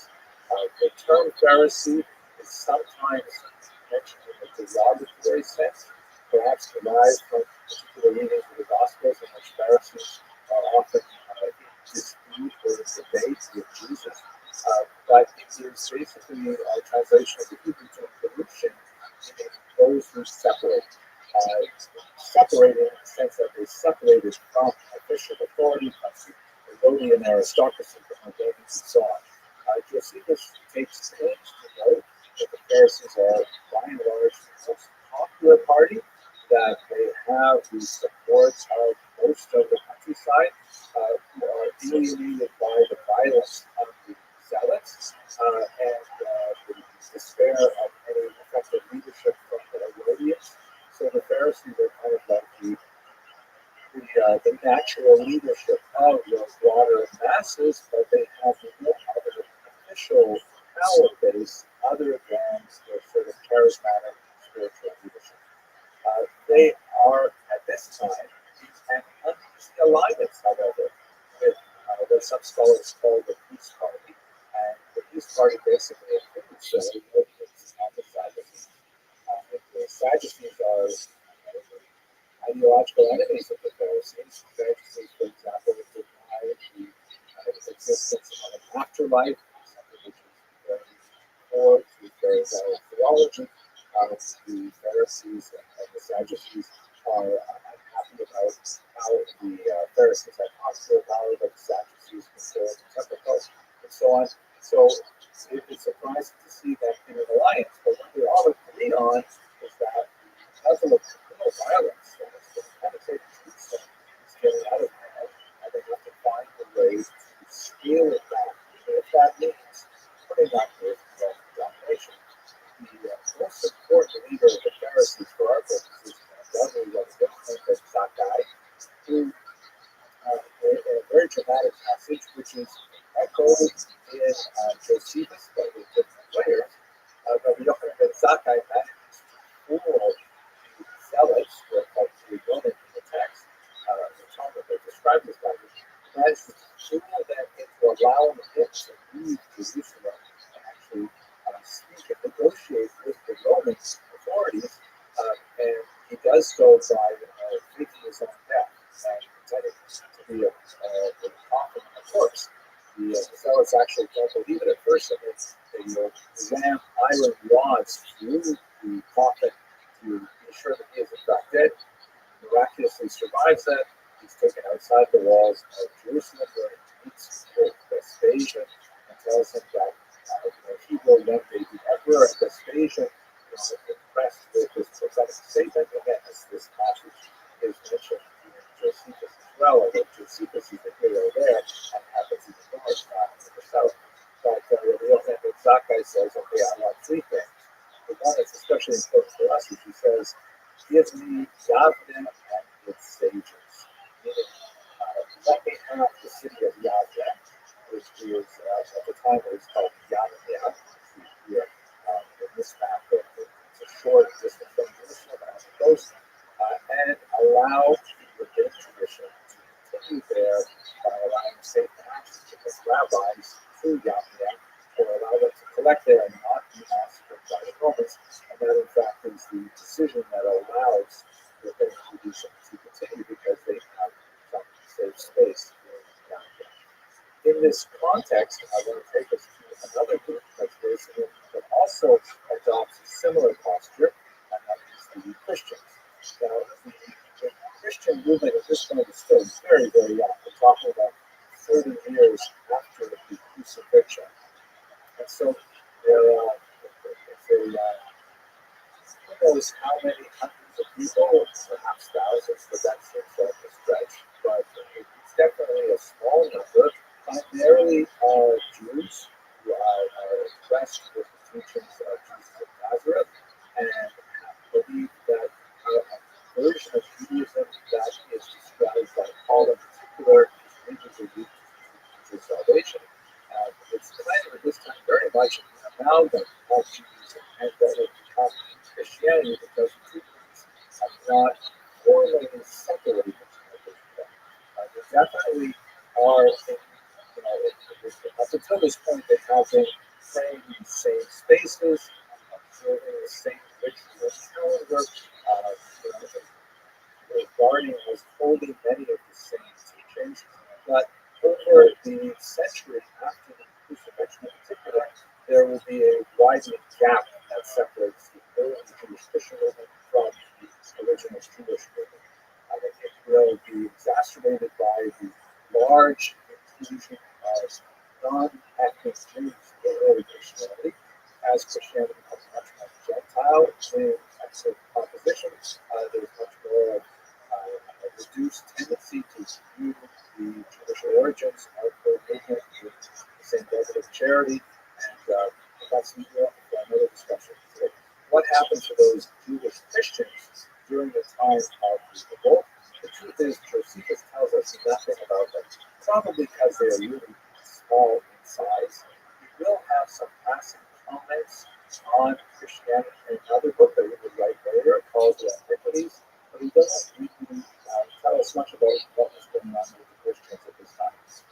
Much more significant passage occurs in Eusebius's massive church history, which was written about 200 years later, and he writes in his introduction, for example, that his book is going to be a history book that focuses primarily on things that immediately overtook the whole ethnos because of their plot against Savior. It's clear from that passage that Eusebius has a particular theological interpretation of the destruction of the Second Temple that is essentially blaming the Jews and the downfall because of how they treated Jesus. This is not an argument that appears in Josephus, but it will appear significantly with many other theological approaches and conceptions. At any rate, let's answer the simple question: whether the Christians, according to Eusebius, writes that the people of the Church of Jerusalem had received some kind of a prophecy given by an oracle before the war, saying that, how should I read, that it's going to be dangerous and they should flee. The oracle revealed that they should flee to a place called Pella, which was in the Perea. That's the phrase that Eusebius means. I'll show you a map in a second. But according to other historians, it was in the Decapolis, just on the other side of the Jordan River. And they believe that this is where Christianity was preserved during the here's the map. It shows you Jerusalem in the south, and here there's Pella, which is clearly the Decapolis. So there were some questions about the text itself, but nevertheless, that's what's happened to the Christians. They apparently had no role in the story that we are going to describe. Okay. Now we should turn to some of the main zealots who are very active and fighting, as we should, with the Herodians, the Pharisees, the Sadducees, and with each other. John of Giscala is one of the most significant figures. Giscala is actually Gush Halal, which is a very productive milk, which is a place in the Galilee region. He was originally a moderate who was apparently alienated by the Romans and their impure policies, but he was a long-time enemy of Josephus. Josephus has nothing nice to say about John Scala. In fact, used him as a prime instigator of some of the worst dialects, both in the north and especially in Jerusalem. So, again, Josephus is such a tremendous treasure as a historical source, but a very difficult treasure to work with because it's hard sometimes to parse what actually happened and try to filter it by what we know about Josephus' personal life. At any rate, he He escapes Vespasian after Vespasian is still in the north, and he enters Jerusalem in 68. And it's at this time that John of Tuscala would portray himself as an ally to the high priest Ananus, not the same person that was murdered earlier, Ananus, but would ultimately also be murdered by the Zealots. Josephus portrays John of Tuscala as kind of like pretending to be allied with the Herodians and the Pharisees and Sadducees, peace party, but in reality feeding information to the Zealots so that they can be more effective in their attempt to take over the city. He ultimately is successful in taking over a large band of followers of Abazar ben Shimon, so his forces were very large. And also, we should remember at this time the population of Jerusalem. Not only do pilgrims arrive at Jerusalem in large numbers for the holiday of Pesach, for example, and the holiday of Sukkot, Josephus describes this in some detail, but also there are war refugees because there's the Roman incursion to the north and chaos going on there, and in the south you have these zealots wandering around, and people are fleeing their homes, looking to the big cities, hoping to find some safety.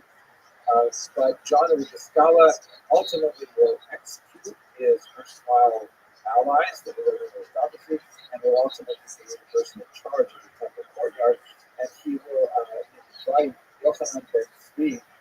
He's just another one of these bandit leaders who takes pride in personally murdering the Herodians that comes across. And these, by the way, of course, are all Jews. This is entirely Jewish fighting that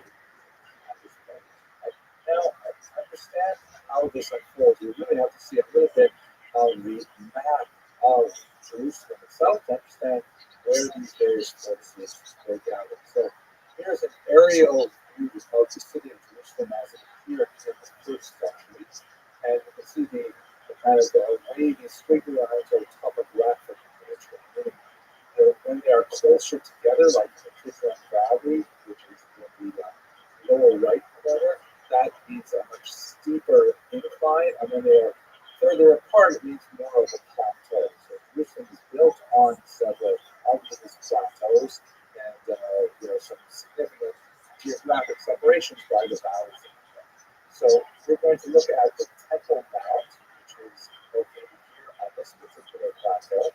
We're also going to look at this tower called the Antonia Tower, which is the most significant military fortification of the temple ground itself.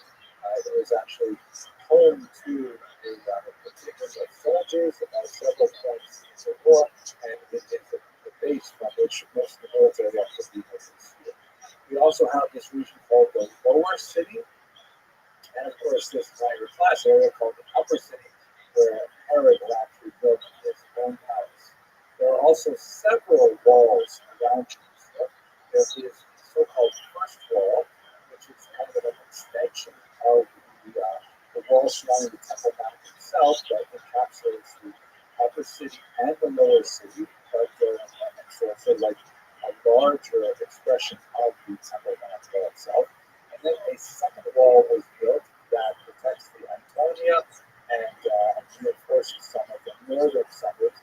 Finally, especially as the population of Jerusalem will grow, a third wall is built to the far outside. In fact, that would be penetrated very early on. So now that we have a little bit of geography, we're going to return to some of the major players.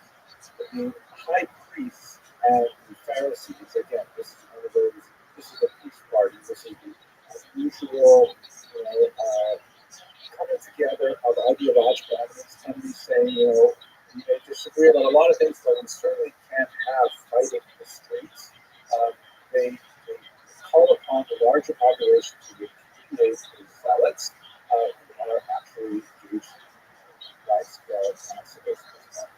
The zealots end up taking over the temple where they become trapped because they can't get out of the multiple walls, and this is their building base for such.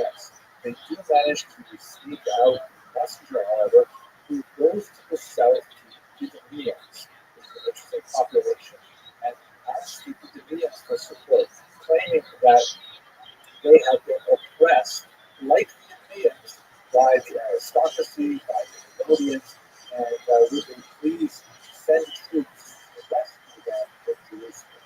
Now, Judea is here in the south of Israel. It's an unusual part of Jewish history because this is the only time when Israel engaged in any kind of forced invasion.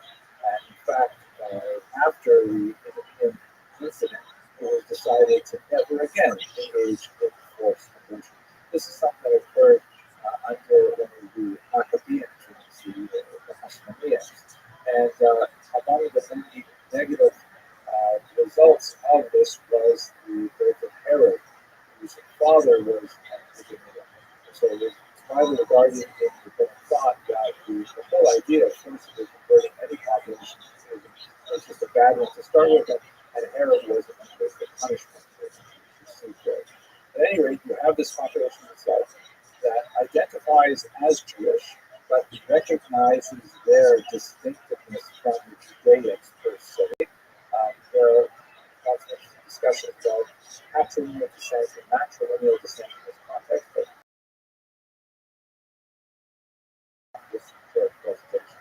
And we taken in by the argument that it's offered that they're being persecuted by the aristocracy. And they also have a feeling that they're often looked down upon and are pursued. So they send 20,000 soldiers to rescue themselves in Jerusalem.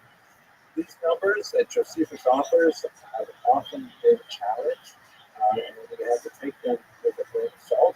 But even if it's a significant fraction of 20,000, it's still going to be a lot of people.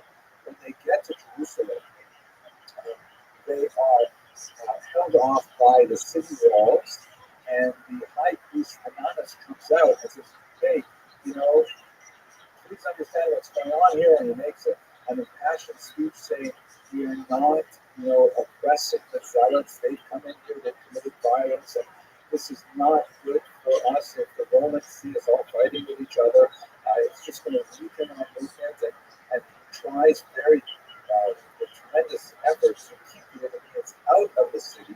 He is unfortunately successful, because when the zealots slips out of the city once again and actually opens up the city gates for the Idumeans. And this is when the violence just gets much, much worse. The Idumeans enter, and together with the zealots, they massacre the high priest Ananus, and this actually happened on the temple grounds. Josephus considers this the point of no return for Jerusalem, meaning before the Idumeans and zealots murdered the Poet rebel, Josephus felt that maybe the Judeans could patch it up with the Romans. So sorry about those zealots, sorry that we couldn't, keep them destroying Cestius and Gallus and things like that. We didn't do those things. But once the high priest Ananus was murdered, the population would descend into a world full of violence, and they were grown up to adequately defend the Jewish cause in front of the Romans and in front of the background. Violence extended beyond the attacks on the Libyans, but went into the civil civilian areas as well. The local defenses of Jerusalem, civilian militia was attacked overwhelmed by the Libyans, and also door-to-door attacks on the general population happened at this point. The Libyans themselves were simply running up the mock, making one example of the level of lawlessness was zealots wanted to put a particular prominent individual on trial, and they convened a Sanhedrin, a grand jury of 71 members, to convict him of the crimes they accused him of. But the Sanhedrin did not want to go along with this, and so instead the zealots simply slit his throat and threw his body into the valley of the so the kind of extreme lawlessness at this time. Finally, it gets so bad that even the Idumeans regret their role, and they say, we're going to beat you here because thought you were going to oppress, but now we see that you are the oppressors, and they decide to leave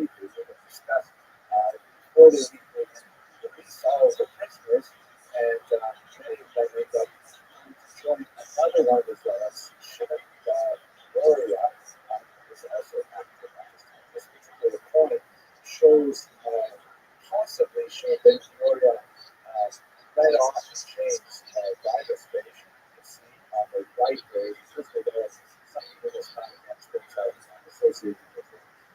Plays the eventual triumph. Up until this time, he has not been in Jerusalem. He has been ravaging the countryside. There's a general lawlessness that has spilled way beyond the city of Jerusalem, way beyond the Galilee region.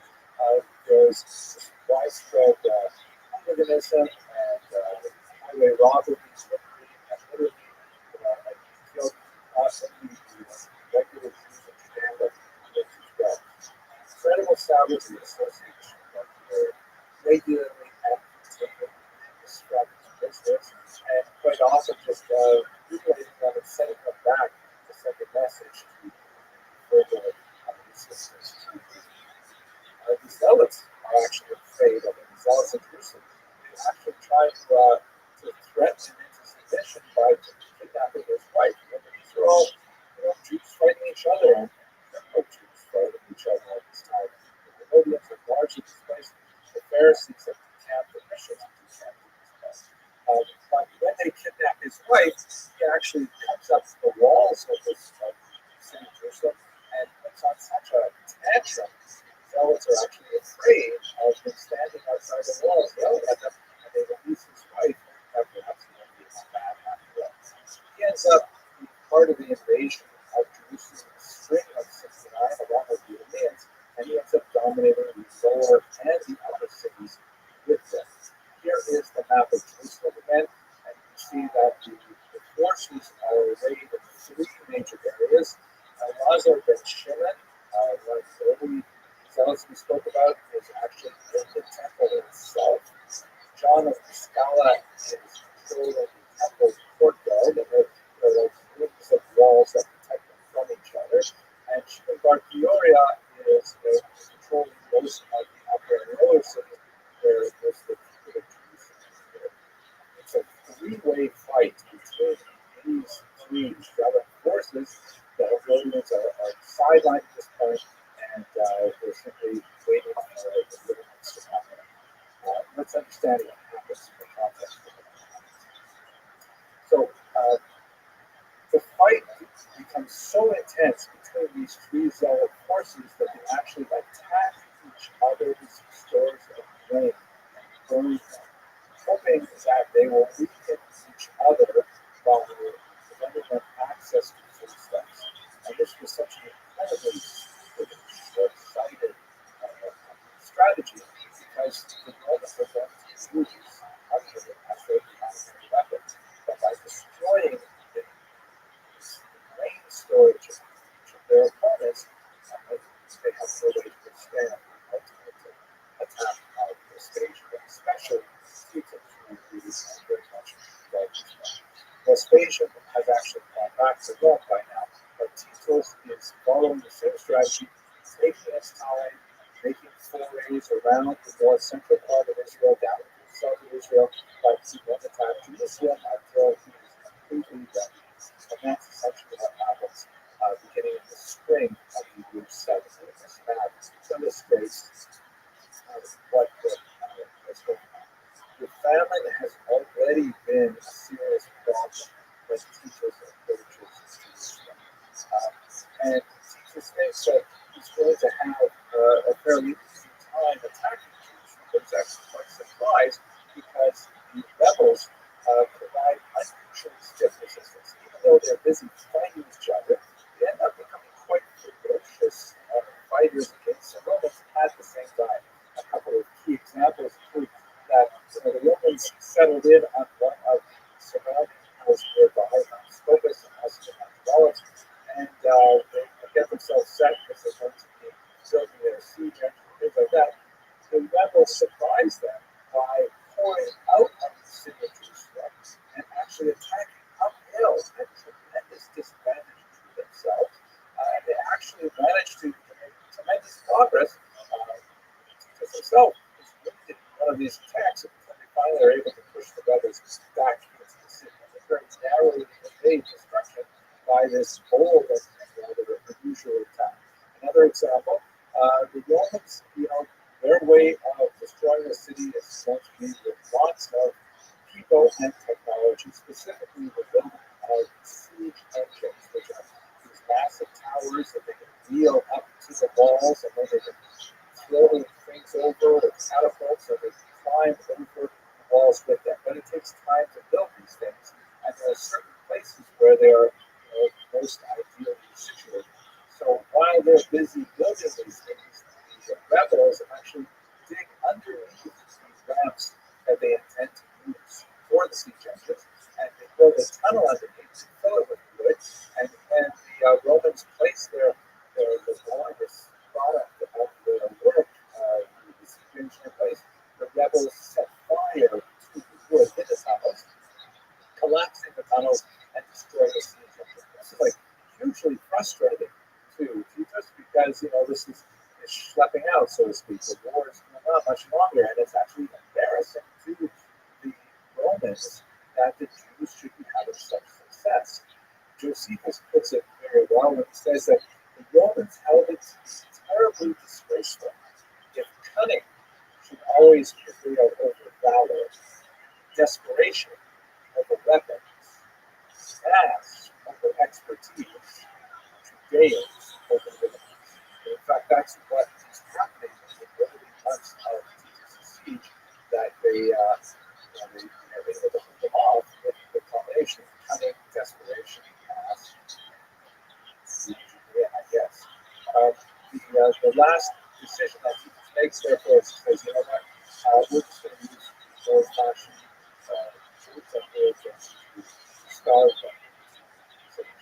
And notice this massive siege, guys. Functioning the fourth wall around Jerusalem, and he manages it very carefully to make sure that no food can be smuggled into Jerusalem from the countryside. Shuts down any possibility for Jerusalem to get any information from the outside. Combine that with the fact that the zealots have already destroyed their own grain stores, they descended to a horrible level of poverty. Josephus describes in very pathetic terms cannibalism and the same kind of terrible things that the essentially are also described in the book of Jeremiah,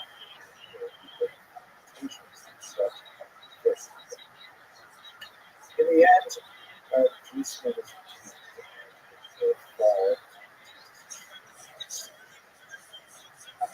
the story behind it, however, is somewhat complex. Josephus says that Jesus holds a war council and says that he wants to burn out the temple complex and to take care of the last rebels, but he wants to actually preserve the temple itself. Now, it's possible that Josephus places Titus in a very positive light here, because Josephus, of course, sponsored by Titus, in fact, ends up being assigned the Flavian reign because of his close relationship to the Roman family. But it's also possible that Jesus wanted to preserve the temple because, after all, it was one of the great wonders of the world. It was one of the most fascinating, well-known architectural feats. Nothing significant about the era, and attracting thousands upon thousands of pilgrims from all around the Middle East, Jews and non-Jews as well. So we don't really know how true this is, but it's not impossible to imagine that Jesus did not actually want to destroy the temple itself. He wanted to destroy a rebellion, and he may have rededicated the temple to Jupiter or something like that, like Antiochus did in the Pontic region. But this is a very Arabian temple that Josephus gives us.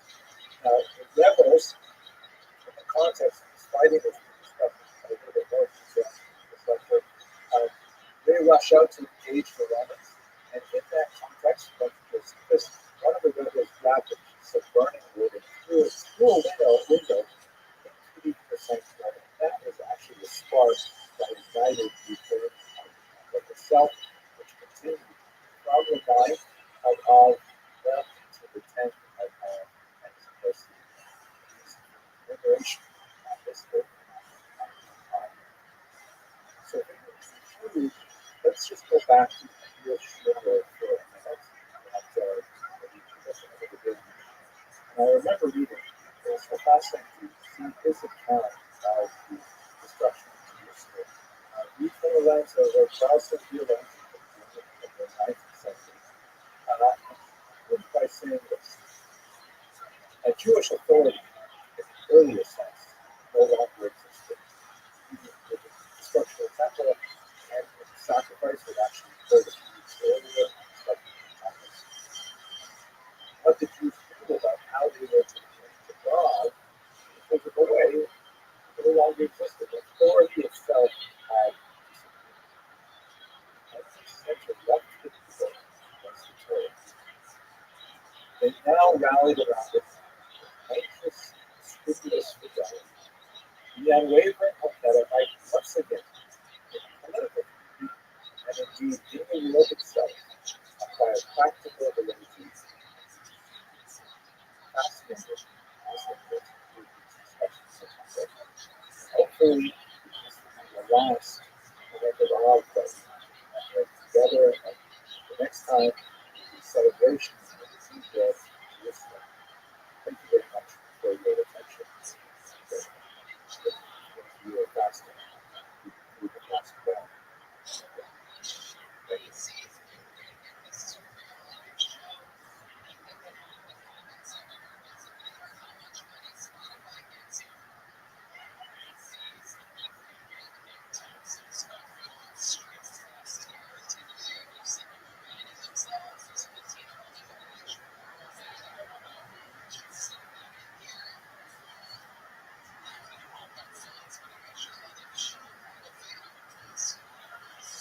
Hello everyone, I hope you all are good.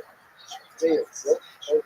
I will be today and the people of the traditionally occurs in the late summer of fall and the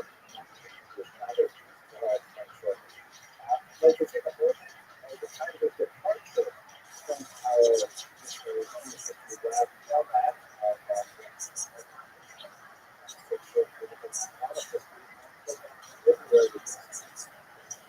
sometimes criticize the nature of the combination of mixing the room versus the drugs. That may have some value to it, but today it's a but that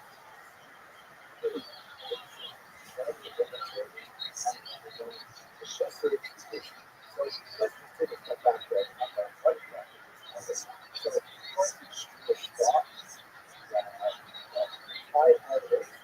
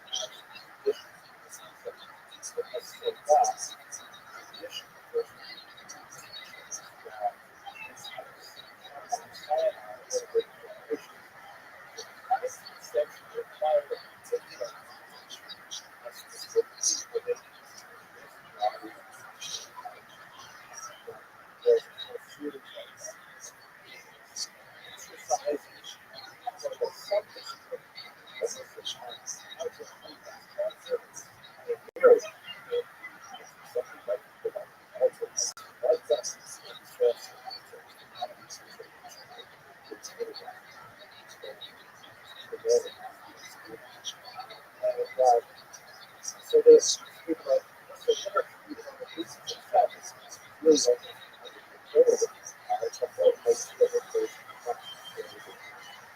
also, I should put this context that colloquially, give someone a soul, something like that. To give someone a soul is to give them. And that's not like negative sense. A soul, it's not a sense of subjective. So you should have proper. It's difficult. That's just like a soul. Okay? Or it's hard. So that you actually feel good. To get honest stuff. Good.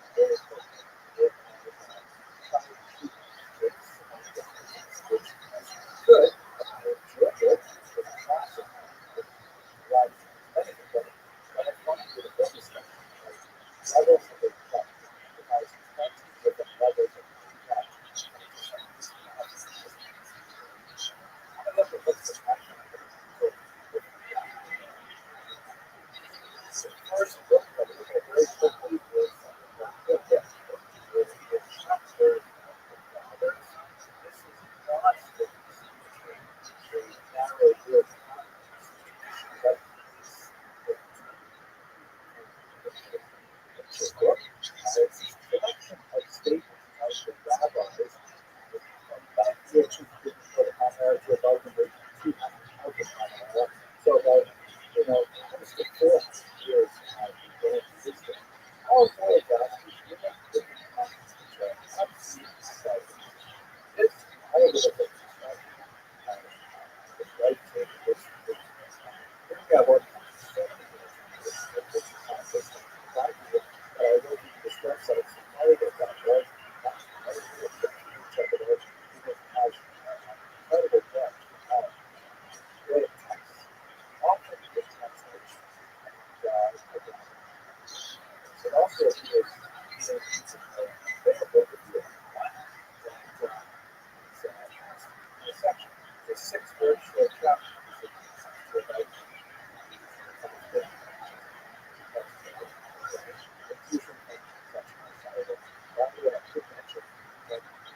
Videos, I know they reach a very, very broad audience.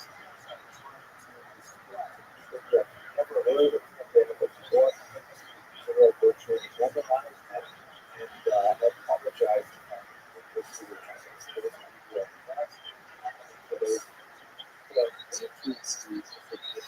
okay.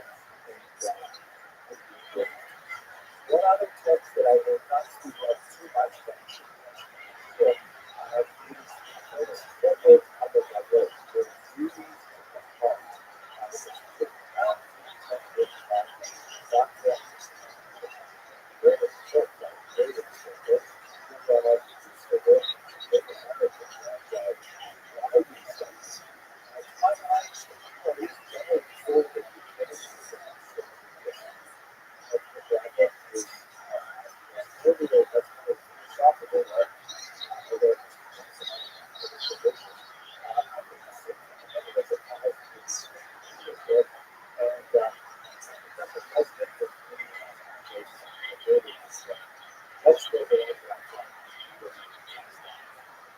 so I tried to use books to work there was some of the others. I think I've divided into literature. This video, I thought how to fix things, how to what are the steps that are required for this? Then what I'd like to call this idea of which is already a little bit. Right? It's not a motivation to change things. It's that you should be sacrificing for going to be higher efficacy. And then there's the chemist, which also all of these categories all of each other. I guess the literature is very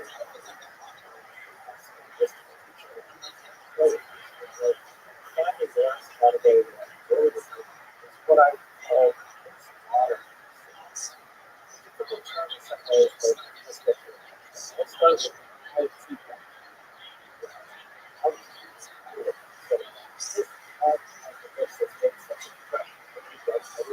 Very awesome. This is a shameless look like because I feel really excited about this particular work. But I want to talk to you later. So, modern work, not support like this.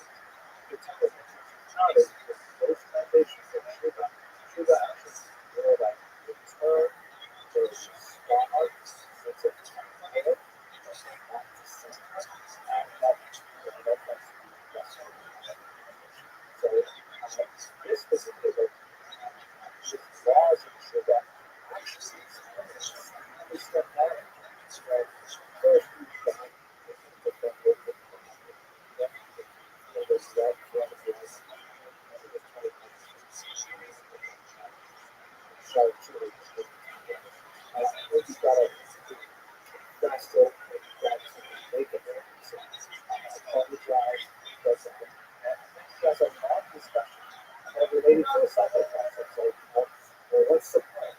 What's the matter? Reward and punishment, the duties, yeah, that, especially food good, jugglism. So, my personal contribution, very small, that's I have different translation of this particular section of the different book, and I had the best presentation with Samaria. I was confident with that. Really excited about this.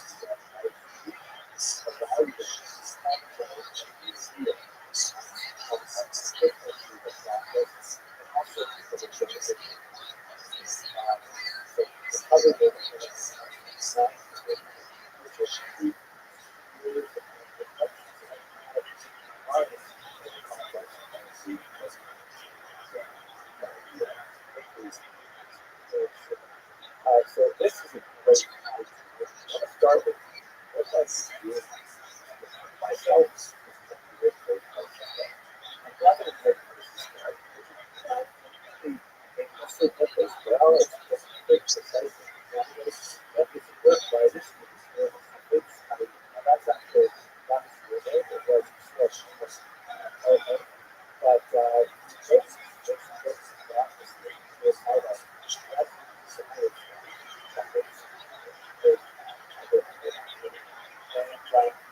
it's based on the verse that says, "Who is the one who desires life?" Answers that question is what relates to this is why is basically on the laws of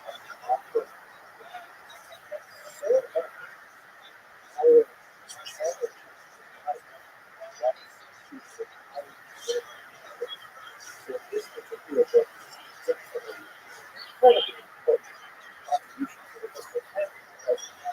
Because why you should it does have something about that.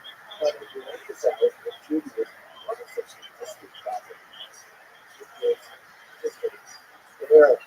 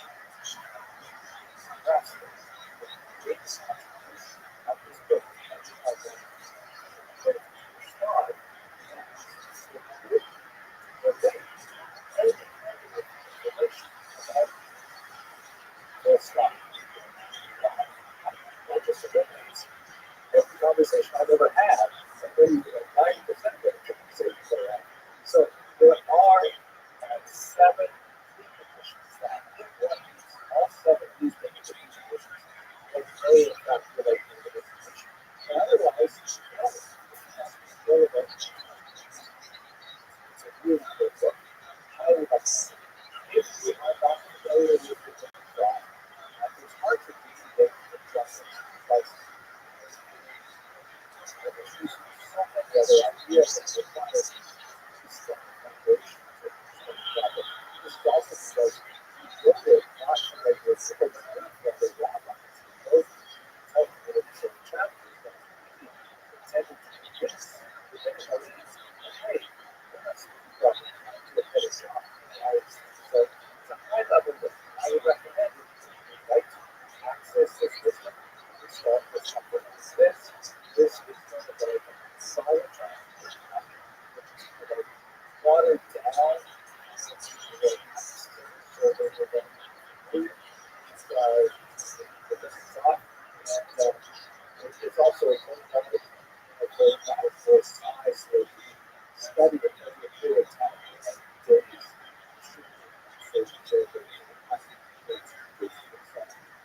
I read this information adaptation.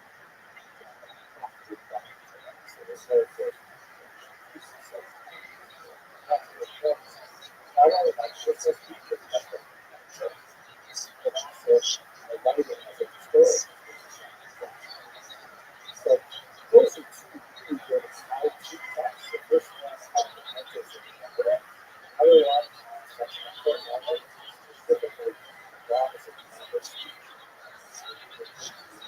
And so have a look at the as it was a cycle of motion. Okay, I really enjoyed those verses. This is a good verse.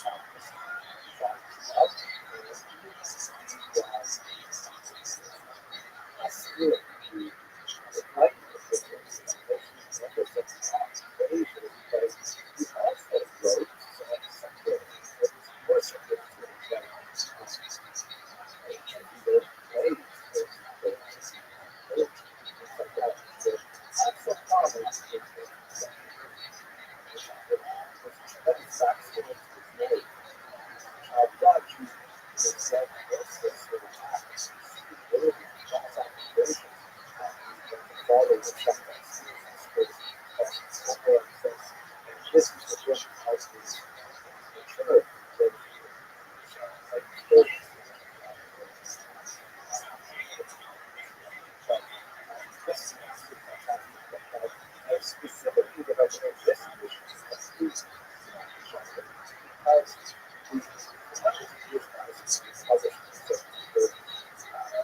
we've been studying hundreds of conversion models that are text around it.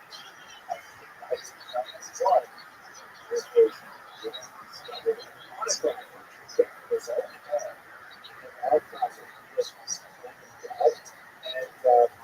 this is this mission.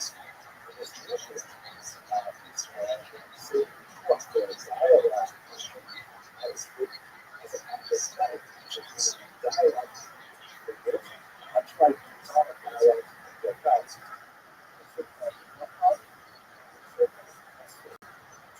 I have to really play some that the outcome is like well, first of all, the two of them were friends in their childhood, and they separated sometime early adolescence. So they got to the point where they get the impression that they're probably about 25 years old. They meet each other, and they change prejudice to each other. The thought has kind of become right down to the individual with higher education, secular culture, and curiosity about science, things like that. And on the other hand, there's the philosophy has very, very complex. A lot of time meditating, studying songs, the puzzle is such a island of curiosity. It's not like if you from a language person, so curious. What if you, what's my friend do out there? How do you spend so many hours? So he goes up to him and he's so happy to see him and start talking about his life. And the philosophy that dominated the conversation, he really on the road, realized that this very loudness is kind of like a lot of stuff that he's suffering from that world. And it's just intense by what the say, but it's good. It's so fantastic. I actually prefer the dialogue version as well. But anyway, oh, what an amazing book. What is this actually say to the Hawkeye position? So it's like, a series of levels of personal development. Watch them as protecting the farm, and seize opportunities to leverage and that's the all these levels that we discussed. Step by step basis. So they want to do that. The biggest challenge is to sometimes we feel very much like a lot of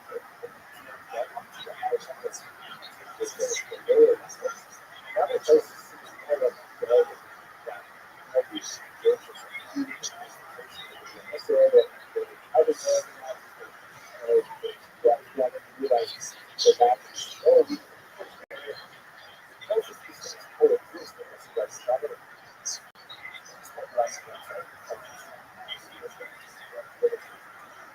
Anyway, I find this so amazing. So that's kind of the psycho-educational type of listening about that each just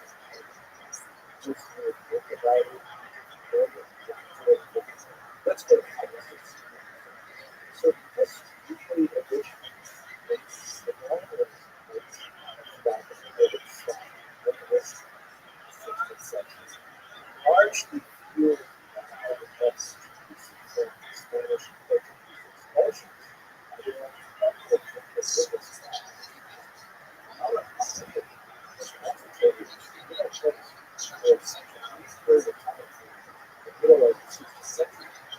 expulsions.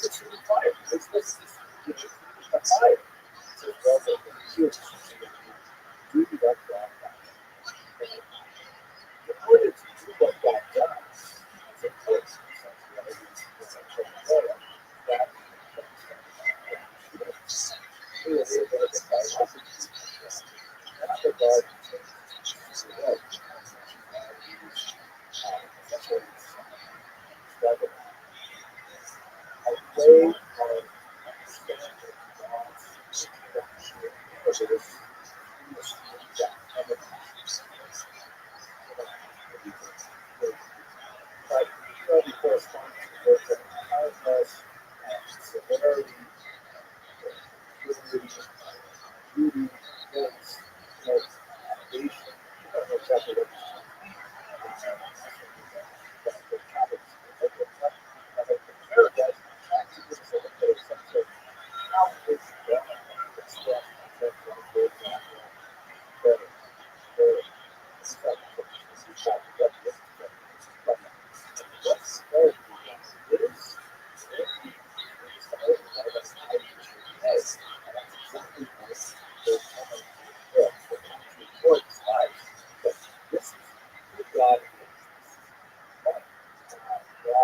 as a result of God is.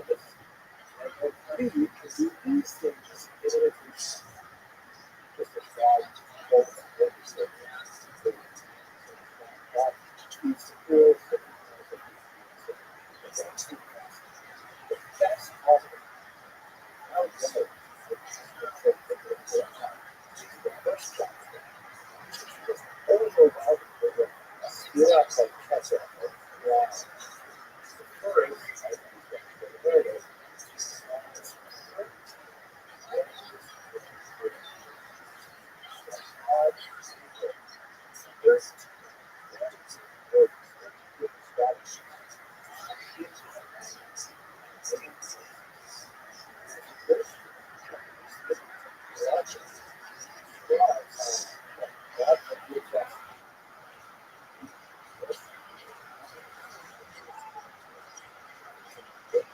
So much so that I know the foundation of the world that first chapter of the speech, like one stood out of Torah and it's how they Kabbalah forgiveness because one of the deepest things about the forgiveness. And after that, it's everybody forgive others. Words prayer and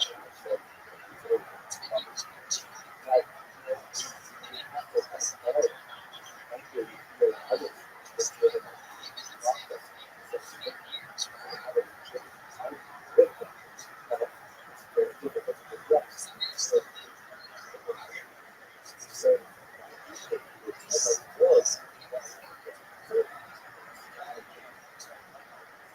I myself,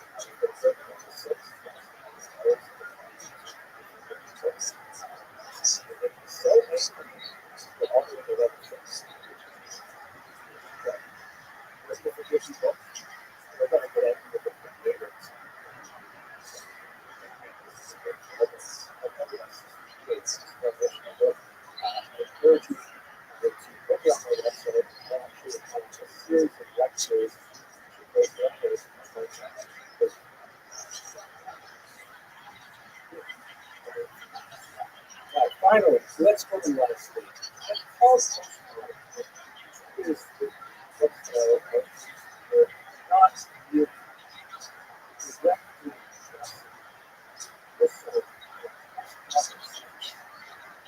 throughout the entirety of the and we're still waiting for real great post-modern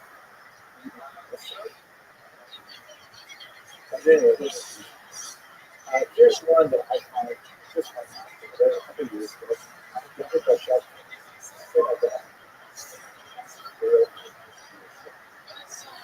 very few books that really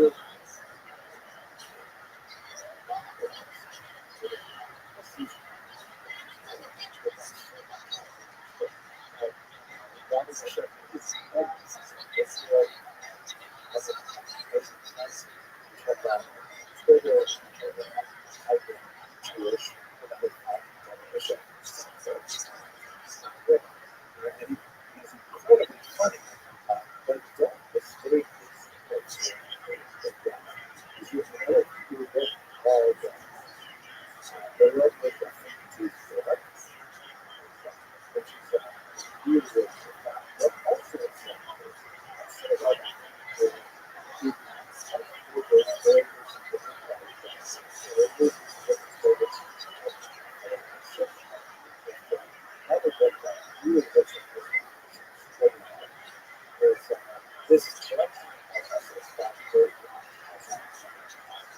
they shattered the story out of the political section up after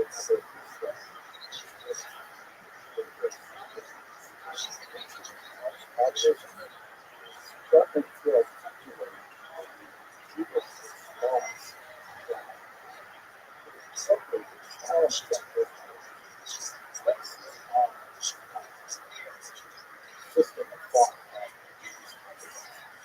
It is, let's say, the progress, even if there are text years that kind of like this adopted a photograph shows it is still rapid in some of the challenges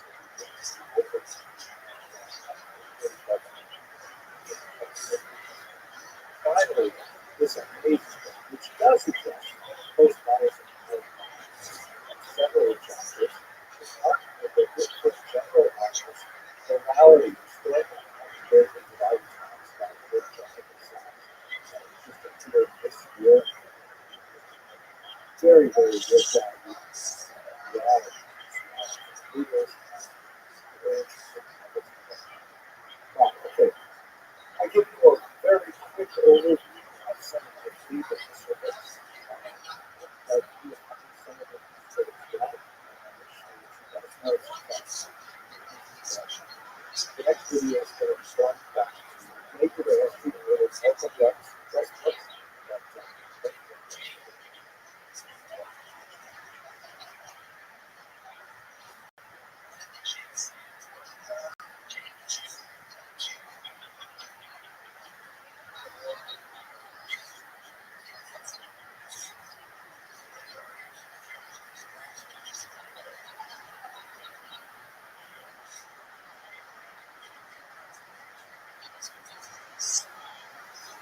Rabbi Posey challenged me to speak specifically on something related to this particular season, which is of course the month of Elul, the penultimate month of the year. These people are going to challenge you to repentance.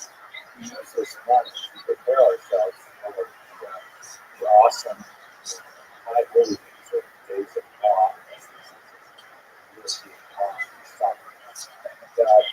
It occurred to me that this is actually a traditional, hugely traditional way to look at Jewish history, not in terms of like a linear progress from the past to the present and onward into the future, but rather kind of like a diet that history spins out like kind of one of those conical springs that you remember the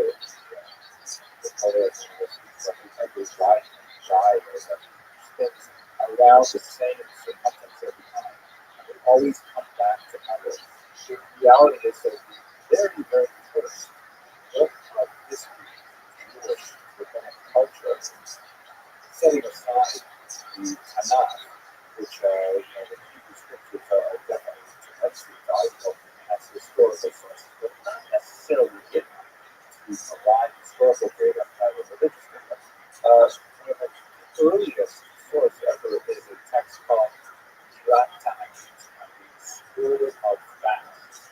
It's a small document that in the that is about the first century before the common era, and essentially it's a list of days in which it's forbidden to fast because good things happen to the Jews. It's a very small book, right? Not how many good things happen, so there are only so many days that you have to fast or not fast. That's essentially what this text is. And it is really the first book of rabbinic thought that was ever actually set to text. And the funny thing about it, and the honest, is that it was not organized in a chronological fashion. The past of the beginning, really past the beginning, and then even through until the time of the author, it was rather arranged according to the months. So when it gets to the Nissan, it describes all the important historical things that happened in every month of Nissan, and we get to the month of Teves, all the important historical things that happened in the month of Teves, and it is an incredibly difficult book to read because then you have to, think chronologically, you have to rearrange the pattern. So it's very hard to speak about either as a historical phenomenon, hard months of elements of Jewish history. I was challenged hard to observe. But what inspired me was perhaps we should really focus on what Jews might do in the Macedonia, which is, of course, getting ready for the self-assessment, self-examination that is essential to the process. And I thought of it that way, structure can be a So first of all, what is power? As I mentioned, all the there, power is the given us to see repentance. Of course, repentance is something that you can do anytime you're here, but this is the base process. This is the time that is especially, organized, well laid out, or something that you do individually because repentance is after all very much a private affair, but know that everyone here has this same time, everyone forces are resolved to resolve those repentance. The Hasidim, particularly the ultimate letters that this philosophy has a very wonderful discussion. Says the king is in the field. Normally, we want to make that point, but it's the king. We want to, petition the king and apologize for the errors and actions or whatever it is that you didn't do right over the year. You've got to make the judgments. You've got to wait, and there's bureaucracy, and there's uncertainty. But in the month of Elul, says the author Rabbi, the king, as it were, comes out into the field. That's probably derived from this verse here, but the field exalted and all that is therein. Then shall all the trees of the forest sing for joy before Hashem. This is the time of the year, Elul, when the king will leave the palace at the moment. And more than half of what it means, you may want to spend an effort to get yourself into the process. That's really what you want to do.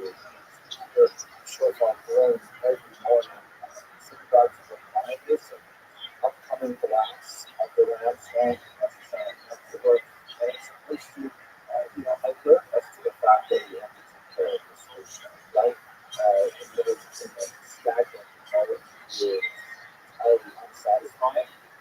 Our cultures and change and development, we need this time to develop ourselves and to feel like we didn't want to be for ourselves before.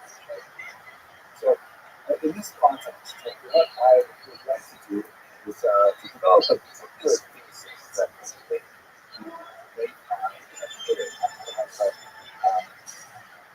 enjoying quite a bit. I try to think of like one of the great writers who have expressed very significant things. And what do they have in common? What brings them together? As I chose some of my favorites, I mentioned that we're going to study three Moses. Obviously, pretty good methods of literary thinkers. But I tried to squeeze a highly representative and lasting movements. They're all Moses ironical. But I found one common thread that links all of them. Many people may find different as I do. But they are all children of survival. It's very unusual that we look at the lives of these three Moseses. Their parents went through incredible trauma, and they are the next generation to look back at the experience of their parents and how their parents were scarred by it. And these three Moseses tried to respond with literary efforts that have had incredible impact on people. Specifically, we're going to look at the Rabbi, We'll look at a somewhat lesser known figure, but well beloved to Calvinists, the Rabbi, Rabbi Moshe played Arrow, who did Scott Israel in the 6th session.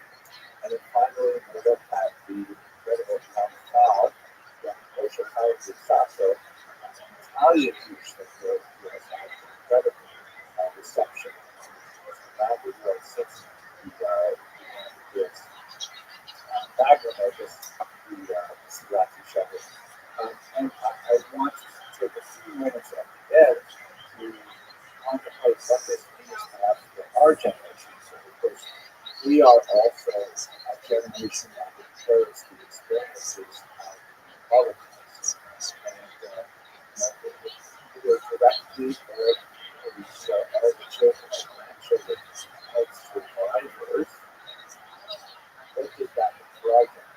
I could not think of any specific notion reach that level, but I do have one suggestion of so that's the deal. Over the course of the next 40 minutes or so, I'd like to introduce you to these three pictures. I'm sure that many of you are familiar with them already, but we'll focus in on their contributions to thought leaders and elders specifically, illustrate how their thought evolved from the trauma that their parents experienced, and show how great each of them contributed to creating a phenomenal ladder for true love that all of us can climb.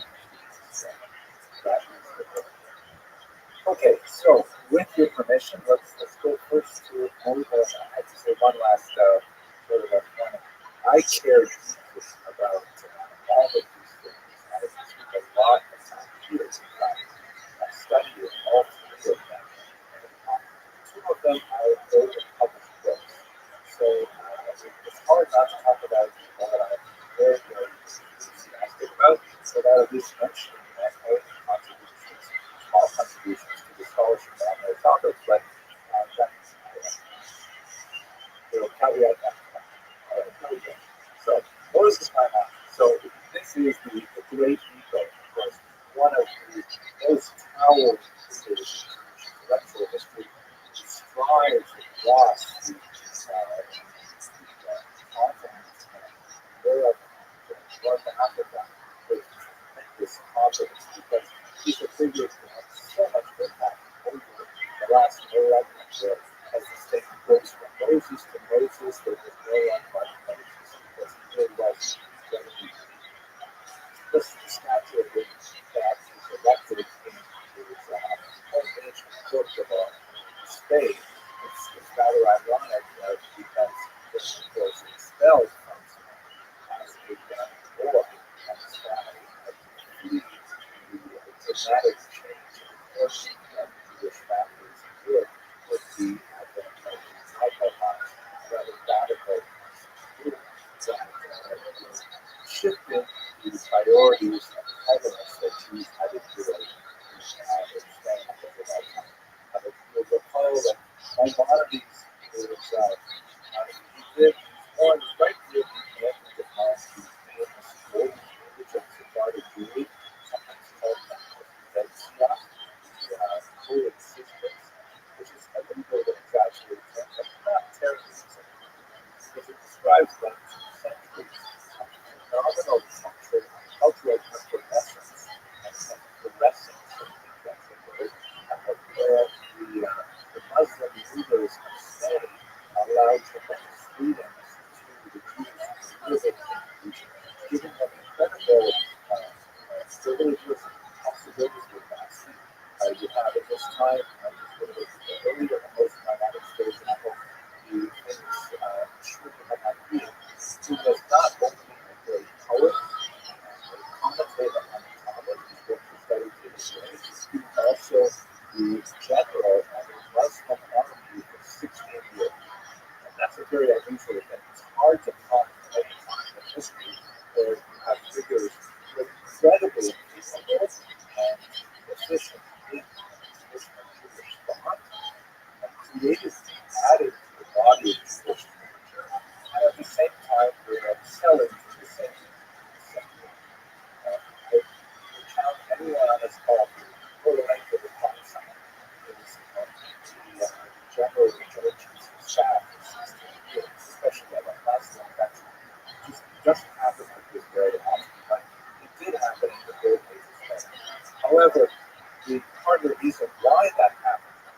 debate was so far away from the center of Islamic activity, which is already been with Baghdad. And so these periphery get away with a lot of things that the center might not tolerate.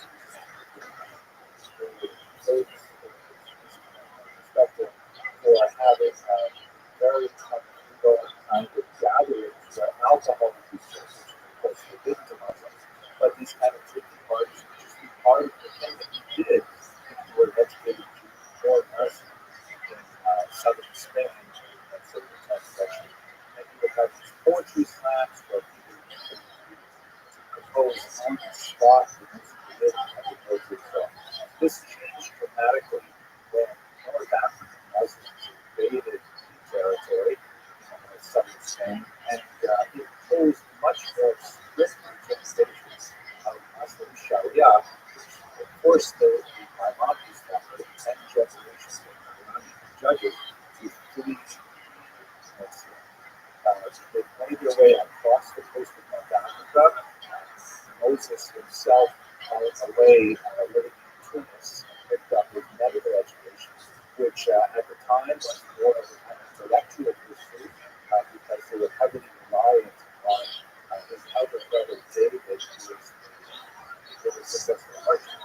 But when they got to the region of Cairo, they looked actually at a small government of Scott.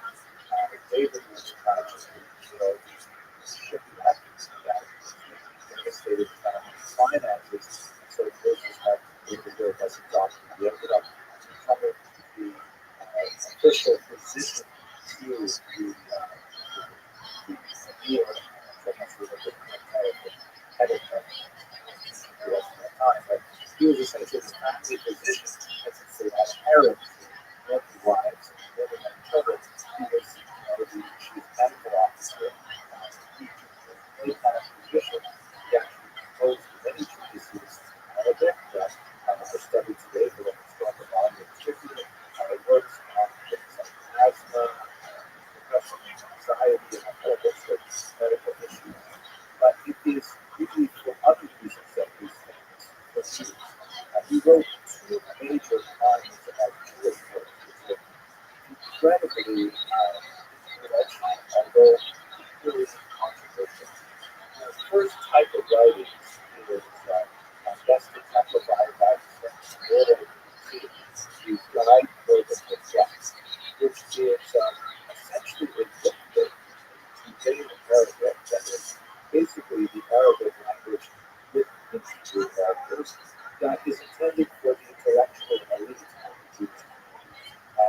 Young men, for the most part, were quite tempted by the tremendous strength of Islamic culture, Islamic philosophy, Islamic sciences, and so on, because the Muslim nations were so far ahead of the rest of the world at this point. This was where the Indian culture was going, and intellectual truths were drawn to it, and by extension to Islam itself. So God could reflect essentially Islamic response to Islam, and it represents a certain amount of intellectual synthesis of absorbing those elements of Islamic culture that give the value, such as the sciences and so on, but at the same time staking out the ground for traditional Judaism and making national defense for the ancestral religion. He was incredibly criticized for his work because his opponents primarily France probably that he was overly influenced by Greek philosophy and the second Judaism was but it's more relevant for us specifically for Elul is amazing magnum opus work of Mishnah Torah. And whereas the guide for the complexes with the Arabic for the rather elite audience, Mishnah Torah is a very basic Hebrew. Middle school students basically easily read the Mishnah Torah. It's unusually elusive, clear text. Basically, what he did in this rather audacious project is he said,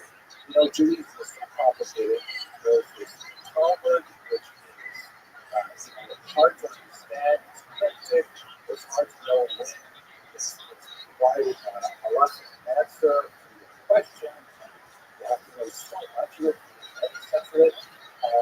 So instead of that confusing text, literally, you can go to the introduction. I'm going to give you one book, the Mishnah Torah, which is really the definition of the Torah. And this is everything you need to use on the period of first time. Now, as long as you have a Chumash, the first 5 books of Moses, which has its ritual significance for reading, and you have my Mishnah Torah, you know everything you need to know about you. And that's exactly that that's 14 different books. He himself never also the Yad strong hand, that's the word it's valid 14 books. And he essentially explained everything. It is essentially a halachic work, telling Jews how to behave, but unlike later works of the Shulchan Aruch, he went into areas that were theoretical in nature if they had to make halachic implications. So, for example, he was not shy about speaking about all the laws of the future. How are we supposed to behave at the time of the Messiah? And he spoke about the past, talking about how one begins with the ritual sacrifices in the temple. Also talk about it, the laws of repentance. This is what brings us to the other level. Perhaps as a result of this distinction, some study. Here, I'm stepping out on a bit of a limb because I'm not a psychologist. And, applying psycho history, especially to some of the towering different minds is very easy. But it's not hard to imagine that as a young boy, he forced from his home and fleeing across the entire northern coast of North Africa, and feeling tremendous uncertainty for his place of refugees. And then his older brother stopped early, dying, early as a shipwreck, losing all of their money. Like these are traumatic things. And it is my suggestion that perhaps when it comes to something important what we want to do is not to make sense of it. We want to organize it. We want to say the world's so unpredictable and dangerous that we use the scientific approach for which I have been trained as a medical doctor only in 5 different substitutes. In that regard, Hebrews Mishnah Torah actually wrote a book on how to do it. And this is my translation of the book with the commentary. I actually, this is a strange kind of project. About 12 years ago, I decided to translate this particular book for my own purposes, just as my own project of repentance. Translation is a way to really get to know text, and I shared the translation with some friends that liked it, so that I'm mentioning it. Other people liked it, and now what I've done for the past 9 years, I skipped a couple of years because I was up to it. But I have gone back to the commentary, reread it, refreshed it, and looked out on the internet again. So this is the version that speaks quite a bit about the coronavirus pandemic and how that has impacted my own personal true life. That's what we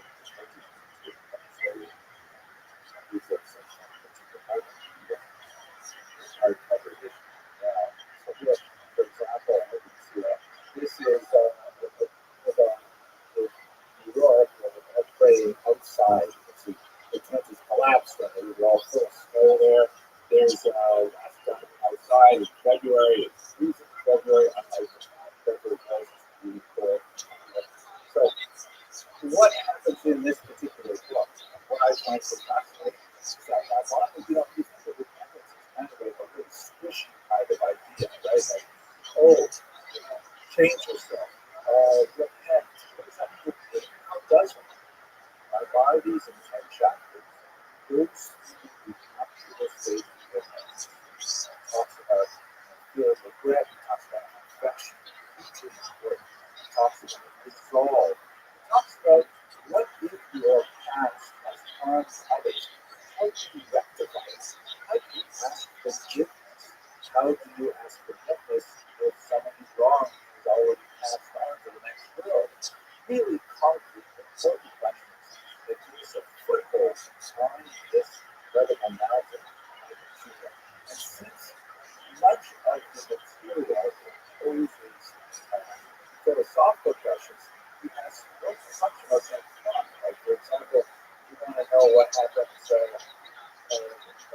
why should we swallow on this idea of the reward or punishment? Reward and punishment work in Jesus.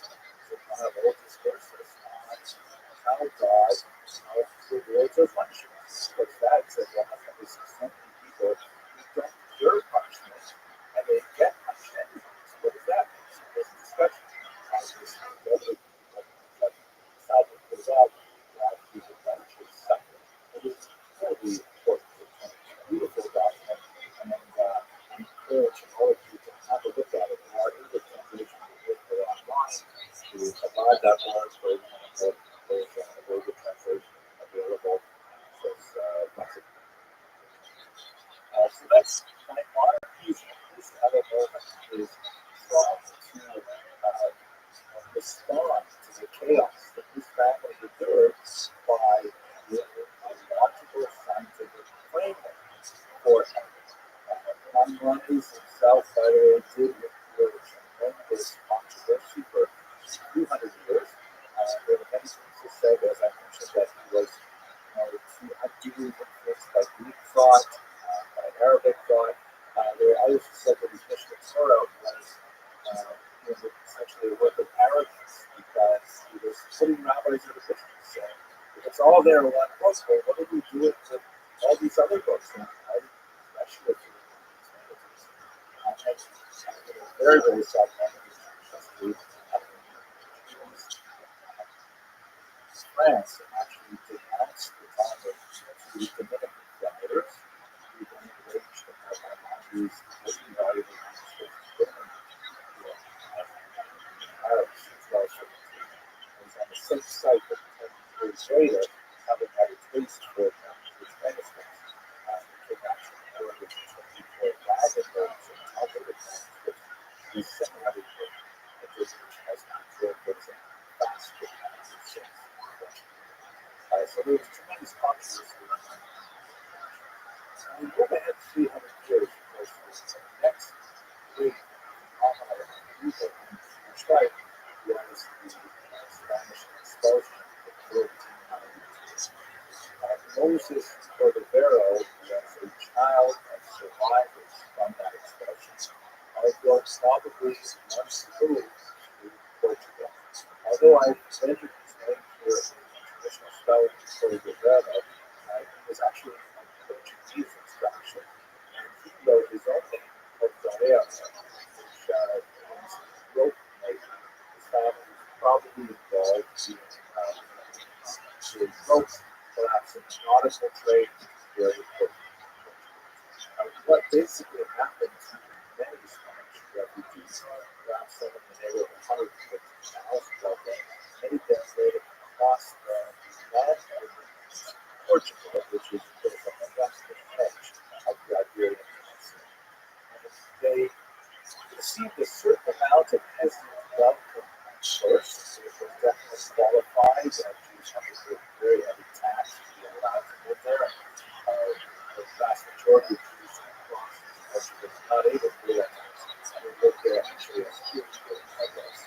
But it was a short lived respite because 5 years after they arrived in 1492, as part of the proposed dynastic union between Portuguese king and the princess of Castile in Spain, the Portuguese agreed to expel all of their Jews as well, to make that peninsula completely Jew-free for being laws.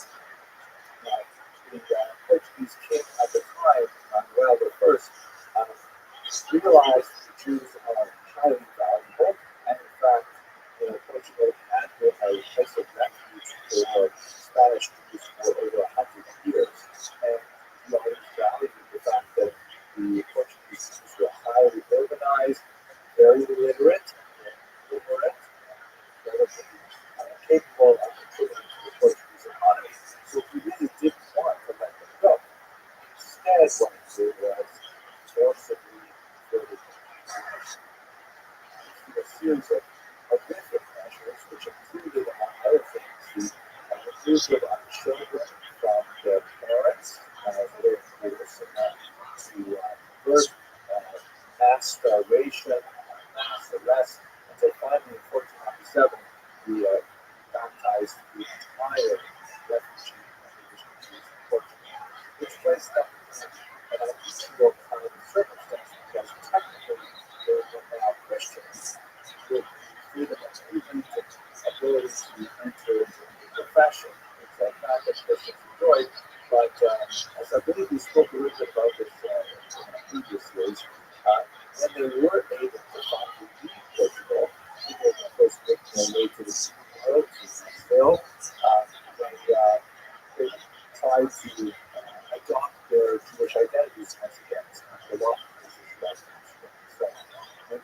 those key destinations for the Portuguese escapees was Spain.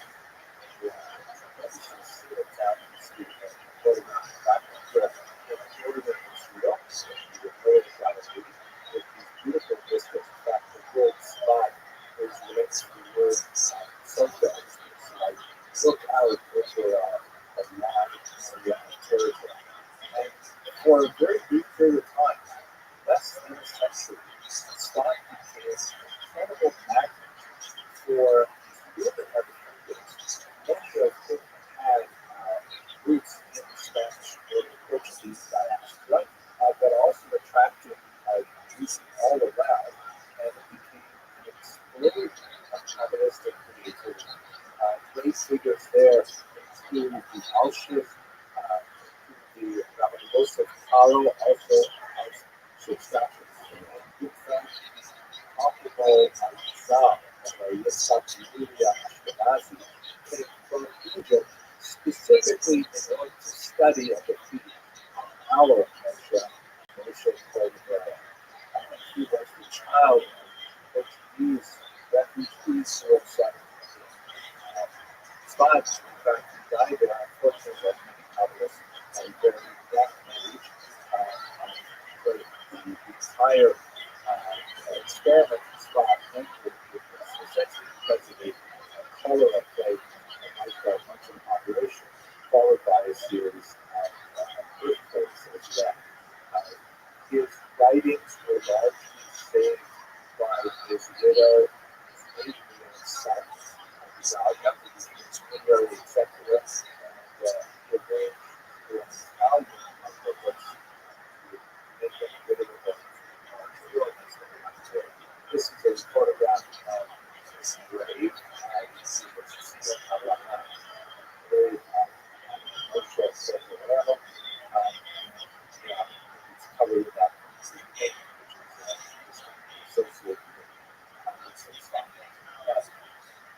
so, just like Maimonides witnessed what his parents had when he himself had to flee Spain centuries earlier, and Cordovera was come born in Spain, certainly grew up in a household in which Portuguese was spoken.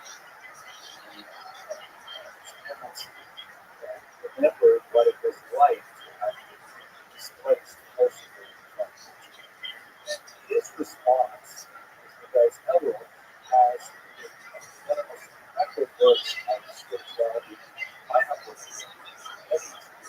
It's no less remarkable, but it's contributed quite a bit to his Dhamma, his normal, but there's one particular book called Deborah. It's not over at first read it sort of result I have. So like I did with Maimonides, translated it and then commentary on it as a way of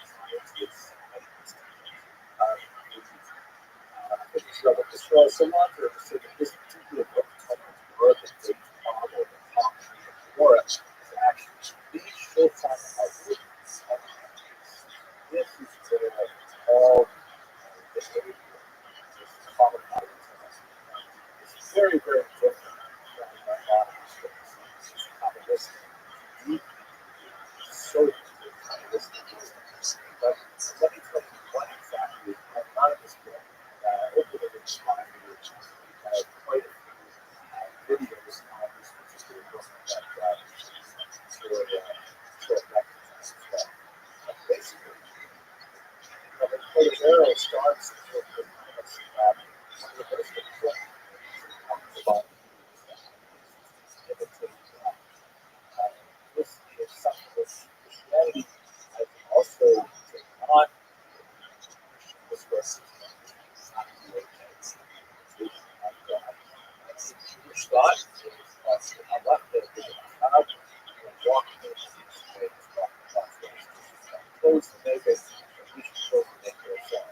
But the most characteristics of another level of position says we are actually supposed to make well, we should know something about them. We should know who God is, what he is, the by God.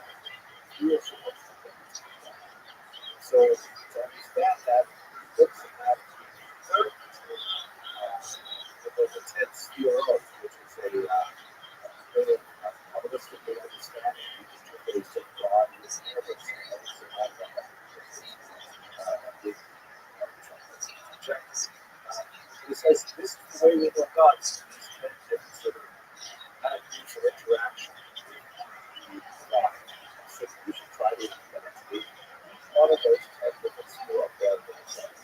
Tessa, the kindness, Lua, and severity, and the first of those is called Keter, which we took by the way the system but that first one called Keter is all about God's first interaction with the world, which is forgiveness. So anything else happens in terms of our relationship to God, that is forgiveness. And he does this first gospel reference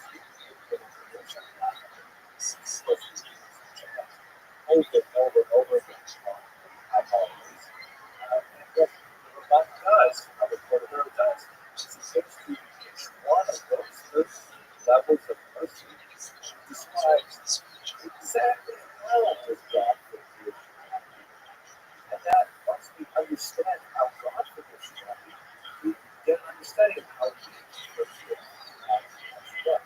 We forgive those who are in our work, our family, and our spouse, in particular, our children, our parents, how we can forgive larger groups of people, and stable how we can forgive ourselves. We look at spirituality and shifts the way we think about ourselves, with brother, and I challenge anyone to read this book. I'll give you the first example. The very first level of first easiest one, the ground floor level, is one in which God is described as insulted king. One of us might have this sources from Kabbalah and elsewhere that describe God in such a manner that the speech of God is the insulted king. What is that all about? So he explains that since God is the source of all of life, say that God created the world, you just walk away from that. But if he continues to use it for the knowledge of Jesus, so this means that God is continually pumping more and more attention into the world to allow human beings to functioning physiology. So how terrible is it? Breath and I exhale. Just gift from God. God has given me sense. When I take that breath, I use it to speak. For the gospel of I speak peaceful thoughts. Or to yell at you. It's exactly the opposite of what God wants me to do. And I am doing it with the tools that He has given to me. And He's continuing to give them to me. Even though He knows that that's what happens. And the level of flip stuff that we should take that energy from God and further to things that God has specifically to finish us, and yet nevertheless continues to give us liberty. In the hopes that we will ultimately mature, it is an astounding level of forgiveness. And so what the Rabbi does is he describes how God deals with it, illustrates how it works in our lives, and then gives us some suggestions as to how we can forgive others. For example, when a teenage children who are notoriously difficult to forgive, especially when you give them this card to use to say, now, don't drive over the speed limit on the person in the back of you. As a singular example of much more serious but different strategies that God uses to forgive us. We can use these to do that. Now, the element of all these because one of the most important things that we have to do during this month, according to the Jewish history, is we have to make everything right in our families and neighbors that we have to try and clean our slates so people, the judgment day of Rosh Hashanah, really no change on our behavior. We have to ask for forgiveness from others during this life. This is a great way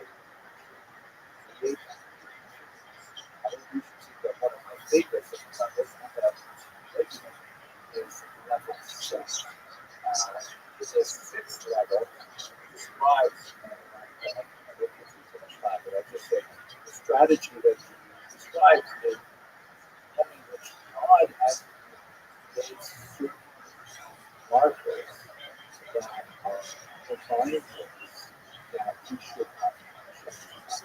Like, for example, we remind God of the merits of our ancestors, Abraham, Isaac, Jacob, Sarah, Moses.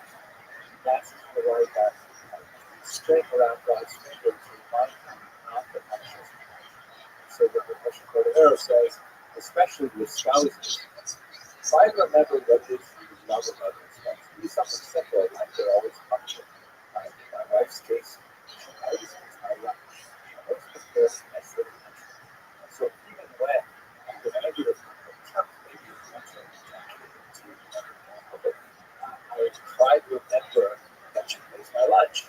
And then she brings my uncle after I get it. And that's, I'm being a little bit, but that's the idea of the 6 levels. It's a practical, very, very useful for the work that has to be done.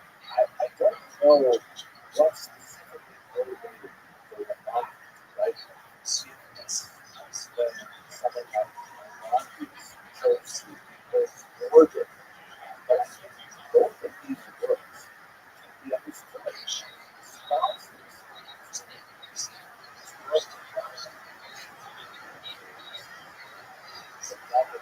dislocation. Motivated them in their own very different way.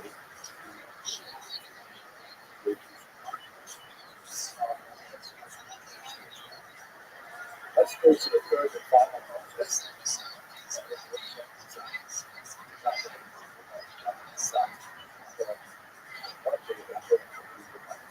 So, the most of the cycle is after that, more than 100 people, and have Martin young age is already writing books on public speaking. So we started very first that we also know studies have been influenced by Martin Shorts, but this is widely spread as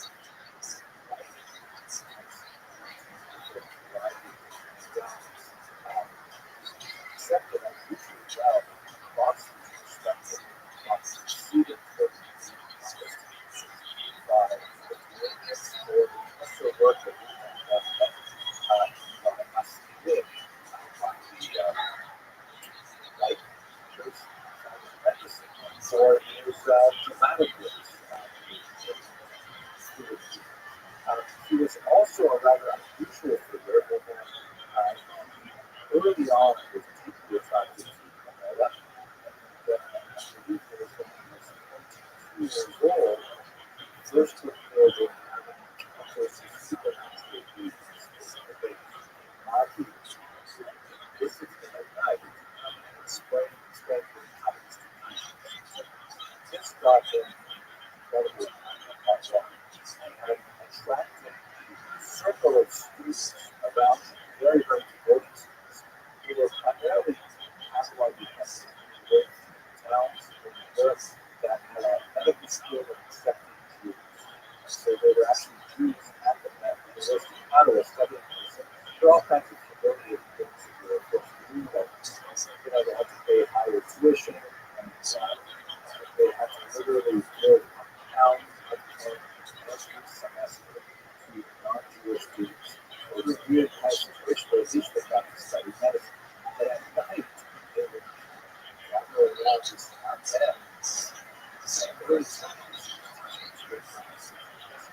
Anyway, he attracted the unwanted attention of a prominent rabbi named Rothschild, who accused Rabbi Rothschild of secret summary of Shabbat.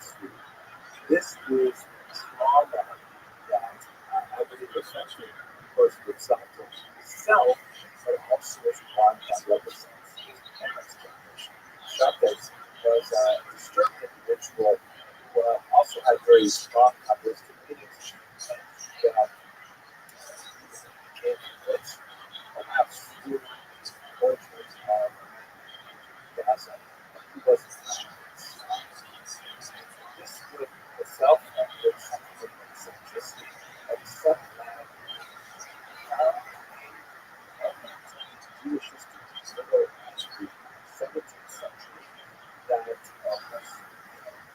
particularly fertile for Jewish beginners. And he attracted a large following, thousands and thousands of Jews who believed that in fact Shavuot was Messiah, and they sold their property and they don't want the price, all went to follow him. And, this is attracting tremendous attention. Non-Jewish audiences saying, what's going on? All these Jews parading across the countryside, and being sure their Messiah is coming. What ended up happening with Shavuot was a huge debacle. In the 1660s, he went to the Sultan of the Ottoman Empire and said, I'm going to send them. I have all my ministers here. This is going to be Africa, this is going to be Europe, and so on. And it's time for me to give the Holy Land to me so that I may be sure on this land. And the Sultan said, here's a counter offer. How about I let you live? And then great contribution. Tens of thousands of dollars. Something slot. The vast majority of Jews realized that they had this group and they went on penniless, tremendous displacement of the population. A small number actually defined that if there were become a Muslim, that was correct. Fully in the Messianic history, and they should also become Muslims. So a small group became Jewish converts to Islam. They're called the Jizya, and they just spread up in the 20th century in places like Turkey. And so the entire Jewish world is turned upside down in the last quarter century. And this is what his parents lived through. They were Chato and environment, which did not have the same kind of displacement and trauma that Moshe already was a Pharaoh experience, like there was phenomenal people that affected Jews and Jews all over the country. So what happened though to this young population was accused of being a follower of Shavuot, which was not at all true. He was literally active across Europe himself. His family business to a house. And so he decided to get to Amsterdam, where he had a mother and living there. So his young family, and on the way there, he was arrested in Frankfurt as the Venice thing went to Amsterdam, Lord, and Sudan, and in Frankfurt, he was arrested and interrogated. They did that find introducing having this Sabbatean influences. Also, they had to many spiritual things that was the teacher and his real Messiah. Also, the teaching was seized all of his writings and not being able to determine whether or not they were heretical. They couldn't learn them because it would have been holy. They couldn't return them to it because they suspected Sabbatean influences. So they buried them and they probably lost sight of them. So somewhere, Frankfurt, some chest of whether it's on his right is buried.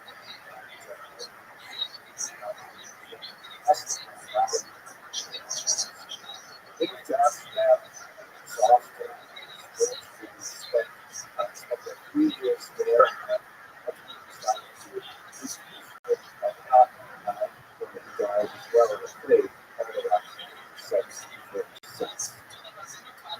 In terms of his other moments, the other most incredible work he wrote out of this called Messiah after a Hebrew edition. He's studied for 100 years as the dominant class of Judaism. Basically, what he does is he takes a particular passage in the Talmud that describes personal development through God through a series of characteristic passages. Say, first, begin with watchfulness and caution, and then proceed to alacrity and speed. Then the third level is called cleverness. Each of those levels refer to a certain kind of person personality orientation, and the cognitive decision making, behavior changes, difference in work, and it's tremendously exciting to me.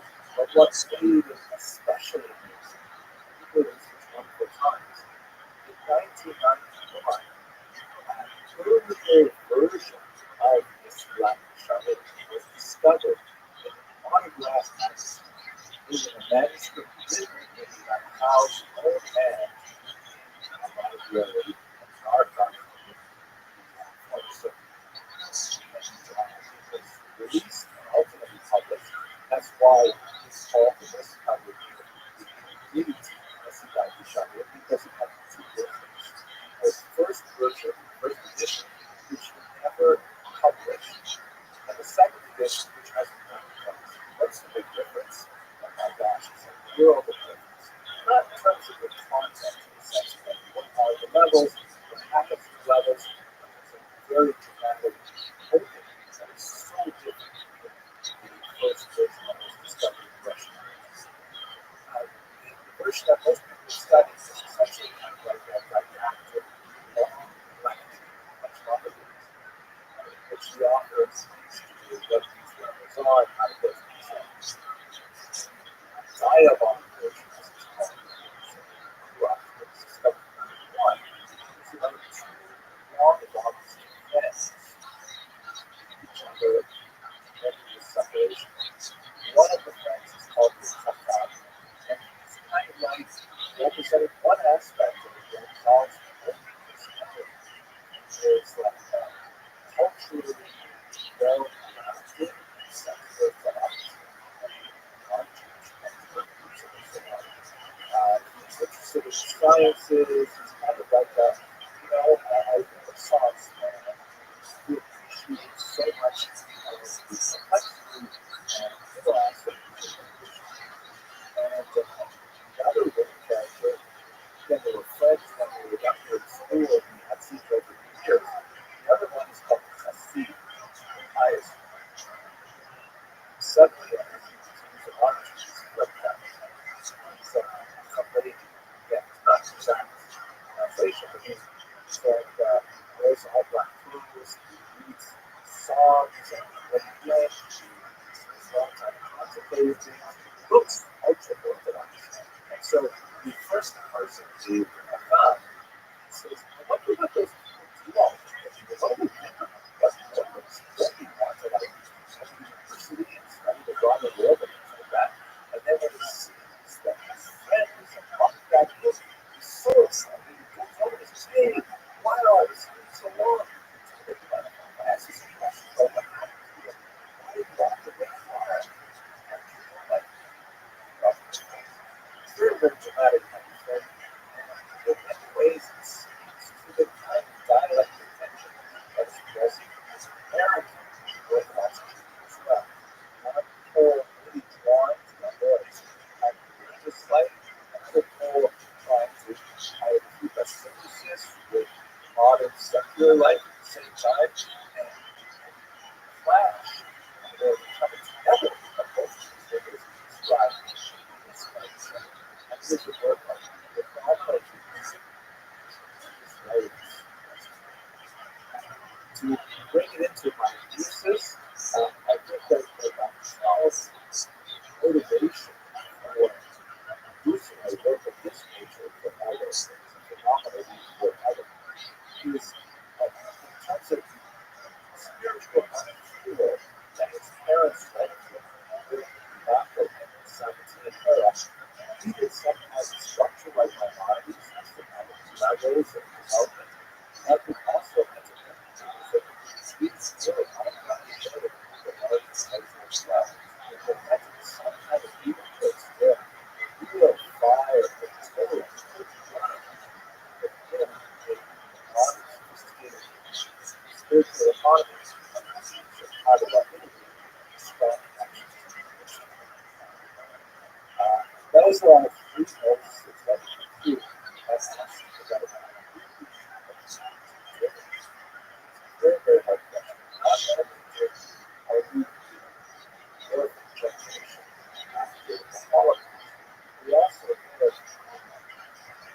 particularly at certain times, as a result of this minds, this moment of thought.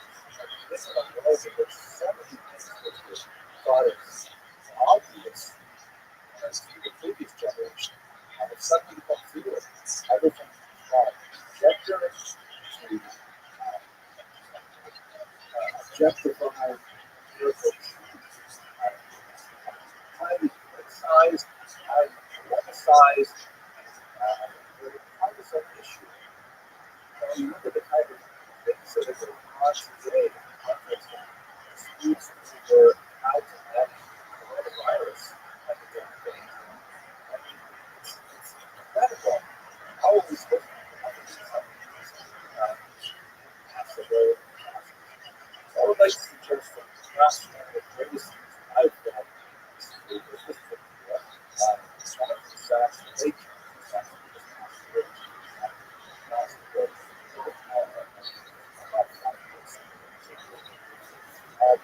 Because I'm usually impressed with work, especially with the problem of marriages. It speaks about changes that this Holocaust had working to improve in the context of larger Western European and North American societies. And without lay out a system, simply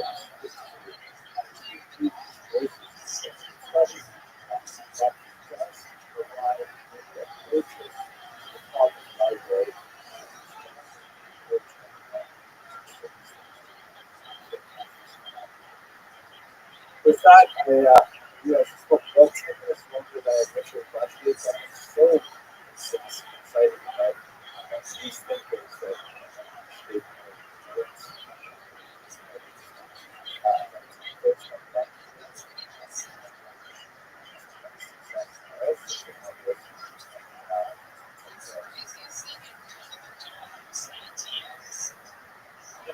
Thank you so much for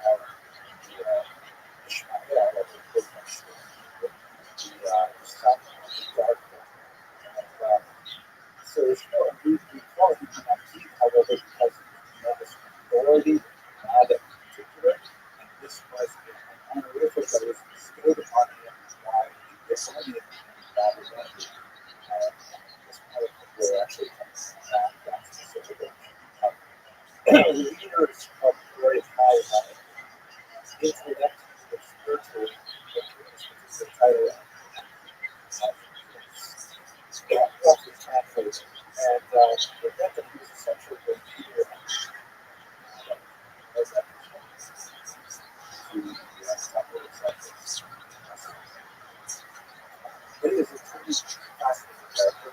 As long as the literature that have a book about it is a collection of poetry which is published. It's available in very, very gradually. Wise poetry. Peter Cole has translated selections to English. I lecture on this topic on my website on YouTube. I read quite a few of the topics that I have a second question. See, as I was tussling with this we've been all very comfortable with this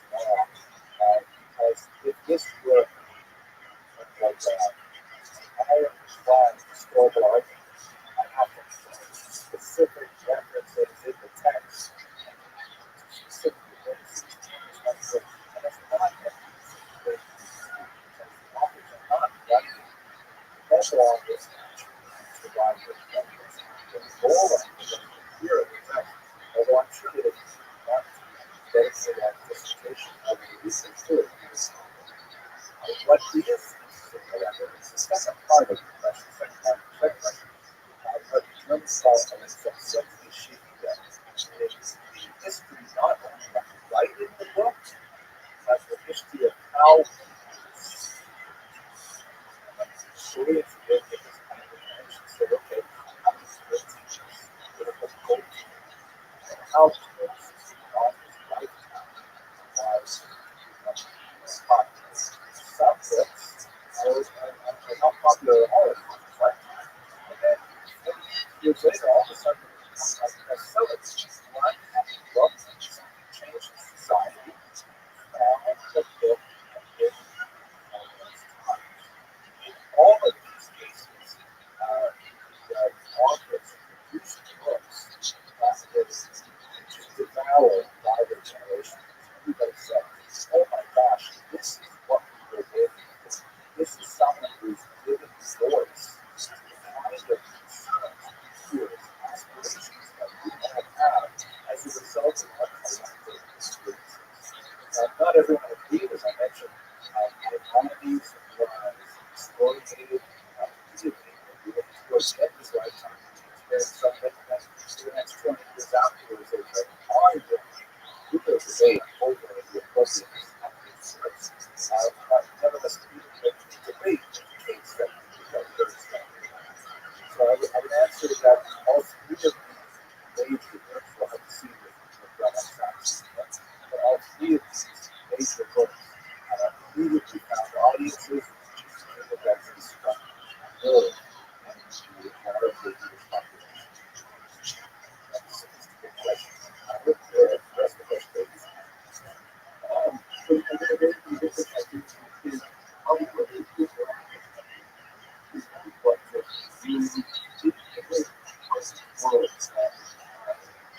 you did words the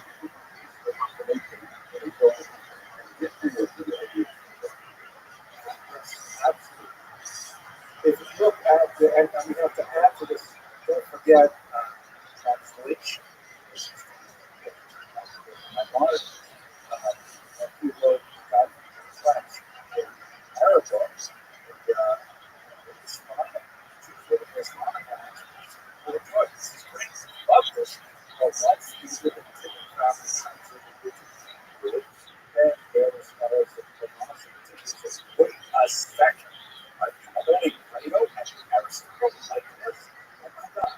So the translation into actors literally translated to Latin as well. It's minus. The translation has its own exceptions that builds on it.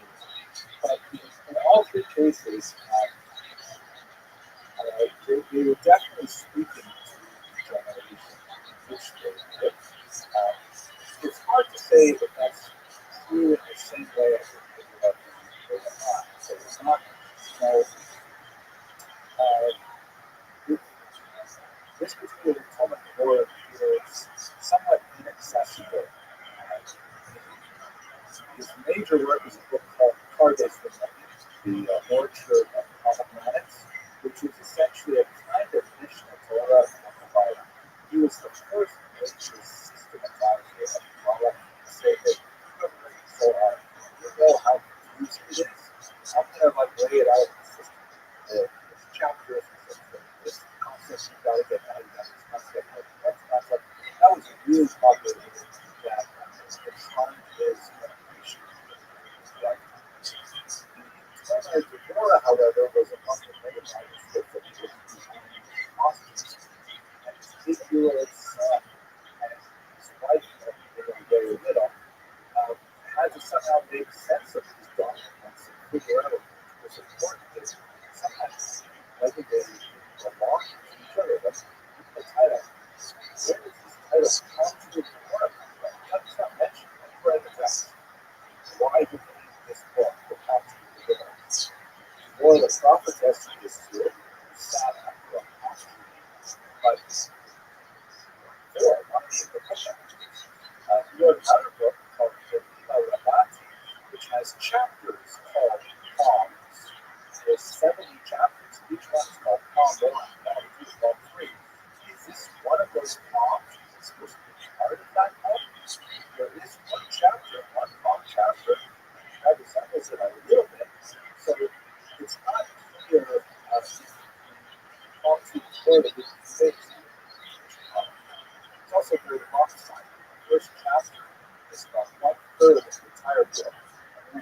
of the last 2 days. So it seems like the stuff he's editing, but you guys really advanced. But if we set aside the remark, I would say not wrong for the cause, work for the generation, intended wide distribution, and will be received. Well, we really appreciate it.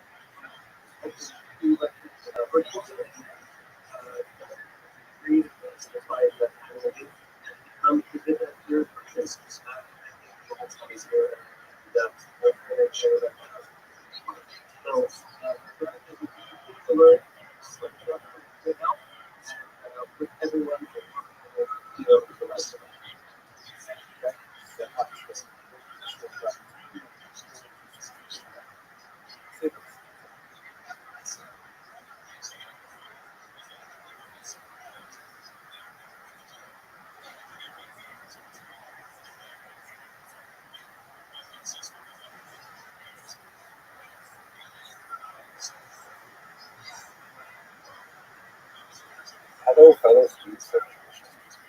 This year, kind of a time I'm spending a lot of time thinking about an interesting notion of the Jewish rediscovery of Hanukkah. Obviously, I have to put the prefix "re" in parentheses because Jews were always aware of Hanukkah. However, it's fascinating to know that the actual history of Hanukkah took many centuries to kind of, peel off like the screen of Hanukkah.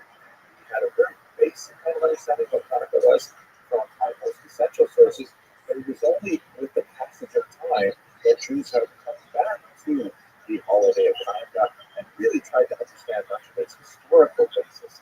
This really gives me, although I can apply it as a historian, because I feel like I've somehow contributed to the understanding, or at least, in the context of all Jewish historians, I've somehow contributed on a professional level to helping us understand what actually happened back in the 2nd century before the Common Era. Let's have a look at the sources. So how do we know about Jewish sources? So the Talmud is perhaps the most important source that we have for the history of Hanukkah, at least for much of the medieval period. The Talmud, of course, was redacted to the form that we have today, although there's some dispute about this, but probably in the 5th century. And there is a section in the tractate Shabbat that talks about the miracle of Hanukkah, the rebellion of the Maccabees, and so on. It is not, however, really focused on the history, and it gives us very little detail as to why did the Jews rebel, who was Antiochus, what was going on there, and certainly doesn't give us any of the blow-by-blow events of this rebellion, which actually took several years to unfold.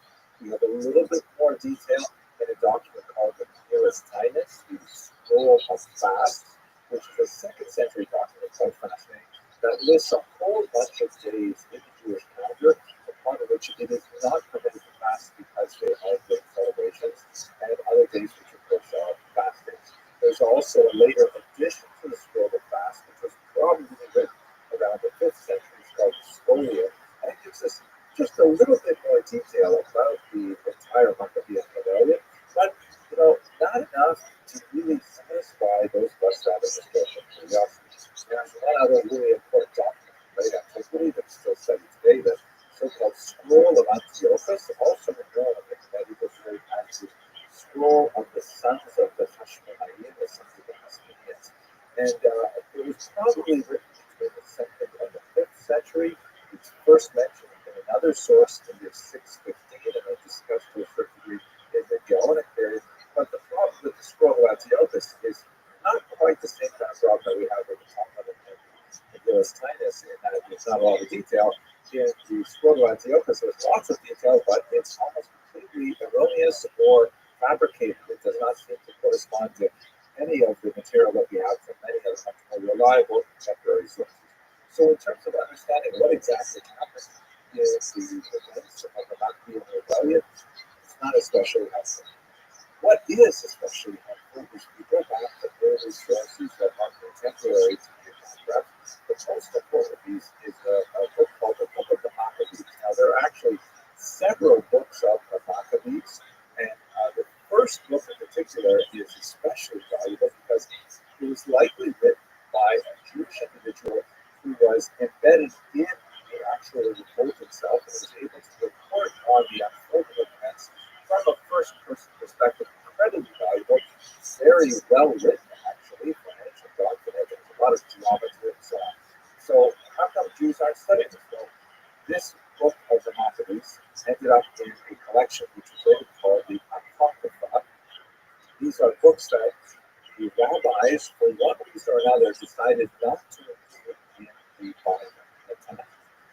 There are lots of these works that are floating around the ancient world written by different people with different perspectives, and the rabbis, as they are slowly developing the canon, what we would call the Jewish scriptures, they decided to pass on the Book of the Maccabees. There are several others that are discussed in the Talmud, for example, references to Ben Sira, other important fascinating books. So they were set aside.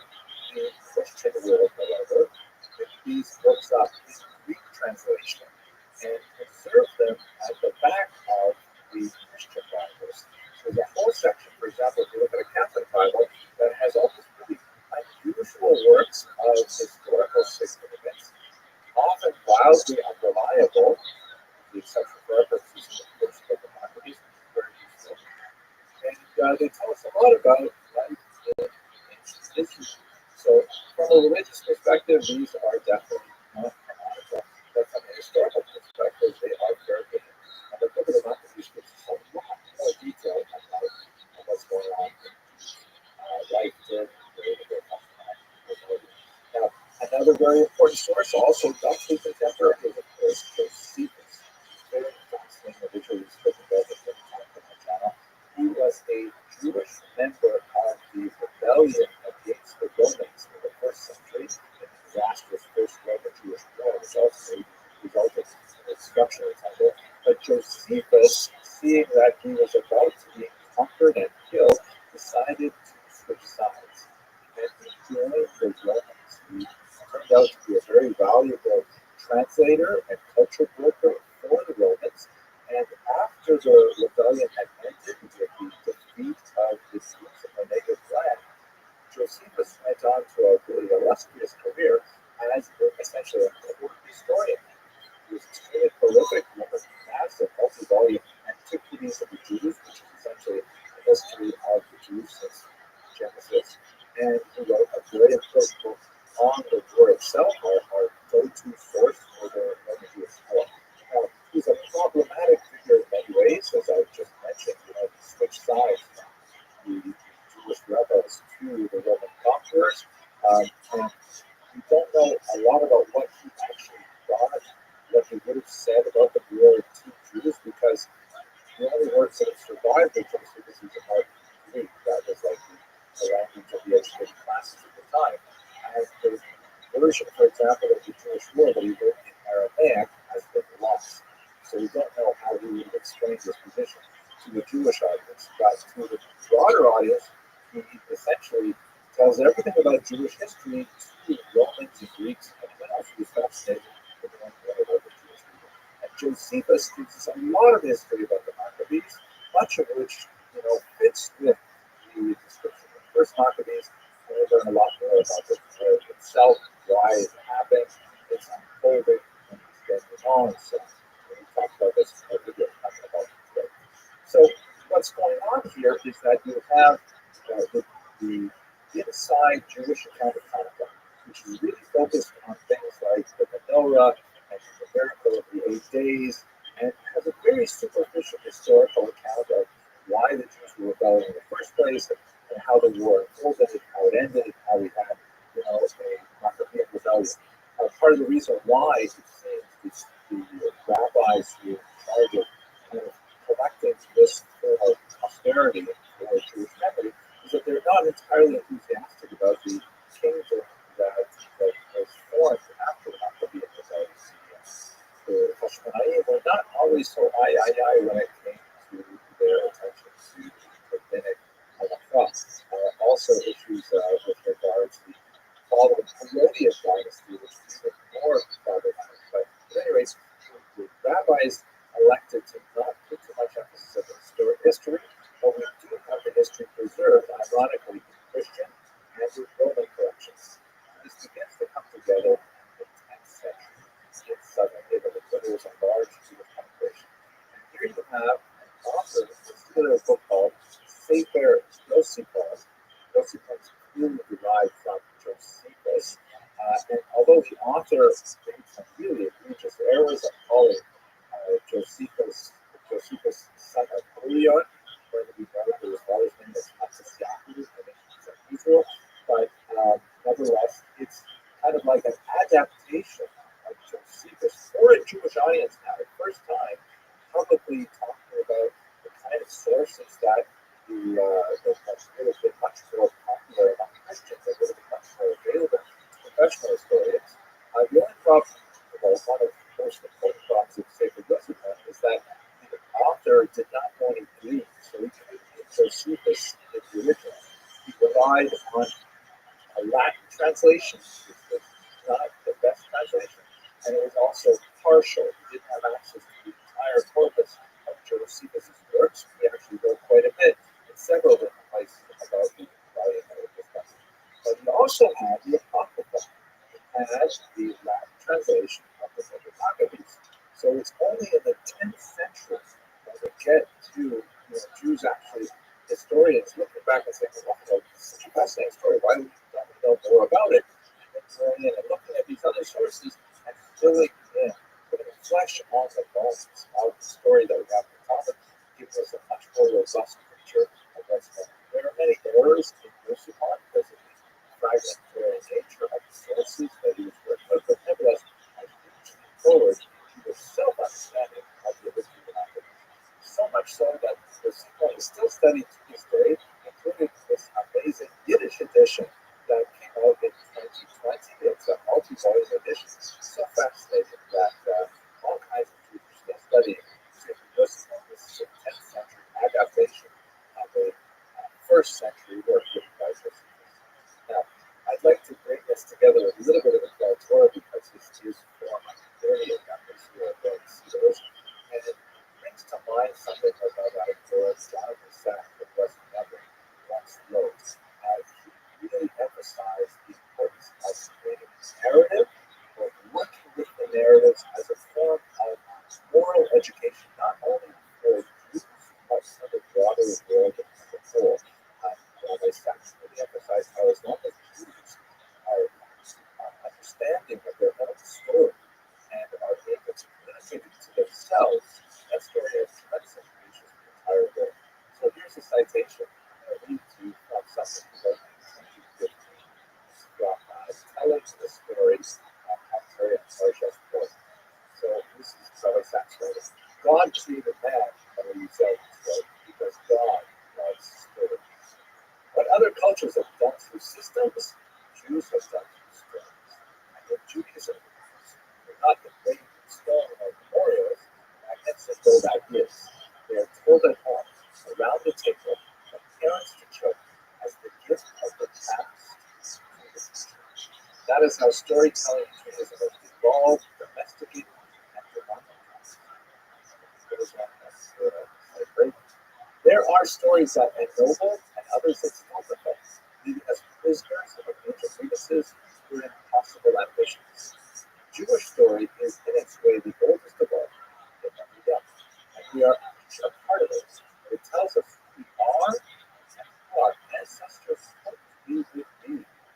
Storytelling is the great vehicle of moral education because the Torah's insight that told their children a story of freedom and its responsibilities would stay free as long as humankind looks and reads and lives. In that regard, I hope you have Freilachim for Lichtig and Hanukkah full of happiness and light, and I hope that we all merit to share this delve deeper into the story next generation. This is not just a question. Thank you very much for listening.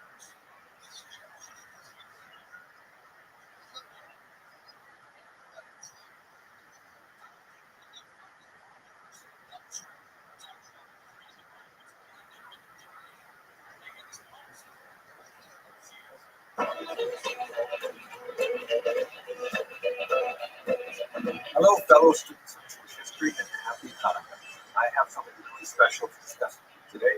I'd like to do a very quick book review of this remarkable book that just came my way recently. It is by Rabbi Reuven Melech ben Binyamin Yitzhak Schwartz, and it's called Emek HaSufganim, Iyunim, Shiburim, Negidim, and Hagakilat Sufganim B'Yemei Hanukkah. Now, if you know anything about Hebrew, you'll be amazed at that title, but let me translate it to English. It is the valley or the depth of the donuts. Studies and clarifications of the custom of eating donuts on Hanukkah. Wow.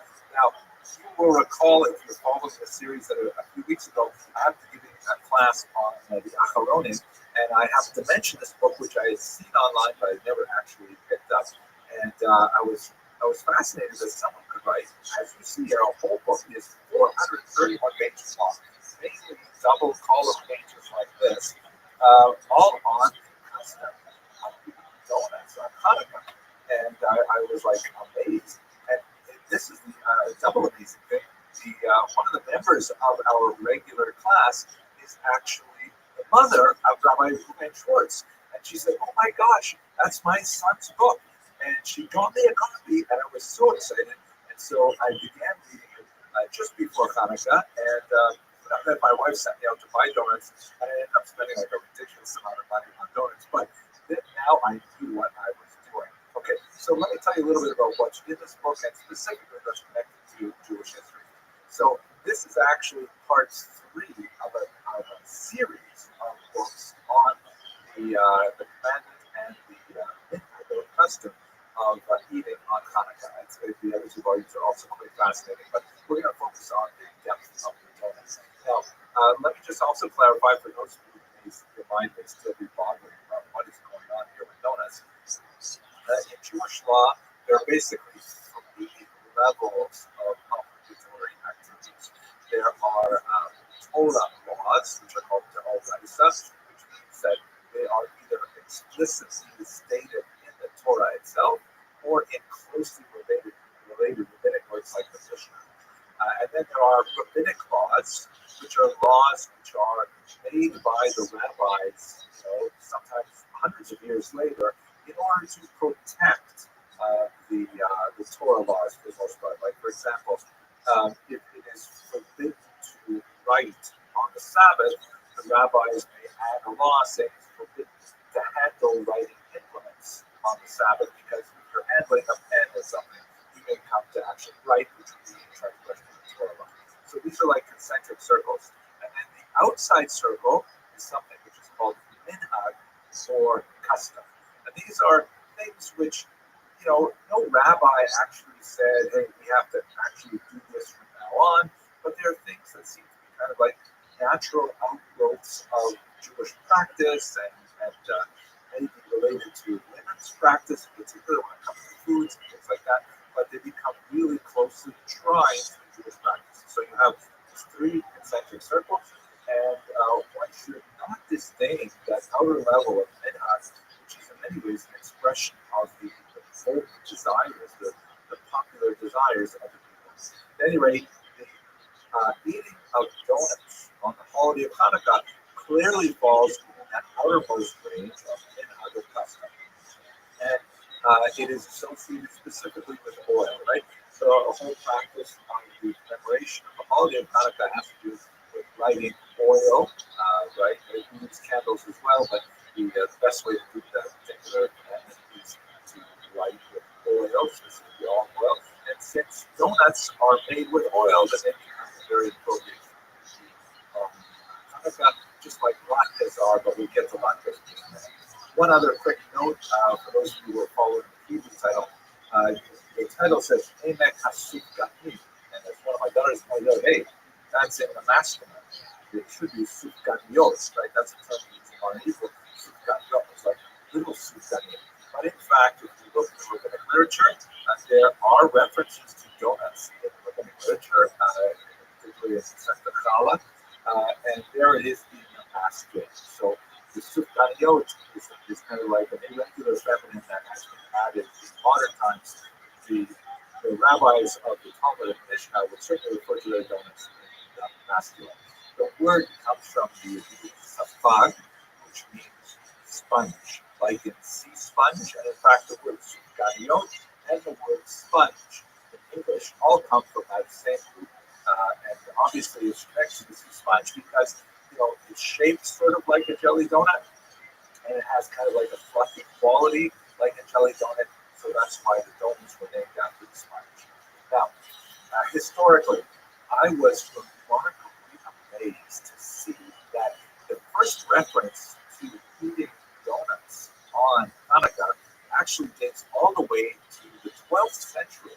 I thought it was a much more modern thing, but it's a 12th century reference, and it comes from none other than Rabbi Maimon, the father of Maimonides, right? Maimonides was the son of Maimon. His name was actually Moshe ben Maimon, so his father's name was Maimon. So that would mean he was referred to in Rabbi Maimon's writings, which are quoted elsewhere, in southern Spain or possibly North Africa, where he lived, now in the 12th century. And then in the following century, in the Provence region, which is south of France, there's a very unusual and mixed community of Ashkenazim and Sephardim living there. Rabbi Koronovos ben Koronovos, a very well-known poet, actually wrote a beautiful poem about the importance of eating donuts on Hanukkah. So clearly, by the 12th and 13th century, this was a widespread practice. Who knows how much further back it goes, but those are the earliest references to it as a common practice, both in Sephardic lands and at least through the Ashkenazic portion of Provence in Ashkenazic lands. Now, this book is not specifically a history book. It is a halachic sefer. It's a book of Jewish law. So there's a lot of discussion here of how does one behave with regards to this custom. Who should eat donuts? How much donuts to eat? By the way, I tend to be very strict. I control lots of donuts. I don't want to be sure that I put them on the mouth. When should one eat donuts? Is it at night or daytime as well? The blessing over donuts, actually, not at all obvious because a discussion of whether or not how do you relate donuts to bread, which is a different blessing than you would have on a cracker, for example. So I'm not going to go into those details, but I will summarize 4 quick things because these are important for you to know if you want to observe this custom properly. First of all, what are the best kinds of donuts? Not dairy. Dairy donuts actually involve quite a few questions, and so check with your local Orthodox rabbi before you decide whether or not to buy dairy donuts. This is the time when you should try to get carb donuts according to author of the book. Secondly, it should be fluffy. Yes, those really hard, kind of like Montreal-style bagel donuts, they're not donuts in fulfilling the full sense of the word because the donuts also have a connection to particular sacrificial flour offerings brought to the temple, which were also made in a fluffy format. Third, and this is I think really important, especially relevant for American audiences, no holes. That's right. The ideal donut for Hanukkah does not have a hole in the middle. That hole in the middle, it's like an American invention. It's like almost heresy. The donuts are supposed to be like a hole, like the manna that fell from heaven, a man that looked like a donut. Actually, if you think about it, it looked like a donut, right? And thirdly, if you are inclined to Kabbalistic sources, you should have a filling. You should have some kind of surprise, which like custard, jelly, or what have you, because like you have the Torah, which has the exterior obvious Torah Nigla, the reveal. You also have the interior secret Torah Nista, which is the Kabbalah. So there you go. One last thing. Another commonly eaten food on Hanukkah is, of course, latkes, which were also made from oil. But in this book, the author, Rabbi Schwartz, clearly demonstrates that eating donuts is vastly preferable and much more significant on a halachic philosophical level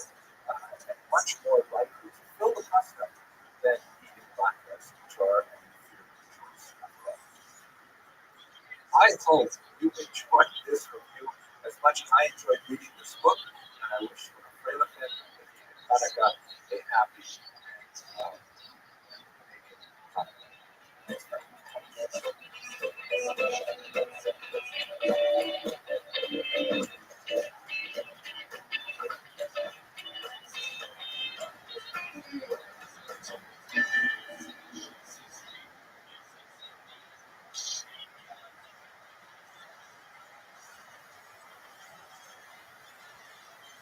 The 10th of Tevet constitutes an important day in Jewish historical calendar. It falls this year on the 14th of December, 2021, and in fact, it is marked with a fast.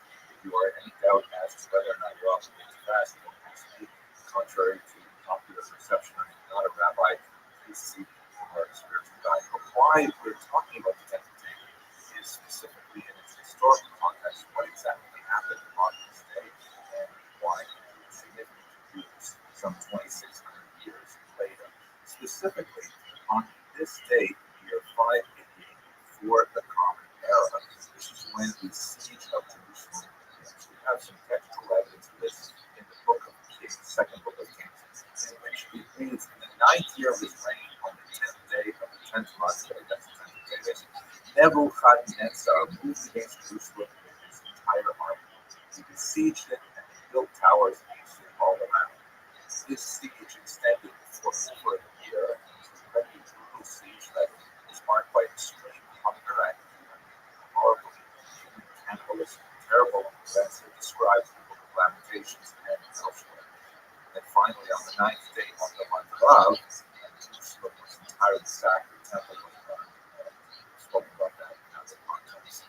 One of the most significant extra-biblical texts that refers to this is this document here, which is called the Babylonian Chronicles. This specifically is the Jerusalem Chronicles, because that's a reference to Jerusalem in it, and it's describing the period before the actual siege and destruction of Jerusalem, when Nebuchadnezzar actually made his way to Jerusalem.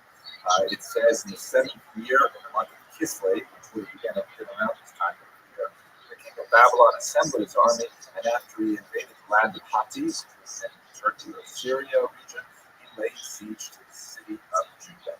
On the 2nd day of the month of Adar, he conquered the city and took the king prisoner, installed in place another king of his own choice. After he received a rich tribute, he sent forth to Babylon. Right? So Jerusalem was part of the massive Babylonian Empire at this point.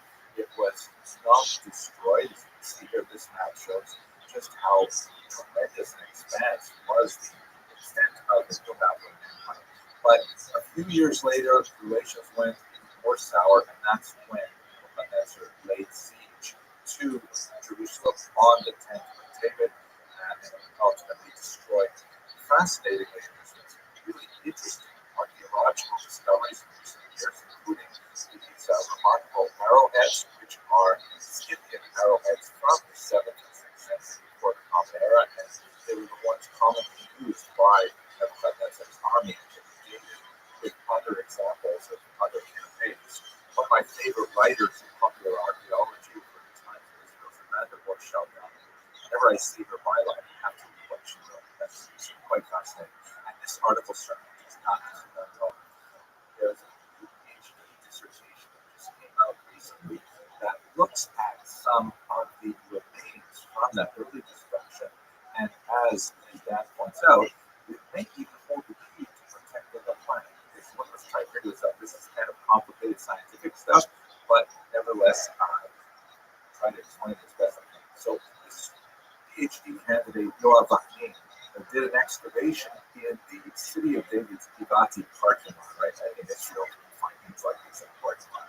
And he discovered that minerals embedded in the chunks of an ancient floor from a house in Jerusalem were heated beyond 932 degrees Fahrenheit, 500 degrees Celsius. And apparently that's consistent, of course, with the idea of the destruction of the city. Now, Yoav Achim is an expert in this emerging science of archaeomagnetism, which is basically another way of dating things by looking at their magnetic field. It's quite fascinating. Apparently, things burn very intensely, and apparently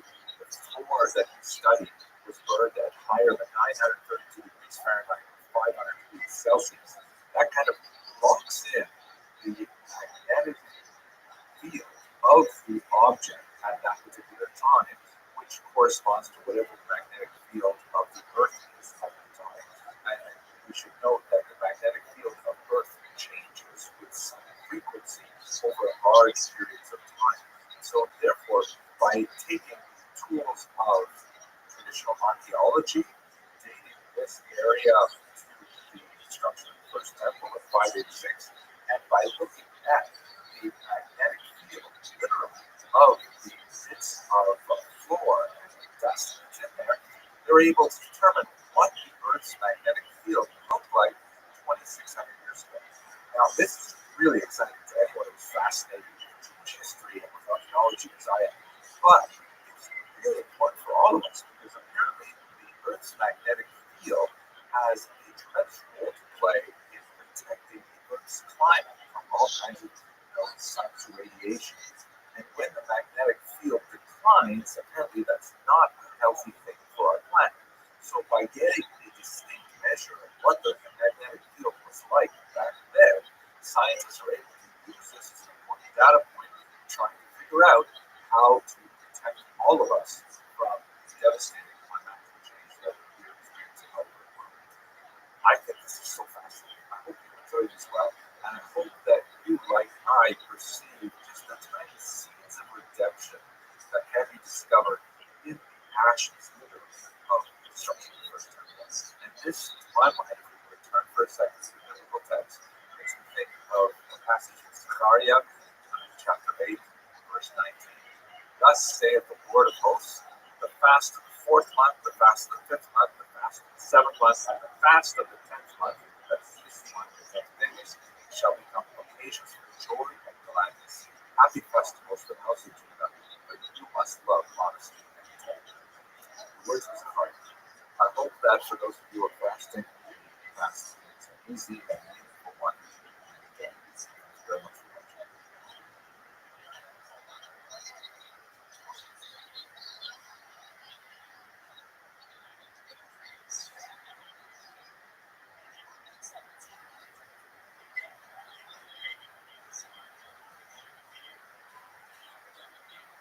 This is truly an honor to be speaking to distinguished scholars, particularly in the Asian world. I have long appreciated the tremendous contributions that your cultures have made to world civilization, and I understand on a personal level my own diet because I am a very devoted fan of service and watching my lectures. I know I look at at least once every 3 or 4 hours.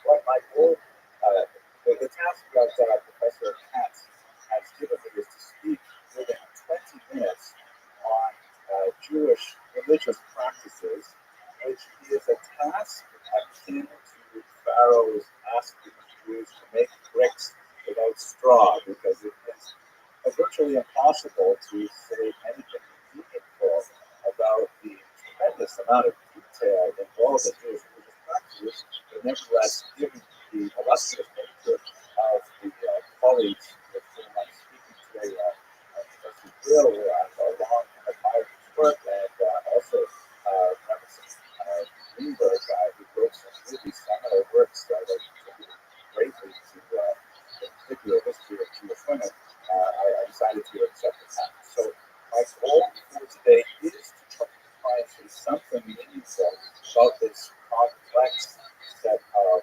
ideas. I'm going to do it in such a way that I will be accessible to people who have very little familiarity with this practice, and at the same time will be moderately entertaining for those of us in this call, particularly those of us from the Western region of the world. Let me begin first of all with this definition. Here's another reference visually to Pharaoh and bricks without straw. This is Charlton Heston in his magisterial representation of Moses, the lawgiver, just before he split the Red Sea. So to give us some context as to who are the Jewish people, you have a look at these 3 maps, which are to scale. The Jewish people, of course, hold their spiritual and historical origins to the land of Israel, which is outsized in much of the world media. If we had boundaries of Israel corresponding to the amount of text we see, for example, in the New York Times and the Washington Post, it would be probably the size of at least France. But in reality, it's just 22,000 square kilometers, about the same size as the New York State, the United States state of New Jersey, and about one-third the size of Sri Lanka, where most of the UN watching this one. The population of Jews in contemporary Israel is about 9.4 million, roughly the same as New Jersey as well, but less than half of the London population are refugees members of the country. In terms of the diaspora, meaning the number of expatriate Jews who have over 2,000 years of exile since the Roman destruction of the last Jewish state in the ancient world until the 20th century, there are about 17 million Jews worldwide, which is about the same number as all the Buddhists in Sri Lanka alone. So we're talking about a very small population, although not as small as the number of Jews in Sri Lanka today, which is about 50, as I heard from one of the Hasidic movements that is active in Sri Lanka today, the Chabad movement. Now, I cannot resist, since I am the first Western speaker, and I realize that many folks may never have heard this joke. I have to start with this joke, which I think is very illustrative, if not of the reality of Jewish relations, which certainly go back over 1,000 years. Nevertheless, it is representative of the contemporary Western Jewish understanding, flawed as it is, of Buddhism. The connections between Jews and Buddhists, of course, are quite rich, and I would love to have more opportunities to speak about that, but they were especially strengthened in the post-war period in the Americas, where during what we call the Age of Aquarius, 1960s, 1970s, there was this huge surge of popularity of Buddhism, particularly among Jews, and as a result, many explored this from. So the joke goes like this. There is a woman who is sitting in Boca Raton, Florida, sitting with her friends playing a game of mahjong, and she suddenly threw down a thousand, and she says, "That's it, I'm going to Tibet." I'm sure my distinguished colleague can catch this. But anyway, her friends say, "You're going to Tibet? What are you talking about? It's so far away from you." But no, I made up my mind, I'm going to Tibet. She goes to the travel agent. Tragically, David tries to dissuade her. You don't know the language, it's so far away. You don't have enough points. She says, "I'm going to Tibet." She gets on a plane. She lands in Tibet. She says, "I'm going to Lhasa." She says, "You know how difficult it is to get this. I'm going up the Holy Mountain. You can't climb the Holy Mountain. I'll get a Sherpa. It doesn't matter." She goes up the Holy Mountain to the temple. She insists on entering the temple. They say, "You can't come into the temple. This is a holy day. It's reserved only for Buddhism." She said, "It doesn't matter." She bursts into the temple. She said, "I want to see the holy man." And they said, "No." He said, "I've heard the vow of silence for a decade now. You can't listen." She bursts past the guards, goes into the inner sanctum of the temple, and she sees the holy man sitting there in the lotus position. And she says to him, "Howard, I'm home already." Now, it's hard to tell on Zoom if you enjoyed that joke or not, but I certainly did. And the notion behind it is that there's such a close relationship in many ways between the ideas of Buddhism and certain ideas of Judaism that it illustrates the affinities that many Jews have for the Eastern modern thought. But let's get to our task at hand. So I've divided my talk into 4 basic points related to Jewish religion practice. The first of which is the idea of mission. Jews, from their earliest texts onward, reinforced daily, weekly, and yearly practice life cycle have a very, very strong sense of mission. It is something that is really ingrained in us from literally the first days of our lives. What is that mission? So just encompassing this is something that certainly will be a much longer conference, and I suspect that Professor Burrow may have some very interesting things to say. But I can certainly boil it down to this one statement from one of our early sages,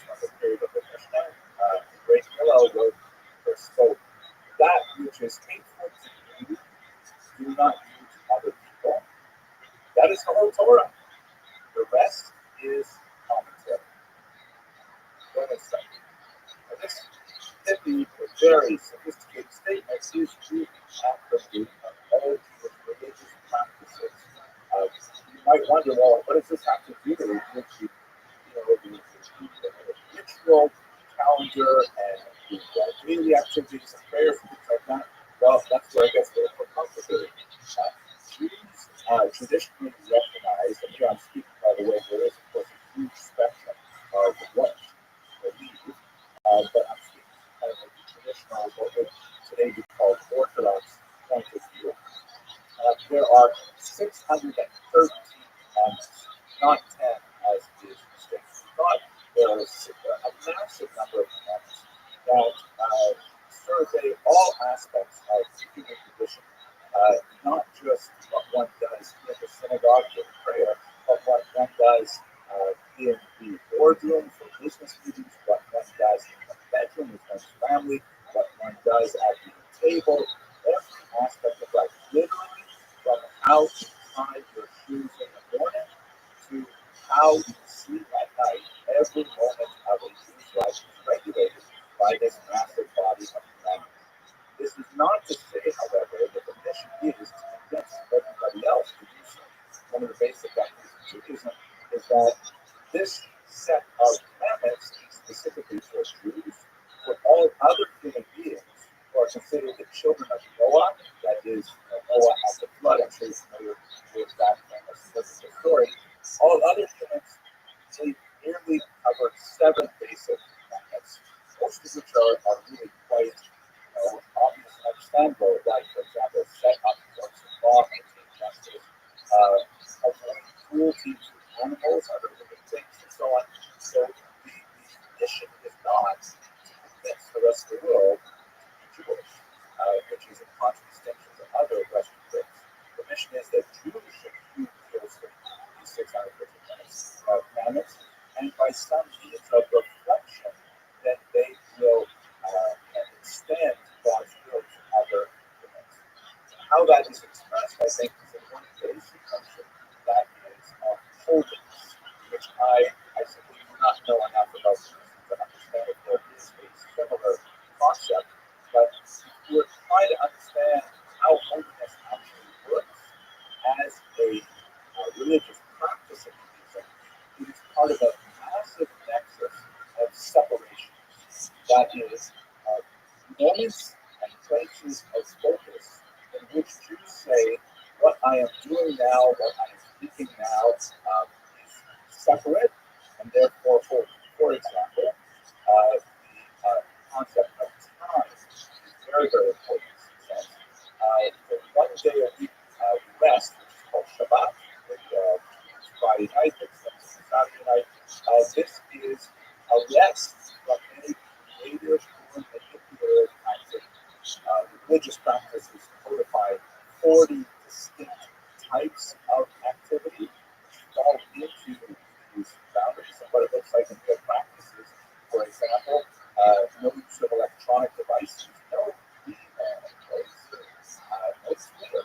One disconnects from all these things and is forced to engage in human level, local level communication with one's family, one's community, and things like that.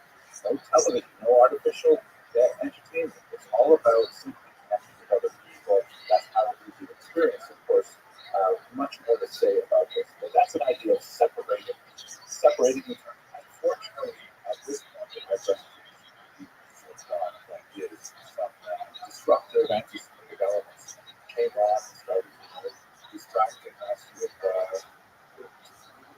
childish tradition. I was able, thankfully, to get back to my presentation and do the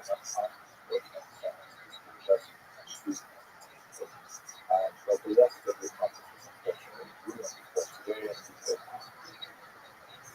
And let me just give you a little bit of context to get back to my presentation. It's a very nice group. There are about 50 people on the call, I guess. And there were a few distinguished scholars and Judaism from the West. Professor Alex Well, and then everybody else, extraordinary ones that are Buddhist monks on the call. And they're wearing saffron robes and one shoulder and cover things like that. We're listening very carefully. It's like, they're really trying to figure out something like Judaism, which was, it's fun kind of fluffy, I have to say. And then all of a sudden, some crazy people come in and it starts to somehow Hitler and it starts to go to the screen and started showing some pornography that was like, such a ridiculous waste of time. But it provided two projects. It provided a great learning lesson for our Buddhist colleagues to understand a little bit of the craziness of anti-Semitism that, a bunch of scholars just having a nice conversation about their respective faiths, very respectful, very dignified, and everyone is going along in a very nice way. And then these crazy people come in with, where nonsense. So the second thing, the first thing is they got a lesson about anti-Semitism.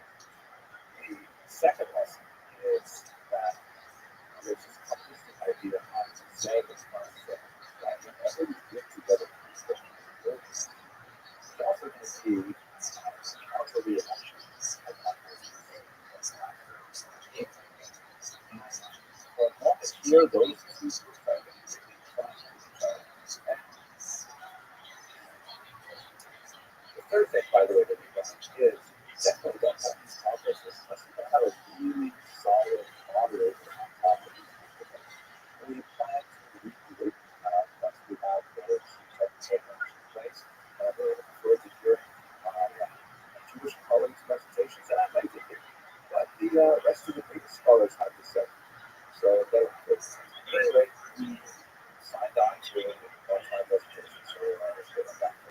But this is what we call anti-Semitism, by the way. That's another big part of Jewish reality, and we somehow, learn to deal with it. But we hope that moderators can do it as well.